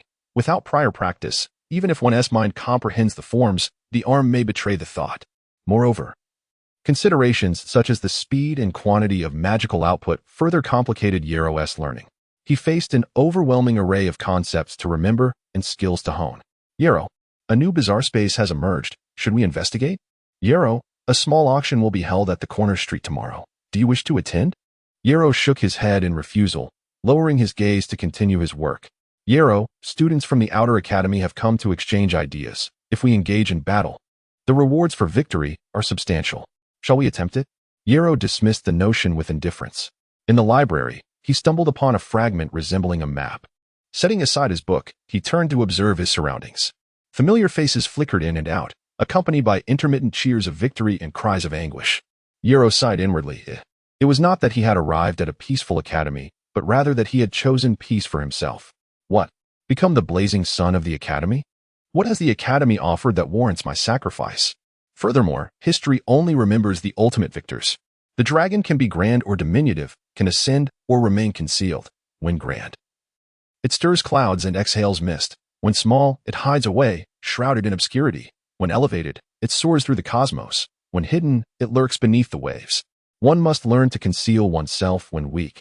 There is no need to flaunt strength. Yero, tomorrow there will be a knight's defense class. The female apprentices will be dressed quite lightly. Will you attend? I shall not. Kaidan, will you go? I shall not either. The following day, Yero arose early. Upon stepping outside, he encountered Kaidan, who had just opened the door. The two exchanged glances, scrutinizing one another. Kaitan's hair was exceptionally smooth, gleaming as if it could produce oil, his face adorned with powder, and his plump figure clad in a tailored suit. Yero, with his golden hair glistening with a sheen, donned neat attire that appeared refreshingly crisp, accented by a few subtle accessories and a knightly long sword at his waist. Fat penguin. Meathead, Yero questioned, dressed like that. Are you preparing for a noble ball or attending the knight's defense class? Kaidan retorted without hesitation, and you, in such attire. Are you preparing for knightly training or attending the knight's defense class? Bah. The two exited together, yet deliberately distanced themselves, as if strangers. Yero strode with confidence. Scholars like Ji Xianlin enjoy watching women's basketball. What is wrong with observing the female apprentices in their knight's defense class? Cough, cough. Studying, after all, involves stepping out, refreshing one's mind. It is not disgraceful. Just as Zhou Xu recorded in his diary during his studies abroad, spending half a month writing solely about playing cards. Even admonishing himself with Zhou Xu, how can you be so decadent? That did not hinder him from obtaining 36 doctoral degrees. Since arriving at the academy nearly 2 months ago, Yero had been immersed in study and meditation daily. Even the donkeys of production teams would not endure such treatment. Kaidan, undeterred, stepped heavily, each footfall echoing. The peculiar synchronization of their strides startled fellow students, who quickly stepped aside. Surely, these two must have encountered some curse in that bizarre space? According to the class schedule, Yero and Kaidan proceeded towards the training ground's small grove on the periphery of the teaching level. Kaidan looked at Yero, puzzled. Did you not register? Yero replied matter-of-factly. Why would I register? Watching quietly is far more appealing than sunbathing. Wait, do not speak to me dressed so poorly. In a knight's defense class. You should at least appear knightly. Given your intelligence, do not engage with me. Bah. Their conversation ended with mutual disdain as they diverged, each seeking a patch of shade to recline beneath. The midday sun was warm and gentle. Yero lay on the soft, vibrant grass, idly plucking a blade to chew. The fresh aroma of grass mingled with a hint of sweetness, gradually enveloping his palate. A gentle breeze rustled the leaves, the coolness prompting Yero to slightly squint his eyes. Not far away, lively young women were gathering on the training field, bouncing with energy, their long, fair legs nearly blinding Yero. Hee. Kaitan's round face suddenly intruded upon Yero's vision, winking mischievously. Well, how do you find it? Did you come to the right place? Chapter 59. The Vigilance Against Knights. What are you talking about? I can't understand. Yalo pushed aside the chubby face in front of him, gazing at the beautiful scenery not far away, and said leisurely, what does it matter if I came or not? I'm merely here to bask in the sunlight and enjoy the cool breeze. What? A male apprentice? I'm sorry, but you are of no significance to me. Kaitan squinted mischievously, adding, I feel the same way. I am unlike you. I am here in pursuit of beauty, while your heart is tainted, filled with nefarious desires. Yalo could not be bothered to engage him further. Noticing that the instructor had arrived for the class, he slightly focused his attention. He, too, was curious about what the so-called defensive knight lesson would entail. A formal knight is not to be trifled with, only when one reaches the rank of senior wizard apprentice. Possessing the formidable ability of mental pressure in one-on-one combat, can a wizard apprentice hope to prevail over a formal knight? What means do junior wizard apprentices have to counter knights, aside from maintaining a distance? What wisdom might the defensive knight lesson impart? As this was a free elective course, the middle-aged wizard paid no mind to the surrounding onlookers. Facing the apprentices, he directly spoke, please introduce yourselves. With a casual wave of his hand, a wooden box appeared in the empty space beside him, causing the apprentices to stir with excitement. A spatial ring? Kaitan exclaimed with envy. I wish I had one too. Yalo bluntly shattered his delusions. You're dreaming. That is a privilege granted to instructors by the academy. Do you truly think you can have one? Many formal wizards don't even possess such a thing. The wizard ignored the envious glances from below and continued. We all understand that the power of a formal knight is immense, especially when fully armored. They are akin to unstoppable armored cans, and many of our spells cannot harm them. According to statistics from the Jungle House, nearly half of the junior wizard apprentices who die each year meet their end at the hands of knights. Most of the tasks assigned to junior wizard apprentices take place in human territories, and thus, the primary source of danger is formal knights. I will speak plainly about the solutions. Instructor Krosh elaborated on several methods, broadly categorizing them into two scenarios. First, when confronted by a fully armored formal knight, one must employ every possible means to escape. In summary, junior wizard apprentices must not allow formal knights to come within close range. The methods may involve utilizing the environment, employing different spells, or leveraging enchanted artifacts. Now that I have shared the necessary information, you may experiment. With a casual wave, the wooden box before him opened, revealing a set of tattered armor. Clank, clank. The armor began to shake, its pieces gradually assembling until it stood upright, resembling a seasoned warrior, proud beside the wizard. I have brought a suit of armor warrior, roughly equivalent in strength to a formal knight. One by one, approach it. If it comes within 3 meters of you, consider it a failure. After your training, do not worry. It knows how to find me. With that, Instructor Krosh turned and left. In the face of a formal wizard, the apprentices found it hard to suppress their anxiety.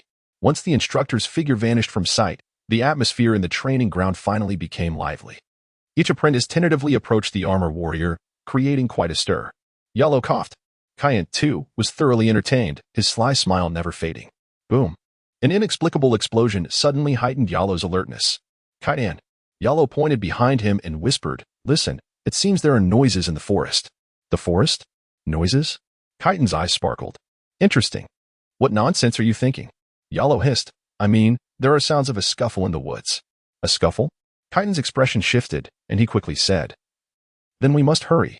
As the saying goes, birds of a feather flock together. Having spent much time together, Kaitan and Yellow developed similar responses to danger. Something feels off. Yellow frowned in deep thought. I run around studying every day, and for 2 months I haven't encountered anything. Just as I was about to take a break, this happens? What feels off? Kaitan inquired, puzzled. Yellow glanced at the nervous little chubby figure and set aside an unfounded suspicion, explaining, I think I heard Senior Delia's voice. Senior Delia? Kaitan's expression stiffened as he hesitantly asked, what should we do? Let's go take a look. It's not wise to speculate here. We need to understand the situation first. Yellow resolved, bending low as he slipped into the woods. Hey, wait for me. Deep within the forest, trees the size of bowls lay shattered on the ground, their jagged, pale stumps creating a gruesome sight. Branches and leaves flew about chaotically, while the ground was dotted with pits, some emitting wisps of white smoke from jagged ice shards. Delia stood in the center, breathless, clutching a thick tree that bore the scars of countless cuts and burns.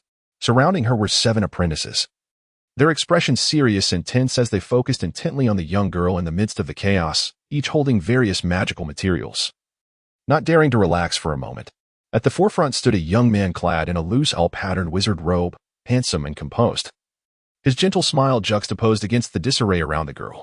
Delia, he said leisurely, do not persist in futility. Surrender the secret to your grilled fish.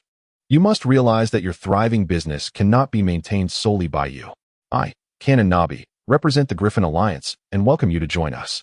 Delia's naive face was etched with stubbornness as she glared at the leader, retorting, in your dreams. The young leader, Canon Nabi, urged, I have yet to make a move. And with just these 7 junior wizard apprentices, you are no match for me. I am a senior wizard apprentice. You have no chance of winning today. In your dreams. Canon Nabi sighed regretfully. If you continue to resist, I will have no choice but to take the magic stones from you. Delia gritted her teeth, staring at the handsome young man who had deliberately created distance between them. By the way, your grilled fish business is quite successful. Canon Nabi pondered for a moment before suddenly clapping his hands and laughing. Then I shall break your hands and legs. This way. Not only will you be unable to sell grilled fish, but due to your poor condition, you will not even have the chance to activate your mental energy. Chapter 60. Accompanying Delia trembled slightly, silently clutching the tree trunk in her arms, her gaze fixed on the handsome youth not far away. Delia, do not force my hand. Canon Nabi's malicious intent was evident, his complexion darkening as the shadow beneath him writhed and transformed into a menacing shadowy hedgehog. Hand over the secret to that grilled fish, and join us willingly. Otherwise, should I desire it, making your life a living hell, or taking your life would pose no challenge. Crack. Who goes there? Yarrow glanced apologetically at Kaitan beside him, who looked helpless. Was it Kaitan's cowardice that was to blame? No matter. First, he would resolve the immediate issue. He quietly instructed Kaitan, then pushed aside the bushes in front of him and stepped out with a smile. What game are you playing? Collecting protection fees? Seizing territories? Or are we witnessing an incident of schoolyard bullying? When even schoolyard violence could not be quelled in a peaceful realm, it was futile to expect tranquility within an academy that sought power above all else. Children, upon seeing something desirable, would only reach out to snatch it away.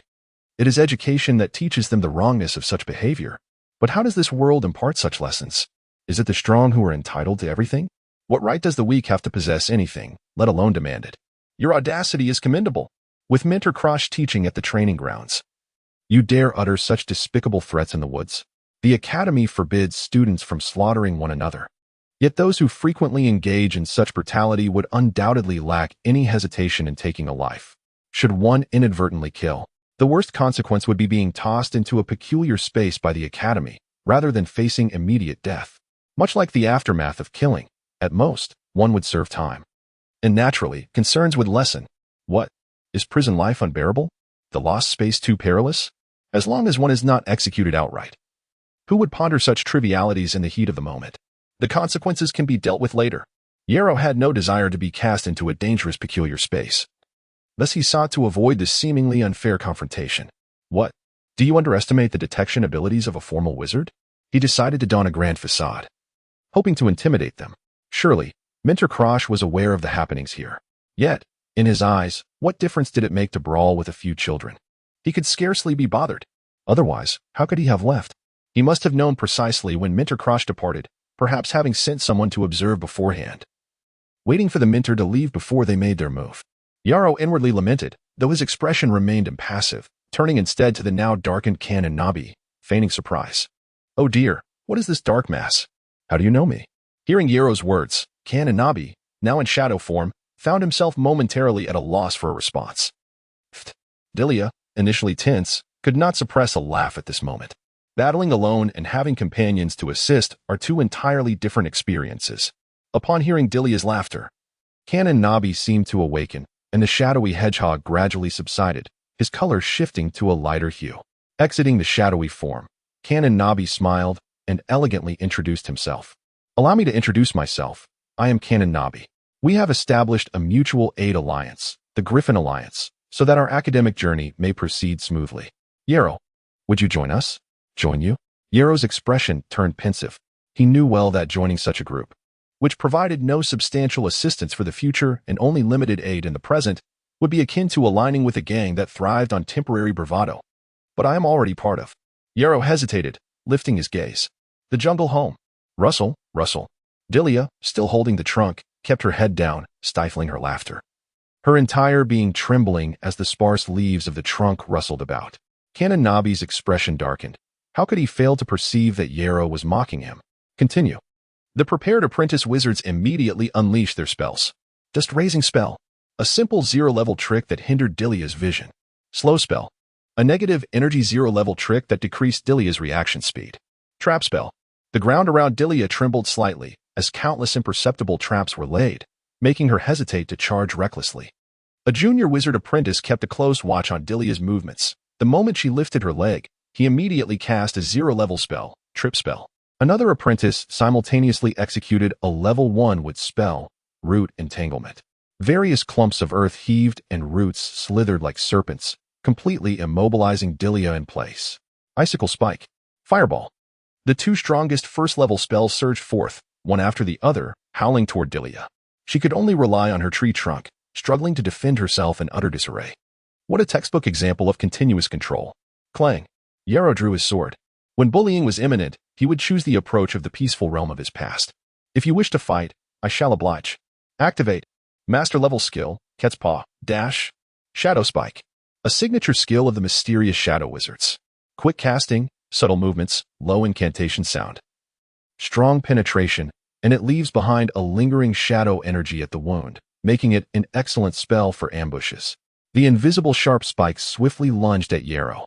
However, since this spell primarily dealt penetrating damage, it inevitably interacted with the material realm, creating friction with the air. The shadowy projectile flickered in and out of visibility. But Yarrow quickly deduced its attack's location, his left leg. Dodge. Yarrow swiftly took cover behind a large tree. Thud.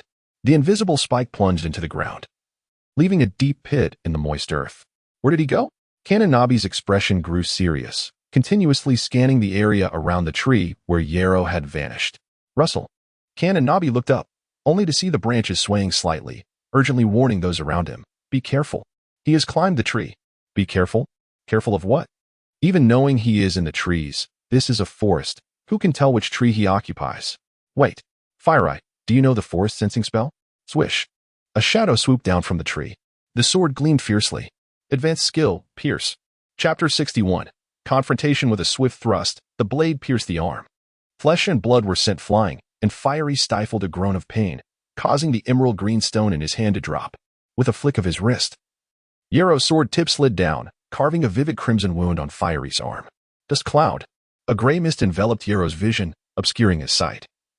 Yet for one who had embraced the agility of the feline fist, it posed no significant disruption. Trip spell. The subtle tremors of the ground were swiftly detected by Yarrow's feline agility, allowing him to effortlessly evade the impending threat. Slow spell. Yarrow's primary focus was to guard against this incantation. This spell unleashed a barrage of negative energy upon the mind, indirectly impairing the body's reflexes. Yarrow's advantage lay in his neural responses. Should he fall victim to this trickery, his edge would vanish, leading to dire consequences. Evade? It was not so simple. Negative energy possesses an uncanny attraction to the human body. However, the slow spell does not boast the swiftness of flight. Hence Yarrow charged forward with his head lowered. His steps had never faltered, and Fiery had barely retreated. He gripped his wrist tightly to prevent excessive bleeding that could lead to his demise. A shock coursed through Fiery's heart as he struggled to rise. Yarrow, unrelenting, delivered a forceful kick to the back of his knee. Crash. Snap. Yarrow's hand jolted as Fiery's contorted expression forced him to kneel on one knee. His right arm was twisted at an unnatural angle, held firmly by Yarrow. At this moment, the sphere of negative energy drifted lazily towards Fiery, striking him as he knelt. The entire sequence unfolded with fluid grace, and in the blink of an eye, the wood mage apprentice had fallen under Yarrow's control. A battle ignited by a thirst for combat is the most foolish of battles. To forget the art of war is to invite danger. To embrace it recklessly is to court death. What was Yarrow's purpose in this conflict? Ideally, to sever the greedy claws of the Griffin Alliance, or at the very least, to aid Delia in escaping her immediate peril. What was his strategy? To blind the enemy, transforming the forest into his primary battleground, seizing the initiative. Thus, he could both advance and retreat with ease, climbing trees for swift assaults. Subsequently, he would fulfill his combat directive, injure and disarm the wood mage apprentice, rendering him incapable of casting spells, and seize the materials he wielded, further diminishing his magical prowess. Ultimately, he sought to see if he could leverage this to achieve his combat objective. These apprentices were all around 17 or 18 years of age, their physiques slightly more robust than Yarrow's. Thus, even on one knee, Fiery did not appear significantly shorter than Yarrow. With the long sword poised against Fiery's neck, Yarrow sidestepped behind him, coldly commanding, "Cease." The pivotal wood mage had been subdued. Even with intermediate mage apprentices present, Yarrow felt no fear. No matter how formidable the damage or high the attack, one must first be able to land a hit. Without the wood apprentice's detection abilities, the forest became Yarrow's prime battleground. The apprentices exchanged glances, hesitating to cast spells, uncertain as they looked to their handsome leader. Even the most lowly of thugs adhered to a code of loyalty. The Griffin Alliance, which banded together to oppress other apprentices, was no exception.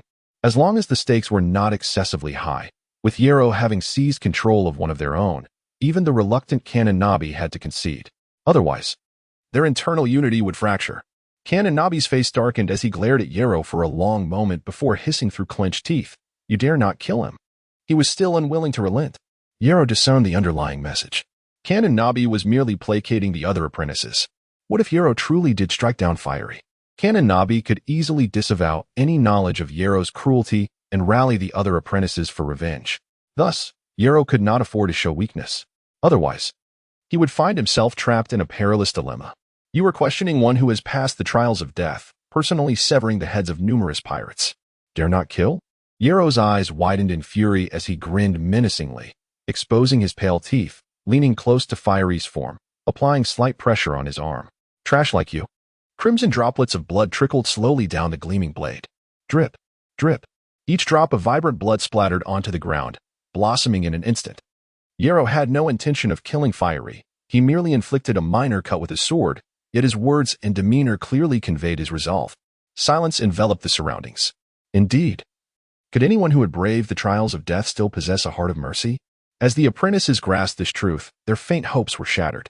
If Canon Nabi persisted, it would inevitably sow discord among the apprentices. Delia limped to Yero's side, sensing the ground tremble faintly beneath her, her heart growing increasingly anxious. Please, do not kill me. Fiery's lips were pale as he trembled. I withdraw. I will never oppose you again. With the blade suspended above his throat. Even the strongest of individuals would reveal a hint of vulnerability. How much more so for those youths accustomed to wielding violence against others to showcase their own power. An organization built upon violence will inevitably collapse under its own weight. Yero and Canon Nabi's expressions shifted simultaneously, remarkably similar. Yero tilted his blade slightly, the sword's brilliance reflecting in Fiery's eyes as he menacingly hissed, "Speak louder." Withdraw from what? Canon Nabi remained silent, seemingly allowing the situation to unfold. Fiery noticed the glint of cold steel in his periphery and cautiously glanced at the taciturn Canon Nabi, resolving himself to declare, I withdraw from the Griffin Alliance. Huff. Both Yero and Canon Nabi exhaled in unison. Yet in the next moment, Canon Nabi's expression darkened, and he bellowed, Fiery, you dare betray us? Kill them. The sinister shadow of the hedgehog re-emerged, while Canon Nabi simultaneously unleashed another shadow spell. Shadow Claw.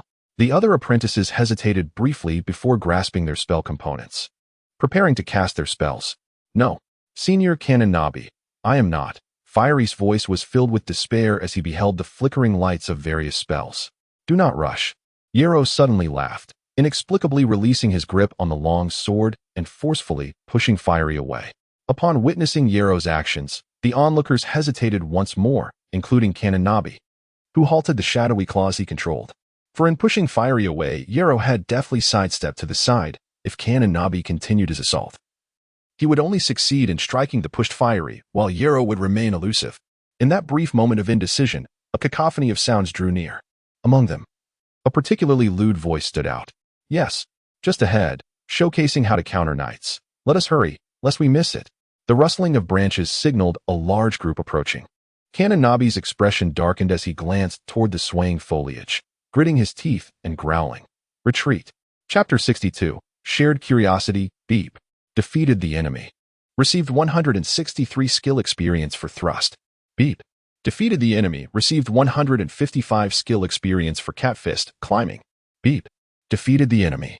Received 182 skill experience for cat fist, running. Beep. Defeated the enemy. Received 131 skill experience for knight's breathing technique. Converted to personal experience. Personal experience points increased by 631. Personal attributes: strength, 6, agility, 12, reflexes, 18, stamina, 8, remaining skill points, 3.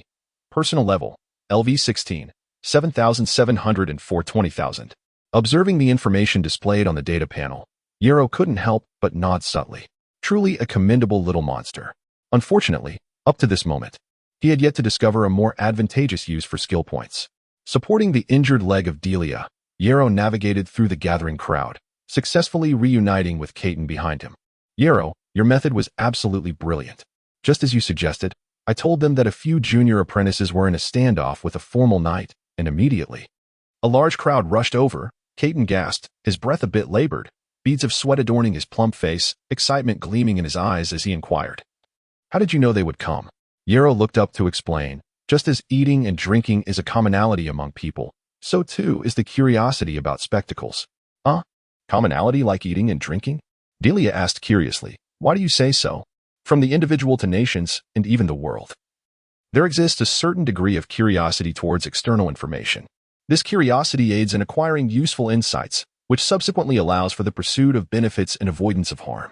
Conversely, there's a term known as self-imposed isolation, and the consequences are self-evident. The degree here refers to maintaining oneself in a secure position. So, you want me to emphasize a few junior apprentices, knights, standoff? Caton realized it's to convey to them that the danger level is minimal, ensuring their own safety. That's just one aspect, Yarrow elaborated.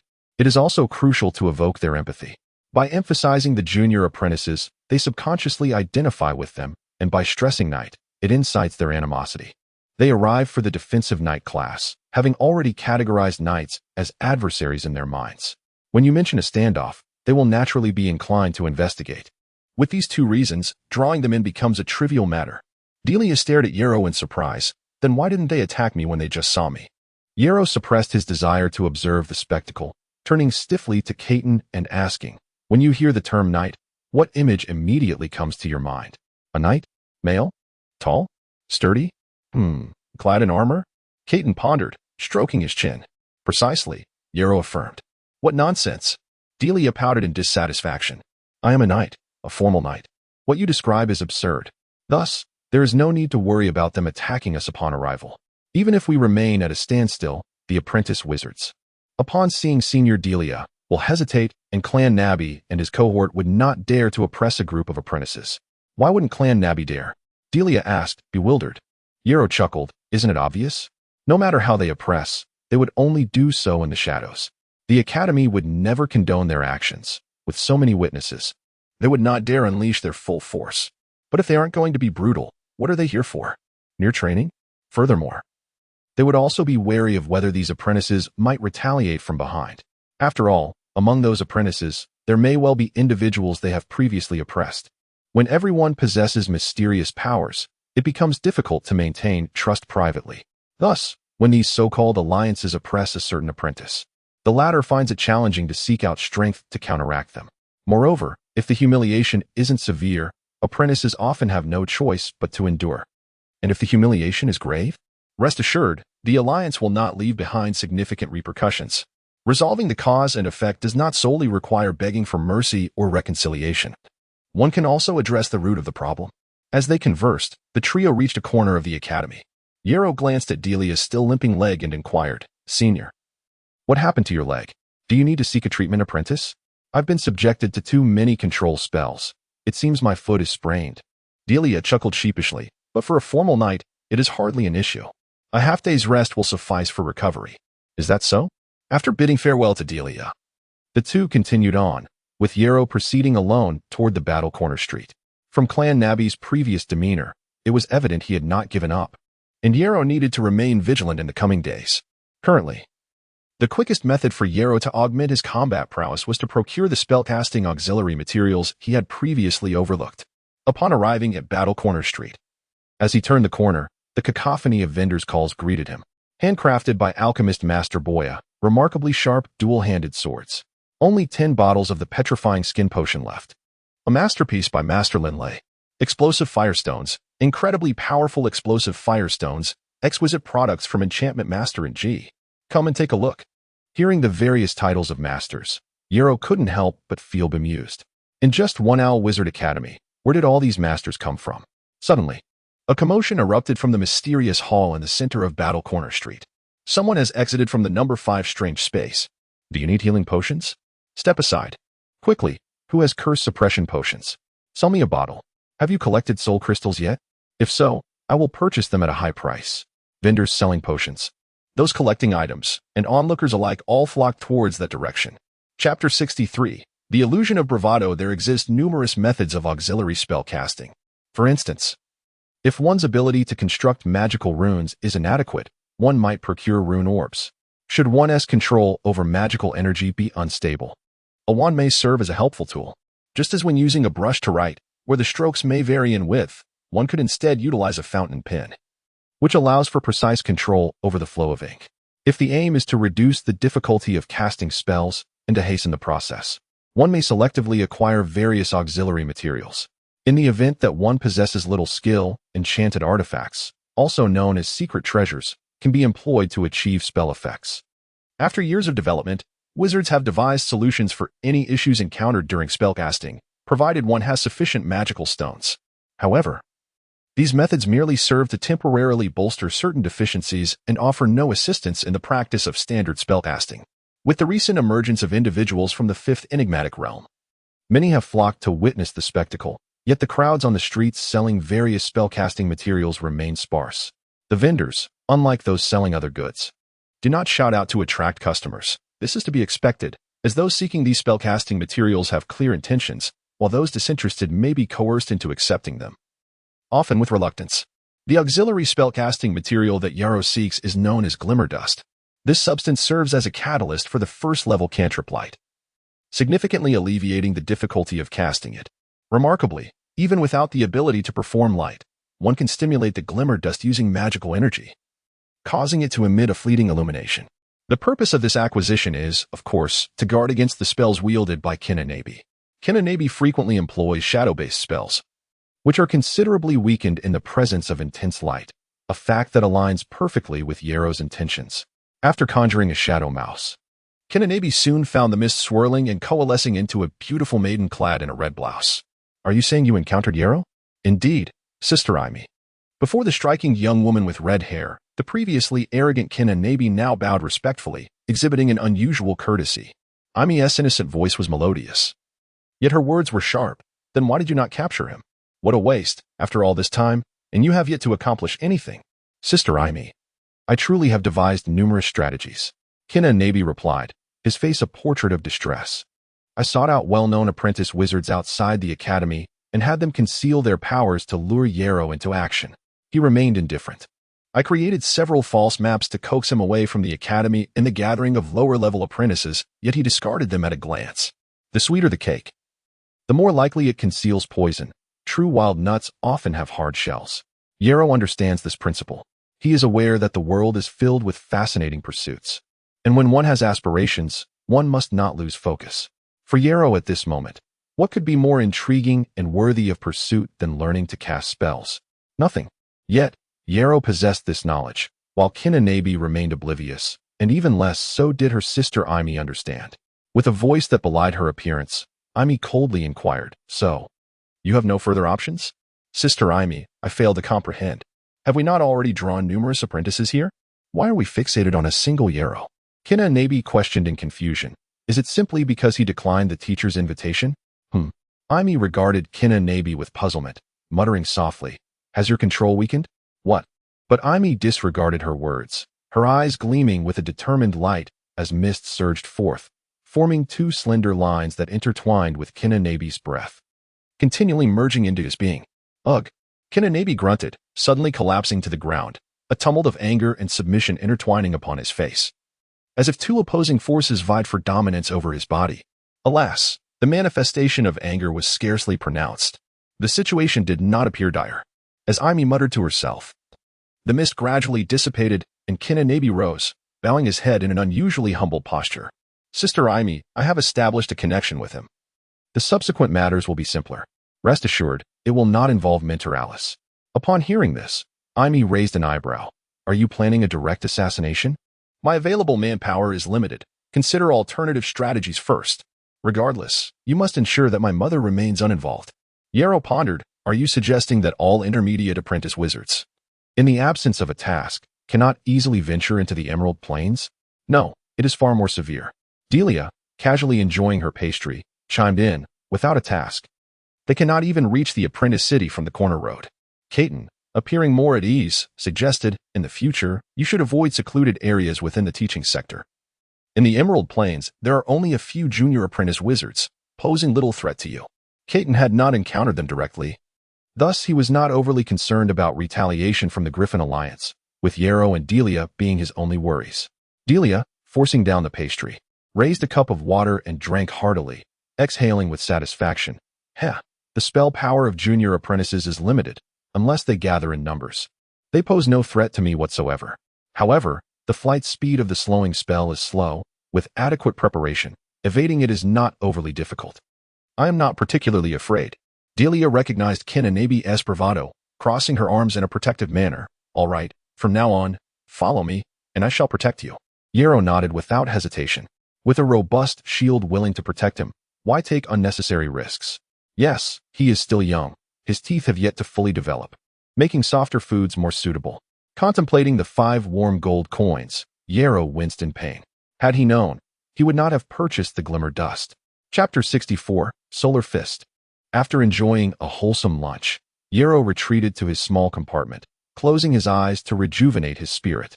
The art of learning is replete with subtle techniques. For instance, one should ideally rest for half an hour after a hearty meal, as during this time, blood circulation is primarily focused on the stomach, significantly diminishing learning efficiency. Additionally, it is advantageous to adhere to a consistent schedule for study, much like regular meal times. If one dines at the same hour daily, the body will instinctively signal hunger at that time. Furthermore, maintaining a familiar study environment is crucial. A comfortable and tranquil location is fundamental, as it minimizes distractions. Just as one feels compelled to eat upon arriving at the dining hall, one should instinctively open a book upon entering a classroom, provided that a study habit has been cultivated, rather than succumbing to drowsiness. These techniques, when simplified, are merely about forming habits. When elevated, they resemble a form of self-hypnosis. As both habit formation and sophisticated self-hypnosis fundamentally involve constructing neural pathways in the brain. Consider the familiar scene often depicted in hypnosis, the snap of fingers. What significance does this hold? Its function is akin to double-clicking on a file within a computer.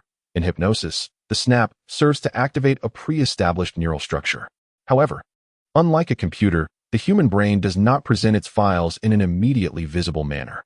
Therefore, to activate a specific neural structure within the brain, one must issue unique and distinct commands to avoid confusion among other neural structures. For instance, if one intends to discuss a significant project, performing a small gesture, such as adjusting a tie, prior to commencing can be beneficial. Initially, this may seem ineffective, but once a complete neural structure is formed in the brain, this action becomes akin to a double click on a computer. Through the long-term cultivation of habits, Yarrow naturally awoke, proceeded with his morning routine, and retrieved a hard candy to savor. Typically, he refrains from consuming sweets, yet this was his designated cue to activate his learning mode. This practice also serves to combat the irritability that often accompanies studying. The essence of learning involves the construction of neurons. However, the intrinsic nature of life leans towards comfort and avoidance of exertion. Thus, the longer one studies, the more irritability accumulates within the brain. Even for those with robust neural connections, this emotional turbulence remains. At such times, one can draw upon curiosity for new knowledge, the sense of accomplishment post-study, or the hopeful anticipation of a brighter future to counteract feelings of annoyance. Sucking on candy is merely one of these techniques, as sugar stimulates the brain, inducing a mild release of dopamine to alleviate study-related discontent. It also raises blood glucose levels, replenishing the energy expended during learning. These insights are gleaned from Yarrow's previous life experiences. Unbeknownst to him, he is a prodigy in this life. Thus, while studying, he finds himself on par with some of the geniuses cataloged by the Owl Academy, largely due to the potential he accumulated in his youth. Once his preparations were complete, Yarrow positioned himself at the wooden table, pen and paper in hand, ready to sketch and write. The various spells of shadow mages wield formidable power and secrecy in dark environments, and the simplest countermeasure is the luminescent spell. Preparation is key. Forethought leads to success, while lack of preparation results in failure. Although he was aware that Keenan Nabi was unlikely to manifest in the Emerald Plains, Yarrow nonetheless focused his studies on the luminescent spell, given that his imagined adversary is a shadow mage. He set the requirement for himself to evade while simultaneously casting the luminescent spell, as a precaution against a potential ambush by Keenan Nabi lurking in the shadows of a corner within the academy. Reflecting on the spells Keenan Nabi had cast, Yarrow jotted down 3 terms on the paper: Shadow Spike, Shadow Claw, and Shadow Beast. As he gazed at the 3 phrases, he propped his head on his hand, the pen tapping lightly on the table, while he mentally simulated an encounter with a sudden attack at a corner. The most perilous threat, the Shadow Beast. If he were to step into a shadowy environment and the Shadow Beast were to strike first, he would have scant time to react, often barely managing to evade a fatal blow. The most dreaded spell, Shadow Claw. If ensnared by the Shadow Claw, even with all his might, he would find himself momentarily immobilized, affording Keenan Nabi ample opportunity to unleash several Shadow Spikes. Shadow Spike, a straightforward offensive trick, is not particularly challenging to evade in complete darkness. The ideal scenario would be to successfully cast the luminescent spell while dodging, should circumstances become dire. Or if he fails to cast it successfully, he could utilize the effect of flash powder to invoke a brief burst of light through magical energy. The light serves as the most potent deterrent against shadow mages. During the initial stages of spellcasting, due to the lack of proficiency in the spell structure, the luminescence spell requires several auxiliary hand signs. Much like creating a drawing, when one lacks skill, certain tools can assist in compensating for this deficiency. Considering that he himself is the target of attack, Yarrow envisioned the desired effect of casting the luminescent spell to envelop himself, ideally transforming himself into a luminous entity. If he were to achieve such an effect, all shadow spells would be diminished by at least half in their efficacy against him. The auxiliary hand signs for the luminescent spell had long been provided by the Academy, and the evasive maneuvers were designed to be swift. Thus, Yarrow's workload was minimal. After a few hours of sketching and revising, he hastily set out several plans on scrap paper. He then transcribed them into a pristine notebook. Upon flipping through the notebook adorned with rough human figures, an odd thought struck Yarrow. This resembles a manual of sorts, perhaps indulging a whimsical notion. He picked up the pen once more and inscribed 3 Chinese characters, Solar Fist. Ding. Detected martial art Solar Fist. Would you like to learn it? What? This truly qualifies as a martial art. Yarrow hurriedly checked the system panel, and sure enough, beneath a series of, he discovered the prompt awaiting him. Chapter 65, Sorcery and Martial Arts, Beep. Detected martial technique Sun Fist. Would you like to learn it? Upon seeing the system prompt, Yarrow's thoughts became somewhat chaotic. He had long harbored a series of speculations and plans regarding his future, particularly in relation to the utilization of the martial arts system. The genesis of it all lay in a book he had encountered in his childhood, titled Knight's Breathing Technique. At that time, the system had also emitted a prompt. But Yarrow lacked skill points and was unable to learn it directly. What if he had skill points? Would he have learned it immediately? Moreover, the transition in nomenclature from Guardian's breathing technique to Knight's breathing technique indirectly suggested that the system would only respond when one perceived a book as a skill book and the book indeed functioned as such. Was this convoluted? Did Yarrow know how to read back then? He did not. It was unnecessary for him to comprehend the characters inscribed within. He merely needed to grasp the general content conveyed by the book. Understanding this aspect of the system opened up substantial avenues for utilization. Yarrow had long pondered the distinctions between martial arts and sorcery. In sorcery, upon encountering a creature with extraordinary abilities, what would one do? If one could not overpower it, one might resort to enlisting its aid, finding ways to eliminate it, and subsequently harvesting its remarkable organs to incorporate into oneself. Still not sufficient? One could then infuse oneself with the creature's bloodline, rendering them indistinguishable. This may very well be the origin of the bloodline classification within the 3 major categories of sorcerers. As for martial arts, observing the adept movements of a mantis, one might choose to emulate the mantis fist. If that proved inadequate, one could opt for mantis blade techniques. Similar principles apply to the cat-style fist, tiger-style fist, lion-style fist, duck-style fist, chicken-style fist, snake-style fist, and crane-style fist. These names embody their essence. There are also forms that emphasize physical resemblance, such as eagle claw technique, golden bell shield, and iron cloth shirt, all developed through external practice to instill similar attributes within oneself, including the various films Yarrow had watched in his past life, wherein masters of martial arts summoned dragons, tigers, eagles, and serpents. These were also manifestations of their forms rather than the act of slaying creatures and incorporating their limbs into one's own body. Yarrow remained uncertain whether his speculations held any truth, yet he was indeed charting a course for himself. He opted not to pursue the bloodline approach, instead choosing to follow a purely elemental sorcerer path. In the future, should the opportunity arise, he would capture some extraordinary creatures to study their anatomical structures, and then endeavor to simulate those structures using elemental powers. Martial arts serve as a means of self-defense, while sorcery is a quest for knowledge. This was the developmental trajectory Yarrow established for himself. It was also the reason he had retained several skill points, primarily to enhance his neural reflexes. Once he had outlined his future path, did other attributes still hold any significance for him? Strength? Endurance? Agility? Constitution? With the azure dragon in his left hand and the white tiger in his right, what relevance did these attributes have? Only neural reflexes appeared to hold any potential utility. After all, with an accelerated reaction speed, he could effectively respond to unexpected situations and ensure the swiftness of his strikes.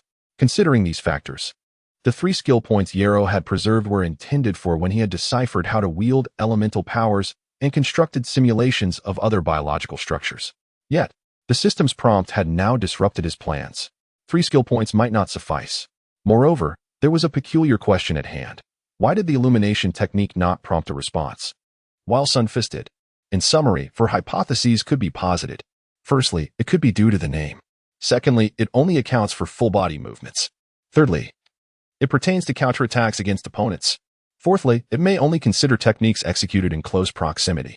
These hypotheses might also intersect, suggesting that a combination of them could yield the correct answer. The worst-case scenario would be that only close combat techniques would be acknowledged. Verifying these hypotheses was not particularly challenging, and Yero promptly set about doing so. Soon, the first hypothesis was dismissed. Simply assigning Chinese characters to a few zero-level tricks did not garner the system's recognition. Immediately following, the second hypothesis was also disproved. This revelation brought Yero a sense of relief. He certainly did not wish to find himself awkwardly dancing while others stood majestically during a duel.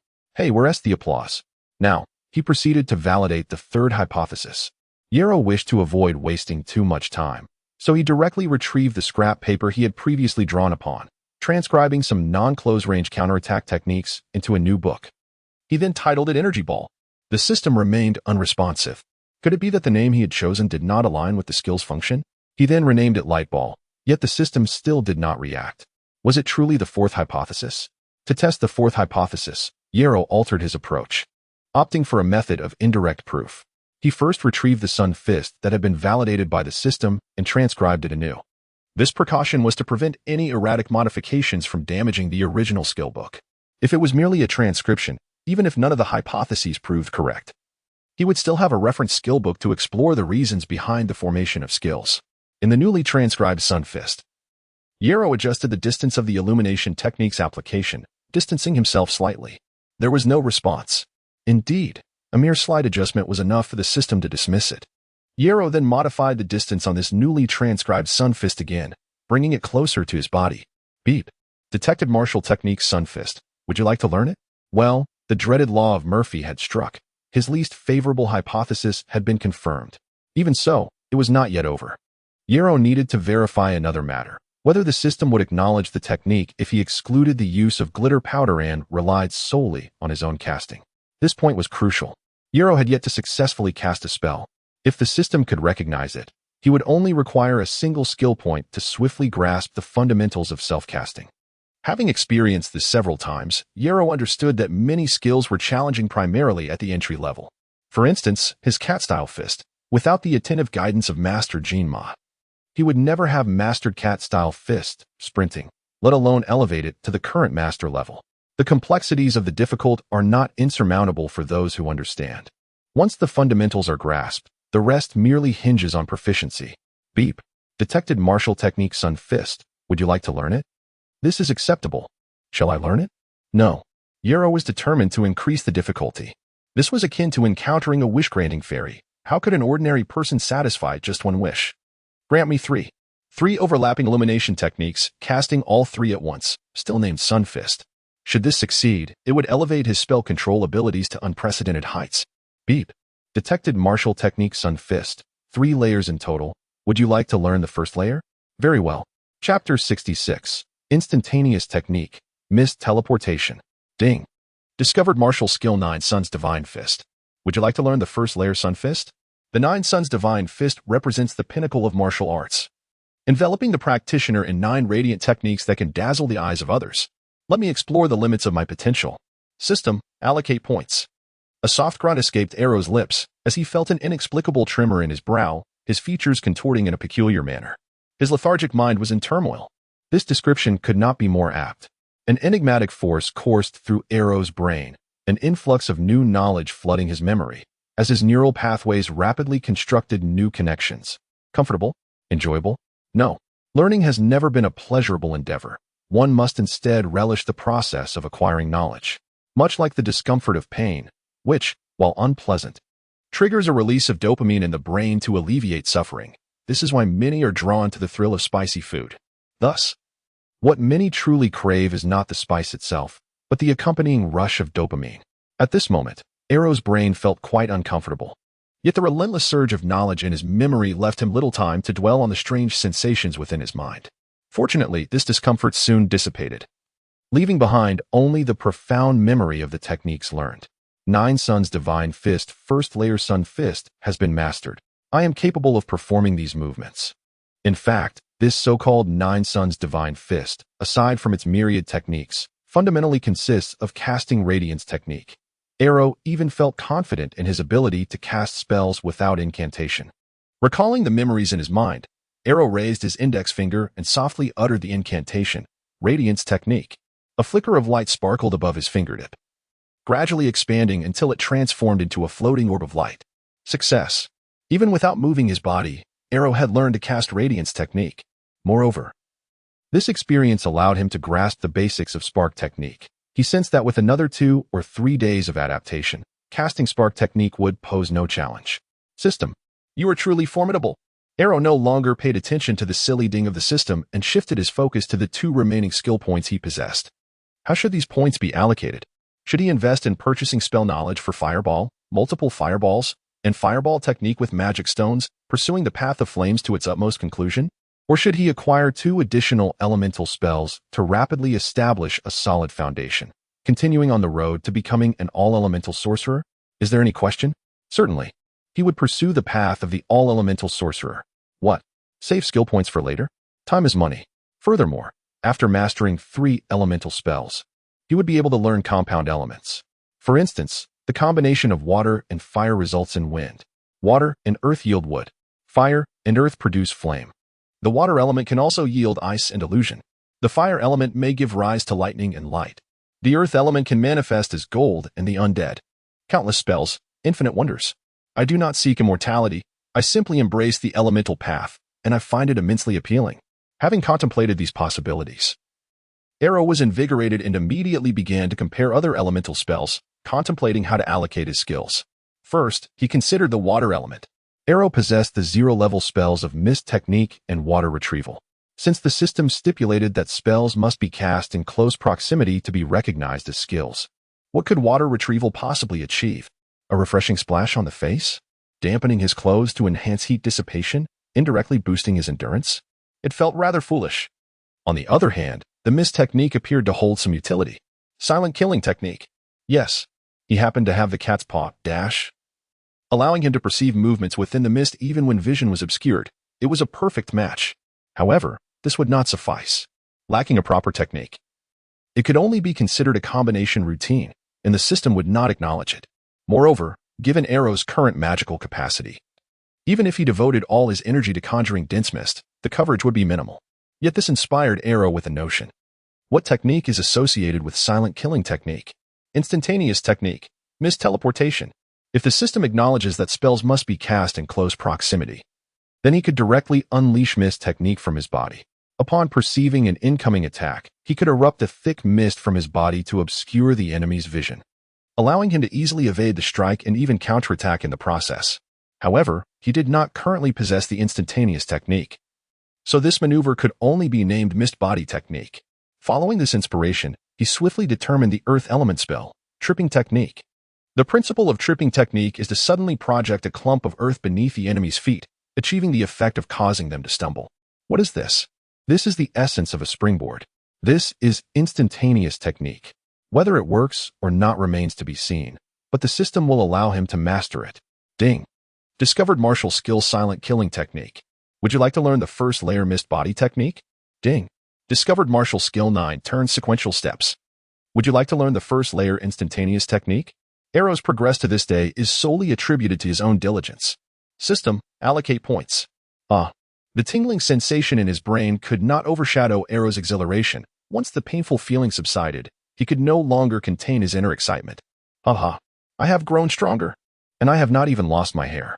Personal attributes, strength, 6, agility, 12, reflexes, 18, stamina, 8, constitution, 6, personal martial skills, stab, advanced, slash, advanced, uppercut, advanced, block, advanced, cat's paw, climb, advanced, cat's paw, dash, master, mastery and subtlety, knight's breathing technique, advanced, 9 Sun's Divine Fist, Sun Fist, novice, Silent Killing Technique, Mist Body Technique, novice, 9 Turn Sequential Steps, Instantaneous Technique, novice, remaining skill points, 0, personal level, LV 16, 7,704 20,000 alas.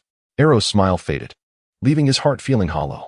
It is over, utterly over. All skill points are depleted. How is a hamster player supposed to survive? Frustration. Arrow's enthusiasm for further learning had waned. After all, he had mastered everything he intended to learn. All that remained was practice. Pushing open the door, Arrow stepped out of the wooden cabin. Arrow, did you not say you would study all afternoon? Are you feeling unwell today? Planning to take a break? Delia inquired with curiosity, her respect for Arrow's diligent studies evident, as she had not anticipated his early exit from the cabin. Arrow maintained a composed smile and slightly nodded to Kaiden. Status? It's acceptable. Delia's expression shifted slightly, while Kaiden appeared puzzled. What does acceptable mean? Listening to the lamenting sounds of vigorous writing from within the cabin, Arrow joyfully chuckled, and following the memories bestowed by the system, he commenced his practice. Chapter 67. Good news, the rabbit is in a frenzy, even biting. What has become of the hamsters that have emptied the granary? Yarrow is itching to stir up trouble. Why not venture into the mysterious space of the academy? No, no. How many apprentices perish within that eerie realm each day? Unlike them, I must engage in that peculiar space and undertake various assigned tasks to earn magic stones, which are essential for procuring potions and acquiring knowledge within the academy.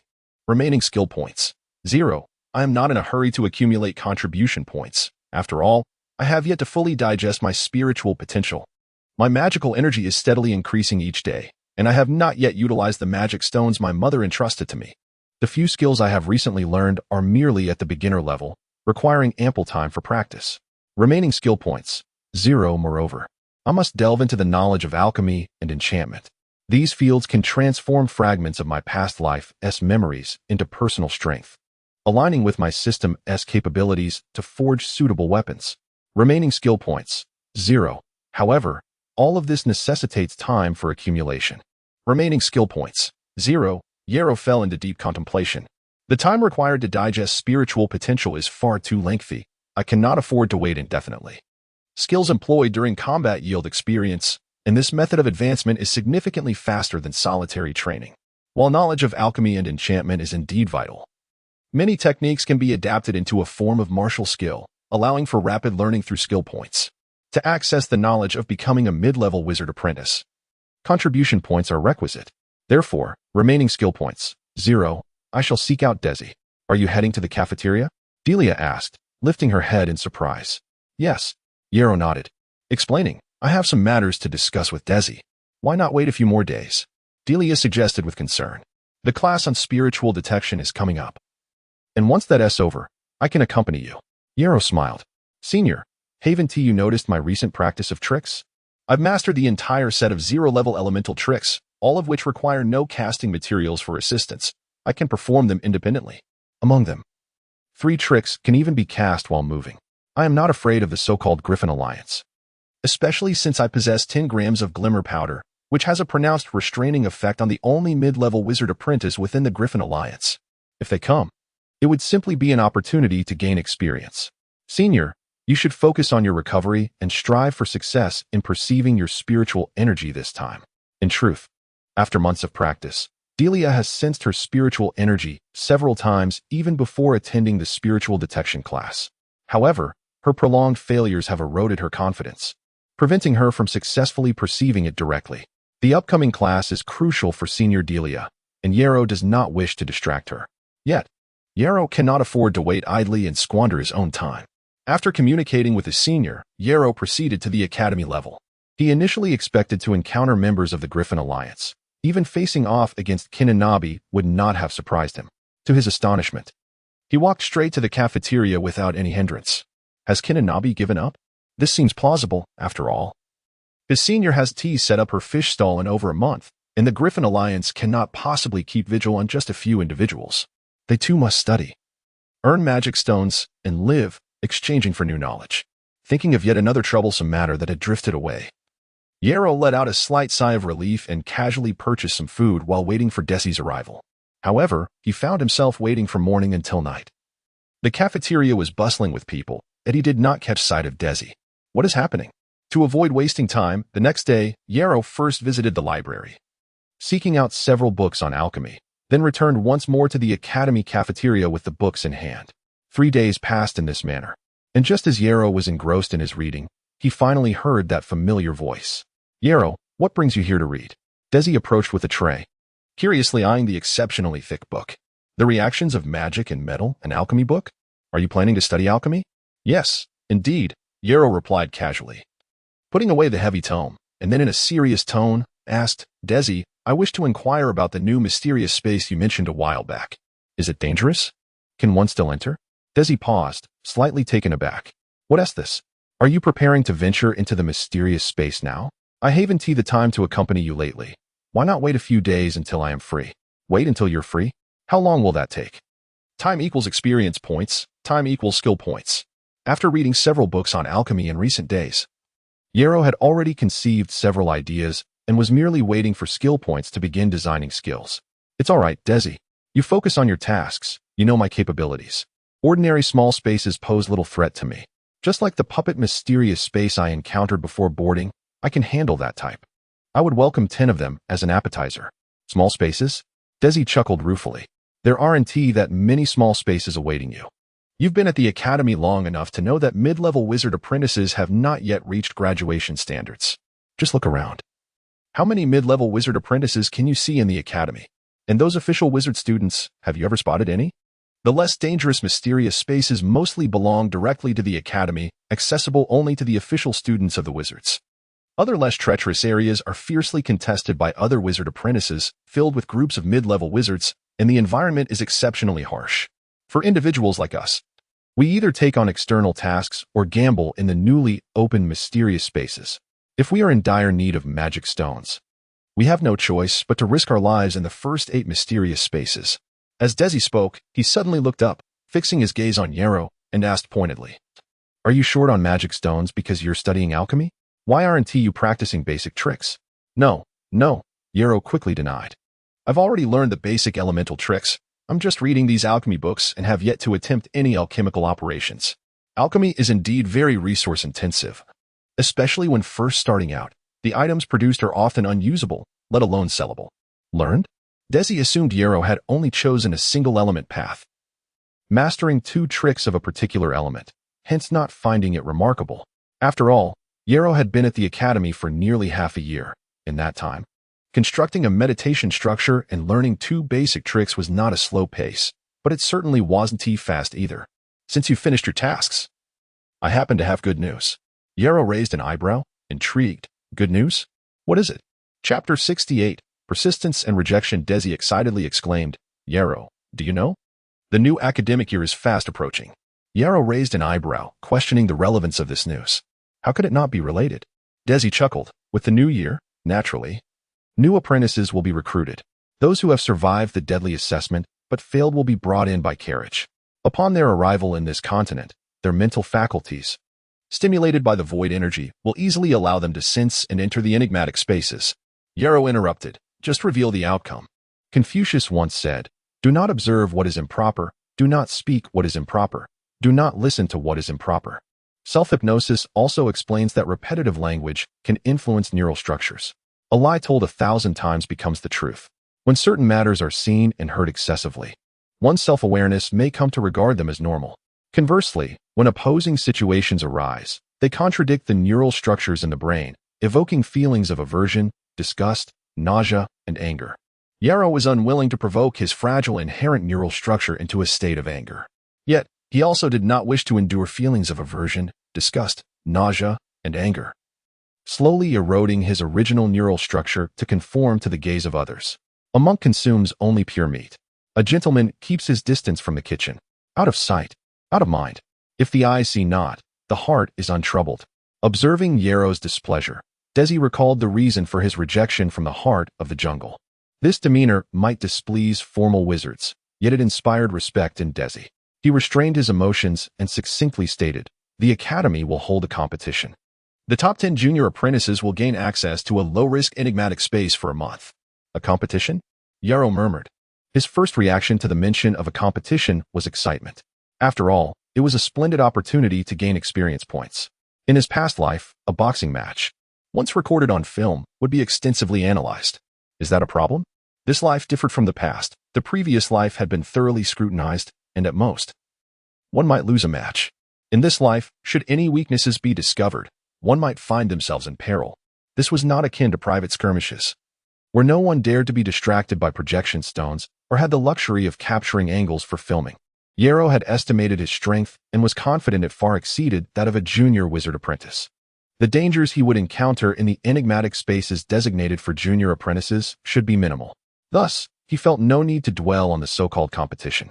After solidifying his thoughts, Yarrow looked up and said, "Brother Desi, I do not wish to participate." "What a splendid opportunity!" Desi exclaimed anxiously. "You know well that junior apprentices cannot cast powerful spells. This poses no challenge for you. If you participate, you will undoubtedly secure a place in the top 10.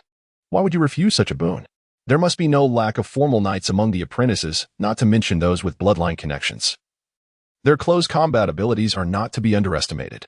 "Brother Desi, please do not overpraise me," Yarrow replied, his tone calm yet resolute. He held a distinct stance on many of the Academy's practices, thus feeling no sense of belonging. Instead, he harbored a profound sense of vigilance. Consequently, he was reluctant to participate in Academy activities, preferring to conceal his abilities and play the role of a humble bystander. Desi stared at Yarrow for a long moment.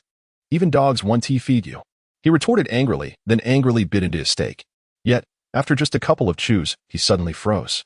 "Wait, something feels off." "What did I just say?" Yarrow chuckled cheekily, teasing, "Oh dear, Brother Desi, do not belittle yourself like that." Desi's gaze remained fixed on his steak, hesitating for a long time, uncertain whether to continue eating. After a brief moment, he sighed resignedly, closed his eyes, and took another bite. The clinking of cutlery against the metal plate echoed continuously, creating a rather somber atmosphere at the table. Yarrow, unhurried, opened the hefty tome titled The Effects of Magic and Metal Reactions, continuing to browse with a relaxed demeanor. Indeed, wizards possess remarkable skills. Yarrow had initially thought alchemy resembled the fantastical tales of his past life, where flames would casually forge metals into desired forms. In truth, alchemy was far more intricate than he had imagined. The common metals in this world were similar to those of his past life. Yet these familiar metals could undergo wondrous transformations when combined with various magical energies. How many types of magical energies are there? It is difficult to discern. The varieties of metals are numerous, and with the overlapping of different magical energies and the fusion of distinct metals, the types of metals increase exponentially. Moreover, there are numerous peculiar metals originating from enigmatic spaces, making it impossible even for a master alchemist to identify all metals. Thus, the foundation of alchemy is the ability to discern the properties of the acquired metals, after which one can utilize these properties to create items. Upon grasping this knowledge, Yarrow felt his mind begin to swirl, his consciousness becoming hazy. Is this something an ordinary person can handle? Consequently, Yarrow decided to adopt a different approach, first determining what he wished to create before consulting the text to seek materials accordingly.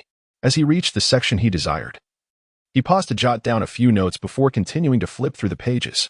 The sound of his page turning grew increasingly pronounced. "Enough already. Stop flipping," Desi exclaimed irritably. "Follow me." Yarrow stood up with a grin. "Thank you, Brother Desi." Leading the way, Desi remarked casually, "In truth, pursuing alchemy is beneficial for you. After all, your energy affinity is poor. Regardless of the meditation technique you choose, it cannot alter the slow growth of your magical power. Energy affinity, as the name suggests, refers to one's capacity to absorb and perceive void energy. If mental power is akin to powder, then void energy is like water. Only through their union can magic be formed. However, once a meditation technique is chosen, one cannot merely absorb the raw void energy. Just as visible light can be divided into various spectra, a singular meditation technique can only absorb a specific elemental type. Desi glanced at Yarrow. "Which elemental meditation technique did you choose?" Chapter 69, Settling Down Fire, Water, Earth, 3 Elements, Yarrow stated succinctly. 3 elements? Desi inclined his head slightly. The elemental triangle meditation? A commendable choice.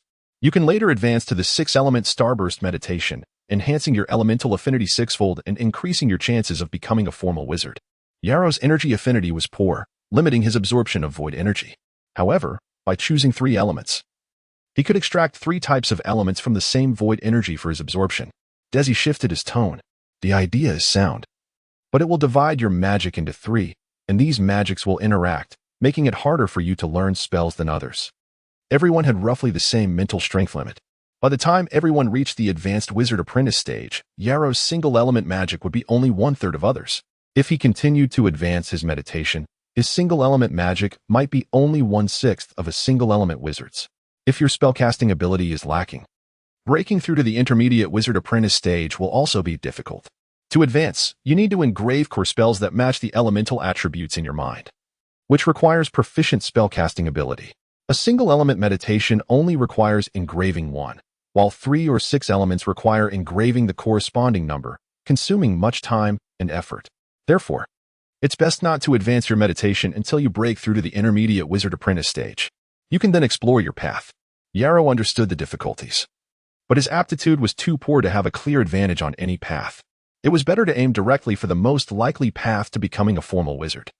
Moreover, Yarrow's mother was also a full elemental wizard, so he could draw on her experience in breaking through to become a formal wizard if he followed the same path. Although Yarrow knew this, he still appreciated Desi's kindness. "Thank you for the reminder, Brother Desi. I will consider it." Desi smiled. "I don't think I need to say much. After all, you come from a wizarding family, and your family must have planned your future development.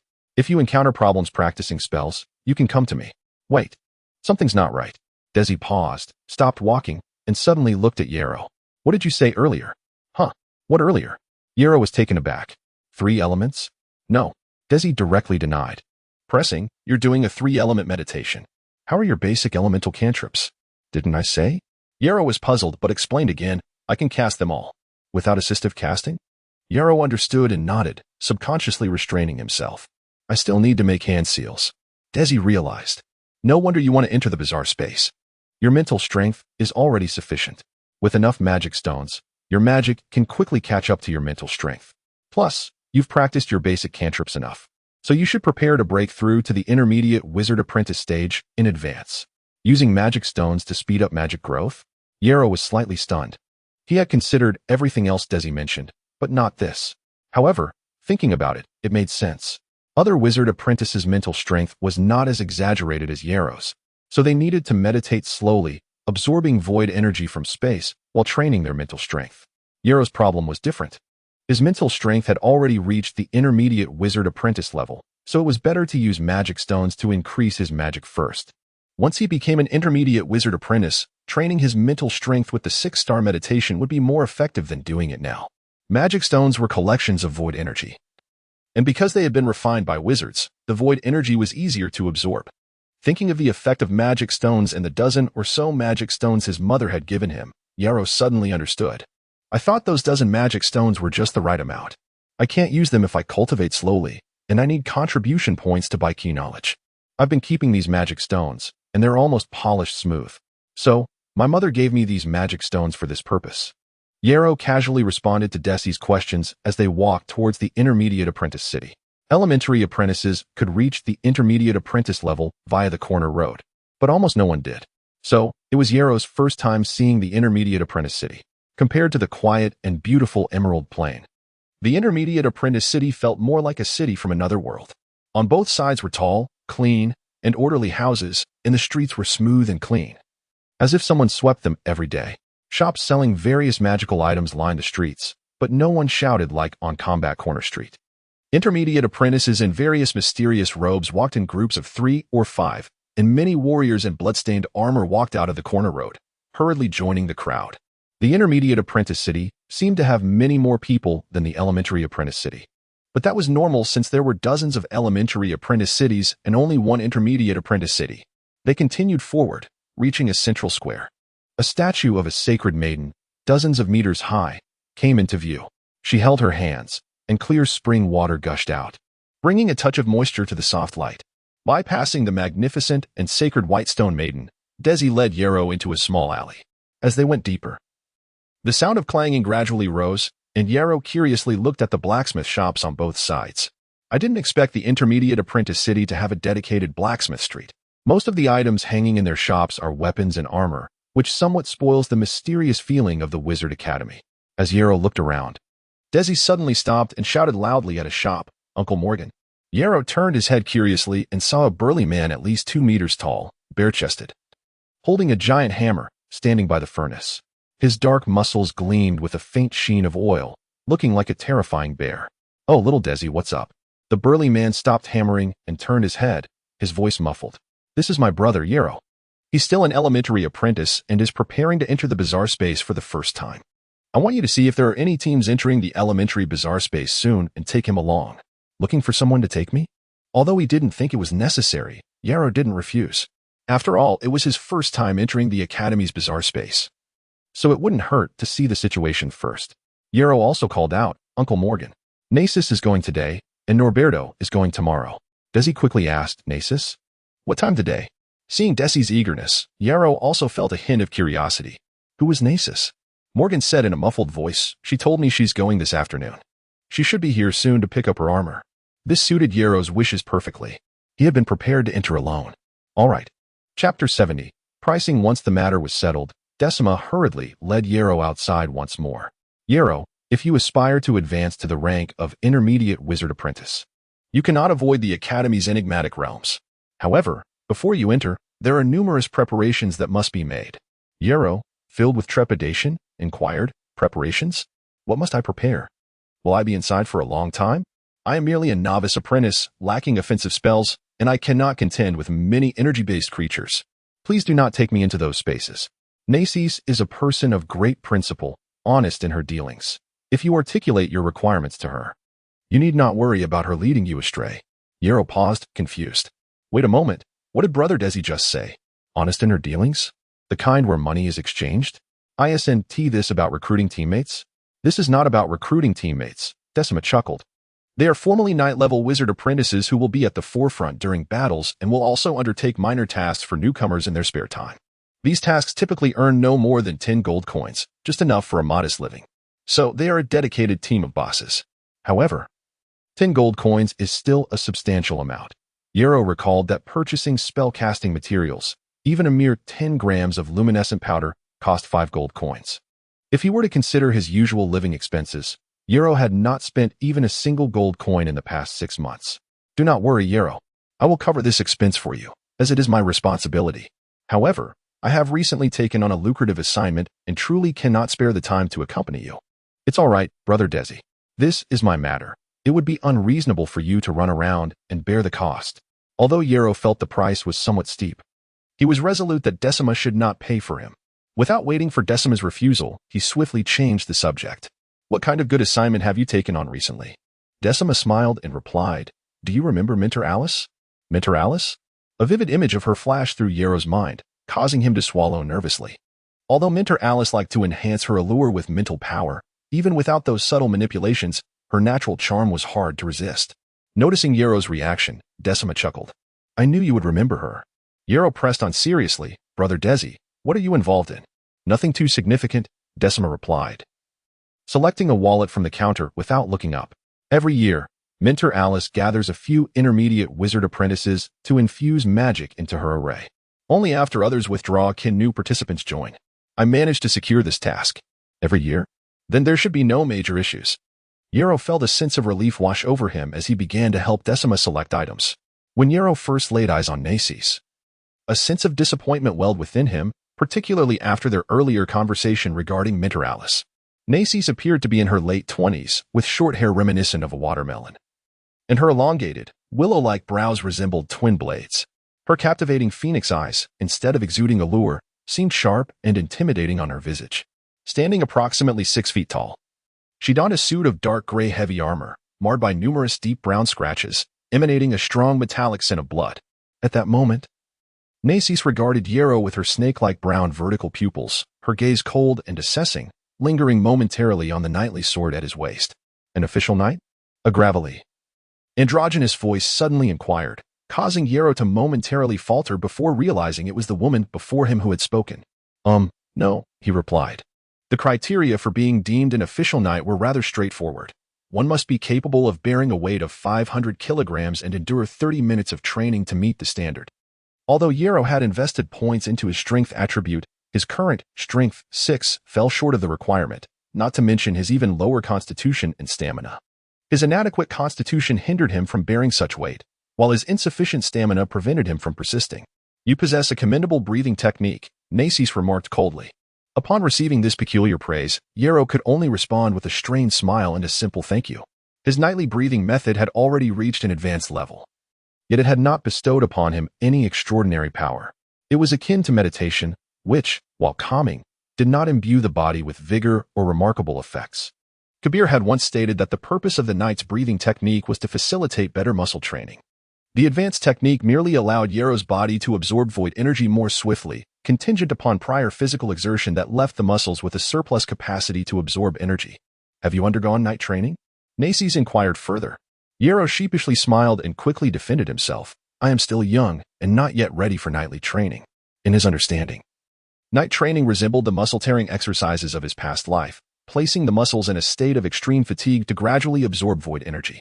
One must be at least 12 years old to partake in even moderate night training. Otherwise, it could adversely affect skeletal development. Naces' vertical pupils glowed a blood red, revealing a menacing glare, and an invisible aura of slaughter swiftly enveloped Yero. Be silent. I did not inquire about a little brat. The prickling sensation at his back failed to unsettle Yero.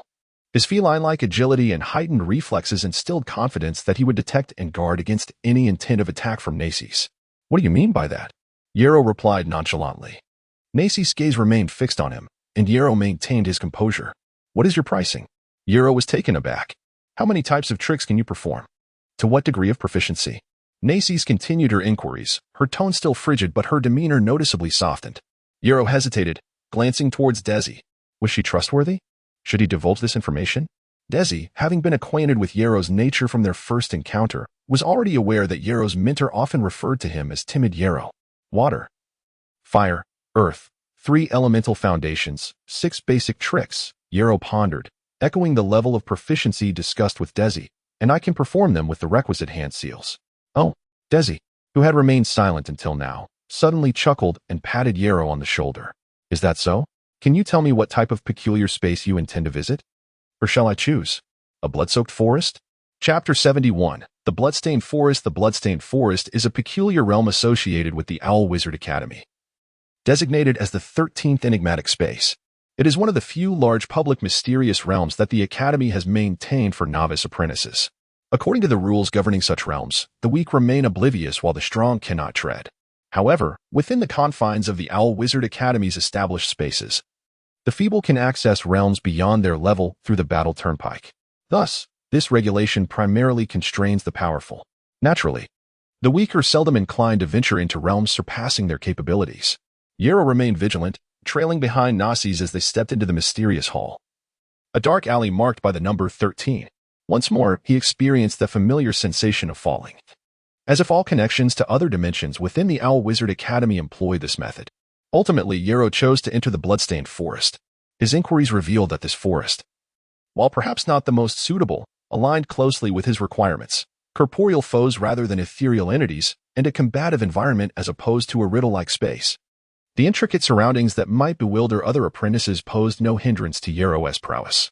Even so, Yero had not fully committed. He had communicated with Naces that they would first assess the situation before making a decision. If it proved too perilous, they would exit after 3 hours. Should the danger remain within acceptable limits, he would accompany Naces deeper into the Bloodstained Forest to assist her in gathering the Crimson Serpent stones. Naces, her voice gravelly, cautioned him, do not stray too far from me.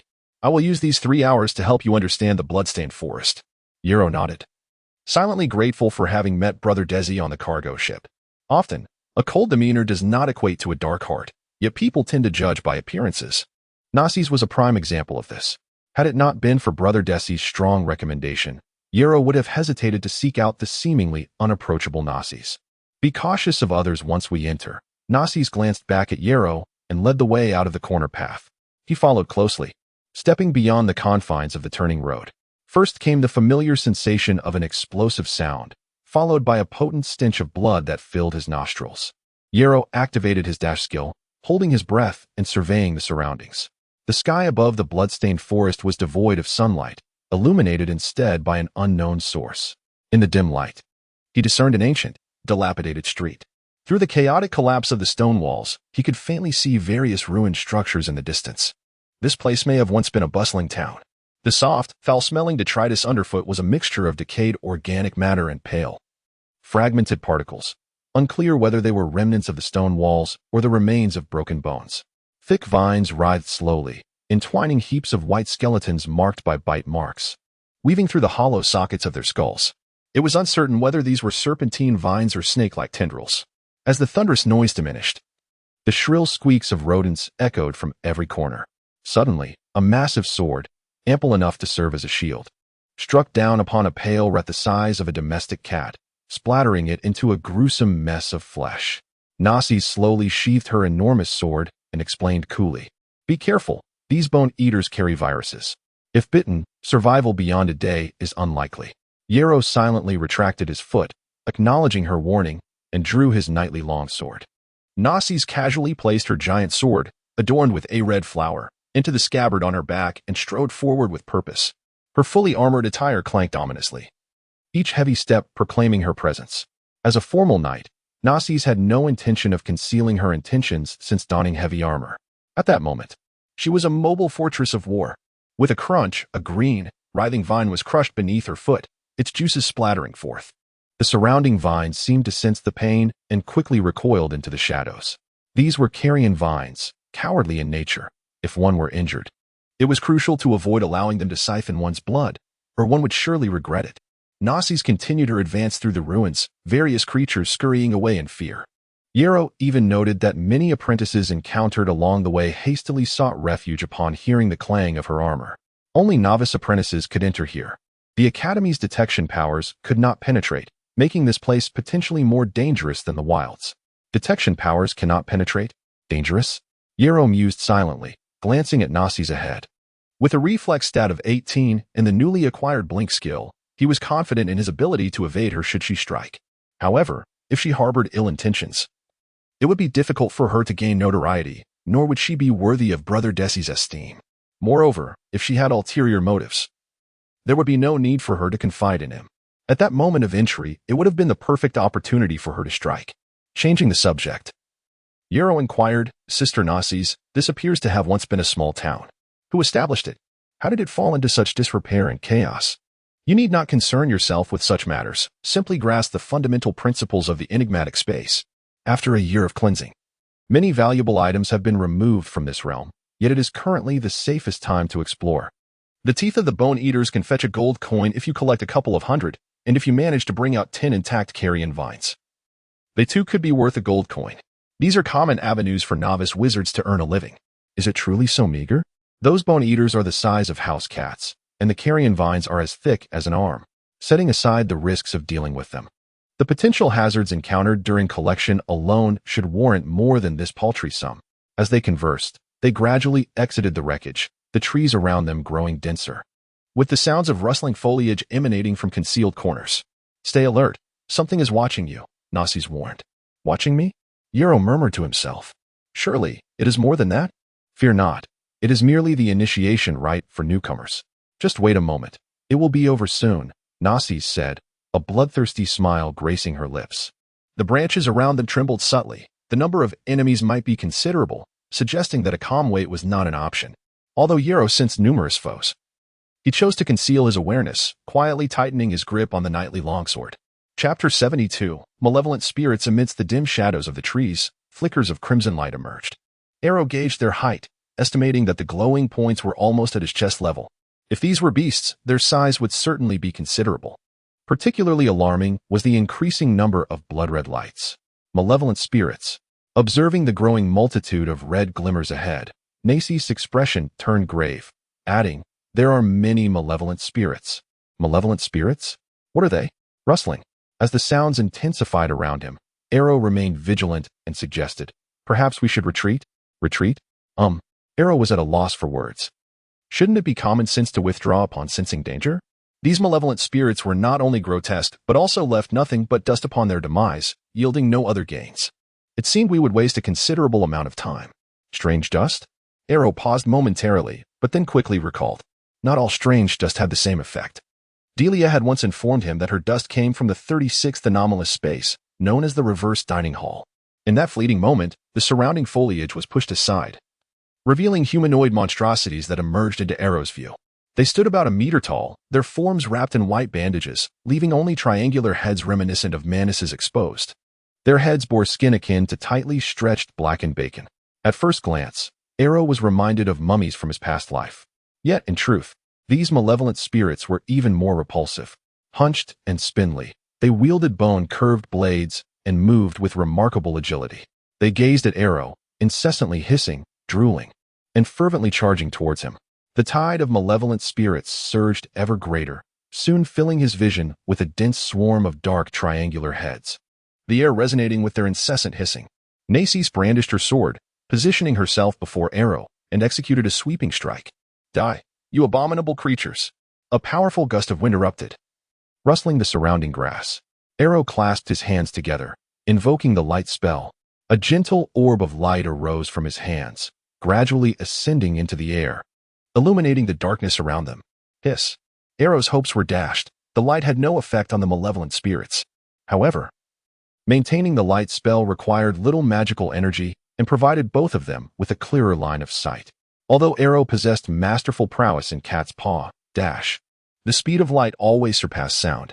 Moreover, a combination of various sensory perceptions was essential for three-dimensional awareness. Bang, bang, bang. A row of malevolent spirits before Nacis was severed in half, inexplicably bursting apart into clouds of gray mist that quickly fell, blanketing the ground in white. Nacis' attacks were undeniably powerful, yet her frequency of strikes was too slow, and the throng of advancing spirits was relentless. Be careful. Yet, under the glow of the orb, the handsome youth appeared as if descended from the heavens. Upon noticing the courageous warrior, his deep-set eyes narrowed slightly, a faint smirk gracing his lips. Closer. Whoosh. A silent flash of lightning flickered, his golden hair radiating like divine light. He leaped like a dragon or serpent, his sword striking with the swiftness of a startled dragon. He advanced and retreated with finesse, his sword gleaming brilliantly. With each effortless motion, plumes of smoke erupted continuously. Nacis' eyes sparkled with admiration, exclaiming, "Wonderful! Being an expert."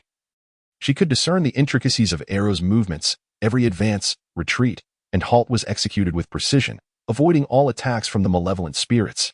Arrow's every step was perfectly aligned with his most comfortable position for exertion, while simultaneously evading all assaults. Every increment mattered. Too much or too little could be detrimental. This required a keen perception of the surroundings, unparalleled speed, and unwavering confidence in one's judgment. Furthermore, Arrow's strikes demonstrated his full strength without causing harm to his muscles. Such flawless technique was something Nacis had only witnessed in seasoned warriors. Ding. Defeated enemy, earned 120 skill experience. Ding. Defeated enemy, upward strike earned 135 skill experience. Ding.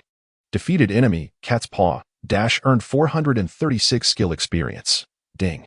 Defeated enemy, knight's breathing technique earned 34 skill experience, converted to personal experience. Personal experience increased by 725 points. Personal level, LV 16, 8,429 20,000. 5 malevolent spirits yielded 725 experience points, averaging 125 experience per spirit. Observing the dense assembly of spirits around him, Arrow's gaze shifted. What more could he desire? Suddenly, Arrow noticed that Nacis seemed entranced, distracted by his handsome visage. While the malevolent spirits continued their relentless advance, many already clawing at her heavy armor, Arrow shouted, quickly raising his leg to assist. Yet, faced with the overwhelming number of spirits, his perceptive abilities were rendered nearly useless, for they were everywhere. Nacis, Arrow called out again, without space to evade or exert himself. Even slaying a single spirit would demand immense physical effort. With so many spirits surrounding them, he knew he might be left behind if he did not utilize some hidden cards. However, Arrow was reluctant to reveal his accumulated abilities in front of others. Thus, he resolved that if Nacis remained in her daze, he would withdraw. If others sought their demise, there was little he could do to stop them. It's fine, she declared, seizing a malevolent spirit by the head and exerting force. Crack! The spirit's head burst open like a watermelon. In that fleeting moment, Arrow discovered that within the decapitated spirit lay a withered brain. Rustle. In an instant, the headless spirit disintegrated into a pile of fine sand. Arrow marveled inwardly. Nacis had effortlessly crushed a malevolent spirit with one hand. How terrifying. It took him considerable effort to sever even one. I've always said these spirits are no great concern. After witnessing Arrow's prowess, Nacis' attitude inexplicably improved. Before she could finish her sentence, she exerted her strength, flinging the spirits clinging to her away. Die. A fierce gust howled. Boom. The ground caved in, and dust swirled into the air. Chapter 73. What are you saying that Yarrow did not enlist? Kreenan Nabi's breath quickened, his fury barely contained. 2 months. You all just stood by as he hid in the junior apprentice gathering for 2 months? The surrounding apprentices feigned ignorance, their gazes directed inward. They were well aware of Yarrow's prowess. Over these 2 months, he had consistently remained in the company of a formal knight. How could they, as apprentice-level sorcerers, dare to act rashly? Not to mention, the formal knight Delia surely possessed her armor at home. Would they dare to assault the residence of a formal knight? They would be no match for Delia, fully armed, by themselves. Moreover, if they initiated the attack, the academy would likely not hold them accountable. I have vowed that I shall not let go of those who harm our brother. Yarrow must pay the price. This was Kreenan Nabi's justification. And it was so compelling that the other apprentices, despite their skepticism, felt compelled to act with diligence. This was their way of showing support for him. However, Freya was deeply moved and offered a comforting suggestion. Brother, why don't we just let it go? My injury has healed. We have already squandered too much time and energy over this matter concerning Yarrow. We even spent 10 magic stones to procure that item specifically targeting him. Freya sighed and shook his head. It simply isn't worth it. The other apprentices began to murmur among themselves. Indeed. 2 months was ample time for me to learn a new trick. I had already proposed that we feign an apology to deliver that item into his hands. Do you think others are fools? If we just hand it over plainly, anyone with sense would realize something is amiss. Silence. His veins pulsed visibly. His expression turning exceedingly ferocious, his complexion shifting ominously, as shadows around him writhed as if innumerable monsters sought to break free. Survival is the fundamental instinct of life. Thus, even though Kreenan Nabi's mind was somewhat unhinged, certain innate traits remained unchanged. This news, in essence, nudged him a step closer to the precipice. How could he not be anxious? How could he not be enraged? After surveying his surroundings until silence fell once more, Kreenan Nabi turned his gaze towards the trembling Freya. Do you think your betrayal can be forgotten? Now, go and find out where he is and what he is doing. Otherwise, that item will be used against you. Narcisse unleashed a spell that cleared a significant area of dense malevolent spirits. The grotesque entities momentarily halted, intimidated by her ferocity. Yarrow's eyes sparkled, with space to maneuver. He seized the opportunity to gain experience. With a powerful thrust, he charged forth, wielding his sword. Advanced skill, lunge, swish, ping, defeated enemy. Lunge earns 120 skill experience, converted to personal experience. Personal experience points increased by 120. Personal level, LV 16, 8,549 20,000. Splendid. A comparison of experience points revealed that the strength of these malevolent spirits was likely comparable to that of puppets. Each had its own strengths. Puppets were rigid, while malevolent spirits were agile. Nonetheless, overall, both possessed relatively weak attack capabilities, posing minimal danger, and were thus ideal experience fodder. Narcisse rasped, do not pursue them. The malevolent spirits hold little value. Do not waste your efforts. Yarrow observed the retreating figures disappearing into the thicket and calculated that without revealing his instantaneous movement technique, further pursuit would yield little. Besides, with the forest ahead, he had no choice but to halt his advance. Within a natural tree hollow, Narcisse casually discarded the collected dry wood onto the ground and produced a fiery red crystal from her belongings.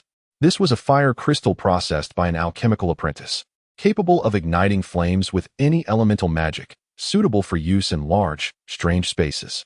Understood, this was a magically activated lighter. Excellent, quite sophisticated. But why not use flint? Flint wouldn't waste magic. Narcisse busily ignited the dry wood while explaining. Many strange spaces suppress ordinary flames. Without the magical fire crystal, igniting a fire in many of these spaces would be impossible. Of course, if you possess fire magic and can create sparks, you could forego such an item. As the tiny flames began to flicker, Narcisse carefully placed the tinder into the assembled dry wood. Yarrow watched with curiosity. It was his first time witnessing fire-making in the wild. Crackle, crackle. As Narcisse stirred the wood, thick smoke began to rise, and after a brief moment, the flames erupted, sending a wave of heat toward the unsuspecting Yarrow. Yarrow nimbly dodged back, but a few strands of his hair were singed, leaving a patch of black and gold. Fortunately, it was not severe, and he brushed it off without concern.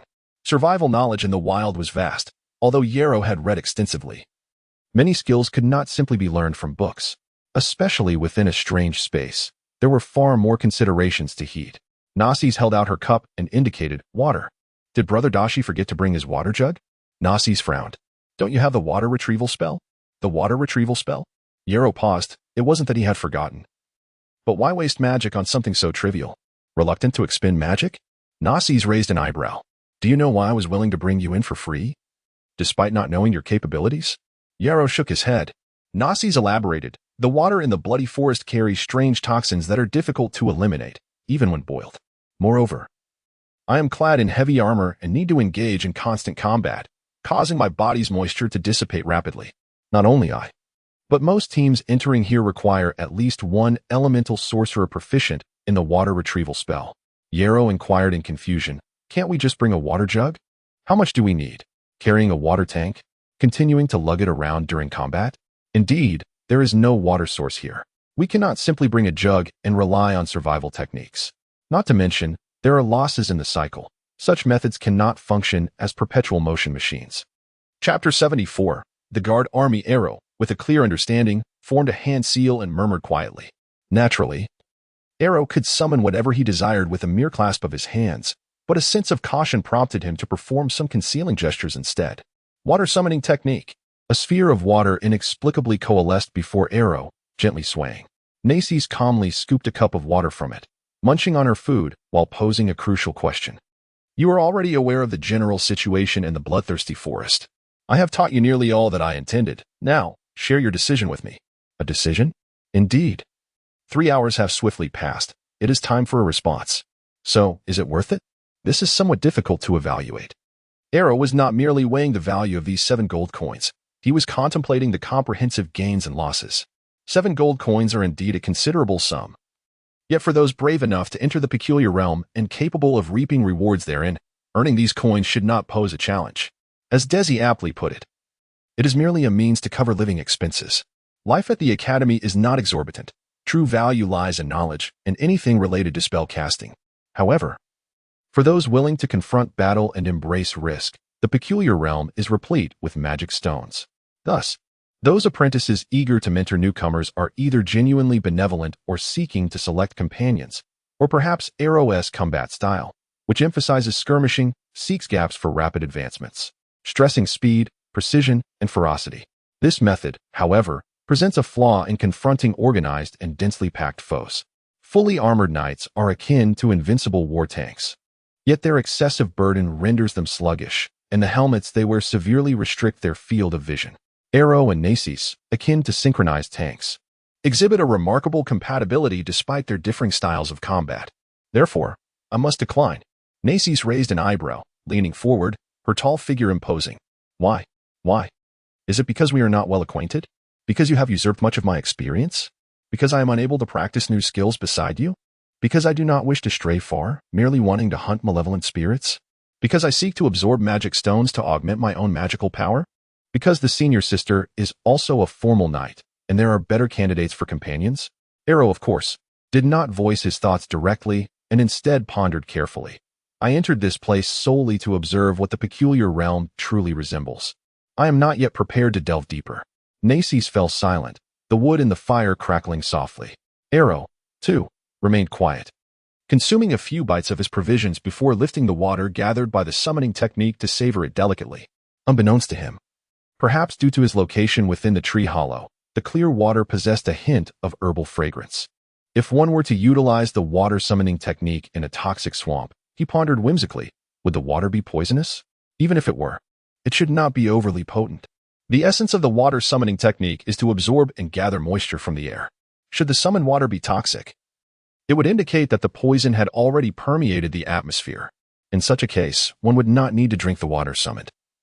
Prolonged inhalation alone would lead to poisoning. If you are willing to go, Narcisse began but abruptly hesitated, shaking her head in a perplexed manner, letting out a long sigh. Forget it, I will take you out. Yarrow pretended not to notice the first part of her statement and merely leaned forward to express his gratitude, thanking her for her understanding. In this world, all beings endure various hardships. One must navigate their own path amid other struggles and aspirations. Thus, there is no need for excessive words. Along their journey, they encountered scattered malevolent spirits and magical creatures, which Yarrow consistently detected first, swiftly dispatching them. Each of these encounters contributed to his experience points and could not be squandered. Narcisse observed all of this keenly. As they gradually approached the ruins, the surrounding monsters became increasingly sparse, prompting Arrow to finally halt his hurried pace. Nasis, maintaining a steady stride, suddenly spoke in her raspy voice. Arrow, you bear a striking resemblance to some of my former friends. Oh, is that so? Personal attributes, personal martial skills, remaining skill points. 0, personal level, LV16, 13139, 20000. The last time he checked, his experience was merely 8,500. After several hours, it had astonishingly increased by 4 to 5,000. This was despite most of the kills being claimed by Nasis. Otherwise, his experience would have been even greater. Truly, he had come to the right place. He need not worry about skill points. They, like you, clean up any encountered malevolent entities, regardless of whether they yield any reward. What? There are actually those who actively hunt monsters? Arrow had assumed that aside from himself, no one would take the initiative against these seemingly worthless malevolent beings. Who are they? Where are they now? Are they not in the bloodthirsty forest, competing for kills? Nasis paused before continuing. They are already dead. Arrow regarded Nasis' calm expression, pondering the implications of her statement. Was she cautioning him? That cleaning these monsters could lead to significant danger? Who were they? How did they perish? Can you tell me the reason? As he spoke, Arrow felt his inquiry might be intrusive and quickly mitigated. I'm merely curious if there is any danger involved. After all, I might be engaging in the same activities. Senior Sister Nasis, I mean no offense. If you prefer not to share, it is entirely all right. Arrow was genuinely eager to know, but felt uncomfortable expressing it overtly. After all, this was a matter of great significance regarding his skill points. How could he not care? There is nothing unspeakable, Nasis replied after a moment of silence, her voice hoarse. They referred to themselves as the last line of defense for humanity. Essentially the Academy's Guard Army. The last line of defense for humanity? The Academy's Guard Army? Arrow inquired, puzzled. What is this Guard Army? How come I have never encountered them at the Academy? Nasis looked at Arrow and explained, naturally, you have not encountered them. The Guard Army is indebted to the Academy for magic stones, residing in a different spatial realm, and are not permitted to enter the Academy's domain. Most of their time is spent in the Academy's private peculiar spaces. Arrow hesitated, contemplating the implications, and asked, so, are they the students who failed to pass the death assessment? Once, that was my fate as well. Nasis did not deny this but added, I also failed the death test and subsequently refused to serve as bait. Thus, I was sent to the Academy by airship. Chapter 75, Harvest. Due to not passing the death assessment, the fare for the ship amounted to 10 magic stones, while the airship cost 20. Faced with the exorbitant bill of 30 magic stones, I had no choice but to become a member of the Guard Corps. What responsibilities does the Guard Corps entail? How did your friends perish? Yarrow was eager to understand why Nasis's friends had died and whether cleansing these malevolent entities posed any risks. Nasis cast a glance at Yarrow. Her response was simply that they had fallen in battle. Fallen in battle? The interpretations of such a fate were manifold. It could mean succumbing amidst enemy ranks, dying after protracted conflict, or perishing unexpectedly against a formidable foe. While the end result was the same, the degree of danger for Yarrow varied significantly. Indeed, to join the Guard Corps, one must first become a junior sorcerer's apprentice. For only as an apprentice can one harness their mental energy and move freely within the enigmatic space. However, as you might know, the Academy does not provide meditation techniques free of charge without passing the assessment. Thus, we found ourselves indebted to the Academy for an additional 10 magic stones as a registration fee, alongside 30 magic stones for the meditation techniques, year after year. If we do not strive earnestly, when will we ever break free? Strive earnestly? Since those individuals fought valiantly, there was also the option to cleanse monsters. With so many engaged in such endeavors, surely my task of purging these malevolent spirits would not entail certain death, would it? Navigating through the dilapidated corners of the ruins, Yarrow and his companion quickly arrived at the mysterious hall on the Battle Corner Street. The location had shifted slightly since their entry moments ago. The area was now filled with various darkened paths, each guarded by young apprentices clad in identical black armor, obstructing those covered in smoke. Please present your personal nameplate and place your findings on the inspection table, one of the young apprentices instructed. Confused, Yarrow looked up. Nasis immediately produced the items she had just harvested, explaining, this is a checkpoint established by the Academy to prevent reckless apprentices from bringing dangerous anomalous items into the inner sanctum. Is that so? Yarrow complied, handing over his personal nameplate along with the collected anomalous powder. He intended to continue purging malevolent spirits, having gathered some of their powder to research potential uses. much like Dilia. Although Nasus had stated that if they only spent 3 hours, all findings would belong to her. She did not oppose the presence of these seemingly insignificant items. All right, we will count your items right away. Please proceed over here. The young apprentice gestured towards an unusual archway formed by intertwining green vines. Yarrow quietly inquired of Nasus, "What is this?" As it was Yarrow's first foray into the Academy's enigmatic space, he had not anticipated the myriad complications awaiting him upon exiting. "This is to detect any unknown curses upon the apprentices," Nasus explained. "Isn't this akin to a security checkpoint?" Upon hearing this, Yarrow immediately understood its purpose. Curiously observing his surroundings, he followed Nasus through the peculiar archway. The archway remained still, indicating that Yarrow's body bore no issues. Soon, the young apprentice completed the inventory check and looked up to ask, "The item inspection is complete, Mr. Yarrow, correct?" Yarrow nodded in affirmation. "Yes, indeed. Here are your findings from this expedition, and since this is your first time entering the enigmatic space, the Academy rewards you with 10 contribution points. Here is your personal nameplate. Please keep it safe." "Thank you." Yarrow received his items and noticed they seemed slightly lighter than expected. Nasus, organizing her own belongings, hoarsely explained, "Do not be surprised. It's a 10 for 4 policy, as per regulations. That's an improvement over what we had before. We used to receive 10 for 8. You were once a member of the Guard Corps?" The young apprentice glanced at Nasus in surprise, then turned to Yarrow, stating, "The enigmatic space is curated and maintained by the instructors. It is only normal for the Academy to manage and charge fees for retrieving items." Yarrow nodded silently, not responding further. The Academy's operations were indeed remarkable. They draw individuals to the Black Quarry, only to inform them that it was all a misunderstanding. Yet they insist on settling the expenses incurred along the way. Not a small sum, but rather an amount one could scarcely afford in its entirety. "What? You suggest working in the quarry? Well, take a look at this work manual. It's yet another expense you cannot afford. And you must also pay for your stay here. Accommodation fees are due as well." Perhaps the only difference from a true Black Quarry was that the Academy's work manual promised to endow individuals with genuine extraordinary powers. Moreover, it would subject them to rigorous training, bestowing lofty yet illusory ideals and aspirations, ultimately offering a semblance of transcendence.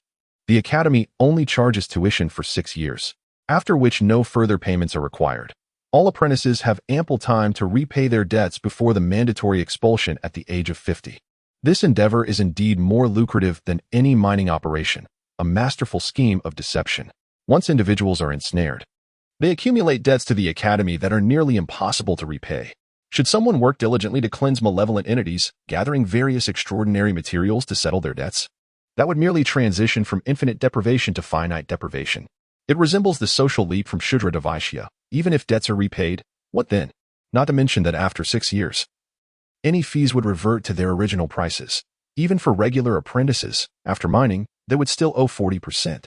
Thus, after settling their debts, they would still be required to mine for the Academy. Furthermore, pursuing knowledge would necessitate considerable contributions and magic stones. However, Yarrow held no objections to this. The Academy indeed provided a genuine method to acquire extraordinary powers. How many would yearn for such an opportunity, one that eludes them? Yet, after enduring the brutal entry examinations and grasping the underlying truths, coupled with a growing awareness of these matters, Yarrow found it exceedingly difficult to cultivate a sense of belonging towards the Academy. Nonetheless, would the Academy truly concern itself with a mere apprentice's feelings of belonging? After collecting 7 gold coins from Yarrow, Nasus made no attempts to retain him, departing coldly. Yarrow pressed his hand against his empty coin pouch, shaking his head in resignation. Chapter 76. Sharpening the blade. All the gold coins had been spent, leaving only a few silver coins in his pocket. He hoped for a fruitful outcome tomorrow. Otherwise, he would be reduced to scavenging for food alongside Senior Dilia. The thought of such a dismal existence sent a chill down his spine. Regrettably, the Academy's regulations allowed apprentices to enter the bizarre space only once a day. Thus, even though Yarrow yearned to delve deeper into the enigmatic realm, he could only await the morrow. Stepping out of the mysterious hall, the cacophony of the streets enveloped him. Based on the time, it should have been evening, yet the bustling crowd at the battle corner remained vibrant. Many bizarre spaces could only be accessed at night, prompting apprentices preparing to enter these realms to gather in the late afternoon. Yarrow noticed an apprentice squatting in the street corner, who seemed quite agitated upon catching a glimpse of him. After acknowledging Yarrow's gaze, the apprentice calmly turned away, resuming his watch over the mysterious hall. As if waiting for someone, Yarrow scrutinized him closely, feeling a flicker of familiarity, yet unable to place the memory. He dismissed it, attributing it to a mere passerby he had encountered a few times, and continued his way towards Battle Corner. After Yarrow had walked for a while, the apprentice hesitated, casting a few glances at the mysterious hall, feigning a sigh before blending into the throng. Did you see Yarrow emerge from the mysterious hall? Did you also see him purchase a whetstone and rust-proof oil? Yes, keep an eye on him tomorrow. He is likely to return. This is our opportunity. Since entering the academy, Yarrow had primarily focused on studying and practicing wizardry, neglecting the maintenance of his companion. Upon closer inspection, he realized that the knight's longsword, which had accompanied him for so long, was now riddled with scars. His palm glided over the blade, the rough texture evoking memories of countless battles fought. The rounded dull edge bore the marks of cleaving the tough body of a puppet. The fine scratches near the tip were remnants of encounters with iron claws. The deeper black-brown scars along the blade's lateral surface were souvenirs from fierce clashes with pirates. The surface of the knight's sword was coated with a slick layer of oxidation, a testament to over 100 skirmishes, countless bloodshed, and the mingling of oils and blood that had stained its once pristine sheath. The cool stone powder was evenly sprinkled over the scarred blade. As he continued to wipe, the ancient rust-proof oil, mixed with an unpleasant odor, began to peel away, revealing the sword's luster beneath the blackened surface. Simultaneously, a sense of murderous intent began to simmer within Yarrow, akin to the blade itself. The oil's taint obscured the brilliance once more, yet its sharpness had already begun to manifest subtly. The next day, Yarrow rose quietly from his bed. He meticulously wrapped his leg bindings, secured his arm straps, and donned layer upon layer of leather armor. After checking his boots for any debris, he laced them tightly to prevent sand from seeping in. He tucked some glittering powder into the pocket of his left arm guard for spellcasting materials and kept an antidote close at hand to avoid losing it. A pendant was pulled out for easy access. Then, with a swift motion, he grasped the longsword. He pushed open the wooden door of his compartment, which creaked ominously. Delia? Yarrow paused, surprised to see her up so early. Sitting beside a coal pile, Delia glanced at the fully armed Yarrow, her gaze finally settling on the longsword in his hand. Preparing for battle? Yarrow asked in astonishment. How did you know? He noticed the neatly arranged armor beside Delia and shook his head in resignation, stepping closer. It's nothing serious. I found Brother Desi yesterday. He is taking me into the bizarre space today. Yarrow concealed some details, believing that not every circumstance warranted exhaustive explanation to those who cared for him. Today? Delia shuddered slightly, her fish falling onto the flower in her hand. Don't worry, Senior. You've entered several times without activating your mental power. The danger you face is undoubtedly greater than mine. Besides, with Senior Desi accompanying me, I have no intentions of venturing into overly perilous spaces. I'm merely curious about what lies within. Delia remained silent for a long while, finally lifting her head, her beautiful eyes filled with unwavering determination. Not reckless, not greedy, not fearful. You shall surely emerge victorious. Yarrow clenched his fist and thumped it against his chest, resounding with confidence. Of course. Delia paused briefly before picking up the prepared fish from the side. Take these grilled fish with you. They are the finest sustenance in the bizarre space. Their sturdy shells are unlikely to be tainted by any inexplicable entities. Is that so? Yarrow mused. It made sense now why Delia's grilled fish business had thrived. Any trade linked to the bizarre space yielded astonishing profits, just like sailors who, after earning money, would indulge in extravagant spending. Thus, Yarrow rose, his demeanor relaxed, brushing off the dust from his legs as he chuckled. All right then, Senior, you can rest easy. I await the moment we fight side by side. With a roll of grilled fish strapped to his back, Yarrow strode confidently outwards, casually waving his hand to signal Delia not to worry. Could that person from yesterday be one of them? His light footsteps pressed into the soft grass, the gentle sunlight illuminating Yarrow's profound gaze. His relaxed demeanor was a fade he crafted for Delia's sake. He was well aware that someone had been shadowing him. Did they truly believe they could hide within the crowd without being noticed? Did they not know he possessed the master-level skill of cat form fist, sprint? Reflecting on his days since entering the academy, he realized that the only group he had crossed paths with negatively was that particular crowd. Yet, Yarrow found himself perplexed. Why were they so fixated on him? Was it because Delia stayed indoors, leading them to threaten her through him? From a logical standpoint, that seemed the most plausible explanation. It was unlikely they had attacked first, and he retaliated, injuring one of them, thus harboring a grudge. Though Yarrow could not decipher their motives, it did not hinder him from preparing himself. Chapter 77. Strategy. The rules of communication among wizards bear a resemblance to the dark jungle principle. In times of tranquility, pleasantries abound. However, once conflict arises, the intent to strike with lethal force becomes inevitable. It is akin to every individual being armed. The advantage of the first strike is substantial. A cold glimmer flickered in Yero's eyes as he hesitated to contemplate the fate that awaited him should he fall into enemy hands. Navigating the cornered path, Yero approached the mysterious hall with steady steps. As he neared the entrance, he caught sight of the man from the previous day, who, upon noticing Yero, entered the hall without further ado. Was it mere coincidence? No, it was premeditated. Yero tightened his grip on the hilt of his sword, yet relinquished it as he observed the throngs of people around him. Patience was paramount. Acting recklessly here could result in his demise at the hands of those nearby, leaving him oblivious to the cause. He recalled that the individual was a brother of Clon and Nabi. It was imperative not to reveal that he had discerned their presence. The hall remained bustling with activity. Injured apprentices exited with expressions of triumph, while fully armed apprentices entered with palpable anxiety. This was a haven for the strong and a graveyard for the weak. Yero's gaze remained calm as he observed the scene ahead, his attention subtly focused on the periphery. Indeed, the man who had entered earlier had not yet traversed the turn into the enigmatic space. He was awaiting Yero, feigning obscurity by entering first. A confrontation was unavoidable. Thus, Yero contemplated his strategy for battle. Combat should not be approached with recklessness.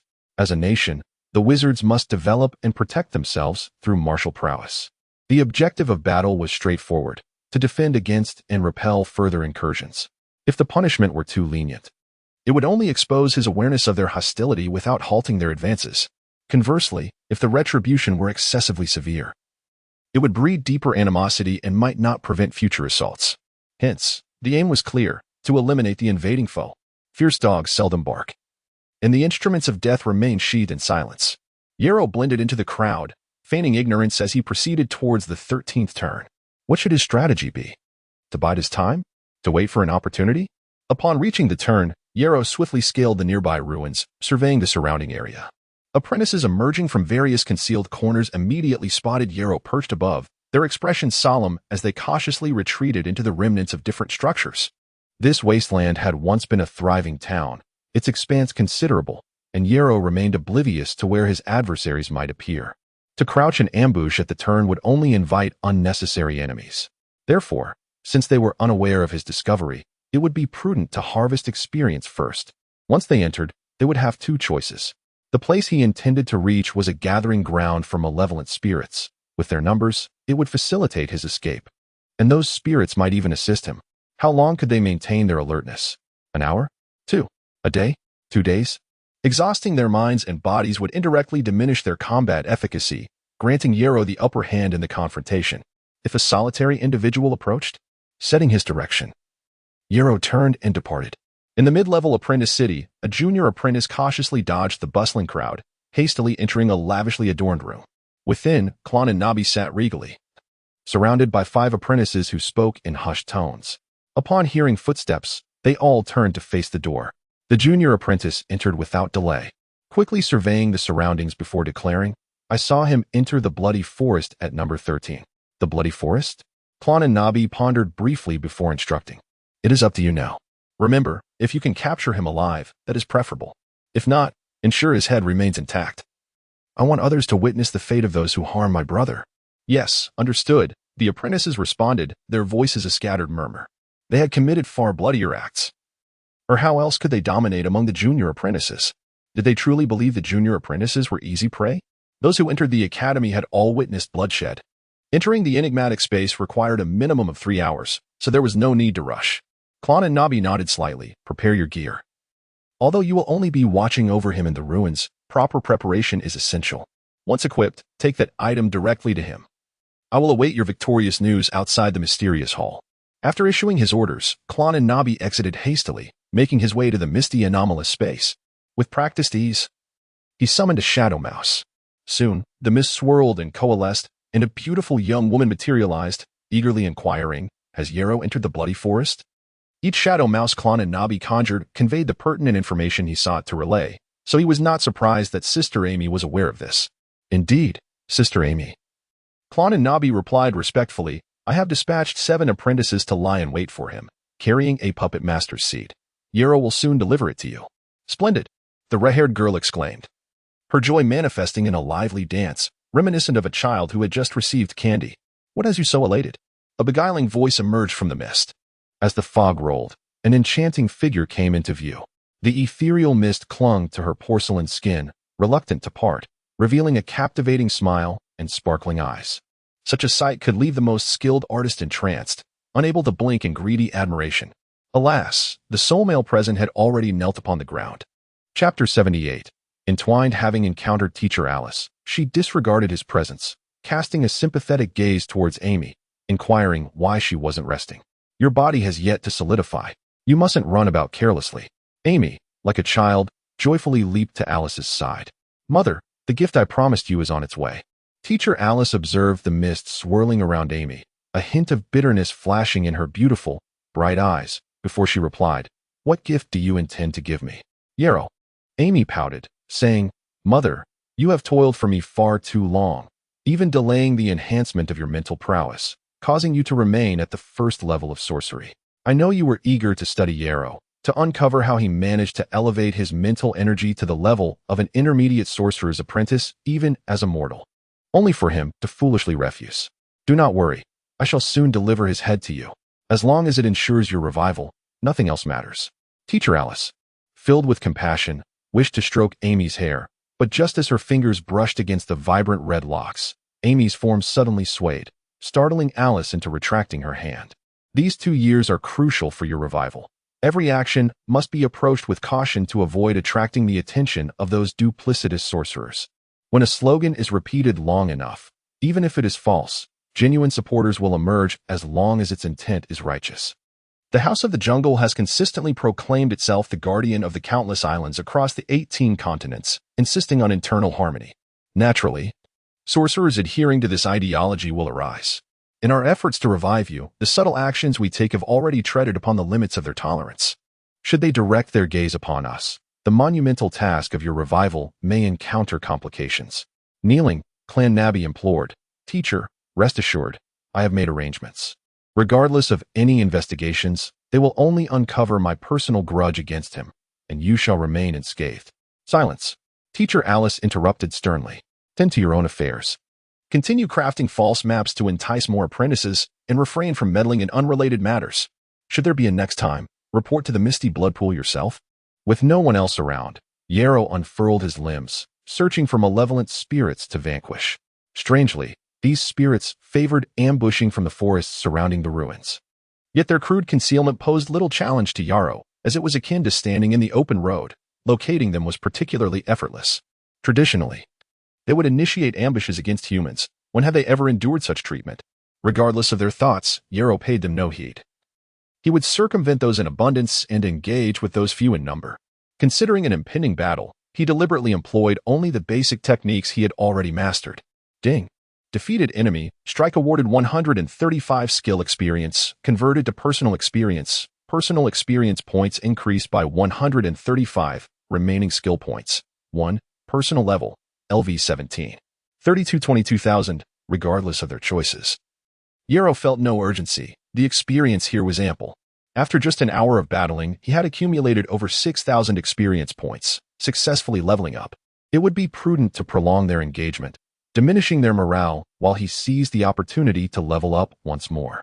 In the jungle, a group of individuals trudged forward, clad in various styles of leather armor and wielding an array of melee weapons, resembling a band of mercenaries. Among them, a tall man, panting heavily, voiced his complaint, Finn, have you led us astray? We are merely going in circles. Indeed, another echoed in agreement. Look at the path we've traversed. How many places are passable for a person? Moreover, there are hardly any footprints left behind. Exactly, several others chimed in. This group comprised junior sorcerer apprentices from the Griffin Alliance. Any apprentice with a modicum of experience would don armor when preparing to enter the enigmatic realms. Those with lesser stamina would also equip themselves with leather armor. This was due to the fact that apprentices' sorcerer robes offered no defensive capabilities. Wearing them was often less advantageous than a fitted tunic, which at least facilitated movement. Quiet down. The robust apprentice at the helm, clad in light armor and dragging a radiant spell, spoke calmly. This is a decision we made together. Do not place the blame solely on Finn. The sturdy apprentice waved dismissively. Don't call me the leader. We agreed long ago that whoever ascends to intermediate sorcerer's apprentice first would be the leader. Finn muttered. What nonsense. If Clan Nabby weren't a mere puppet for Cementer, how would he have achieved the level of intermediate sorcerer's apprentice? When something is done repeatedly, even without discussing it with close companions, others can deduce the general idea. Clan Nabby was no exception. A diminutive earth element sorcerer apprentice chimed in. Indeed. Did you see him offer us any benefits? He only leads us to rob the impoverished. Wouldn't it be 100 times better to extract something from him than to steal from those wretches? Exactly. Others quickly echoed. So much of what we do. Isn't it us doing the heavy lifting? Yet he reaps all the rewards without sharing even a speck with us? Just the other day, we had to pool our resources to buy Puppet Master's seeds. Silence. Willow barked angrily. Many things others could say, but he not only could not speak them, even hearing them could spell trouble. Hasn't Clan Nabby treated us well? Since he became an intermediate sorcerer's apprentice, he has always looked out for us. How many times have we found ourselves in tight spots, and he was the one to smooth things over? His opportunities are his own, but he has not forgotten our oath. Were it not for him bringing us along to earn some coin, could we, as unconnected apprentices, afford to use spellcasting materials daily? Could we practice our tricks with such proficiency? Would we still be alive after all this time, all 7 of us? The other apprentices remained unconvinced. Accustomed to unprofitable ventures and desensitized by bloodshed, they found it hard to accept such righteous words, even feeling a sense of revulsion upon hearing them. Willow's thoughts were not aligned with theirs. His sole aim was to silence the others. With his purpose achieved, he swiftly shifted the topic. Continuing on this path yields little reward. It seems we cannot expedite this endeavor. Furthermore, it's evident that Yarrow possesses remarkable climbing skills in a place filled with trees. Even if we locate him, capturing him may prove challenging. The emaciated ice element apprentice murmured, I initially thought we could fetch a good price for the official sorcerer. But it seems the outcome is far from what I anticipated. Chapter 79, Bidirectional Hunting, Personal Skills, Stab, Advanced, Slash, Advanced, Uppercut, Advanced, Block, Advanced. Cat Fist, Tree Climbing, Advanced, Cat Fist, Running, Master, Knowledge Manifest and Subtlety, Knight's Breathing Technique, Advanced, 9 Yang Divine Fist, Sun Fist, Novice. Silent Killing Technique, Mist Body Technique, Novice. 9 Turns Linked Steps, Instant Body Technique, Novice. Remaining skill points. 2. Personal Level, LV 18, 104,24,000. Yarrow gazed at the system interface, exhaling deeply. It had not been an easy journey, but he finally accrued 2 skill points. With these points, he could swiftly master new tricks. Skill points would allow him to embark on alchemy, enabling the realization of numerous concepts. They would also empower him to enhance skill levels at critical moments, turning the tides of battle. Skill points equated to confidence. Now, Yarrow resolved to take a moment's respite. He had been engaged in combat for over 3 hours, and although the malevolent spirits he faced had been carefully selected, the fatigue of battle weighed heavily upon him. Even mundane labor could result in scrapes and bruises. But in solitary combat, any injury could lead to dire consequences. Remarkably, Yarrow had emerged from his encounters with only minor damage to his leather armor, his body unharmed. This outcome stemmed from his unwavering focus during combat, the sustained activation of Cat Fist, running, and the significant expenditure of energy. Yarrow was not willing to investigate the ruins in his current state. The Griffin Alliance, having dared to lie in wait outside the mysterious hall and to discern the peculiar space into which he had entered, surely had a purpose. Their inability to locate him thus far implied that they were likely lurking within the ruins. Venturing forth now would increase the risk of detection, potentially leading to a formal confrontation. Therefore, he must first recuperate and restore himself to optimal condition. At the corner of Battleturn Street, the mysterious hall remained bustling with activity. Opposite the ebb and flow of the entrance, a handsome youth, caked in dust, sat on the ground. His expression dazed as he fixated on the throng entering the mysterious hall, murmuring incessantly to himself.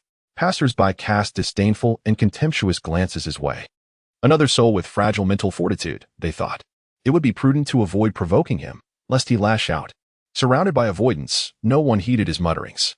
Capture Yarrow, he repeated, a conflict of commands raging in his mind. This discordance would not diminish with time. Instead, it intensified as the conflicting thoughts became entrenched through repetitive memory. Fortunately, the brain possesses a self-correcting function, and despite the extraordinary nature of his predicament, his subconscious devised a solution. Faced with two equally weighted conflicting commands, he resolved to fulfill the more immediate one, thereby dissipating the tension between the two. As dusk approached, the dim light of the bloody forest grew increasingly obscure. Yet, akin to the sun's inadequate brilliance, the forest was not wholly enveloped in darkness. An invisible crescent moon hung in the sky, casting a dim, hazy illumination over the surroundings. Flecks of light floated from the woods, dancing together in a resplendent display, akin to a sea of stars, illuminating the murky sky with a pure glow, filling the void left by the absent constellations.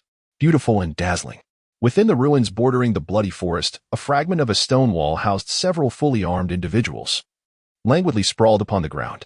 At that moment, a slender ice apprentice raised his arm to grasp a glowing fragment, gazing curiously at the shimmering debris. "Why are there so many luminescent particles today?" he inquired. The robust Willow, fixated on a crystal ball, lifted his head in confusion. "Luminescent particles? Leon, what are you talking about?" "Just this," replied the gaunt apprentice, casually tossing the sparkling fragments from his hand. "This resembles fireflies, hence many refer to them as luminescent particles." Fien, gripping a tree root, shot a glance. "Isn't this just the remnants of malevolent spirits? It's hardly useful." "I know," Leon said, clapping his hands to clear the glowing specks. "Even if taken out, they serve little purpose." Thus, the bloody forest typically doesn't have many luminescent particles. The abundance today indicates someone is actively purging malevolent spirits. Fien turned to ask, "Could it be that lad?" referring to Yarrow. "Unlikely," Leon scoffed, shaking his head dismissively. "That kid has been holed up in the Emerald Plains for too long. Now, having entered a peculiar space, he is surely seeking magic stones and contributions, not clearing malevolent spirits for no reason." Willow nodded slightly. "It must be those apprentices from the guard who have gone mad and are here clearing malevolent spirits." "Indeed." Fien agreed, recognizing that this was the most plausible explanation. An apprentice clad in black leather rose from the ground, his face grim. "Where could that lad have gone? We've been on watch all day and have yet to spot him." One apprentice hesitated. "He hasn't perished inside, has he?" Silence fell over the group. This was the news they most dreaded to consider, yet it was the most plausible conjecture. "Surely not?" Fien's confidence wavered. "When we last checked, wasn't he adept at climbing trees? With such a skill, he shouldn't easily succumb. Better he be dead. It saves us the trouble." Leon retorted bitterly. "Nabi wants his head, right? If that lad truly dies, we'll just retrieve his bones and let Nabi piece together a head for himself." Willow frowned and scolded. "What foolishness. You know very well what could stir Nabi's interest. If anything goes awry, it could implicate us." "Implicate us? How convenient. They gobble up all the good fortune, and if trouble arises, we bear the burden." Quite the arrangement. The apprentices were unaware of what benefits Nabi had received. However, they were acutely aware of his status as the cherished student of Mentor Alice and his rise to the rank of intermediate wizard apprentice, while they remained merely novice apprentices. Silence enveloped them. Long hours of fruitless waiting left them restless, yet there were certain words they dared not utter. "It's glowing! It's glowing!" Fien suddenly exclaimed, pointing at the crystal ball in Willow's hands, his voice brimming with excitement. The group turned in unison, and indeed, the crystal emitted a faint glow. "Quickly! Be cautious. He has arrived." Swish. Chapter 80, Confrontation. Having successfully leveled up twice, Yarrow sought out a natural tree hollow and peacefully slumbered until the afternoon. After refreshing himself and partaking in a meal, he closed his eyes for half an hour of quiet meditation before cautiously making his way towards the ruins. Throughout the journey, Yarrow carefully ascended the treetops, activating his sensory system, remaining vigilant to any sounds in his vicinity, uncertain if those individuals had truly followed him in. He was also oblivious to whether they were searching the area or lying in wait among the ruins. Moreover, he had no knowledge of their range of investigation. Consequently, all he could do was approach as closely as possible, lingering at the furthest tree that offered a view of the ruins. The trees surrounding the ruins were considerably shorter than those on the outskirts, likely having been cleared in the past, only to regrow later. After circling the massive trees that bordered the ruins, Yarrow's emotions became complex. They had indeed infiltrated. Furthermore, they were lying in ambush within the ruins. The situation was clear. They were seeking trouble with him. Misunderstanding? Although Yarrow had pursued peace in recent months, living a tranquil student life, he was neither blind nor deaf. He had heard whispers of various matters in his daily life. A ruthless group was stalking him, laying in wait. What more was there to say? A pack of murderers, fully armed, pursuing innocent individuals merely for the sake of their attire? What a farce! With determination, He retrieved a monocular from his gear. This device, once reserved for maritime captains, was also crafted by apprentices in the bustling streets of combat. It was vital due to the peculiar internal space within the academy. A vast and desolate plain where possessing a monocular allowed for early reconnaissance of strange silhouettes, aiding in both hunting and evading threats. Concealing himself among the foliage, Yarrow focused intently on the movements of the individuals, awaiting a lapse in their vigilance. Suddenly, he heard a voice exclaim, "Be cautious, he is coming." Realizing he had been discovered, Yarrow understood their search radius was extensive. Without a moment to ponder further, he drew his sword and sprinted forward. This was his chance to eliminate a few adversaries. "It's Yarrow, attack!" A thunderous shout echoed. A small fireball. The gaunt-ice apprentice, Leon, was frantically rummaging for spell components, while the startled surrounding apprentices groggily arose, scanning their surroundings as they reached for their supplies. Whoosh! A fist-sized fireball hurtled towards Yarrow. His senses sharpened, and everything around him seemed to slow. The fireball drifted through the air like a balloon. With a fierce cry, Yarrow maintained his momentum and swung his sword. Boom! Although the fireball spell was the most powerful of the novice tricks, its structure was equally unstable. Yarrow's preemptive strike detonated it. Solar Fist. The explosion radiated light, causing the apprentices of the Griffin Alliance to instinctively blink. Assessing the distance, Yarrow concluded it was the perfect moment to launch a surprise attack. Apprentice trick. Trip. The ground beneath him stirred as a chunk of solid earth erupted at his feet, propelling him forward. Thud. Instantaneous movement. Advanced skill. Lunge. Target. The Mind Affinity Apprentice. Strike. Willow's expression changed drastically. "GLA, be careful." The black-faced boy, rising from his rest, was momentarily bewildered, unaware of the unfolding chaos. However, upon hearing the warning, he instinctively crushed the pendant around his neck and screamed, "Ah!" The fear spell, reserved for intermediate apprentices, unleashed its effect. Boom! An invisible force struck Yarrow's mind like a hammer, inducing an overwhelming sensation of terror that rendered his body weak and caused him to falter.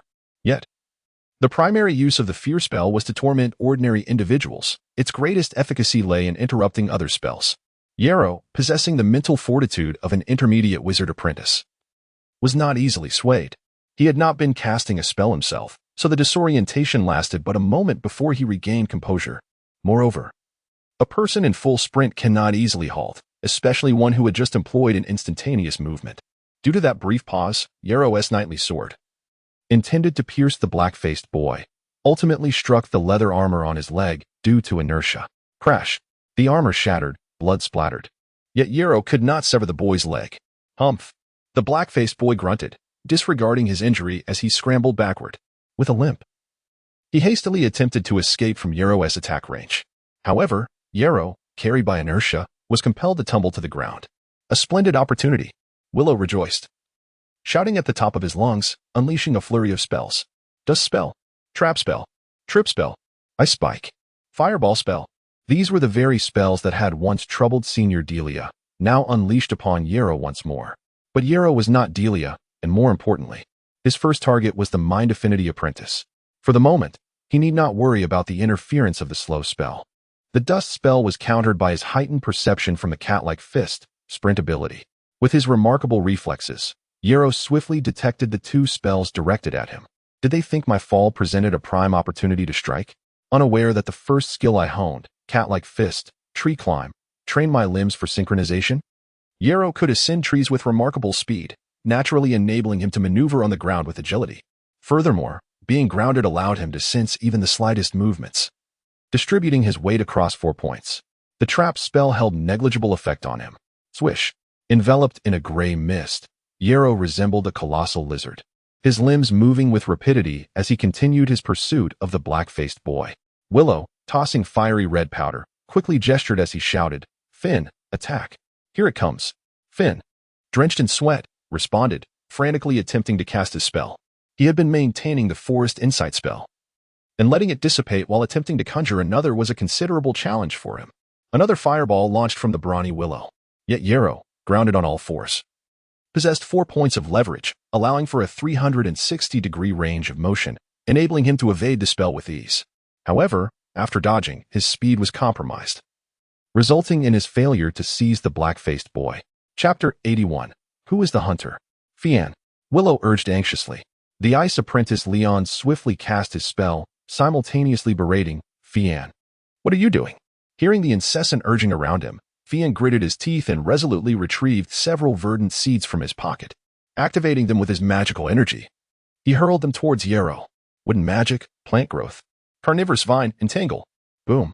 The vines, rapidly flourishing while still airborne, transformed into a twisting net that descended swiftly. Good. The apprentices cheered, but Yarrow unleashed his new skill once more. Blink. Though Yarrow was on all fours. The principle of blink involved using the force of Earth propelled upwards to achieve acceleration, without any stipulation that the Earth must ascend directly. Now, he shot out at an angle, using a single leg to push off, the Earth beneath him acting as a springboard, granting him immediate speed. Thud. Dust clouded the air as Yarrow suddenly burst forth. His explosive speed not only exceeded Fian's expectations but also allowed him to evade the vine's grasp, quickly closing in on the retreating black-faced youth. "Where do you think you're going?" Yarrow's eyes glinted with cold ferocity. "Who is the prey now?" Advanced skill lunge. "No. Gralla. Be careful. Dodge." Ignoring the shouts around him, Yarrow moved with blinding speed.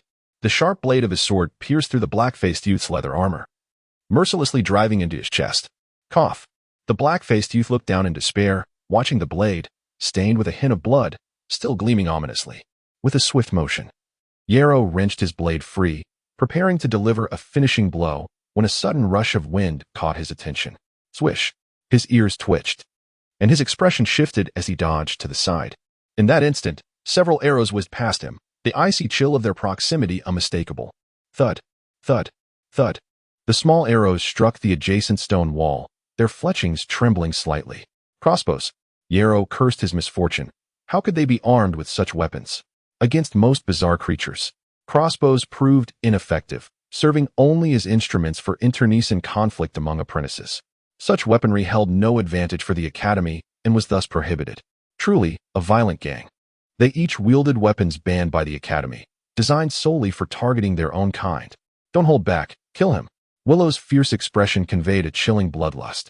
Vines entangle. Fian finally unleashed his control spell. Swoosh. The surrounding apprentices simultaneously released a volley of glimmering crossbow bolts. Fog cloak. Bang.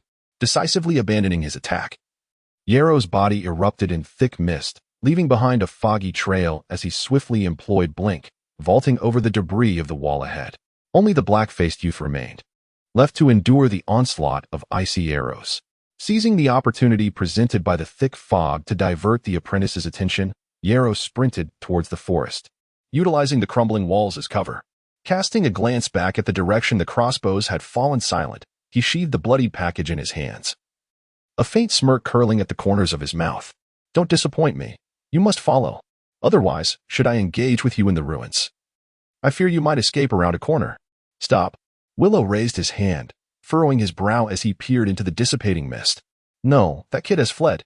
All our bolts struck Gralla. The ice apprentice Leon hurried over, cautiously touching the mangled form on the ground, his expression shifting as he looked up at the others. "Gralla is dead." Willow's eyes narrowed, and he inhaled slowly. The Earth apprentice murmured, "Did we kill him?" Willow's gaze hardened as he glared at Fian, his murderous intent unmasked. "It was him. That kid killed Gralla." The surrounding apprentices fell silent, their expressions a mix of fear and sympathy as they regarded the gruesome scene. Suddenly, Leon cried out, "Here, there are traces of blood." "Where?" Willow strode forward quickly. Yarrow had deliberately left behind droplets of blood, which they immediately noticed. "Should we just let it go?" Fian hesitated, suggesting, "Yarrow is not easy to deal with, having been easily captured by Yarrow last time." He felt an urge to retreat as they found themselves thwarted once more. "Let it go?" Willow's expression turned frigid as he glared at Fian, utterly unmasked in his fierce bloodlust. "Let's not even discuss the mission. You just watched your brother get killed, and you still maintain this attitude? No wonder you wanted to withdraw last time. It seems you've already distanced yourself from us." Willow clenched his fists, rising in anger, causing Fian to stumble back in alarm. "Enough." Leon quickly intervened, explaining, "If we are to pursue that kid, we cannot afford to squabble. If we delay any longer, he will escape. Fian, you must put in the effort and find that kid's location quickly." Fian nodded repeatedly, expressing gratitude to Leon. "Don't worry, with the blood as our guide, he won't escape our pursuit." Willow relaxed his clenched fists, casting a scornful glare at Fian before commanding, "Pursue." In the blood-soaked jungle of night, faint glimmers of light remained. Countless glowing orbs illuminated many areas more clearly than daylight. Yet, these orbs, lacking the quality of true light, created misleading impressions. In the shadows cast by the light, one could find greater concealment than in pure darkness, as the glow attracted attention, preventing full concentration on the surrounding obscurity. Following the trail of blood, the group scrutinized the ground with diligence. The blood trail has vanished here. The burly Willow sniffed the air, perplexed. The scent of blood has also disappeared. I'll give it a try, Fian volunteered, eager to seize the opportunity to prove himself. Otherwise, he risked being abandoned by the Griffin Alliance. Forced sensing, the apprentices formed a protective circle around Fian, vigilant against any potential ambush. Yet, the surroundings remained eerily calm. Fian opened his eyes, pointing towards the right front, lowering his voice. Yes, just over there, completely still. Completely still? Is he injured, tending to his wounds? A flicker of hope crossed Willow's eyes. Rushing in haste often yields poor results. Yet, the apprentices, having recently suffered a major setback, were too eager to be cautious. They were all intent on swiftly resolving the wounded Yarrow's situation to find peace. Surround him, tread lightly. Chapter 82. Who is the prey? The surrounding apprentices exchanged glances, retreating cautiously as they made their way toward the direction indicated by Fian. Only Fian, having suffered at the hands of Yarrow before, sensed that something was amiss. However, chastised moments earlier, he dared not defy Willow's authority and deliberately slowed his pace to observe. At that moment, the ground around them was shrouded in darkness, while numerous glowing strands danced above, swirling and flickering, obscuring any potential issues from Fian's view. That boy, how formidable he was when he subdued others. Even if he were injured, how could he allow his blood to betray his whereabouts? Suddenly, a realization dawned on Fian, and his expression shifted as he was about to shout out a warning. Suddenly, Yarrow's figure burst forth, stumbling wildly as he fled. Attack. Eliminate him. Don't let him escape. Where do you think you're going? Seeking death. The approaching group, witnessing Yarrow's sudden dash, assumed they had been discovered. Panic surged within them, and without a moment's hesitation, they unleashed various attacks, small fireballs and icy spikes. Yet, to their astonishment, Yarrow, in his frantic flight, managed to evade all these assaults. With a whoosh, a crossbow bolt flew through the air. A loud thud followed, enveloping the area in thick fog. A scream pierced through the mist as Yarrow, clutching his wound, stumbled out, noticeably slowed, rolling and crawling behind a massive tree. The sound of dripping blood echoed eerily in the stillness of the forest. Willow waved his hand slightly, and the other apprentices quickly spread out, surrounding the giant tree. Step by step, Fian clenched his fist instinctively, fixated on the movements of those around him. Behind the tree, heavy breathing could be heard. Yarrow appeared to be gravely injured. The apprentices quietly readied their bows and crossbows, preparing their spells, waiting for the first glimpse of Yarrow to strike with all their might. Willow's gaze hardened as he silently raised 3 fingers. 3, 2. With a dull thud echoing as metal struck wood, Yarrow's coughing abruptly ceased. The forest erupted with the sharp sound of twisting wood. Be cautious. Willow's expression changed dramatically. Even the slowest among them could sense that something was amiss. Suddenly, 3 of them fell into a deep pit, where several sharp tree trunks lay horizontally in the center. As they descended, the trunks spun, driving their spikes into the apprentices, leaving gory wounds in their wake. 2 of them were pierced in the head, dying instantly. The third, whether fortunate or unfortunate, escaped the same fate but, bleeding profusely, struggled to maintain his grip and prevent himself from falling further. Help me. It hurts so much. I don't want to die. The plea exhausted his already dwindling strength, and he succumbed to his fate. In a mere half-day, 4 of them had perished. The remaining 3 apprentices stood frozen in terror, glancing around in confusion, uncertain of which paths were safe. These unassuming Earth-based spells had once triumphed over high technology, causing significant trouble for a certain powerful entity, leading to the prohibition of spike traps as weapons in a specific agreement. Leon, the Ice Mage, quickly devised a plan. Fian, quickly use your roots to probe the surrounding terrain. Fian, trembling with fear, stammered, I can't do it. Although a novice in the wood element could summon roots to bind enemies, such spells, like fireballs and ice spikes, were beyond his ability to perceive once cast. Leon's request truly put Fian in a difficult position. Then use your roots to flatten the ground around me. Flatten the ground? Was that something a novice could accomplish? Why don't you just use ice to create a path? Fian gazed around in despair, shaking his head. I can't do it. Willow, furious, barked. then use forest sensing to locate that boy. The treetops swayed above, as if countless figures were traversing the canopy. Oh, Fian suddenly realized, his trembling hands retrieving the materials needed for casting. The other two, armed with bows, gazed upward warily. Suddenly, Fian let out a muffled groan, clutching his neck in despair. His eyes widening in horror as his face turned dark, blood oozing from him with a foul stench. Poisoned, Fian managed to utter, collapsing to the ground with a thud. The sounds of arrows and fireballs continued to rain toward the shadowy figure, while Willow's face flushed with rage as he shouted, "You cowardly thief! Dare you not face me in direct combat?" Beside him, Leon, the ice apprentice, was already paralyzed with fear, stealthily retreating. Amidst the ruckus, Yarrow effortlessly severed the ropes binding him. Why not confront the armored brute directly to validate his martial spirit? Martial arts were not so inconvenient. Why risk facing the unknown when victory could be achieved by simply cutting the ropes? Just as the valiant sword saint could brandish dual revolvers, proclaiming, "Times have changed."